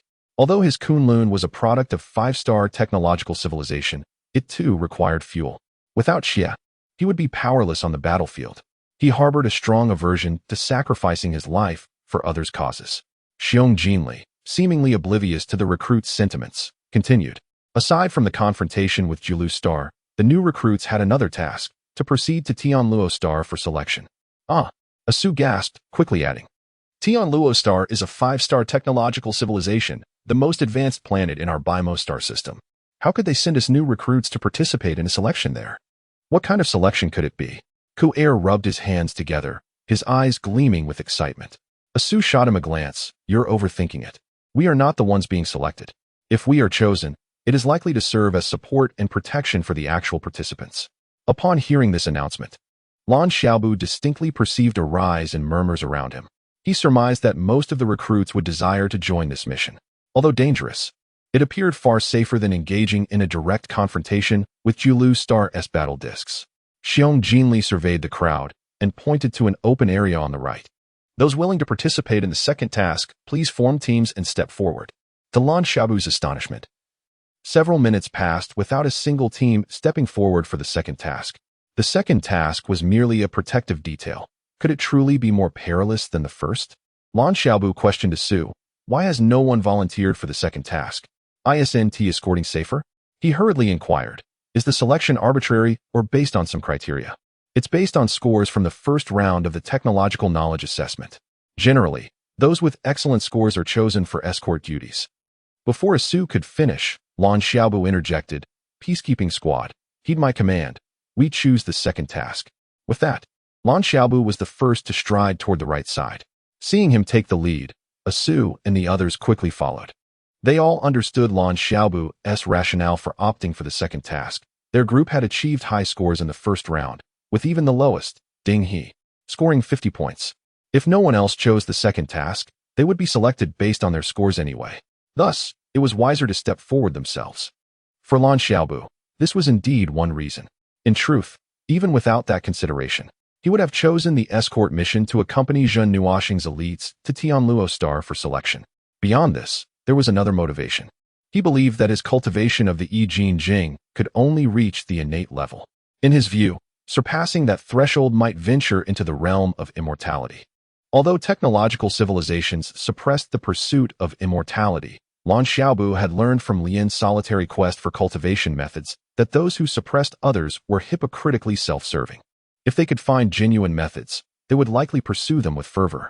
Their attempts to stifle others stemmed from a fear that someone might discover authentic paths to transcendence. Seeing Lan Xiaobu proactively step forward, Xiong Jinli nodded in satisfaction. New recruits must possess the awareness befitting their status. Such initiative was commendable. Some recruits with slightly higher scores hesitated momentarily upon witnessing Lan Xiaobu and his group volunteer, before also emerging from the crowd to join them on the right. This further pleased Xiong Jinli. As a protective squad, they required the kind of resolve exhibited by Lan Xiaobu to set a leading example. Today's update concludes here. Good night. Friends. Chapter 59. Promotion. Asu. Do you know why Zhen Nuo Star, despite being a level 2 technological civilization planet, has such pristine air? Asked Lan Xiaobu in a hushed tone. Asu, accustomed to Lan Xiaobu's simplistic inquiries, chuckled lightly. Zhen Nuo Star, much like our own Lanya Star, has suffered from pollution. The difference lies in the immense effort spent to procure planetary purification equipment from a level 7 technological civilization. Such devices are incredibly costly and not easily obtained. Indeed, thought Lan Xiaobu, even if advanced civilization technology is discarded, the foremost challenge remains air pollution. He pondered whether such purification equipment from a level 7 technological civilization could be transported to Earth and whether it contained hidden tracking devices. The escort team, originally comprising 100 members, had only half arrived thus far. Without hesitation, Xiong Jinli selected additional squads to complete the 100. True to Asu's words, Xiong Jinli called upon those with higher technological assessment scores. These new military squads were mostly comprised of 10 members, with the exception of Lan Xiaobu's peacekeeping team, which consisted of only 5. A few squads were smaller, with 7 or 8 members, yet they still outnumbered Lan Xiaobu's group. Lan Weizhang. Xiong Jinli's gaze fell upon the officer insignia on Lan Xiaobu's chest. Earlier, Lan Xiaobu had been the first to step forward, volunteering for the Tianluo Star escort mission. Lan Xiaobu immediately stood to attention, saluting. Second Lieutenant Lan Xiaobu at your service, Commander Xiong. Please give your orders. He had never anticipated that merely stepping forward would earn him the rank of second lieutenant. Onlookers gazed at Lan Xiaobu with envy. Had they known that arriving first would lead to a promotion, they would have done the same. They were all second lieutenants. Why should Lan Xiaobu's advance grant him a higher rank? Yet, despite their thoughts, no one dared voice their discontent. Lan Xiaobu's reputation as a fierce second lieutenant preceded him. He not only resided in the finest quarters at Shiyun Lake, but had also vanquished the formidable Rin Na from a level 2 technological civilization on his very first day. New recruits participating in the interstellar combat must report to the training camp tomorrow. You are permitted to bring your own battle discs. Those assigned to the escort mission will depart from the interstellar tower in 10 days and are not allowed to bring battle discs. You are dismissed, Xiong Jinli announced, promptly disbanding the new recruits. He made no mention of the mission they were to escort, as it was irrelevant to their role as a guard team. Congratulations, Second Lieutenant Lan, exclaimed a group of fellow second lieutenants and soldiers surrounding Lan Xiaobu to offer their congratulations. After graciously acknowledging their well wishes, Lan Xiaobu addressed them. Everyone, we are 100 strong and will be heading to the distant Tianluo star in 10 days. This journey poses risks but also presents opportunities. In this 10-day period, you may procure supplies from the military market. We will gather at the interstellar tower on Jinhua star in 10 days. You are all dismissed. Regardless of whether they were participating in the interstellar war or the escort mission, the first order of business was a significant procurement. The Star Expeditionary Army rarely ventured out for purchases. Most supplies were available within the army city, provided one had the finances. Lan Xiaobu picked up a piece of starlight gold, each piece as thick as an ordinary bank card, yet half its size. He squeezed it, leaving only a faint mark with his strength. Upon examining the inscription, he saw the number 1 accompanied by a celestial design.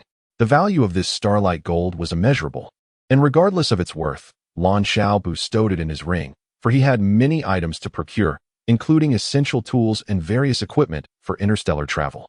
Additionally, he intended to purchase meat, which could be frozen within Kunlun for Gu Dao's future meals. He couldn't help but wonder how Gu Dao would react to fresh meat after having only tasted dried rations in small amounts each month. Now accustomed to fresh fare, he might disdain the jerky he once savored. In addition to essential equipment and meat, Lan Xiaobu planned to acquire communication devices. Unlike telephones, which were hindered by signal strength, communication devices, while still susceptible to interference, displayed approximate locations. While Lan Xiaobu engaged in extensive procurement, Ku Er and the others were also out gathering supplies. The journey to Tianluo star was perceived as perilous, where carelessness could cost one their life. Hence, no one hesitated to spend, acquiring everything they deemed necessary. Lan Xiaobu was unaware of the exact nature of the problem. He simply knew that his spiritual sense had not yet reached the necessary level to summon Kunlun at will. Ku Er and the others remained awake, anxiously awaiting his return. Feeling their concern, Lan Xiaobu felt a surge of gratitude. Though they were a makeshift team, the camaraderie among them was promising. Do not worry. Kunlun is secured in a safe location, Lan Xiaobu briefly explained. While they all understood that keeping Kunlun in the military camp was the safest option, he preferred to keep his battle disc in his own possession. In a place where strength dictated respect, theft would lead to only one outcome, death. With 9 days remaining, Lan Xiaobu diligently practiced the I Jing Jing and the divine refinement technique. Although his spiritual sense had reached approximately 10 meters, he still fell short of the second tier. After entering the meridian opening stage, no matter how he trained, he could only refine his internal energy without advancing in martial arts.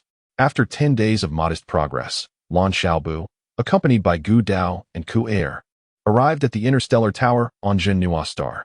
Although the tower was under the jurisdiction of Jinhua star, it was situated within the domain of the Star Expeditionary Army. Upon their arrival, the remaining new recruits had also assembled. As the 100 stood together, Lan Xiaobu was the only one accompanied by a pet. Many silently questioned their lieutenant's judgment. After 10 days without a briefing or training, he now appeared with a pet. Those aware that they were to escort participants for the Galactic selection understood the mission, while others might mistakenly believe they were embarking on an interstellar vacation. The 5 individuals they were to escort had yet to arrive. Seizing the moment, Lan Xiaobu stepped forward and inquired, "Are there any who scored above 70 in the first round of the Star Expeditionary Army assessment?" A fair-skinned youth stepped forward.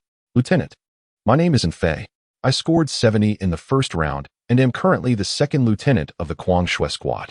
Qin Yu had intended to step forward but hesitated upon seeing and Fei as a second lieutenant, choosing to remain silent. Lan Xiaobu had initially considered appointing Qin Yu as the commanding officer of the escort squad, but recognizing her reluctance, he deemed her temperament unsuitable for the role. Excellent. Lan Xiaobu acknowledged with a nod. From this moment on, you shall serve as the vice captain of our peacekeeping escort team and the commanding officer of our squad.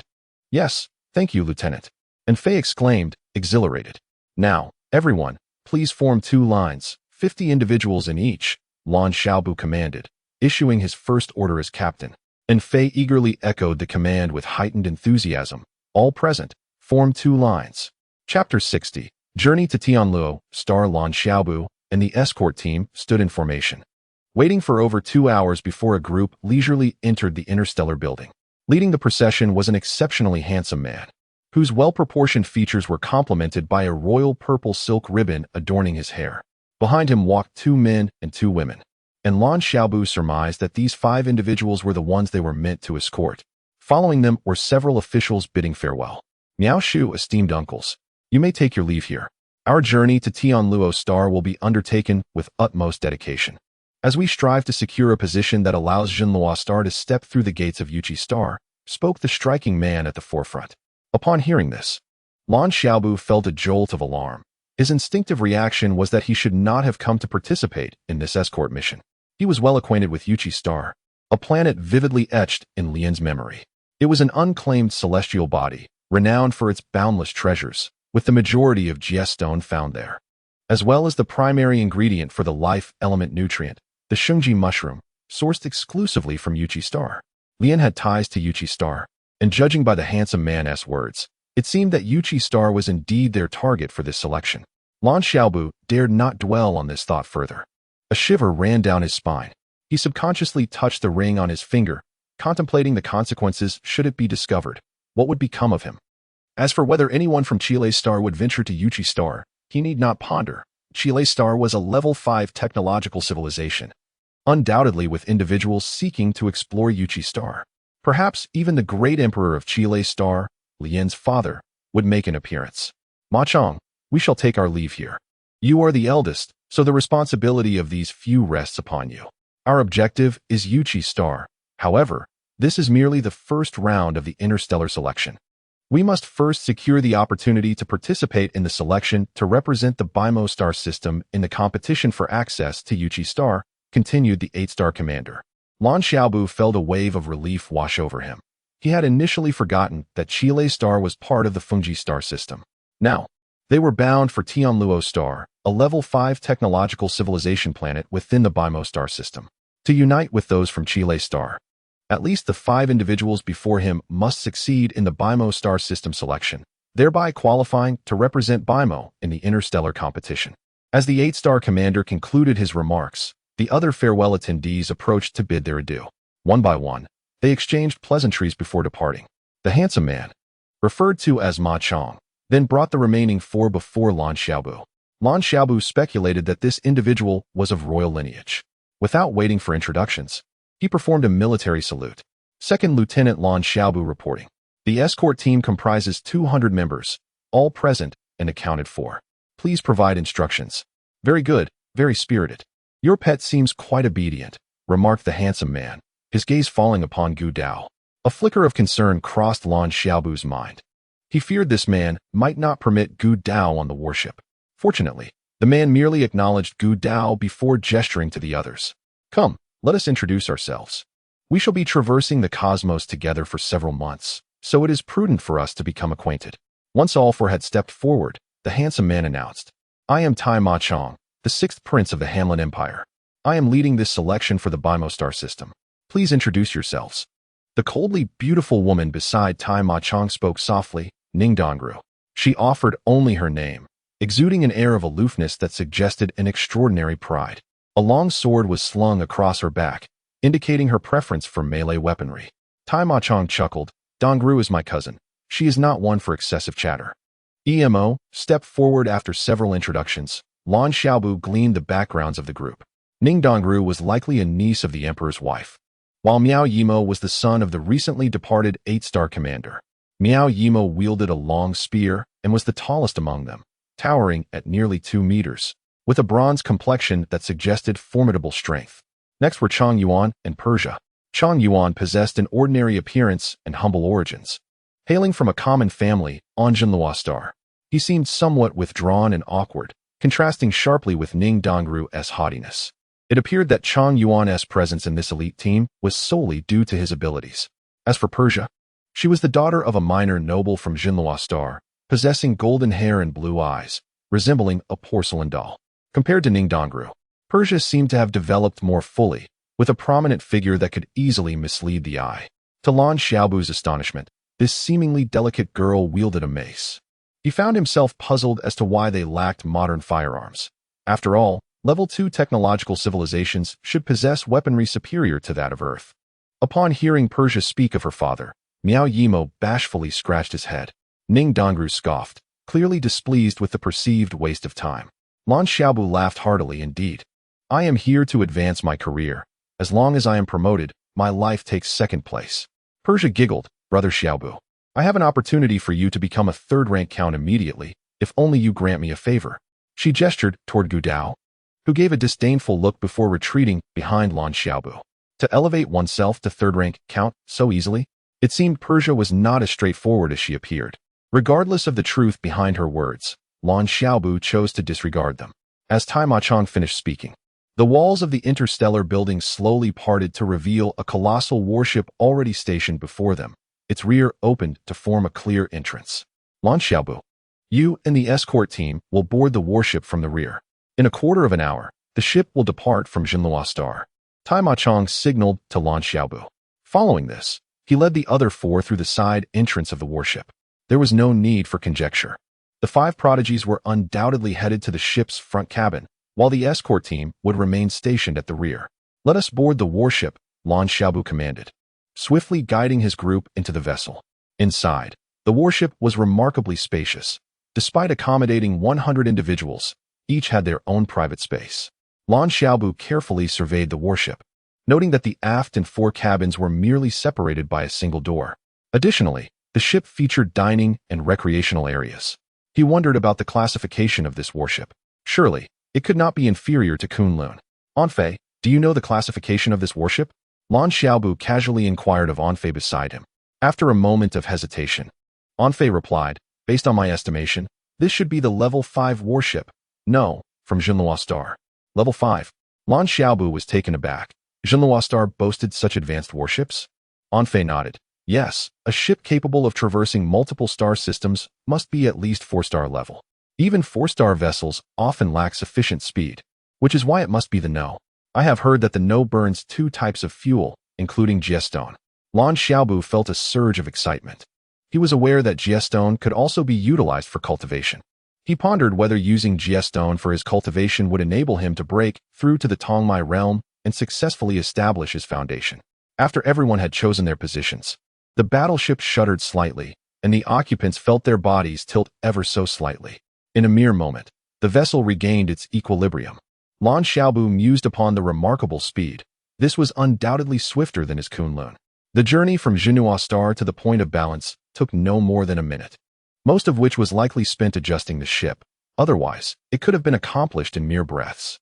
Tai Mo-chang appeared quite affable and showed no signs of underestimating Lan Xiaobu and his companions. However, upon boarding the battleship, Lan Xiaobu and his group never encountered Tai Mo-chang and his 5 companions again. This was hardly surprising to Tai Mo-chang. Lan Xiaobu and his 100 compatriots were merely expendable pawns to help address various challenges. After all, if they were to serve as cannon fodder, shouldn't they be treated with a modicum of courtesy? Today's update concludes here. Good night.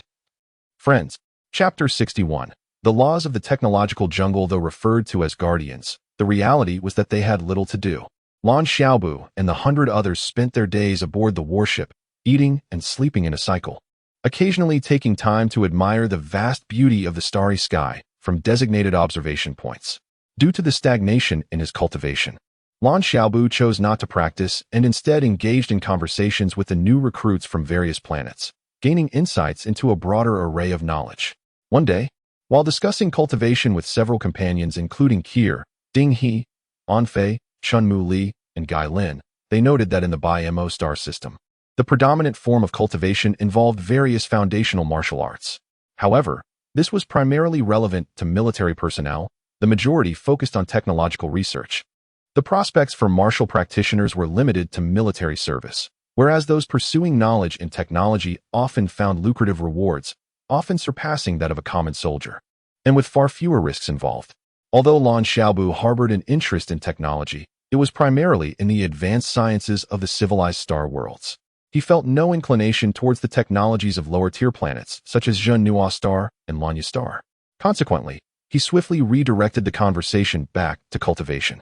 "Have you ever encountered Jieshe?" he inquired. "I have," Anfei replied. Jieshe contains a powerful and pure energy capable of propelling top-tier spacecraft through the cosmos. Moreover, it seems it can also be used for cultivation. This was precisely the answer Lan Xiaobu sought, and he eagerly asked, "Does this mean we can easily break through and ascend to higher levels using Jieshe in our martial training?" Anfei lowered his voice. "I have heard that Jieshe is primarily intended not for martial practitioners, but for the rumored cultivators. Are cultivators truly real?" Lan Xiaobu, convinced of their existence, asked for confirmation. Anfei affirmed, "Indeed, there are cultivators, and the advanced technological star worlds have strict prohibitions against their presence. Yet, everyone is aware of this. The underlying concern is that cultivators might gain power and undermine their positions. Are there cultivators in our star system?" Lan Xiaobu pressed. Anfei hesitated before responding. "I suspect there may be, but even if they exist, they would not dare to reveal themselves. It is said that our star system lacks certain elements, making cultivation exceedingly difficult. By the way, the selection quota for Yuchi Star is actually related to cultivation." "Why is that?" someone nearby inquired, and Anfei chuckled. As a lower-tier civilized star world, many are aware of the existence of cultivation and the prohibitions against it in advanced technological star worlds. However, no one pays much heed to it, as opportunities for cultivation are scarce. Being able to practice martial arts is already considered fortunate. Not to mention, there are neither cultivation techniques nor a conducive environment. In contrast, advanced technological star worlds have access to much more. For instance, Yuchi Star sees over 90% of its entrants coming from level 5 technological star worlds, with an additional 7 to 8% from level 3 and 4 worlds. For participants from level 1 and 2 worlds like us, it is a tremendous blessing if even one person is admitted to Yuchi Star. Often, none are selected. Indeed, I have heard similar tales. It is said that Yuchi Star harbors ancient cultivation techniques, remnants left by cultivators. The rulers of advanced technological star worlds suppress ordinary individuals from cultivating while secretly engaging in it themselves, Chunmu Li interjected. As a fellow lieutenant hailing from the level 1 technological star world Bi-Mo, he shared this insight. Lan Xiaobu felt a surge of excitement. Although he had not yet reached the innate stage of cultivation, meaning he had not established his foundation, the thought of missing an opportunity for cultivation techniques at Yuchi Star was unbearable. Perhaps the elder from Chi-Lei Star would notice him, though he also might not. But could he really afford to overlook the coveted path of cultivation? Life is fleeting, and death is eternal. There is no such thing as absolute security, he mused. With his spiritual awareness, even if captured, he could end his life on his own terms. Furthermore, before being captured, he would ensure the destruction of Kunlun, never allowing the coordinates of Earth's universe to be revealed. Has anyone managed to acquire cultivation techniques from Yuchi Star? Lan Xiaobu felt an irresistible urge to explore Yuchi Star, though he understood that entering discreetly was utterly impossible, hence the selection process. This is news to me. If anyone had obtained them, it would likely have been kept secret, Chunmu Li reflected. Beside Chunmu Li sat a quiet recruit named Gai Lin, who always listened attentively during their discussions. When Chunmu Li expressed his ignorance, Lan Xiaobu could sense Gai Lin's desire to speak, though he hesitated. With a smile, Lan Xiaobu encouraged, "Gai Lin, do you have something to share? Feel free to speak. We are all on the same side here." Gai Lin quickly replied, "There are indeed cultivation techniques. I know someone who has obtained them." "You know someone who has acquired cultivation techniques? Which planet are you from?" Anfei asked eagerly. Gai Lin's expression darkened. "I am from Zhenhua Star, specifically from the Jinyuan Kingdom." Lan Xiaobu looked at Gai Lin with curiosity. "Gai Lin, as a native of Zhenhua Star, why did you join the Star Recruitment Army? Despite its allure to outsiders, it holds no appeal for the local residents of Zhenhua Star. With your abilities, you could easily secure a good position in any technological sector on Zhenhua Star, with better pay and no life-threatening risks. Furthermore, locals need not serve as recruits. They often enter directly into the technological departments of the Star Recruitment Army. Because someone from my country has truly obtained a cultivation technique, and that person is a member of the royal family of Jin Yuan, Gai Lin explained. For some unknown reason, this information leaked. The neighboring Mahuan Empire sent a prince to demand that we surrender the cultivation technique, claiming that cultivation is prohibited in the Bai-Mo star system. On what grounds? Lan Xiaobu frowned. An Fei clarified. Empires hold a higher status than ordinary nations. If Jin Yuan were subordinate to Mahuan, they would indeed have the right to make such demands. Gai Lin nodded yes. But Jin Yuan has only just acquired a cultivation technique, especially one belonging to the royal family, and naturally would not relinquish it to Mahuan. Why not just make a copy for them? Someone else inquired. Gai Lin replied, I have heard that cultivation techniques cannot be replicated, though I am unsure of the specifics. I only know that the Prince of Mahuan suddenly died within our borders, which provided them with a pretext for war. Such ruthlessness! Lan Xiaobu exclaimed, astonished. The ruler of Mahuan must be quite the tyrant to eliminate his own son to justify an attack on Jin Yuan. Kier, puzzled, asked, even if Jin Yuan were to fall, wouldn't you still retain your status as a resident of Zhenhua Star? Gai Lin shook his head. Our military is no match for Mahuan, forcing us to resort to prohibited weaponry. Nuclear weapons? Or weapons with high radiation? Lan Xiaobu inquired, intrigued. Neither nuclear nor radiation weapons. Primarily, they employ laser weaponry, along with sonic and magnetic distortion weapons, Gai Lin explained. Lan Xiaobu was perplexed. The weapons mentioned by Gai Lin were somewhat familiar to him. Indeed, they were not nuclear weapons, and if he were to dedicate some time to systematic study, he believed he could piece together the fragmented memories and replicate these weapons. Ding He and Ku Er were aware of Lan Xiaobu's background, recognizing that he was not well versed in many simple matters. Ding He promptly clarified that within the realms of advanced technological civilizations and planets, the use of large-scale destructive weapons was strictly prohibited. For instance, the magnetic distortion submachine gun and magnetic distortion ammunition could allow a single soldier to easily annihilate tens of thousands, even hundreds of thousands, or an entire nation. Although these weapons emitted minimal radiation, should they be wielded by everyone, the planet would swiftly face extinction. Consequently, both the technological civilizations and their respective planets mandated a ban on such terrifying weapons unless faced with an invasion by another planet. Thus, in any battlefield scenario, whether individual or national conflict, only cold weapons were permissible. Simultaneously, Lan Xiaobu felt a growing sense of caution. Their group refrained from carrying such dreadful high-tech weapons due to monitoring. However, upon arriving at Tianluo Star, in the absence of others, encountering someone armed with such a weapon could lead to certain demise.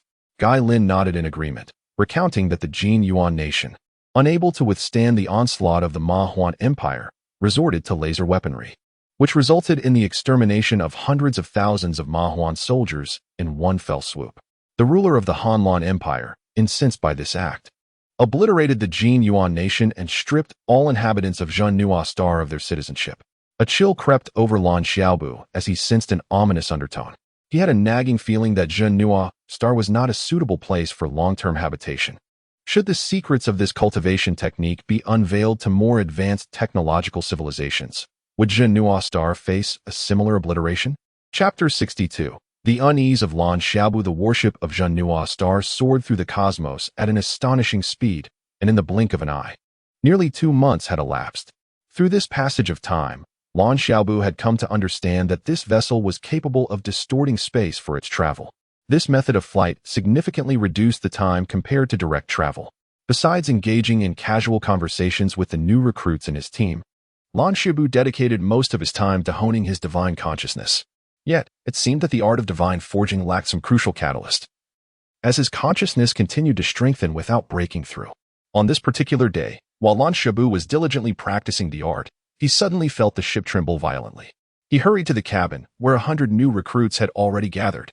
A colossal display screen above them illuminated with dazzling colors, as beams of light bombarded the warship from various angles. Our ship is under attack from other warships.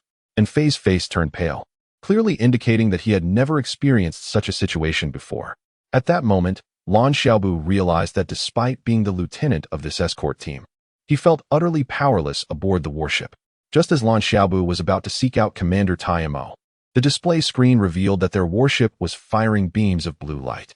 He distinctly saw several vessels attacking the Nuahi ship being struck by these blue rays, resulting in a spectacular explosion in the starry void.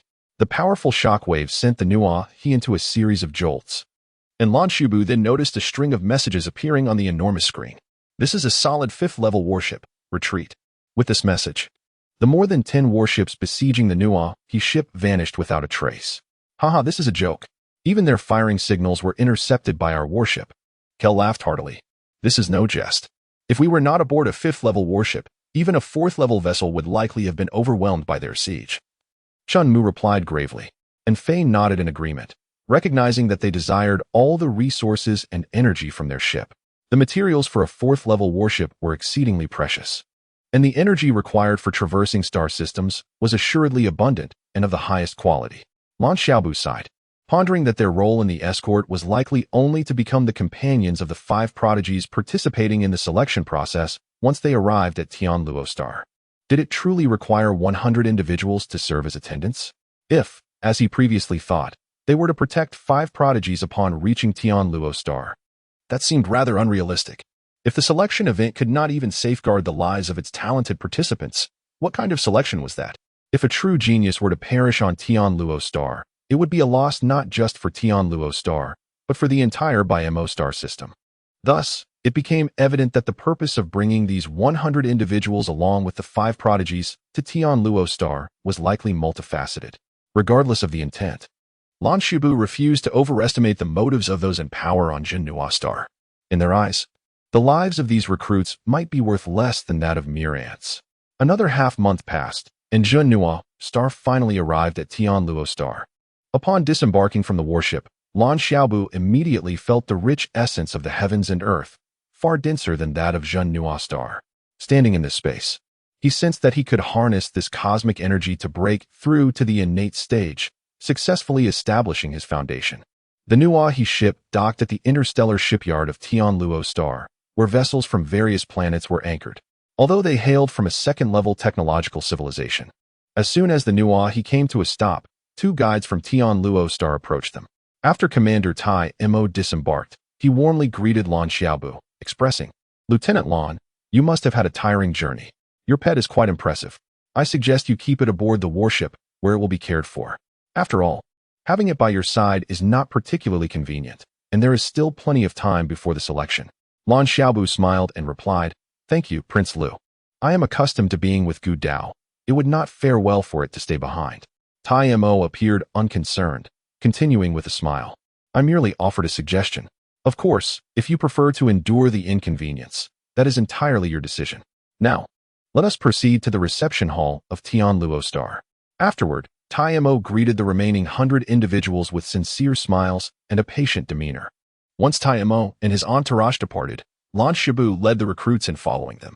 As their protectors, they naturally had a duty to remain vigilant. The 6th prince is remarkably approachable. Without an air of superiority, Kel remarked, unable to contain his admiration. Asu shot Kel a look of disbelief but refrained from commenting further. The reception hall of Tianluo Star boasted over 100 floors, with the 1st floor hall spacious enough to accommodate 4 or 5 football fields. Jinhua Star's group arrived early and was assigned to the 31st floor. Each of the 100 individuals received a room, and this 100-story hall also featured a vast plaza. Before Lan Xiaobu could inquire about their tasks in the coming days, Tai Mo called for him, gathering everyone in the plaza on the 31st floor. Without any pretense, Tai Mo addressed the new recruits, stating, "The BIMO star system comprises countless planets, many of which are inhabited. We hail from Jinhua Star, and here on Tianluo Star, we are like brothers and sisters. Should you encounter any questions or difficulties, feel free to approach me. However, I advise you not to leave this hall before the selection in the BIMO star system commences. This hall is quite large, and it offers everything you might need, ensuring you will not be bored. Are there any questions?" he asked. When no one spoke, Tai Mo clapped his hands, saying, "Since there are no objections, let it be settled. Everyone is tired, so rest early. We shall take our leave now. Farewell." With that, Tai Mo and his 4 companions departed. as the 5 prodigies from Zhenhua Star were participants in the selection and would not remain with the recruits.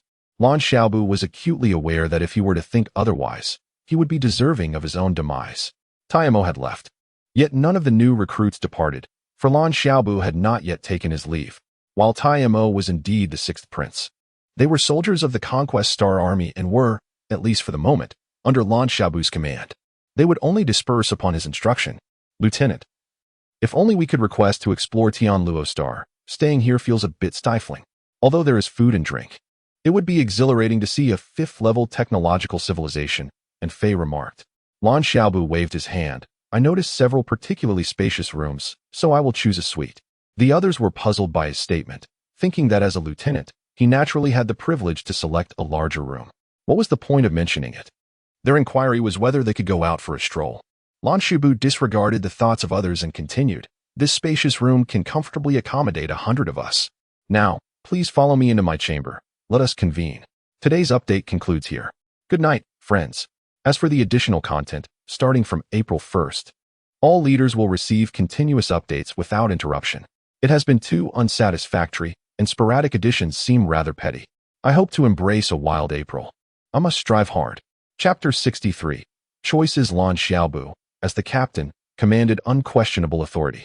A group trailed behind him into his quarters, where he promptly shut the door, positioning himself and Kuer on either side as sentinels. Once inside, Lan Xiaobu scanned the room with his mental energy, ensuring its safety. As unease rippled through the assembly, he spoke. We are all new recruits from Zhenhua Star. To be frank, had it not been for my responsibility for your lives during this mission, I would not have summoned you here. Sensing the gravity of his words, the group fell silent.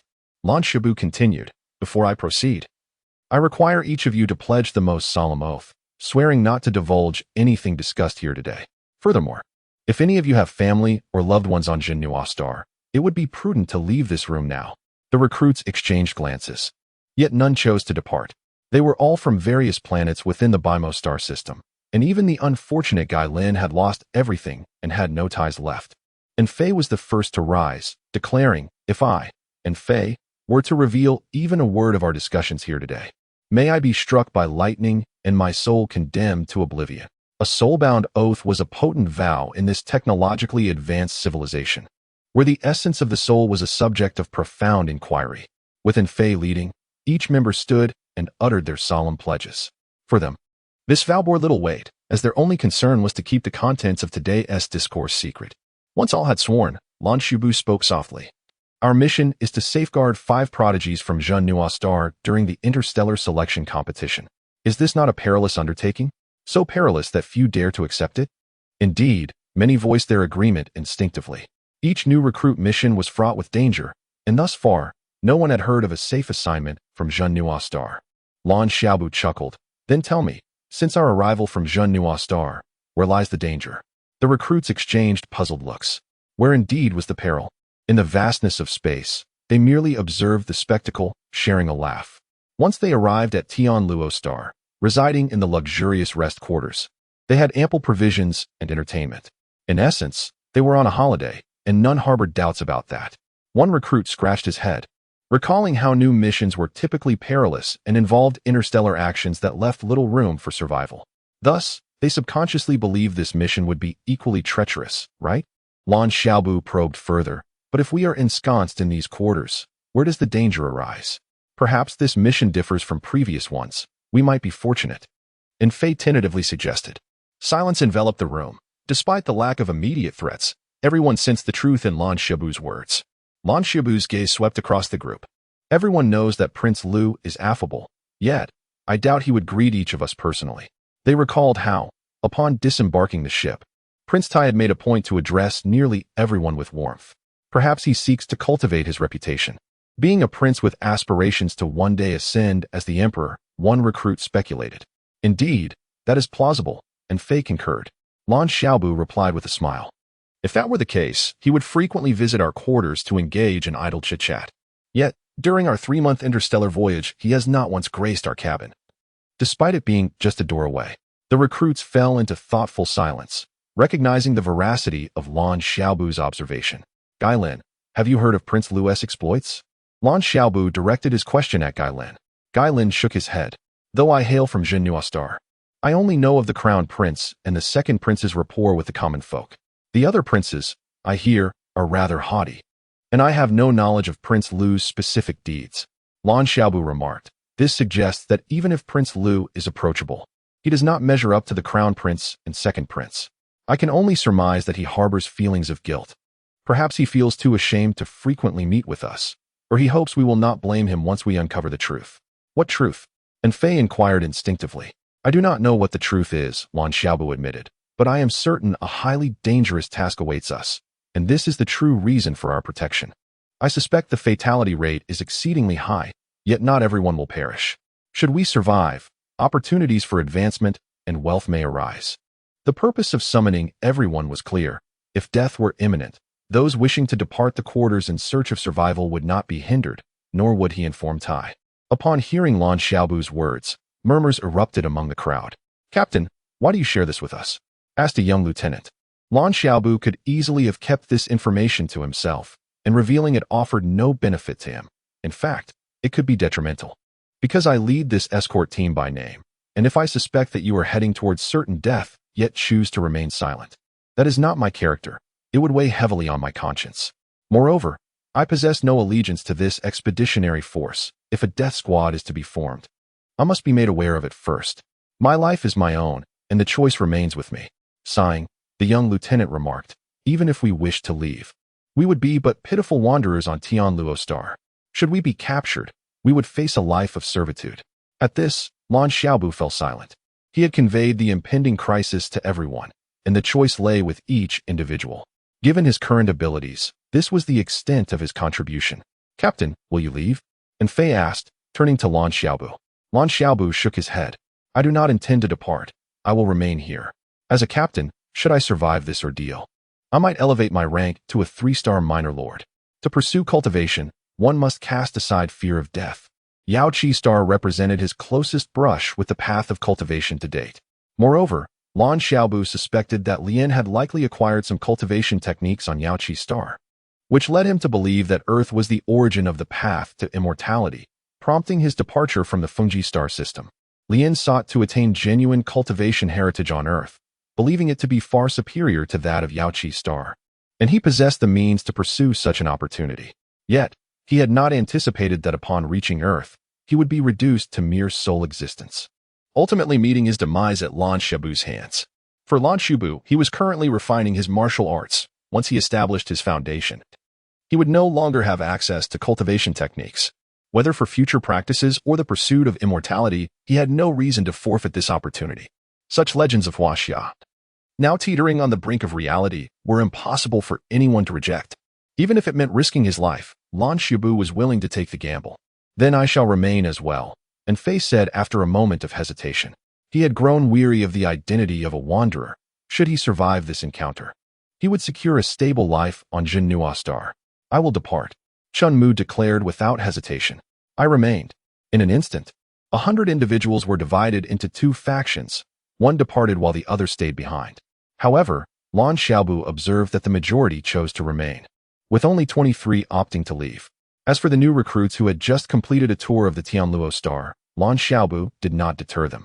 After all, the purpose of their outing was to broaden their horizons, and the commands of Taima held no sway over him. Haha, splendid. I shall embark on a journey around the 5th-level technological literary star, Kerr exclaimed first. Previously, he had considered learning martial arts from Lan Xiaobu, but the allure of the 5th-level technological literary star had long since banished that notion to the far corners of his mind. Chapter 64. The selection method. Despite the departure of approximately 20 members from the escort team of Zhenhua Star, Lan Xiaobu remained unfazed, choosing not to report this incident to Captain Tai. Upon his arrival at Tianluo Star, Tai had merely greeted everyone and instructed them not to wander away from their residence in the Shilu. Since then, he had not made another appearance. Akin to the ship Shangnua He, remaining completely out of sight. Unbeknownst to him, the escort team had lost 23 members. During this time, Lan Xiaobu devoted himself fervently to his cultivation. It became evident that training in regions rich in elemental energy yielded significantly better results. Since entering the vast cosmos, he had not ceased his cultivation, yet his progress had been stagnated. However, After merely a dozen days of training on Tianluo star, he began to sense the innate realm, a level he had previously deemed unattainable. The prospect of achieving foundational success in the innate realm sent ripples of excitement through Lan Xiaobu. With the possibility of advancing further, he intensified his training. After another 20 days, as he felt a breakthrough was imminent, he halted his practice. By this point, he was no longer a novice. Moreover, having developed a sense of divine consciousness that extended nearly 20 meters, he sensed that once he succeeded in establishing his foundation, the resulting surge of elemental energy might be significant. Yet, Tianluo star prohibited the practice of cultivation. Although he was currently engaged in martial training, if anyone sensed the magnitude of his energy fluctuations, they might misconstrue it as cultivation, potentially jeopardizing his life. Thus, he shifted his focus from the I Jing Jing to the divine forging technique, just as the selection process for the Bi-Mo star system was about to commence. And he had decided to pause his cultivation. A knock echoed at his door. Upon extending his divine consciousness, he was surprised to find that it was Qin Yu. What could Qin Yu want? Lan Xiaobu pondered, yet he opened the door. Lieutenant Lan, Qin Yu quickly saluted upon entering. Lan Xiaobu waved his hand. Qin Yu, we are part of the same team, and soon we will face a crisis. I do not intend to remain in the expeditionary army, and I suspect you will not either. So there is no need for formalities. Just call me Xiaobu from now on. All right, brother Xiaobu. Qin Yu promptly complied. Lan Xiaobu smiled. You must have come to discuss something important. Qin Yu nodded. Yes, it concerns the upcoming selection competition in the Bi-Mo star system. I have a few things to share. You are aware of it? Lan Xiaobu regarded her with curiosity, sensing that she possessed knowledge about the selection. A flicker of complex emotion crossed Qin Yu's eyes as she sighed. Indeed, I do know, but I dare not speak of it. I hold you in high regard for the decisions you have made and the words you have spoken. Were I in your position, I would likely never have the courage to act as you have. I surmise that you are not originally from the Bi-Mo star system, but hail from a place of considerable strength. This notion had long taken root in Qin Yu's mind. Lan Xiaobu had scored 80 points in the first round of the Expeditionary Army's technological assessment, coupled with his unfamiliarity with many basic protocols, leading her to believe he was from a planet with advanced technological civilization, potentially exceeding level 5. What puzzled her was why someone of his stature would choose to join the Expeditionary Army. Feeling somewhat awkward, Lan Xiaobu acknowledged that he was indeed not from the Bi-Mo star system.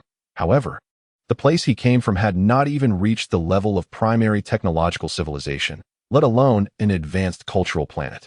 Observing Lan Xiaobu's expression, Qin Yu became more convinced of her assumptions, but deftly shifted the topic.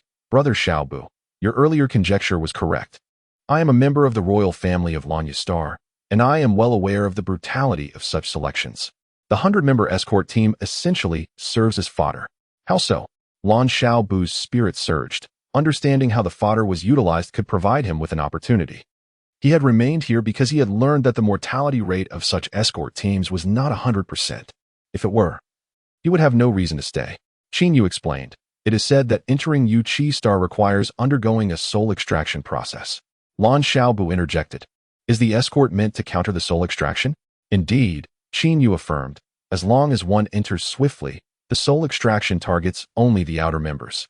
Those whose souls are extracted are left with nothing but a shell, akin to being dead. In truth, those who undergo soul extraction do not survive beyond 3 days. Having practiced the divine forging technique and encountered Lian's soul-devouring attempts to seize him, Lan Xiaobu understood that once the soul was extracted, the body was of no use to anyone. One would already be considered dead. At this moment, he became increasingly convinced that his divine forging technique originated from Yu Qi Star. Unaware of the turmoil within Lan Xiaobu, Qin Yu continued. My father mentioned that the soul extraction process at Yu Qi Star is likely the work of a powerful cultivator. However, due to the passage of time, that cultivator may no longer exist, leaving only the channel for soul extraction behind. Lan Xiaobu remained silent, contemplating that it must be a formation. If it were not a formation, the situation would be even more dire. Lian could strengthen his own soul by devouring others. Might the entity at Yu Qi Star operate similarly, extracting souls to enhance itself? While the selection process in the Bi-Mo star system did not involve soul extraction, it was equally terrifying. For example, our 5 prodigies from Zhenhua Star are set to participate, and one of the challenges involves entering a space of soul torment, where they must withstand intense brainwave assaults on their souls, subjecting their minds to extreme strain. Indeed, it is akin to the third round of assessments we participated in within the Expeditionary Army, but the intensity is magnified by at least tenfold. In light of this, would not Tai and his group also face the onslaught on their souls? Lan Xiaobu wondered. Qin Yu clarified, not quite, during the selection assessment. The escorts generally encircle the prodigies undergoing the evaluation. The soul assault in this space is solely aimed at the outer escorts. Should all escorts succumb to the soul assault within the designated time, the prodigies will then be at risk. Typically, as long as there are sufficient escorts, they can protect those in the center. After a brief pause, Qin Yu elaborated, this selection method was established because the channel at Yuqi Star operates similarly. Generally, the soul extraction process begins from the periphery. If you can exit the channel quickly enough, once the souls of the outer escorts are extracted, you will have already traversed the Yuqi Star channel. Lan Xiaobu nodded, indifferent to the selection itself. As he practiced the divine forging technique, he continuously tore and refined his own soul. He refused to believe he could not withstand it. His concern lay with the soul extraction upon entering the Yuqi Star channel. If that entity was a proper formation, it might be manageable. But if it was akin to Lian, a singular soul entity, then he would need to tread carefully. A moment's inattention could lead to his soul being extracted, and that would truly spell his demise. Is soul extraction the only aspect of the selection? Lan Xiaobu inquired. No, there will also be combat. There are many perilous regions within Yuqi Star, and formidable life forms exist as well. Therefore, those entering Yuqi Star must possess a certain level of strength. Qin Yu explained. Lan Xiaobu mused that Chang Yuan, lacking any significant background, must possess some degree of strength to be selected for the competition at Yuqi Star. However, once the prodigies from their home planets enter Yuqi Star, the Guardians can also remain there and subsequently emerge alongside the geniuses from their respective worlds. Qinghua continued. Thank you for sharing this with me. Knowing this, at least I have a greater chance of survival. Lan Xiaobu expressed his gratitude. Yet, Qinghua lowered her head and replied, Big brother Xiaobu, it is I who should be thanking you. Thank you for saving me. Had it not been for you, I would have perished at the hands of that demon. Upon seeing Qinhua's expression, Lan Xiaobu realized that her visit was not solely about this matter. Indeed, Qinhua spoke again. Big brother Xiaobu, I must take my leave. Are you planning to become a wanderer among the stars? Lan Xiaobu gazed at her in astonishment. It quickly dawned on him that Qinhua must have contacted someone from Tianluo Star and had come today to bid farewell. Axu is leaving with me as well. Big brother Xiaobu, please take care of yourself. With a profound bow, Qinhua turned and hurried away. Lan Xiaobu understood that she must be feeling quite distressed. He had saved her life, yet she was acutely aware that joining the Guardian team would likely lead to her demise, and she was powerless to save herself. Nonetheless, Lan Xiaobu felt a deep sense of gratitude. Qinhua's decision to share this information with him was a kindness he would not forget. Chapter 65. The Galaxy Selection. As soon as Qinhua departed, Ding He arrived at the residence of Lan Xiaobu. Ding He, how was your excursion to Tianluo Star with Kier? Lan Xiaobu inquired with a smile upon seeing Ding He enter. Had it not been for Kier, Ding He might never have ventured to Tianluo Star. It was precisely because of that journey that he conceived the desire for survival. Ding He's expression was somewhat awkward. He remained silent, merely bowing respectfully to Lan Xiaobu. Are you leaving as well, akin to Qinhua? Lan Xiaobu asked, puzzled by Ding He's demeanor. Ding He replied, Brother Lan, after exploring with Kier, I've made the decision to depart from the guard team. From what I've learned, the mortality rate within the guard team exceeds 90%.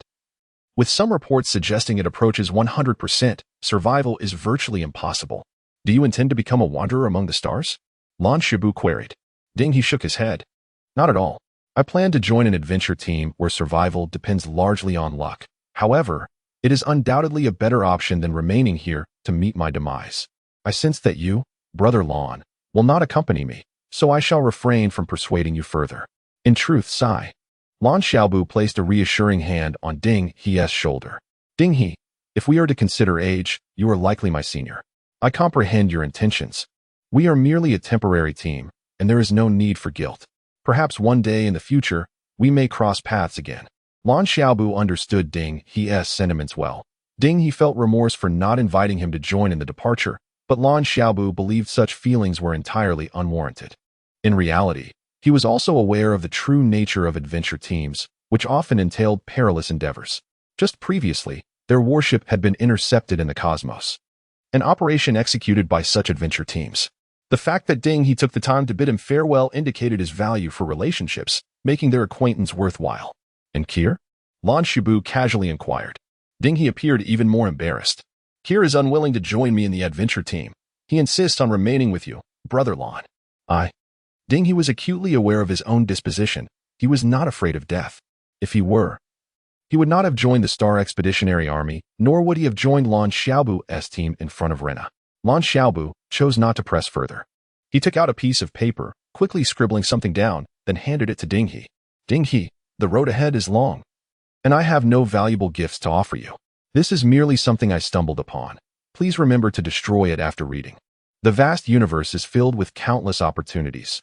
Who can guarantee that we will not meet again in the future? Thank you, brother, Ding He replied, hastily accepting the note and departing. Lan Xiaobu, having lost the inclination to train, gazed out the window into the distance. Regardless of the circumstances, he was determined to ensure that the sixth prince and the others entered Yuchi's star, thus securing his own entry as a guard. Days passed, and the gathering bell of the 31st floor rang. Upon arriving at the plaza of the 31st floor, Lan Xiaobu discovered that only 61 individuals remained, including himself. Aside from the initial 23 who had departed, several others had also left. However, none of these individuals approached him. They likely felt a glimmer of hope for survival after their own excursion to Tianluo Star and chose to leave on their own. Xiaobu. Here approached Lan Xiaobu alongside Gu Dao, intending to caution him, as nearly 40 individuals had departed all at once, placing a significant burden of responsibility on Lan Xiaobu. After all, this guard team was led by him. However, before he could voice his concerns, Tai Mo Chang arrived, accompanied by Ning Dongro, Chang Yuan, Miao Emo, and Pashia. Upon seeing that only around 60 individuals remained in the plaza, Tai Mo Chang's expression shifted immediately. The fewer the number, the greater their peril. Lan Xiaobu appeared perplexed and soon expressed a hint of shame. Sixth Prince, you instructed us not to venture out recklessly. I remained in my room and did not leave. I had no idea so many had departed. This is my oversight.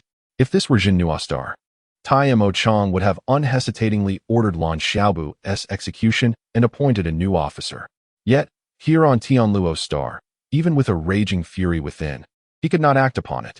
Ning Dongro scoffed, regarding Lan Xiaobu with the gaze one might reserve for a corpse. It took Tai Mo Chang considerable time to quell his anger, finally stating, since many have left, the rest of us shall proceed to participate in the selection competition of the Baimao Star system. Brother Mo Chang, our numbers are so few. I fear we may have little chance. Pashia pouted, her displeasure evident. Lan Xiaobu sighed internally. On the surface, Pashia appeared the most innocent and carefree. Coupled with her weapon, a spiked club, she seemed straightforward. However, it was apparent now that she was still quite young.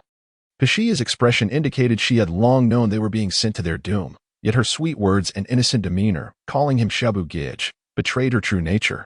The selection competition of the Baimao Star system was situated not far from the building where Lan Xiaobu and his companions resided. By the time they arrived, the place was already teeming with individuals. Although the crowd was substantial, Lan Xiaobu was acutely aware that there were virtually no spectators among them. Most were mere cannon fodder from various planets within the Baimao Star system, with only a select few exceptionally talented individuals among them.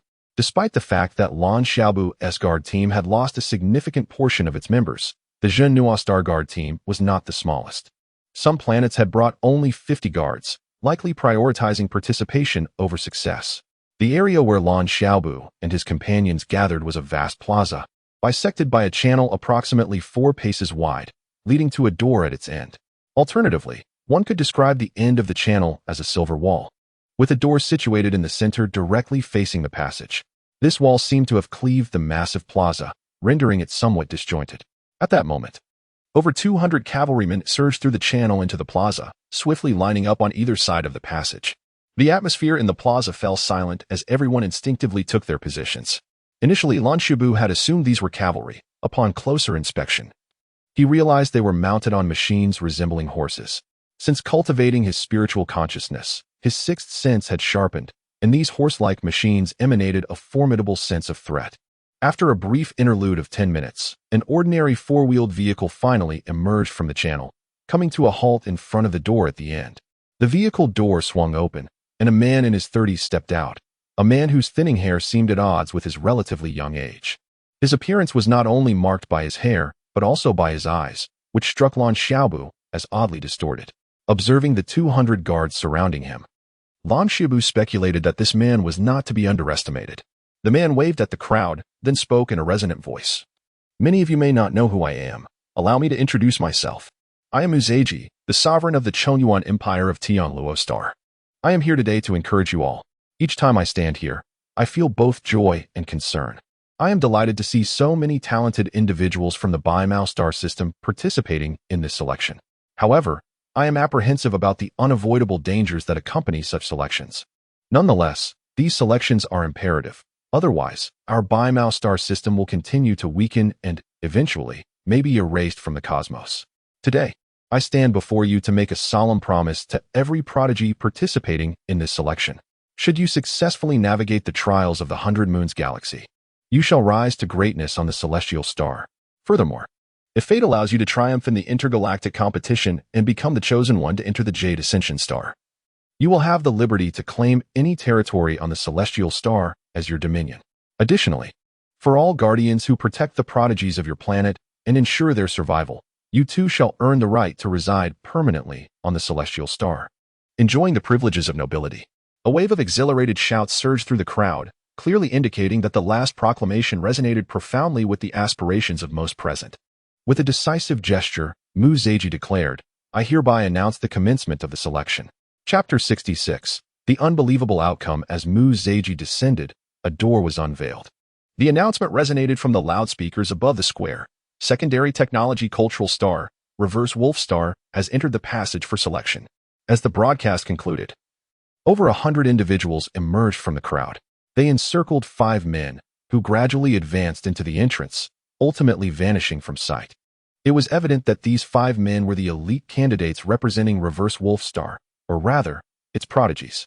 Once all the representatives from Reverse Wolf Star had entered, the announcement echoed once more, Primary Technology Cultural Star, Colorful Arc Star. This time, 2 men and 1 woman stepped forward, encircled by 50 guards. Following the entry of Colorful Arc Star's representatives, it was the turn of the Tertiary Technology Cultural Star, Ocean God Star. The elite candidates from Ocean God Star numbered 10, under the protection of an impressive 200 guards. As the representatives from various stars continued to enter, Lan Xiaobu gradually discerned a pattern. Typically, the primary candidates from Primary Technology Cultural Stars numbered 3, with 50 guards. The secondary stars had 5 candidates and 100 guards, while the tertiary stars boasted 10 candidates and 200 guards. By the time he learned that the quarters of Night Star, a quaternary technology cultural star, had 20 candidates and 400 guards, he regrettably missed the selection details for the quintenary technology cultural star, as it was already the turn of Zhenhua Star. Zhenhua Star, classified as a secondary technology cultural star, was supposed to send 5 representatives, protected by 100 guards. However, only 61 guards accompanied them this time, along with a mysterious pet that resembled either a wolf or a dog. The once solemn and slightly tragic atmosphere of the selection site lightened considerably upon the arrival of Zhenhua Star's group, prompting laughter from the crowd. Taimo Chang cast a cold glance at Lan Xiaobu, fully aware that Zhenhua Star's chances of succeeding were virtually non-existent. Historically, during the internal selections of Yuqi Star, very few representatives from primary technology cultural stars emerged as geniuses. Why was that? It was simply because the geniuses from primary technology cultural stars found it exceedingly difficult to progress past the initial round of selection. With only 61 guards, how was Zhenhua Star any different from a primary technology cultural star? Lan Xiaobu, disregarding Taimo Chang's demeanor, focused solely on whether his mental prowess could withstand the assault of this cerebral electromagnetic wave. Alongside Taimo Chang and his companions, Lan Xiaobu entered the passage. Taimo Chang and his 5 companions stood at the center, surrounded by the 61 guards. The passage was dark yet spacious. As soon as the group stepped inside, they felt a slight tremor beneath their feet, although visibility was non-existent. Lan Xiaobu's mental acuity allowed him to perceive that the ground beneath them was shifting, much like his experience during the 3rd round of assessments on Zhenhua Star, where the assessment room was also mobile. Before he could contemplate the extent of the pit they were traversing, waves of piercing energy surged into his mind. Intensifying with each moment, Lan Shibu swiftly extended his mental reach, but he could neither sense the fluctuations nor repel the terrifying electromagnetic assault. The air was filled with anguished cries, and in a matter of moments, he witnessed over 10 individuals collapse. Even Gu Dao trembled, letting out a low growl. Lan Xiaobu understood that while this onslaught posed little threat to him, it was potentially lethal for ordinary individuals. Unable to directly counteract the mental assault, he promptly unleashed his soul piercer. In the next moment, he realized the efficacy of the soul piercer. It dispersed the electromagnetic waves attacking their minds, diminishing the cerebral onslaught to a mere whisper. However, the defensive radius of the soul piercer was limited. Lan Xiaobu prioritized shielding Ku Air and Gu Dao, while frantically contemplating how to broaden the protective range. Furthermore, he recognized that maintaining the soul piercer was not sustainable, given his current mental strength. He could only persist for a few minutes. With this in mind, Lan Xiaobu combined the use of the soul piercer with the practice of his divine refinement technique. Soon, he felt a surge of elation. The energy of the mental assault seemed absorbable, transforming into a source of cultivation support, akin to how dense vital energy could enhance his internal strength. As he absorbed the electromagnetic energy while refining his technique, Lan Xiaobu could clearly sense the surrounding individuals becoming considerably more at ease. Driven by urgency, Lan Xiaobu intensified his cultivation while experimenting with the transformation of the soul piercer. Now, the soul piercer had condensed his mental energy into a singular, potent needle, amplifying its offensive capabilities. He attempted to flatten the soul piercer into a thin shield, aiming to deflect the mental assaults targeting the others. If the soul piercer could concentrate his mental energy into its most formidable offensive form, then the soul shield would transmute that energy into the most robust defensive state. Indeed, mental energy was a remarkable asset. Lan Xiaobu felt invigorated as he expanded the range of his soul shield while continuing to refine his divine refinement technique. Suddenly, a resounding explosion echoed through the air. Lan Xiaobu was unaware of how much of the assault he had absorbed, but his mind felt remarkably expansive, allowing his mental reach to extend to a 50-meter radius. He could perceive even the most subtle changes in his surroundings, including the faint electromagnetic waves that assailed the minds of those around him. Clenching his fist, he realized that his previously stagnant divine refinement technique had unexpectedly advanced from the first level to the second. The prospect of easily stepping into the innate realm and achieving foundational success overwhelmed him with uncontainable joy. With the breakthrough to the second level, his mental reach now spanned 50 meters, enabling his soul shield to effortlessly envelop everyone present. Yet, he did not entirely negate the mental assaults. Rather, he allowed some to slip through, striking at the will of the guards. In an instant, all present found themselves in a well-lit chamber. Lan Xiaobu extended his mental awareness and discerned that the previously entered candidates from various stars were nearby, although each star's representatives were isolated within their own bright rooms, rendering the external situation obscured to them. Only those like Lan Xiaobu, equipped with the advantage of mental prowess, could perceive the surroundings. Among the 61 guards from Zhenhua Star, along with Gu Dao and the 5 elite candidates, 30 guards remained unscathed. Remarkably, none of the 5 candidates had suffered any losses. Scanning the results from other stars, Lan Xiaobu noted that typically, only 2 or 3 representatives from primary technology cultural stars survived, with some experiencing complete annihilation.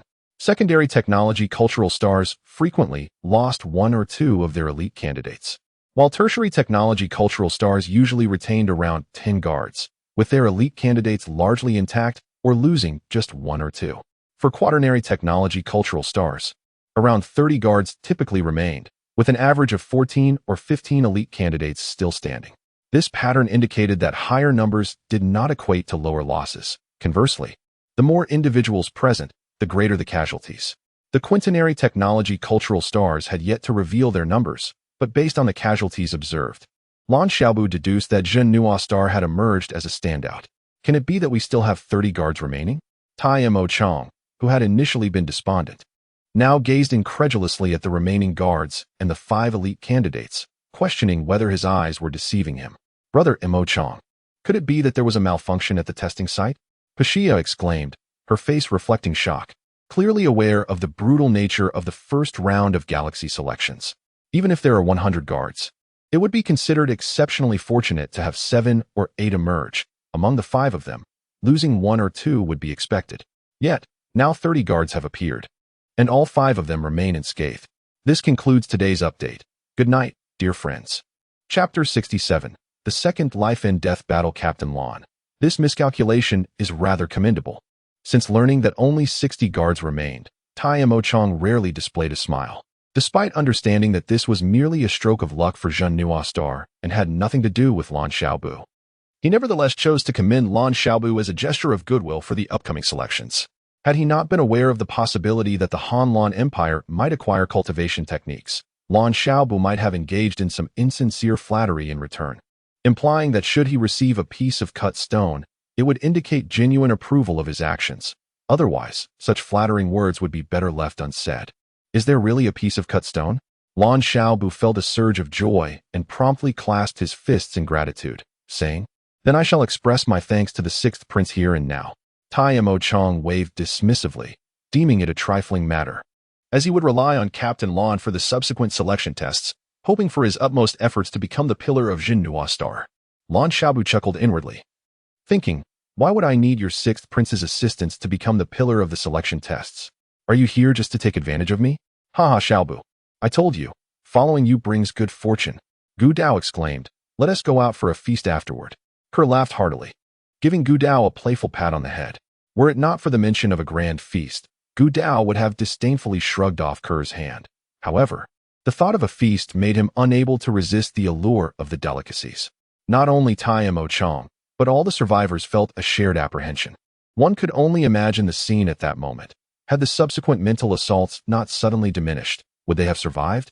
The relentless intensification of those mental attacks left little hope for survival. Thank you, Brother Boo, said Pasha, her voice filled with cheer, though it was unclear if her shivers were intentional or not. Lan Xiaobu's gaze fell upon her, yet his thoughts wandered elsewhere. The other guards also gazed unabashedly at Pasha, prompting her to giggle, as if she were the one amusing everyone. A few junior officers even began to tease Pasha, while Ning Dong's eyes reflected disdain and scorn. Lan Xiaobu paid little heed to this, focusing instead on sensing his own spiritual consciousness. To his astonishment, he discovered that his divine refinement technique had unexpectedly advanced to the 2nd tier, a moment of immense joy for him. He was certain that Lian's 2nd tier technique was of an entirely different caliber compared to his own. His 2nd tier technique could easily surpass Lian's. In fact, even before reaching the 2nd tier, he could have effortlessly vanquished Lian's technique. The group waited in the circle for over an hour when suddenly, the outer walls of the building descended, creating an expansive space around them.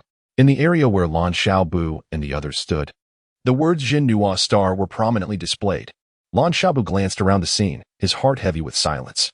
When they arrived, the square had been teeming with at least 10,000 people. Now, there were perhaps only 1,000 left. He could clearly sense that a significant portion of these individuals was on the brink of mental collapse, hardly distinguishable from the dead. In some locations, not a single soul remained, likely annihilated. This situation could only be described with 2 words, brutal. Lan Xiaobu was uncertain how many had entered from the level 5 technological star system, but by proportion, he estimated that there were at least 800, if not 1,000. Yet now, he observed the location of Tianluo Star, where only 60 to 70 individuals remained. Lan Xiaobu lamented the loss, while the surviving guards of Zhenhua Star felt a profound sense of relief and trepidation. The survival of over 30 individuals from Zhenhua Star was nothing short of miraculous. A massive loudspeaker in the square blared to life once more. The first round of assessments has concluded. The stars that passed the assessments are as follows. The Level 2 Technological Star System, Moonfan Star, with 4 contestants and 6 guards remaining, and Zhenhua Star. Also a Level 2 Technological Star System, with 5 contestants and 31 guards remaining. This included Gu Dao as one of the guards. However, when the news of 31 guards emerged, nearly all eyes shifted toward Zhenhua Star. Previously, no one had reported on Zhenhua Star's level, and the remaining 30 had gone unnoticed. After all, most Level 4 technological star systems typically had 2 to 3 dozen guards survive. In contrast, Level 5 technological star systems usually boasted 50 to 60 guards still standing. Now, the fact that a Level 2 technological star system like Zhenhua Star could still have 30 guards remaining, with not a single contestant lost, was simply astonishing. Many were unaware that Zhenhua Star's guard force comprised merely 61 individuals. Had they known, the shock would have been even greater. Lan Xiaobu recognized that his actions might have been excessive, but he remained unconcerned. They were all part of the same team, and as the leader, he could not allow himself to refrain from saving lives when possible. Moreover, with 30 guards from Zhenhua Star, no one would suspect that this was a deliberate act. Most would simply attribute it to the good fortune of Zhenhua Star. The broadcast continued, calling out the names of the stars one by one, until Lan Xiaobu heard the name Feipu Star. Feipu Star had also passed the first round of assessments, with 7 contestants and 14 guards remaining. Lanya Star had fallen to Feipu Star, yet Kerr's expression remained unchanged upon hearing Feipu Star's name. He was too preoccupied with thoughts of the forthcoming feast with Gudao. 79 stars participated in the first round of assessments, and ultimately, 31 passed, a figure that fell short of half. All 3 level 5 technological stars from the BIMO star system successfully passed the first round. With the exceptions of Eni Star, the remaining 2 stars had guards exceeding 50. As the broadcast continued, it announced the commencement of the second round of assessments, which was open only to star systems with levels below 4, with level 5 technological star systems automatically passing through. Now, please report the names of the stars, and each shall send forth an elite participant to ascend the selection stage of the BIMO star system. Any technological star that secures 3 victories will instantly pass the second round of assessments. The second round allows guards from the respective stars to substitute for elite participants in combat, and one participant may compete in multiple matches. However, the use of any technological weapon is strictly forbidden. Any violation will result in the permanent disqualification of that star from the Yuqi star selections and subsequent penalties. Now, please welcome the Level 4 Technological Star System, Shi Star, and the Level 3 Technological Star System, Tingen Star, to the stage for their contest. As the broadcast concluded, a colossal white jade platform began to rise slowly in the center of the square. This platform spanned at least 10 paces in width, adorned with the yin-yang symbol at its center, and was completely unobstructed. Lan Xiaobu observed as 2 men approached the platform from opposite sides. The contestant from Shi Star was somewhat lean and not particularly tall, carrying a long knife on his back. The competitor from Tingen Star was also of modest height but appeared remarkably robust, wielding a 3-pronged spear that resembled a harpoon, with the prongs extending half a meter in length. Once the 2 ascended the platform, they wasted no time in idle chatter and launched straight into battle. Upon witnessing the force and technique with which they struck, Lan Xiaobu realized that one of them was bound to perish. This selection process was starkly a matter of life and death. Survival determined the victor. The contestant from Tingen Star exhibited immense strength, each thrust of his spear reverberating through the platform and causing tremors that even Lan Xiaobu and his companions could feel. Based on Lan Xiaobu's assessment, the contestant from Tingen Star appeared likely to lose. Despite his impressive build, without the support of inner energy, he could not endure for long. Once his offensive weakened, the leaner contestant from Shi Star would undoubtedly deliver a fatal blow. Just observing the agility with which he evaded confirmed this. Ding! At the sound, Lan Xiaobu realized he had misjudged the situation. He took note of the contestant, who, despite his robust appearance and seemingly straightforward techniques, was clearly adept at employing cunning tactics. Indeed, one should never judge a book by its cover. The voice echoed once more above the square, announcing the upcoming match between the second-tier technological star, Zhenhua Xing, and the third-tier technological star, Feipu Xing. As for the fallen competitors, robots had long since arrived to remove them from the arena.